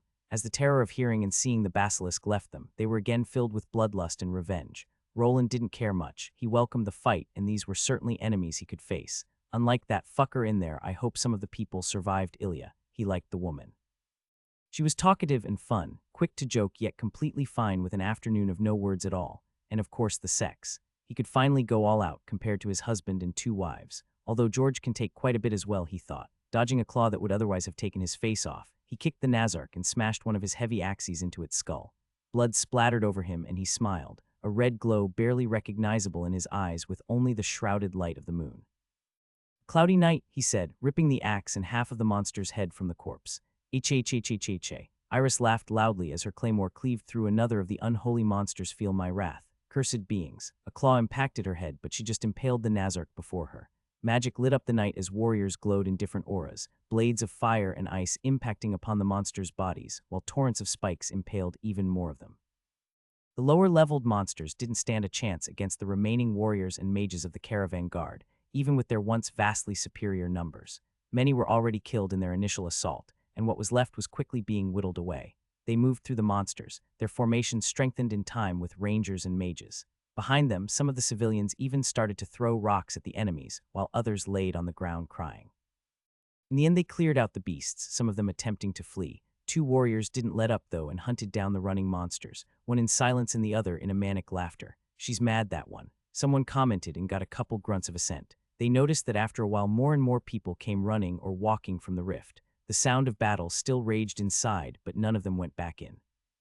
"That was a basilisk, I hear. They can take on whole groups of ruby-level adventurers," one of the fighters said, nervously moving his sword from hand to hand. The faster warriors were to take the exiting survivors and bring them to the rest where they were treated as well as could be done. Sadly, none of the healers had made it out. For the next 10 to 15 minutes, more and more people came out. Roland was still on the hunt while Iris had returned. She was sitting near the group, mumbling to herself about unbelievers and blood mostly. Some of the others tried to distance themselves a bit from the woman. She was quite famous for killing whomever she deemed unholy. Some wondered why she was allowed to join the caravan, but one doesn't question the guild. Arvin or Mia could deal with her after all, so it wasn't an issue. Neither were here right now, though. "Look, more made it," one of the surviving civilians exclaimed. One of the healers was emerging from the rift with nearly 10 other people, most of them being defenders. Sebastian, the old enchanter, said, relief spreading on his face. They soon reached the group. "Ilya is still in there. I think Arvin, her and some others are distracting the basilisk. We're safe here, though. It won't follow us out." Many of the people shouted or clapped at that, some because they were apparently now safe, some because they knew Arvin or Ilya and had seen them fight or heal. "They stayed behind to save us," someone said. Others joined with similar statements while Sebastian started to treat the injured. 3 minutes later, some guards and adventurers exited the rift and joined them. Ilya, Mia, and Arvin were apparently still buying time against the terrifying basilisk. Some of the survivors went closer to the rift again, believing the words of Sebastian. Just as they reached the massive entrance, the 5 remaining survivors exited. A rogue helping a warrior stand, Ilya waking next to them and Arvin carrying Mia. He set the woman down and Ilya immediately checked her. "She's fine. No mana though, just let her sleep for a while." Arvin nodded at that. They had made sure the basilisk wasn't following them before exiting. The beast was still sending waves of air their way but didn't move closer, the magic dissipating after a couple 100 meters. Ilya started to treat the man that was running next to her on their assault on the beast. Ryan was apparently his name. "You can lie down, back to the rock." He followed her orders as she started treating his broken arm and shoulder. Unholy. A sudden scream made all the people focus on Iris, who was pushing through the people around her. Her armor stained by blood, she unsheathed her sword and suddenly rushed at Ilya with an incredible burst of speed. Her claymore held high, Arvin could only watch as the healer he so learned to respect was cleaved in half. That didn't happen though. Ilya sidestepped skillfully and just slapped the woman with all her strength and a full load of destruction. A loud clap resounded, and a wave of force could be felt by the closest bystanders as the corpse of Iris slid a couple meters to the left of Ilya, her neck broken. Ilya shook most of the new blood on her hand off and continued to treat Ryan. "Anyone got a problem with that?" she asked with her back to the group. Nobody said anything until Arvin started laughing, a loud, deep laugh, and soon joined by everyone else present. The survivors couldn't stop laughing, their situation so ridiculous, all the adrenaline leaving their bodies. Some collapsed in relief while others hugged each other. Nobody had heard Arvin laugh before, but that didn't matter in that moment. Ilya finished patching up Ryan and helped Sebastian with the rest. He smiled weakly at her, not stopping his work. They were done an hour later when Arvin got up from his sitting position next to Mia and addressed everyone. "All right, people, we're only 45 remaining out of the 150 that left Riverwatch. We have some decisions to make. 37 out of those 45 were from the guard. A miracle really that 8 civilians even survived. They had been between the carts when the basilisk first attacked. Most of them died instantly." Ilya finished her work and joined the others that were listening to Arvin. They voted on going back to Riverwatch or continuing their way to Salia. Most of them wanted to continue. Some of them seemed to change their mind after seeing Ilya and Arvin choosing Salia. "All right, that's settled then. I suggest we camp out here for a while until everyone's recovered a bit. Then some of us can go in again to salvage whatever we can from the caravan. Did anyone see any horses survive?" Some people nodded and mentioned that they saw a bunch of them running away towards the forest. Arvin nodded to the remaining rangers who nodded and fanned out. It was in the middle of the night, but they would likely still find the animals. Tom, do you feel up for a scout inside the rift in an hour or so? Arvin asked the rogue. Sure, if you and Ilya wait at the entrance to bail me out should anything happen, he replied. They were of course all right with that, and so everyone spent the next hour recovering. Seeing all their physical injuries were healed, it was mostly a mental thing. Ilya remembered after half an hour of checking her armor's damage that she could heal mental damage. Maybe it works on shock and building PTSD as well. She started healing the civilians who all seemed a bit more relaxed after. Most of the adventurers and guards seemed to be fine, mostly. Life in those professions brought similar things like what happened that night on a regular basis, albeit maybe not as intense. Ilya finished checking up on the last one of them when Arvin patted her on the shoulder. It's time, ready. She joined him and they escorted Tom into the rift. This is far enough, you guys are too loud. The rogue stopped them with a gesture after a while and continued on alone, crouching slightly. I couldn't do that, Ilya said after a minute. What do you mean? Arvin asked, scanning the open space before them. There was no sight of the basilisk or anything else moving really. I mean the rougey kind of work, you know. She kicked the dust on the ground. Yay, not my thing either. Didn't expect you to be a psycho, though, the man said with a completely straight face. Psycho, what's that supposed to mean? And yay, you're more the leader type. Ilya then removed her mace and started playing with it, throwing it into the air and catching it. It's what I call people like you. The ones that get enjoyment out of this, he gestured to the scene before them. It's not that I enjoy the killing and deaths, trust me I don't. It's just the fighting itself, there's something about it. The mace fell to the ground a couple meters away from her. She went to it and picked it up. I know. Many psychos do though, so you're a special case, I think. Sometimes I just think it would make it easier, you know, to enjoy it. He started tweaking the straps on his armor. I get you. She started to throw her mace again. What's that armor made of, by the way? Heard someone whisper about a dragon. This time she caught the mace out of the air. It's a secret, was his plain response. In that moment, Ilya felt a presence with her spherical perception and turned to her side to see Tom crouching closer to her. His eyes widened and he straightened himself immediately. At least you're not completely unaware of your surroundings. But holy fuck you idiots, can you be even louder? He cocked his head as he looked at the now slightly embarrassed pair. No sign of the basilisk or anything else living. The tracks should be at least an hour old, so the thing probably left soon after the fight. You think we're fine with checking? Arvin asked, none of the embarrassment showing anymore. Tom made a wavy motion with his hand. I'd give it another hour or two, maybe let them sleep first, he suggested. Arvin grunted affirmatively. They went back outside and informed the group. A watch plan was put into place, while the rest prepared to get some sleep. Some of the others apparently had a similarly reduced need for sleep as Ilya. She believed the body of Azarinth's skill or the class itself was responsible for that. She could certainly sleep for over 10 hours if she was in a safe environment and wasn't woken up, but 2 hours was all she really needed at this point. If she meditated regularly, she could even push sleep aside for days upon days. It didn't feel right to her though and would always end with a headache. Ilya didn't like headaches. Sleep took her after all though, as the night had been rather intense, even for her. A shout woke her up 3 hours later. One of the guards on watch had his sword drawn at the sight before him. It's all right, I know the guy, Ilya said from her half-sitting position. Roland gestured to her in a friendly manner and sheathed his axes. You survived him. Well, I won't say I'm surprised. Managed to run away in the end. He approached them as the guard sheathed his sword. I was in there for most of it. Quite a thing, that basilisk. She laid back down, resting her head on her hands. Roland laid down next to her. Glad you made it, he said after a minute of silence. Same, Ilya said. The sky was clear that night, stars shining bright. People sleeping could be heard while the occasional howl of a wolf split the night. Ilya quietly chuckled to herself. How did I get here? She smiled at the absurd situation she had found herself in. Guess I'm 20 now too, and I didn't even celebrate my birthday by shutting myself in and avoiding all human contact. She didn't feel like it was her mission to find out why she came to this world, but there was certainly interest. No obvious party declared her the hero of the land, and there seemed plenty of people stronger or wiser than her. Neither was there a demon lord to be defeated. It just seems like some sort of joke. I do appreciate jokes, but where's the punchline? She thought about it for another hour or two before getting up and stretching. The sun was already rising at that point, and more of the guards woke up. The atmosphere was certainly not a happy one, but to Ilya it seemed not gloomy enough for what happened the last night. Life here is tough, huh? Roland shared some fresh eggs and meat he fried with her. Where's the wind taking you after this? You'll stay in Salia. No, I'm heading for Dauntry actually. I'll likely stay in Salia for a couple days or so though. What about you? She bit down on one of the eggs. Salia for me. Back to the family again. He finished eating and started sharpening one of his axes with a whetstone. Ilya finished her first egg. Kids, don't tell me you're married. Oh yes, 7 of them, 2 wives and a husband. He smiled at her, completely straight-faced. Ilya laughed at his joke, but stopped after half a minute. Wait, you're serious? Of course, why wouldn't I be? He stopped his sharpening and looked at her confused. Ilya bit into the second egg, not realizing she was eating the shell as well.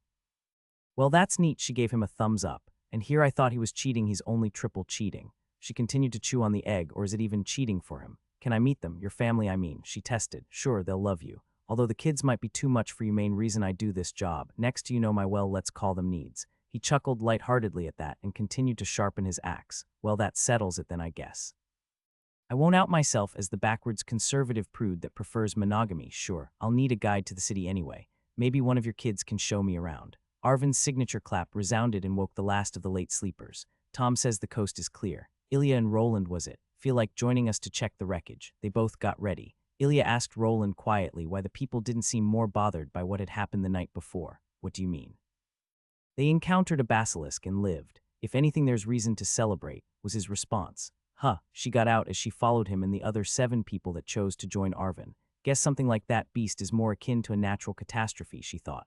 The group entered the rift's entrance and were joined by Tom and another roguish adventurer. There was no sight of any beast, and the place was as quiet and peaceful as when they had arrived the day prior. Eerie, Ilya thought as she looked at the pile of bodies and wreckage of carts. They quietly got to work. There were too many corpses to be reasonably buried, not that Ilya knew for sure that was actually a custom here. One of the mages made a massive hole in the ground where another one burned the corpses. Of course, they were first stripped of any useful gear. That seems cold, Ilya thought, looking at the scene. It didn't seem like something special to the people around her, just everyday life or death. She shuddered and continued to help work through the wreckage. The sun was shining into the rift from far above, illuminating half of the cave inside, and the humans working to recover what they could from their once proud caravan. The group worked for nearly 6 hours to salvage what they could. Some of the goods were rather sturdy, and 4 wagons that stood a little to the side were nearly completely fine. The rangers had gotten some of the horses back in the night. They had more horses than needed to pull the carts at least. Another 2 hours passed until the damaged wagons were repaired and filled with whatever was remaining. Many of the people had to walk next to the wagons because of a lack of horses. They would need a bit over a week to get to Salia. Considering the large amount of management and coordination a large caravan needed, they didn't lose as much time as Ilya expected by going this much slower. Some beasts tried to get close, and some of the guards got injured, but it was much like the first week of travel. Nothing major like the Nazark's attack or the basilisk happened. It might just have overwhelmed the already decimated group. Roland was certainly confused when Ilya refused to share his bed from now on, but accepted her decision. The journey took them close from the base of Karth back into the forest. After around 5 days of traveling through the forest, it suddenly opened up into open and a bit hilly territory as far as the eye could see. From their position a bit higher up than the country before them, Ilya could see kilometers into the distance. A cold breeze was ruffling through the healer's hair and made her cloak flap a bit. One of the survivors had a bit of talent in tailoring, so offered to patch up everyone's clothes if he could sit on one of the carts. Most of them had obliged immediately, some even trying to pay the man. He certainly had enough materials to work with from all the gear the deceased had left behind. There were lonely trees moving in the wind, some having only half or less of their summer adornments left, filling parts of the landscape with orange or brown color. A particularly strong gust of wind made some of the horses recoil. Ilya's blue eyes pierced the sky as she looked at the gray clouds above, the color a testament to their past week of travel. 3 to 4 days now, Arvin said as he walked up next to her, his armor clinking a little as he moved. And we've made it through the danger zone. Ilya chuckled at his joke, but then remembered that for one, Arvin didn't know that the crocodile was an apex predator that lived for over 100 million years because it was the perfect killing machine. And secondly, Arvin didn't do jokes. Traveling through the albeit hilly yet non-forested land was much easier than through the woods, where danger could lurk behind every tree. The caravan reached a hill overlooking Salia 4 days later, the quiet pace a welcome change to many of them. Ilya did get a bit bored after finishing the book she had with her from Splicer. Knowing that the whole caravan knew at this point that she could fight and had some sort of fire magic, she instead tried to work on her skills. Why isn't there a red moon grass or something? The progress of even her flame spell was certainly not impressive. It made sense as she was traveling surrounded by lots of capable warriors. Nearly no danger was associated with her skill usage. They would certainly grow with time, but nothing compared to using them in a battle where her life was on the line, especially facing off higher-leveled enemies while completely alone. Healing skills and even something like the buff of a bard were subject to this. When you healed someone in a walled-off facility inside of a city, the skill growth was lower than stabilizing people while enemies were still around, trying to stop you. Smithing or cooking were apparently subject to the ingredients and the difficulty at which they were used. Ilya had been a bit frustrated, and a nice enough adventurer explained that to her after her 6th hour of using the flame spell. She did, however, gain a level in the flame spell, and also one in the body of flame skill in the week they were traveling. Whenever somebody was in the mood and had time, Ilya would ask them to spar with her, learning a lot about different weapons and commonly used skills. Nobody felt like holding back information, as many were personally familiar with the healer that had saved theirs or a friend's life. The last stretch to the city that lay in the distance became a bit of a struggle because the dark clouds that had been looming over them for half a day now finally released their payload. Not a dangerous ones to humans, but certainly not favorable to the wheels of the carts or everyone's footing. Who goes there? A shout came from atop the city walls, a little less high than the ones in Riverwatch, but still quite impressive to Ilya. Arvin emerged from the group and removed his helmet. Arvin, where the caravan planned to arrive 3 days ago from Riverwatch. The man on the wall signaled someone below, presumably to open the gates, as a loud mechanical noise resounded while the massive metal structure came to life. Come on in then. Welcome to Salia. The man completely misread the mood, or perhaps thought the gloomy atmosphere was caused by the dark sky and the pouring rain. It was late afternoon when they arrived, the city alive with merchants and people going about their business. Some merchants came up to the caravan immediately, already starting to haggle for prices. A couple of them quickly realized that too few merchants were with the carts. Arvin talked to a city guard who quickly sent another to get someone. All right, let's move the wagons somewhere dry and wait for a guard officer. Tom, can you go get someone from the guild? Then we won't have to go through the whole story twice. They moved the carts, horses, and themselves to nearby a little secluded area where the horses could eat and drink, the architecture providing shelter from the rain. Ilya noticed that the buildings reminded her a bit of pictures she'd seen of Italy and old Roman structures. Quite a different style compared to the practical approach most of Riverwatch was built on. There were intricate design here adorning nearly every building. A lot of them looked rather old. Do they have a coliseum? She thought while drying herself off. Heat surge certainly wasn't a possibility here with all those people, but her flame spell did the job just fine. The city guard officer joined them rather quickly, a bulky man with black hair and full plate armor. Ilya couldn't see his level, which meant he was at least LVL 94 in his main class. The officer listened to a quick explanation from Arvin, his eyes widening slightly at the mention of a basilisk. The man agreed to wait for the guild representative before they went into detail, though. 10 minutes later, a woman with blonde hair and an incredibly bored expression joined them. Some gasps resounded around the group as they saw her. Apparently she was famous, or perhaps infamous. Valerie, glad you're the one to join us. Then this will be done with even faster. Arvin seemed glad at the woman's presence and went into a detailed retelling of their travels. He left out anything that wasn't vital while still painting an understandable picture. His good reputation and relationship with Valerie was, as Ilya later discovered, the reason why their group wasn't questioned more thoroughly about the loss of over 2/3 of their caravan's personnel. Arvin informed them all that they were free to enter the city and do as they will. Payment for the guard services could be received at the city's branch of the guild. Some of the people immediately left in groups or alone. A couple of them nodded to Ilya before going back into the rain, while 5 people personally thanked her and Sebastian again. She refused money from 2 of them. Same to you, Captain Arvin. She returned the handshake and he was off, not one for overcomplicated farewells. Look at you.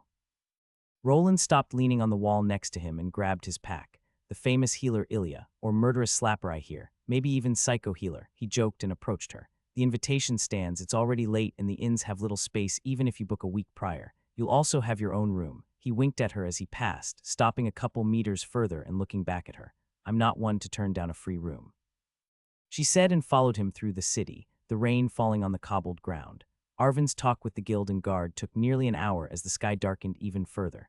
The walk took them through a rather large part of the city until they reached a house among many. The architecture again impressed Ilya, although she assumed the sun would change the scenery quite a bit in its already high favor. Roland knocked on the door, noticeably holding back his strength. Still, the noise must have woken at least some people inside the big building, because a commotion could immediately be heard behind the heavy door. The door swung open, and a horde of kids smashed into Roland with shouts of "Dad" and other variations, joining the noise of the rain outside. Behind the children stood a woman that stared first at Roland and then at Ilya, her red eyes piercing seemingly into her soul. Ilya smiled and waved at the brown-haired woman. Scary, her only thought at the sight of the demon. The children at that point started to notice the woman, their reactions as different as their looks. This looks more like a kindergarten instead of a family. One of the kids immediately hid behind the woman that was now standing in the doorway. Another one of them came up to Ilya, dark eyes staring into hers. Hey, Ilya said, lifting her hand in greeting. Hello, the kid replied, imitating her gesture nonchalantly. Now, children, why don't you go in with Roland and welcome him back in the kitchen? They immediately followed the woman's suggestion like a well-trained group of huskies. Passing her, Roland got a kiss on his cheek. Welcome back, glad you're alive, she told him while was dragged away. He looked back a bit apologetic to Ilya. Hello, I'm Samantha, Roland's first wife, she said to Ilya while folding her arms in front of her. Seeing no reaction from Ilya, she continued, he told you, 2 wives and 1 husband. He seems like quite the man for me to get that introduction. Ilya said while closing in on the woman. I'm Ilya, nice to meet you, Samantha, she said, holding out her hand. Sighing, the woman returned the greeting nearly every time he comes back, and you believe that the men usually react much worse. Samantha seemed relieved to hear that Ilya wasn't too bothered, the situation apparently nothing new to her.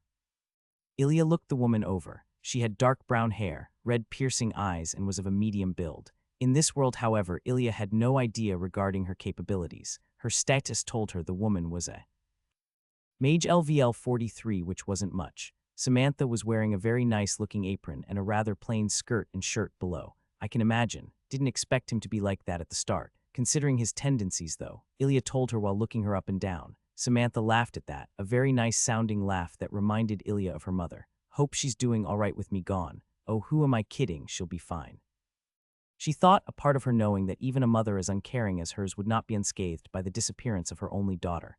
Ilya cleared her mind of those thoughts. Nothing I can do about it now. Maybe there's a clone of me there now, or time is frozen, or maybe that world never even existed. She thought. You all right? Samantha asked but didn't wait for an answer. There's still some dinner left. The people he brings usually stay for a night or 2 considering the housing situation around here.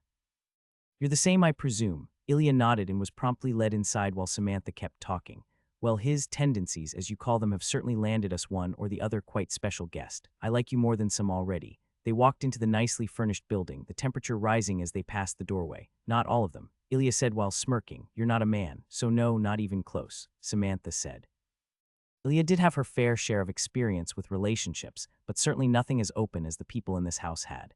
Ilya knew from her time in Aloes, and in Riverwatch specifically, that polygamy wasn't considered too weird, but it wasn't something you saw every day either. They entered what Ilya thought was the kitchen/dining room. A big man was cleaning behind a wooden counter. Apparently a warrior with a level of 52, not that she needed the prompt to determine that. He had scars all over his arms. He looked at Ilya and then Samantha before shaking his head while smiling.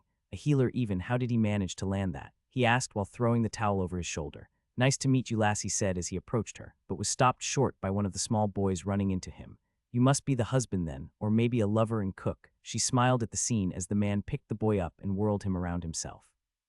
He stopped and put the now disoriented boy back down. All 3 hit the mark. MS Healer. George is the name. Warrior Cook. Warrior fucking Cook. Oh well. From another door in the room, 2 of the kids ran inside while talking loudly about their returned dad. One of their dads at least, she thought, but smiled as the scent of food entered her nostrils. Ilya joined all the others at the small table and shared a meal with them.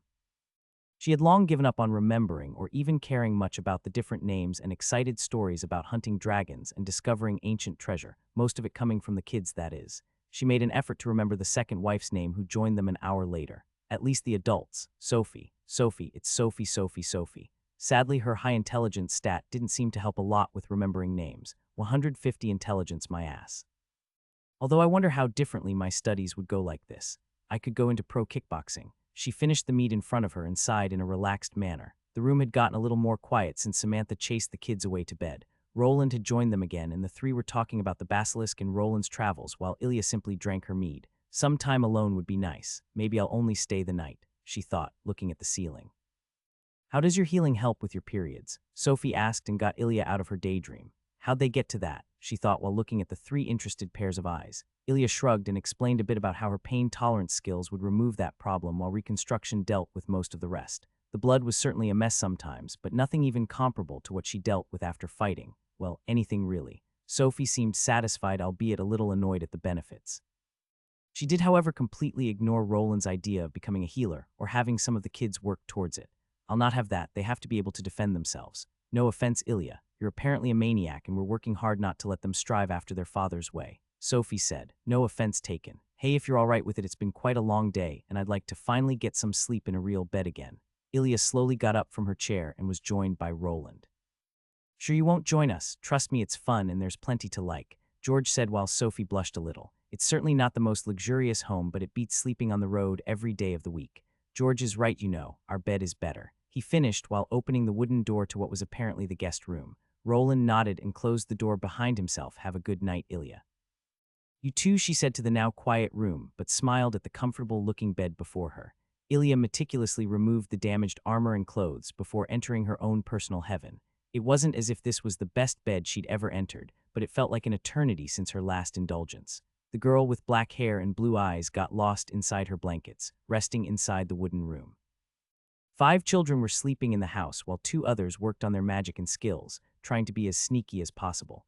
The adults of the house were training other skills of the more fun kind, at least if you asked most people. The rain kept falling over the city, and unbeknown to most of its inhabitants, it also fell over Riverwatch and most of the lands directly south of Karth. An ominous feeling went through one or the other seasoned adventurer that night. Some of them rushing outside to find an enemy to fight, while others were plagued by an uneasy rest or even nightmares. Night passed, and while many an unnamed monster and adventurer died of various different reasons, that night none of them could explain the feeling that spread in that single moment the night before. Ilya didn't notice a thing like most creatures in and around Salia. She woke up to the faint smell of sizzling bacon pushing through the door to reach her enhanced senses. The noise she produced while waking was more akin to one a beast would make, but nothing weird to anyone that knew the woman cuddled inside 3 blankets.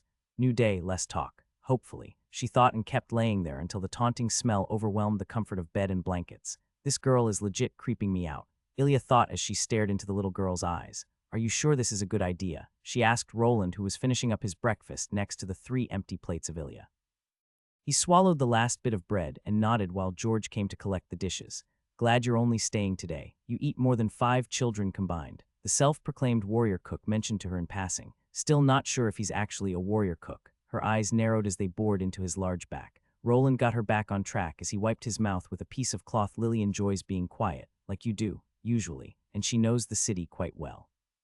And I'll be babysitting one of your annoying children, was what she wanted to say, but considering the hospitality they'd shown her, there was no reason for her to decline. She nodded to the kid. To her surprise, Lily simply nodded back in a way too mature way. It's not raining either today, so you'll be able to enjoy the city a bit more. Still planning to visit Dawntree. You know, it's nearly 2 weeks with a caravan, Roland said as he got up from his chair. I do, yes, although I won't be joining a caravan this time around. Ilya turned to the kid that was still looking at her. I'm Ilya, and I heard you'll be my guide to the city today. Are you ready to go? Oh, I hope not. Just the way everyone glared at me inside the guild in Riverwatch was a bit much already, she said as she shouldered her backpack that surprisingly was still in a rather good state. Oh, you'll be fine. If it's too much, just punch your way out. And now follow Lily before she gets impatient with you, Roland said. Ilya went for a light hug and kissed him goodbye. It was very nice to meet you, Roland, and your family. They're lovely, just a bit much for me. Why didn't I meet you before all of the others? He whispered, at which George threw a towel his way. I heard that. You want to sleep in the guest room tonight? George joked with a grin. Goodbye, Ilya. Do visit whenever you're in Salia, even if I might not be here. Roland released their hug and bent down to grab the towel George had thrown his way. Goodbye, Roland and George. Do greet the others for me. She curtsied and turned around to find an empty hallway. She did it again. Roland said, but Ilya only smiled. The hunt is on, she thought, and extended her sphere of perception. Before blinking away, Ilya placed 5 silver coins on the table. She did feel a little bit guilty about the amount of food she had eaten.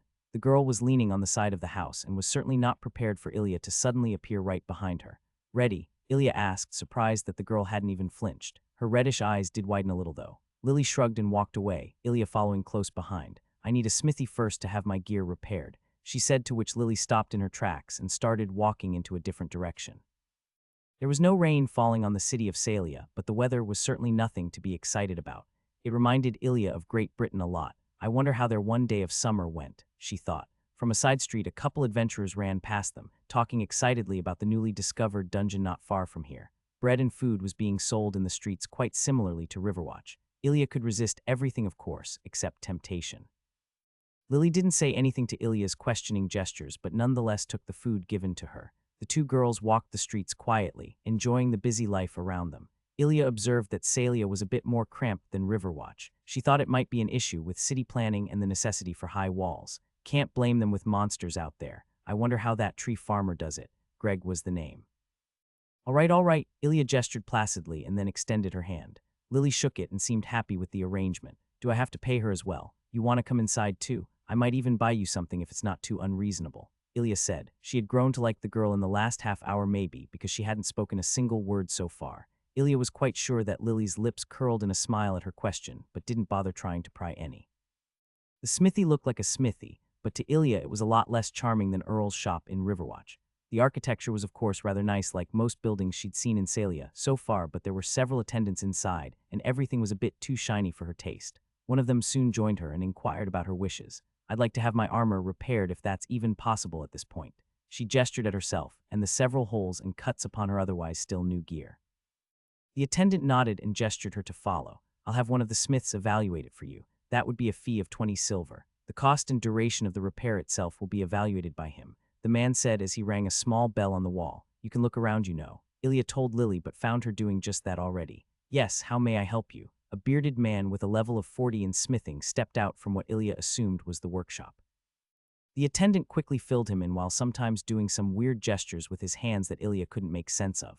The smith nodded and took a look at her armor. "It's very well made. We do have some drake materials around somewhere." He talked while walking around Ilya. "Gonna be around half a day's work." He stopped in front of her. 3 gold coins for the repair. You can come get it in 3 days." He finished. "Let's make that 1 gold coin. I'm not as clueless as I look," she said.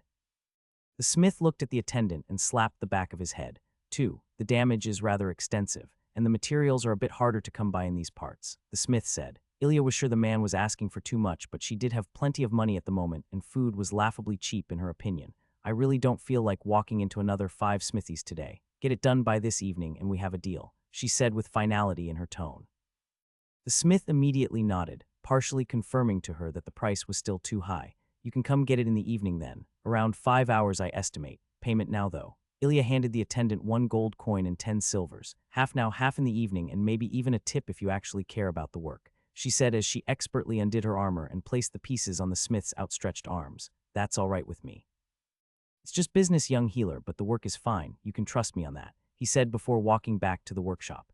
Ilya certainly did not trust the man, but fixing an already made piece of armor didn't seem very hard to do, especially considering the man had the smith class and likely a bunch of related skills.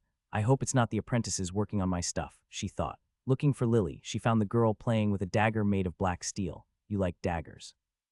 she asked, but didn't get a reply. Ilya smiled as she perceived the smith starting to work on her armor himself in the workshop that was still in range of her sphere. "Let's go then. I'm not about to waste more money on this shop," she said, and the girl reluctantly put the dagger back in its place. Ilya made quite sure that none of the attendants had noticed the girl playing with that particular dagger. It wasn't hard, as most of them seemed more busy being bored than caring about the 7 or so potential customers in the shop. The one attendant that had approached her before seemed to be the only one actually caring a little about his job, and being punished for misjudging my knowledge. No wonder the others don't give a shit. Next stop, the Adventurers Guild. I think there was mention of getting paid, Ilya said, and followed Lily, who again took the lead. They walked for another half an hour through the streets without a word. Ilya didn't feel like browsing the shops today and only went for more food along the way. When they reached the guild, there was a group of armed adventurers standing around the entrance talking excitedly about the new dungeon and the apparent sighting of a basilisk. "Seems like that dungeon is gonna be filled with people instead of monsters rather soon."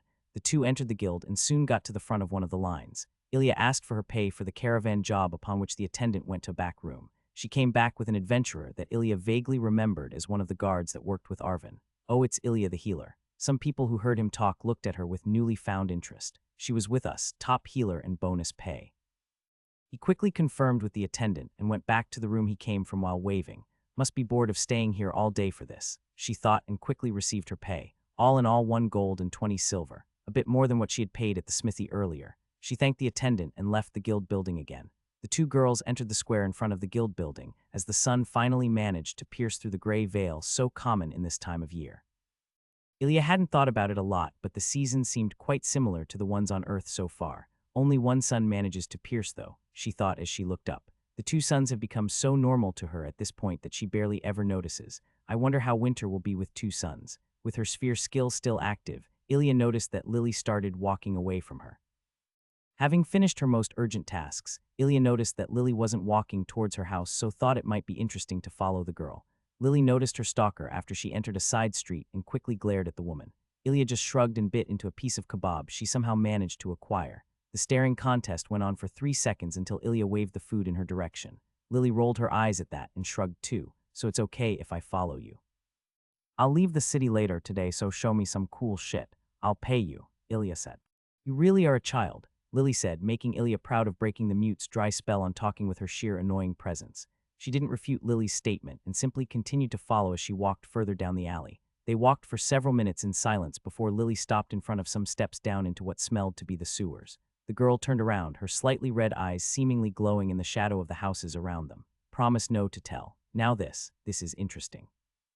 Ilya nodded and put her right hand towards her heart. I promise that whatever your secret is, I won't tell anybody, except if it puts your life in grave danger, she finished, to which Lily's expression turned thoughtful. After a minute of thinking, Lily nodded and turned around again. From between some rubble in the alley, she pulled out a rough-looking bag and checked its contents. Nodding, she walked down the steps quietly with Ilya close behind. Another 2 minutes passed before the sound of rushing water could be heard. They were below the street level now, with stone above them. After walking into the sewers a bit further, Lily turned around and motions for Ilya to wait. She then advanced 5 more meters and opened the bag. Lily removed a couple pieces of dry-looking meat and placed them on the ground before her, then producing a whistling noise with her mouth. Ilya stood there for a minute until movement could be made out at the closest corner before them. Wild dog, LVL3. Plopped into her mind's eye as she stops an aggressive reaction from her body. Too many bad dogs lately, she thought as the dog advanced towards Lily and the food. He reached her and snuggled her leg before starting to eat. A second dog emerged from the nearby tunnels, and then a third. There were a total of 7 dogs in the end, all being fed by Lily, who methodically checked on each of the dogs. She touched their sides, checked their teeth and paws before offering more of the meat in her bag. Ilya slowly approached to stand at Lily's side. One of the dogs looked up at her but then just continued eating. I wonder if my necklace is working. She crouched down to the dog and touched its side with her palm. This one's fine, she thought, but still pushed some healing mana into the creature. The dog looked up startled but quickly relaxed and continued its meal. Ilya hadn't noticed Lily staring at her during the whole thing. She shook her head after a couple seconds and continued to look after the dogs. Ilya did the same, checking each and every one of them for injuries. She knew some things about the human body from Earth. She had wanted to become a doctor after all, but her healing skill here seemed to give her some insight on any creature's well-being she touched. 2 of the dogs had light injuries that she quickly healed. The dogs stayed with the 2 girls for an hour or two, cuddling or playing. Lily didn't seem bothered by the stench and grime they got on her. Is there a bathhouse in the city? Ilya asked, to which Lily nodded. Only one of the dogs was still with them, and Lily shooted away to join its brethren. Then lead us there, Queen of Dogs, Ilya said, and followed the girl, who quickly gathered up her things and walked back out. She didn't miss the big grin on the girl's face with her Azarinth sphere, but chose not to mention it. The 2 made their way to one of the city's bathhouses in complete silence while they walked between the people of Salia.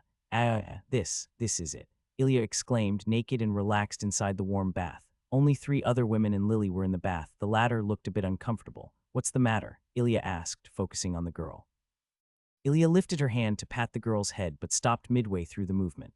She lowered her hand back into the water and smiled. Apology accepted. Although I hope I won't ever stop being a bit of a kid. Later that day, Ilya had said her goodbyes to the newly found friend, the Queen of Dogs, and was now crouching on top of a building. The moon was shrouded by clouds and only illuminated parts of the city. A good night.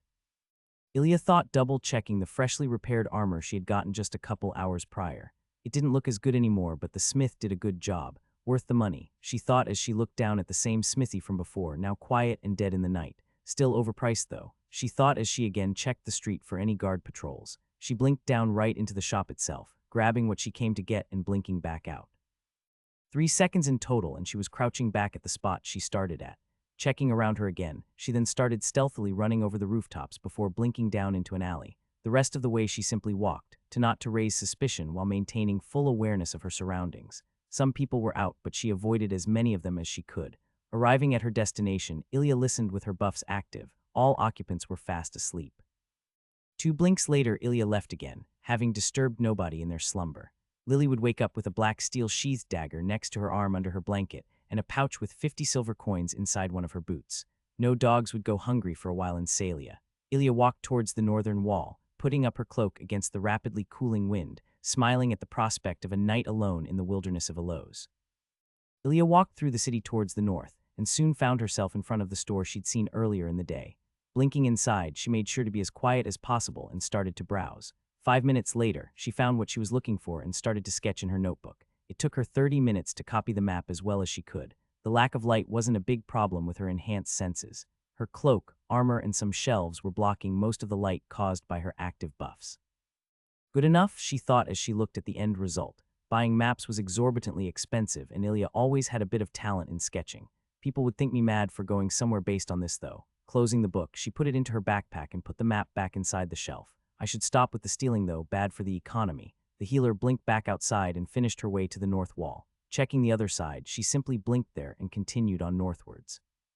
Ilya broke into a jog and then a sprint. After 5 minutes of running, her runes came to life and fire started to dance around her. Certainly faster than a caravan, she thought as she ran into the night. What followed was a series of running, hunting, and sleeping. The colder weather didn't bother the highly resistant healer. She didn't even consider selecting a fire enhancer skill to make herself more warm. She already was warm after all. The first 3 days of traveling were met without any interruption. Ilya enjoyed being alone and lost herself in the speed, the view, and simply being free in the dangerous wild. In those 3 days, she had unknowingly already traveled as far as a caravan would have gotten in a week and a half. With her very small need for sleep and enhanced body, most normal travelers were much slower. Her being alone made the biggest difference. Even though there were some that matched her in speed and endurance, they mostly still had slower members in their team or people that couldn't forgo sleep for a couple days. At that point, Ilya had reached the base of the mountain Karth. It wasn't easy to find as even from miles away the massive mountain towered in the distance. The wind was blowing through her hair as Ilya scratched the top of her head. "Where the fuck do I go now?" she asked the wind, sadly not receiving an answer. The mountain was huge, and in her sketched map, the city of Dauntry was somewhere halfway up the mountain. "I need a road to follow," she said, and started running diagonally towards the mountain. Seeing how easily she had come to the mountain itself, she never really followed any of the roads she came across. They often went around the straightest path to the destination for various reasons that Ilya didn't really care about. It took her nearly 5 hours of consecutive running until she finally found a road that led up the mountain. The healer still wasn't sure if this was the one leading to Dauntry, but it was the best she had at the moment. As she started following the street, though, she soon came across other travelers. At first there were lone teams of adventurers, and as time went on, there were some carts as well. Seeing how some other people were running as well or rushing through on horses, Ilya didn't find anything wrong with continuing this way. She did, however, stop at one time to ask someone about where the road led, and it was indeed Dauntry. Their confused looks meant that either one should know, or that there simply wasn't anything else up this mountain. Another 4 hours of running later, Ilya finally came up on what looked like a dam to her, a massive dam. Of course, it was instead the stone wall of Dauntry, half built and half carved into the mountainside. Ilya stopped in her tracks and continued in a walking pace, a bit stunned by the sight. "This magic thing really puts another level on medieval architecture," she thought as she looked upon the nearly 200-meter-high structure that nearly seamlessly blended into the mountain on each side, like a half-finished carving, she thought. Nothing could be seen behind the wall itself, and while on her right side, the rock simply continued into the mountain. On the left side, there was a straight drop further down than Ilya could see from her current angle. It took her another 15 minutes to reach the gate at the bottom of the wall, where an assortment of guards with rather high levels controlled everyone that went inside. Some were even a higher level than Ilya. Reason for coming. One of the guards talked to her in a rude tone, visiting a friend. She answered and shrugged. The guard wasn't amused, though, and motioned to 2 other guards standing nearby. "Trying to be funny, eh? Well, we'll see why you're here soon enough. Grab her." They advanced towards her while some of the other travelers looked uninterested or tried to get out of the way. "Alice Forkspear. I'm a friend and on my way to see her," she said, lifting her hands placidly. "I have a letter from her with me." The guards hesitated immediately upon hearing the name. Apparently it held a certain amount of weight in Dauntry. What am I getting myself into? Ilya thought, but got the letter out of her pack nonetheless. "I hope some good fights." She finished her thoughts and handed the letter to the guard that first talked to her. "That's the original seal. Please excuse us for offending you, young lady. She's with the Forkspears guys." He apologized mechanically and informed his colleagues. Either he's not used to being nice or just really wanted to mess up my day. She grabbed the letter from his hands again and entered through the gate before anyone could change their mind or got the brilliant idea of her not being the actual recipient of the letter. The wall was massive, and it took her a full minute to cross through the gate that was more akin to a tunnel. Reaching the other side, bright sunlight blinded her for a split second before she could take in the city before her. It stretched downward and into the mountain for hundreds of meters. Houses of stone filled the whole place with colorful flags and banners flying here and there. There were temples and what looked like forts and castles. High above the city was the rock of the mountain forming a natural wall, and even topping that was another man-made wall with defensive structures and patrolling guards. Avoiding any further questions, Ilya quickly made her way into the city, descending the first 50 steps and entering the city proper. The now familiar noise of a medieval city greeted her as adventurers. Merchants and carts made their way here and there.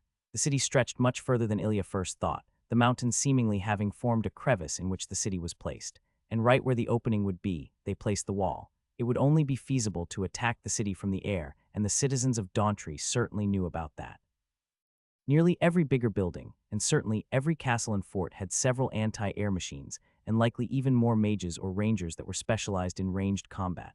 The cities I've been to so far are nothing compared to this, she thought, remembering the attack on Riverwatch. Size-wise, the cities were rather similar, but everything else was like day and night. I enjoyed being outside, though, so I'll go check on Alice as soon as possible before leaving again. Maybe find that dungeon the adventurers in Celia spoke about, or go to that bath house again. She smiled at the thought and noticed an incredibly light tug on her armor. Seeing with her sphere skill, she quickly found the culprit and grabbed his arm. "That's not yours, little man," she said, and put pressure on his arm. The boy immediately released the pouch he had gotten from her. Prepared to let the kid go, Ilya suddenly had a different idea and removed 2 silver coins from her actual coin pouch that was a bit more hidden inside her armored skirt. "Lead me to the Forkspear residence, and these coins are yours." The kid made big eyes and quickly nodded at the obviously rich tourist. Everyone knew, after all, where the 6 big houses had their residences. He held a quick pace, obviously excited to get 2 whole silver coins for this little amount of work, and they reached one of the big castles half an hour later. Ilya handed the coins over and took in the structure before her. Within her sphere, she saw the kid already sneaking away quickly, hoping she wouldn't change her mind. She didn't, though, and soon approached one of the guards at the massive gate. "I'm here to see Alice Forkspear. My name is Ilya Spears." She handed over the letter to the guard, who took his time to study the seal and letter itself. He looked her up and down before shrugging. "I'll have someone tell her you're here. Please wait a moment," he said, and gestured to a young woman behind the gate. The moment turned out to be just under 50 minutes long, as Ilya even witnessed a change of the guard. Ilya Spears, a woman that just approached, asked the waiting healer, who by now was leaning on the wall. To the displeasure of the guards, of course, but they weren't sure yet if she'd be a guest or not. "Yay, that's me." She waved, slightly annoyed at the waiting time. "Does she want to see me now, or does she not?" she asked herself, but followed the woman nonetheless. Ilya was led to a house next to the castle. It was still impressive, but she was certainly a little disappointed that she wouldn't be entering the real residence. "Please wait here. Lady Forkspear will be with you shortly." The woman bowed slightly and left Ilya standing inside one of the house's rooms. "You've got to be." She closed her eyes, trying to focus on the past 3 days of quiet nature before sitting down on one of the fancy-looking chairs that adorned the very beautifully furnished room. Paintings on the walls showed different, presumably important members of the house, but Ilya was more interested in the mounted bear head with antlers. "Where can I find something like that? Can I ride it?" She thought before a knock on the door got her attention. A woman in a traditional maid outfit entered the room with a plate in her hands. An unfamiliar yet somehow nostalgic scent filled Ilya's nose as she unconsciously got up from her chair. "Coffee," she thought, advancing on the plate. The woman swiftly put it down on the table and poured 2 cups before bowing and leaving the room again. Ilya sat down and grabbed one of the cups. Smelling it, there was a distinct difference to the beverage she knew and loved. She took a sip and was intrigued. "Not quite, but it's the closest anything here came so far," she thought, and noted to herself to ask Alice or one of the maids about this beverage. The door opened again 3 minutes later, and Alice entered with a big smile on her face. She was followed by a man in what Ilya could only describe as a suit. "Ilya, I'm so glad you could make it. How have you been?" Alice greeted her merrily. Is she already over it, or maybe she's trying to forget? Well, it's her decision anyway, so I'll play along. Ilya thought and got up from her chair to greet the girl. She took her into a powerful bear hug. "Hey Alice, did you miss your ride so much that you had to send a letter my way?" she asked, and noticed a small shiver run through the girl while they hugged. She let go quickly after and made some distance. "My ride, well, not quite. Although the job I mentioned has turned into somewhat of an emergency, I'm afraid. We'll talk about it later, though. Do tell me about the attack. Were you there when it happened?" Alice said, looking so similar to Rory with her excited questioning. There's less bulk on her, though. It's eerie, knowing what happened to her. What else can people do, though, but to go on with their life, she thought, and shook her head. It was quite impressive. One moment I'm watching the arena battle, and the next, they talked for nearly an hour, sharing stories about their lives. Ilya's travels and progress, Alice's studies and advances in healing magic. Ilya found out that the beverage was called Sai and was apparently a tea rather famous in Dauntry. "So what was this job or emergency you mentioned? The reason you got me here?" Ilya asked while pouring herself another cup of Sali. "Well, it's a rather complicated situation. Have you ever heard of the sleeping plague?" Alice asked, her tone changing from jolly to serious. Ilya shook her head at the question and started to sip on her tea. It's no wonder, considering it's a rare disease that only ever pops up in cities right around Karth. The problem is that conventional healing methods don't work with this disease. Normally, this wouldn't be an issue. There aren't many deaths attributed to disease every year after all, but my sister has contracted the sickness. She looked away thoughtfully and continued after a short pause. We currently have no cure. I think the Forkspears might even be the only ones knowing about the disease. What we know, though, is that the Tallying quite certainly did have a cure. This is where you come into play. We've discovered a new Tallying ruin around 2 months ago. It's bigger than anything we've uncovered before and right in Forkspear territory. Alice smiled a bitter smile. I'm afraid I've sent everyone I could trust or afford into the ruin already to look for a possible cure, to bring back any artifacts, machines, herbs, or mushrooms that can be found. My family won't do more either, so if you go, you'd be going alone. If you find any other team inside, you could join them, of course, but I remember you were alone in the forest too, so I thought. The girl was running over her own words, getting seemingly worked up about the issue. It's fine, Alice, I do prefer to explore alone anyway. Who are the Tallying, though? I apologize if it should be common knowledge, Ilya said, holding one of Alice's hands in her own. Her eyes widened a little at the question, but she quickly focused again and answered, Ilya, I forgot about your remote healing order. The Tallying were an ancient dwarven civilization. We've found ruins all over Alos, but they're most common in the cave systems of Karth. They were highly advanced with technology and magic, different from what most people use today, she explained as Ilya nodded to the new information. Sure, I can check it out. I'm pretty good at running away should something dangerous show. And some ruins to explore was pretty much exactly the thing I've been looking for, she said, but refrained from smiling. I can leave immediately to start the search. How do I identify a possible cure? And you don't want me to see her first. Maybe I can do something. My healing is a bit different, I think at least. I'm afraid that's not possible. We consulted every healer in the city and some outside. The disease has been researched for decades in secret and nothing was found. My family is unaware of you being here and they wouldn't allow a wayward healer to walk in and look at her, even if you saved me before. Please accept it. I've gone through enough to even be allowed to send people to the ruin. We're not sure how to identify the cure, sadly. That's why you should simply map out the ruins. Clear out whatever machines and traps you can. Mark possible places of interest or machines too big to carry on the map. And of course take any machine, device, or artifact with you that seems out of the ordinary. And of course any mushrooms or herbs. And most importantly, don't die. Tallying ruins are incredibly dangerous. Their defensive mechanisms and machines rival the strongest beasts you might stumble upon in the cave systems, Alice explained. Thinking of the basilisk, Ilya shook her head to get the thought out again.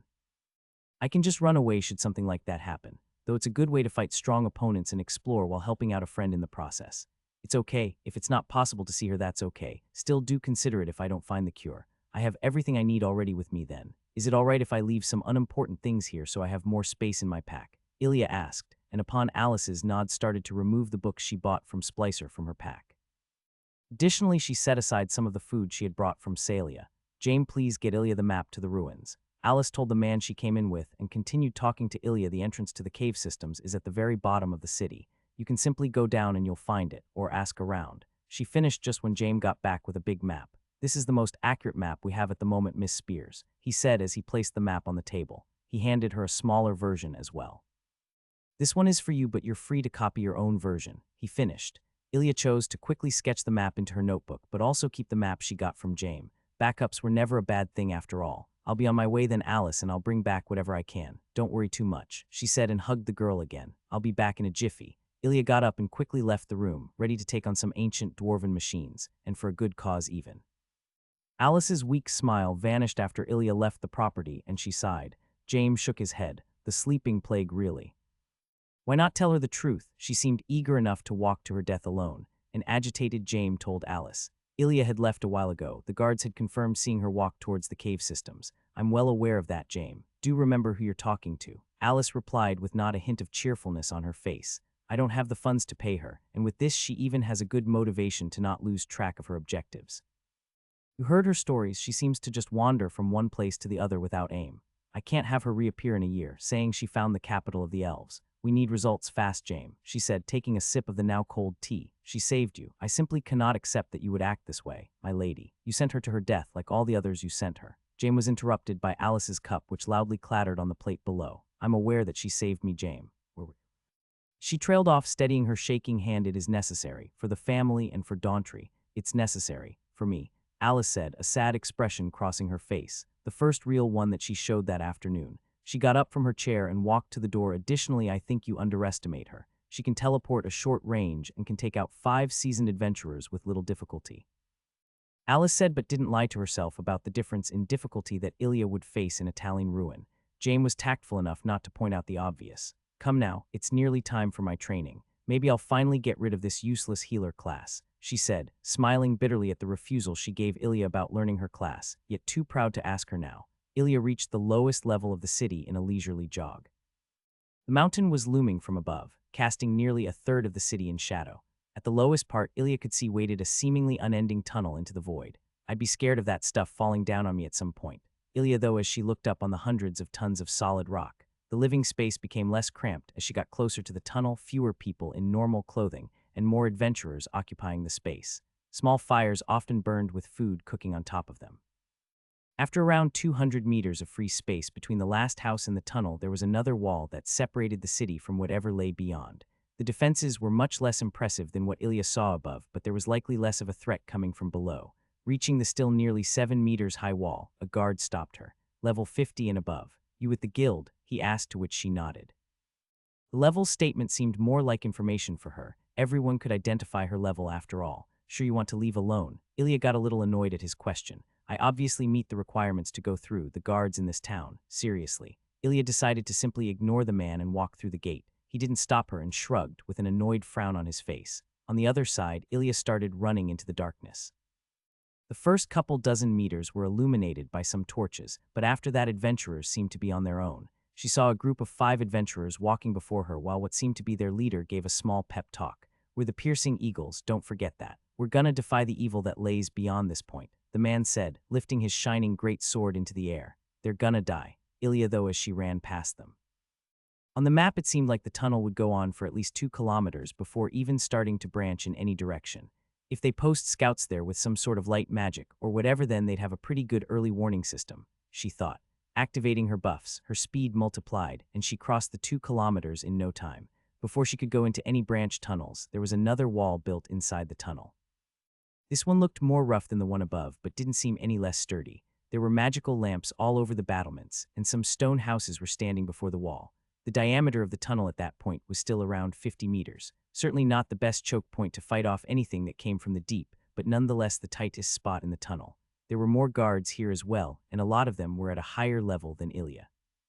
One of them quickly spoke to her as she walked up to the gate. Out is free, but entering again is a fee of 1 silver, and we'll have to examine you and your items. For any kilogram of goods above what you can carry on your body and in your backpack, there's a tax of 10 coppers. Like a machine, the guard went through the information.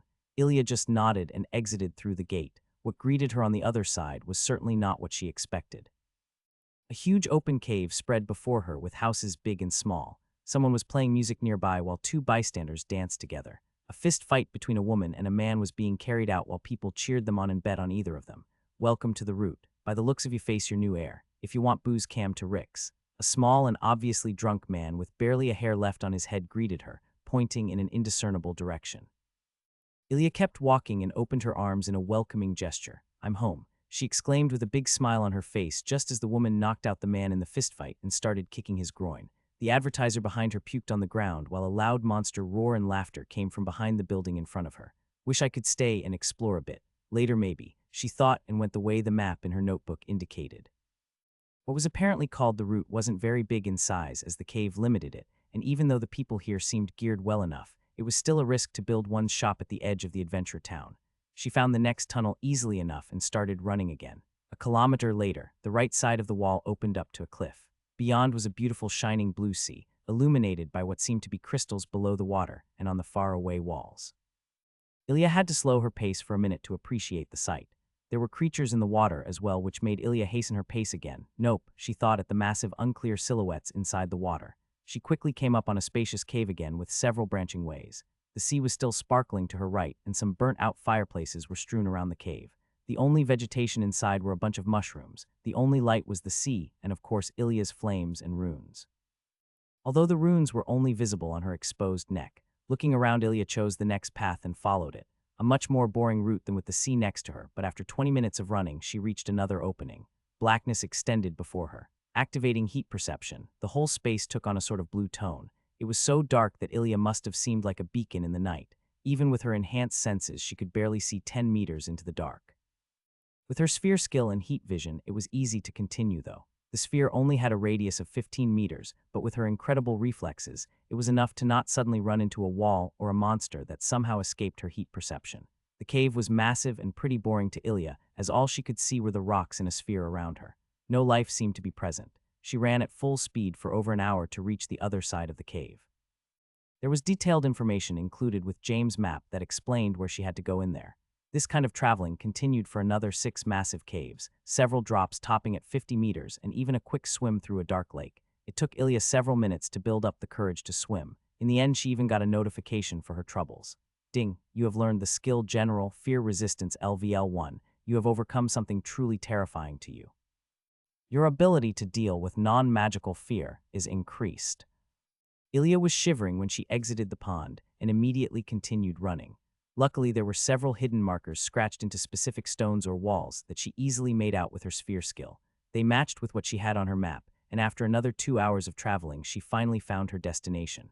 A small crevice in the wall led her into a perfectly rectangular room with weird rune markings on the walls. They looked kinda mechanical.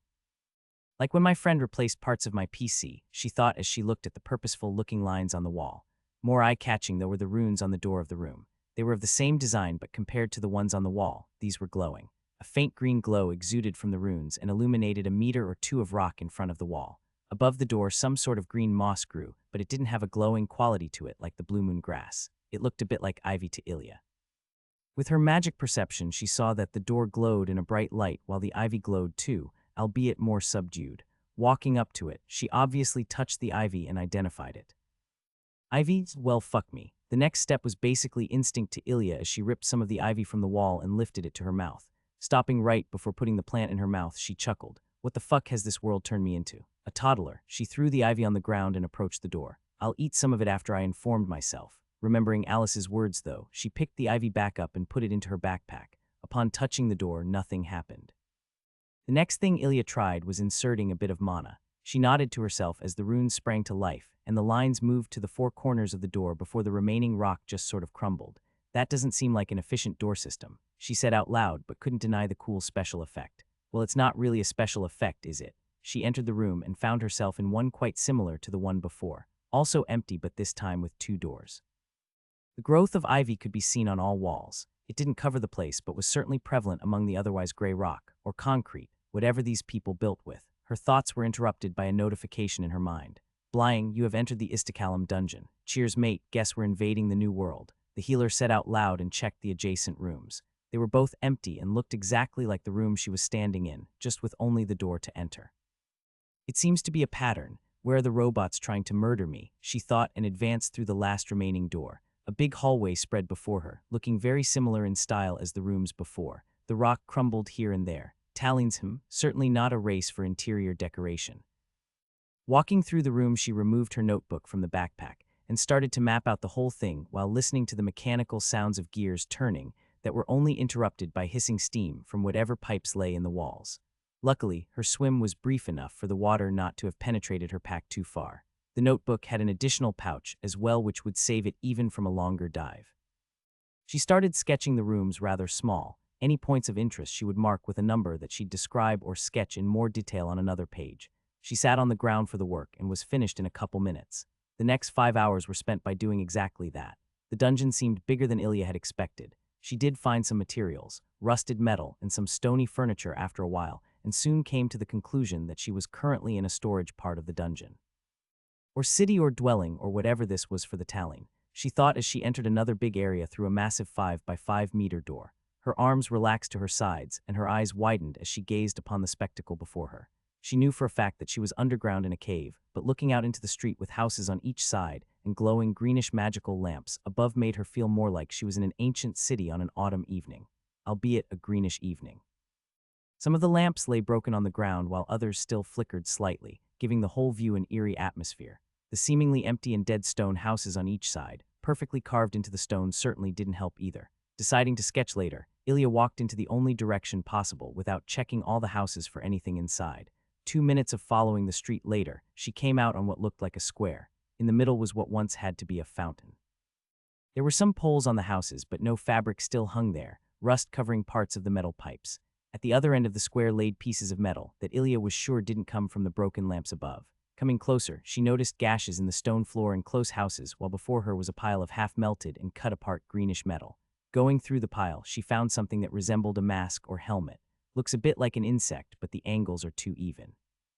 Guess these are the robots trying to kill me, but who killed this one? She thought and suddenly stopped. Backtracking, she removed her notebook again from her pack and started to map out the street and square. Anything notable got added as well. The houses held different furniture, but either the dwarves preferred stone or anything else has rotted away a long time ago. She moved through the houses and quickly started to notice the patterns in design. The lack of individualism made her sketching a lot easier, and she was done with the street in no time. The square was a bit of a different story, combined with the bigger building that had the poles fastened to it. Inside, there was more than just stone beds and shelving. There was dust on the ground in some places, while the stone was discolored in some places. I assume something was moved away rather recently, Ilya thought, noticing some likely wooden splinters with her sphere of perception. Probably the others Alice mentioned. They're taking even the furniture, she marked where she found the splinters in her notebook and continued on. The square itself had 2 roads leading away from it. Ilya chose the one where no metal remains littered the ground. Looking into the dark road, she was quite sure that her fear resistance did its job quite well already. This is like an alien movie, why do I remember that now? She thought with a groan and made herself continue down the path, the green light illuminating the perfectly cut rock, while Ilya's blue and red colors presented a stark contrast in the scenery. Not too far along, Ilya suddenly stopped. The smell of blood was in the air, and it came from one of the houses to her right. Sneaking up on the wall, she tried to determine what was inside with her sphere skill, but whatever caused the smell was simply too far away. Walking inside, the mechanical noises seemed to heighten as her eyes spot what lay just outside her sphere's range. 5 bodies, and more blood than seemed possible for them to possess. The ivy and walls were painted red, the smell of the scene reaching Ilya so late a testament to the dwarves' ventilation systems. Ilya listened to the room but couldn't make out anything extraordinary. Approaching the bodies, she kept her senses on high alert. There, she thought, a click sounding a bit different than the monotone noises before. She dodged to the side before a dull sound could be heard from her left. Something impacted the wall behind where Ilya had just stood and cracked the rock. Movement could be seen on the wall from where the noises came. A fast-moving creature walked upon the wall with 6 metal legs. On top of the legs was a metal cube with a round opening sticking out, not quite unlike a gun barrel. Even higher up extends what looked like a spine made of metal with a mask quite similar to the one Ilya had found just moments prior. The legs clicked on the walls before the creature's torso angled towards Ilya, the barrel aimed at her head. A dull noise echoed through the room as a quick flash of light exited the barrel. Ilya sensed the bullet and slightly leaned to the side. The metal slug glanced her armored shoulder only to harmlessly enter the wall behind right after. Ilya spun with the force and blinked next to the creature. Her movement continued into a kick to its head. The creature's head slightly wobbled before its torso turned back to face Ilya.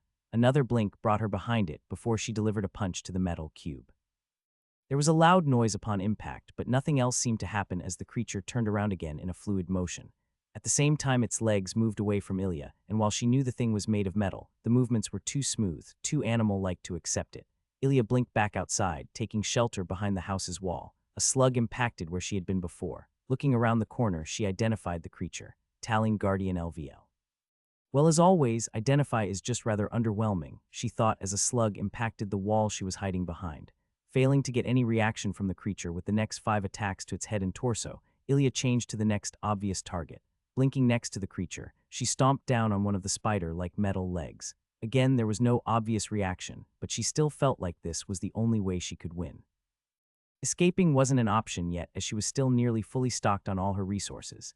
She continued to alternate her attacks between the 6 legs until finally there was a change. The machine started to favor one side a little more and became a little slower in its movement to the other side. There is also no change in its behavior. Her thoughts were interrupted by a slug barely dodged with another blink. If it had an actual AI, I'd probably be dead already. Her stomp finally broke through as that leg dangled uselessly from the creature's side. The Guardian wasn't inhibited by the smashed leg much and continued its merry shooting. To Ilya, though, her victory was certain, just postponed. 10 minutes later, she finally disabled the creature's last leg, the machine now resting on the ground. Its torso was still frantically turning to find its enemy.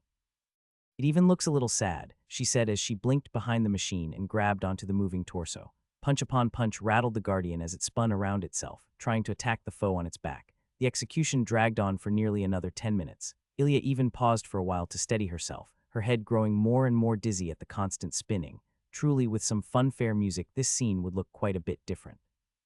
The corpses nearby didn't paint a very fun atmosphere, though. Finally, the last punch landed. A wave of destructive mana fried whatever laid within, and the spinning slowly glided to a halt. The noise in the room reverted to the monotone sound of gears and steam, only Ilya's breathing remaining to contrast the mechanical sounds. Bing, you have defeated Taling Guardian Bing. You have defeated an enemy 75 levels or more above your own. Additional experience is granted. Bing Azarinth Healer has reached level 76.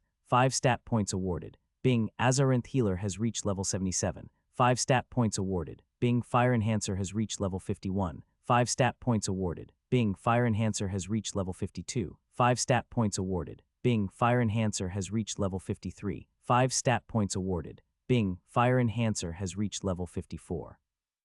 5 stat points awarded. Bing, new skills available for Fire Enhancer. Ding, Blink reaches second LVL 15. Ding, Azarinth Sphere reaches second LVL 2. Ding, Azarinth Perception reaches LVL 19. Ding, Azarinth Perception reaches LVL 20. Ding, Body of Flame reaches LVL 12. Ding, Body of Flame reaches LVL 13. Ding, Body of Flame reaches LVL 14. Now this is what I call power leveling.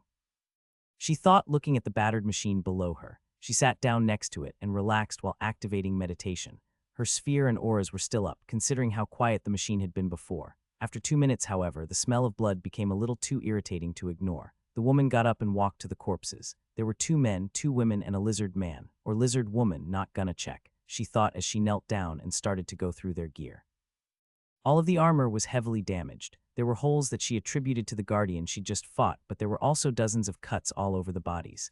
That thing couldn't cut, she thought, and became a little more wary. The corpses were once adventurers. Ilya found tags with golden and crystal markings. 3 of them were warriors, 1 was a mage and 1 a ranger. No healer, she thought, and continued her search.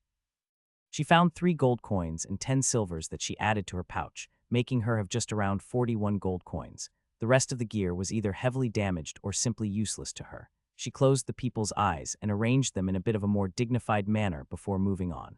There was no earth here where she could bury them, and digging into the stone with her hands seemed even less appropriate than leaving them as they were.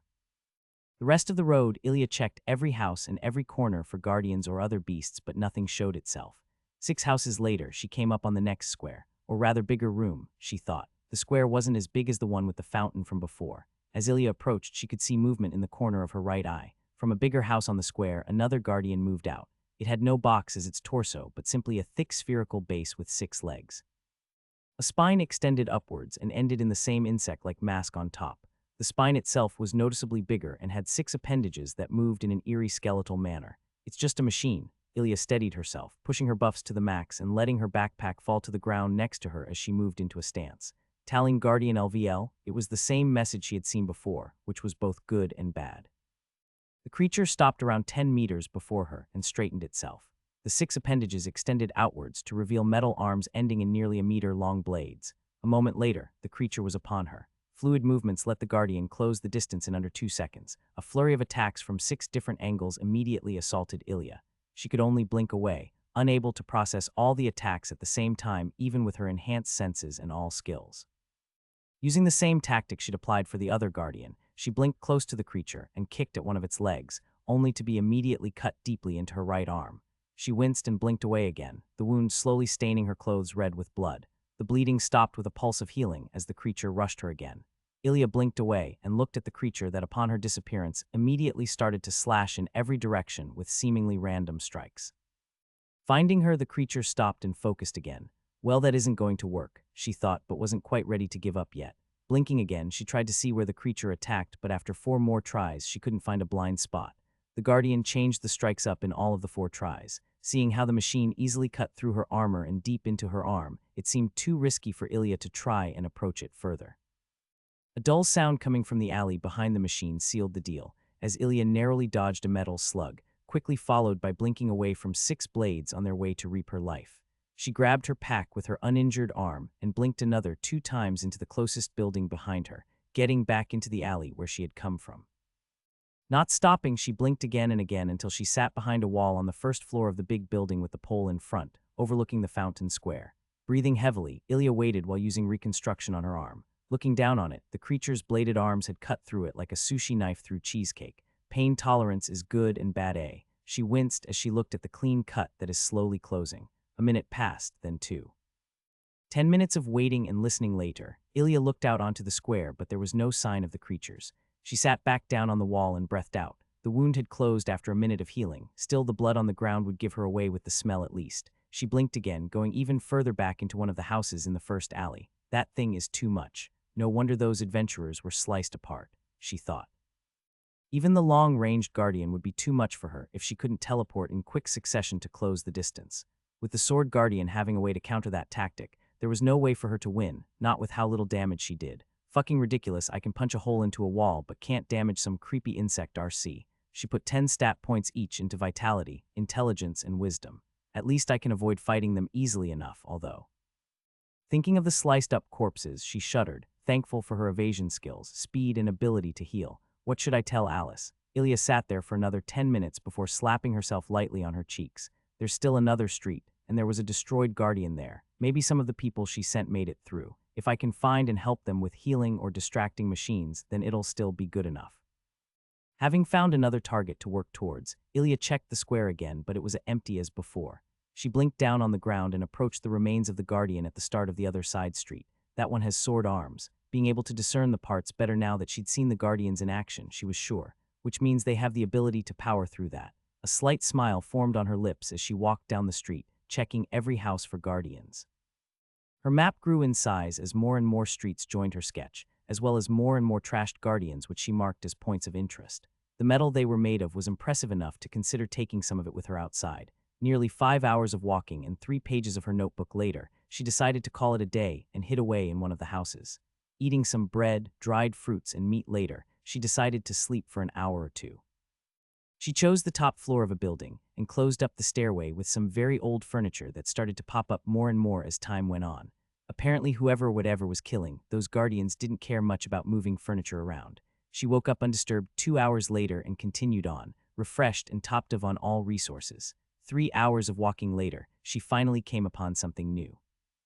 A bunch of adventurers were walking in the distance in front of her, at a bit of a slower pace than her. 2 women and 1 guy. What she could see of their equipment was rather impressive. She didn't get close enough to the 3 to identify them when one of the women suddenly turned her head while walking and waved her right arm slightly. In that moment, Ilya's thoughts froze, a surge of mana erupting next to her neck followed by an incredibly thin line of air.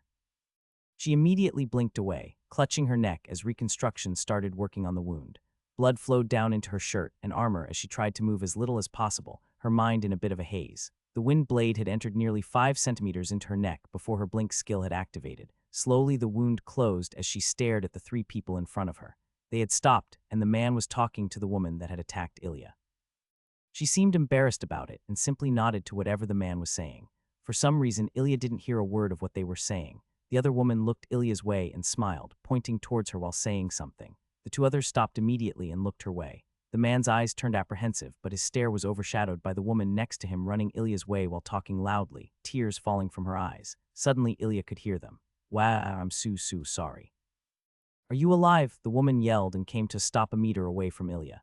"Can you heal it? Please tell me you can," she said in a rushed tone, sounding like a teenage girl that had accidentally made a scratch on their father's car. Ilya didn't make a move to run away, figuring it the best to hope for a friendly resolution. With her neck cut halfway through, she wouldn't have moved anyway. The other 2 reached her at that point, the man again looking at her and checking the surroundings with his deep black eyes. "Oh wow, she got you good. You're the first one in a long time to not lose their head from that," the woman that didn't attack her said in a happy tone and with a big smile.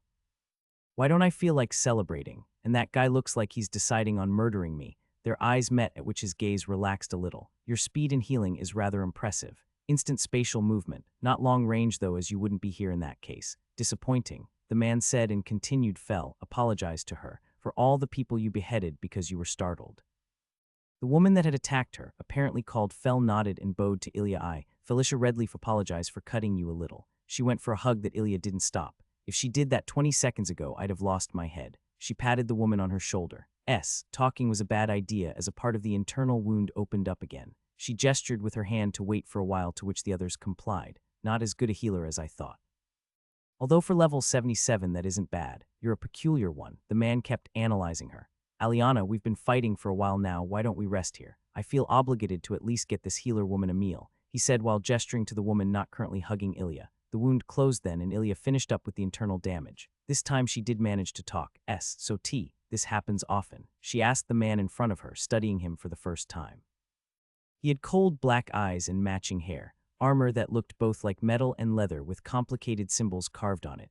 A tattered cloak covered the armor, all in black. Only the helmet missing for a true black knight, she thought while looking at the two sheathed swords on his back. Not that often, no. Rarely is it someone without the intent to kill us, though. The man said, "I'm Edwin. Would you join us for a meal?" The green light illuminated them in an eerie manner, and Ilya asked herself why she didn't leave after being so outclassed by the Guardian.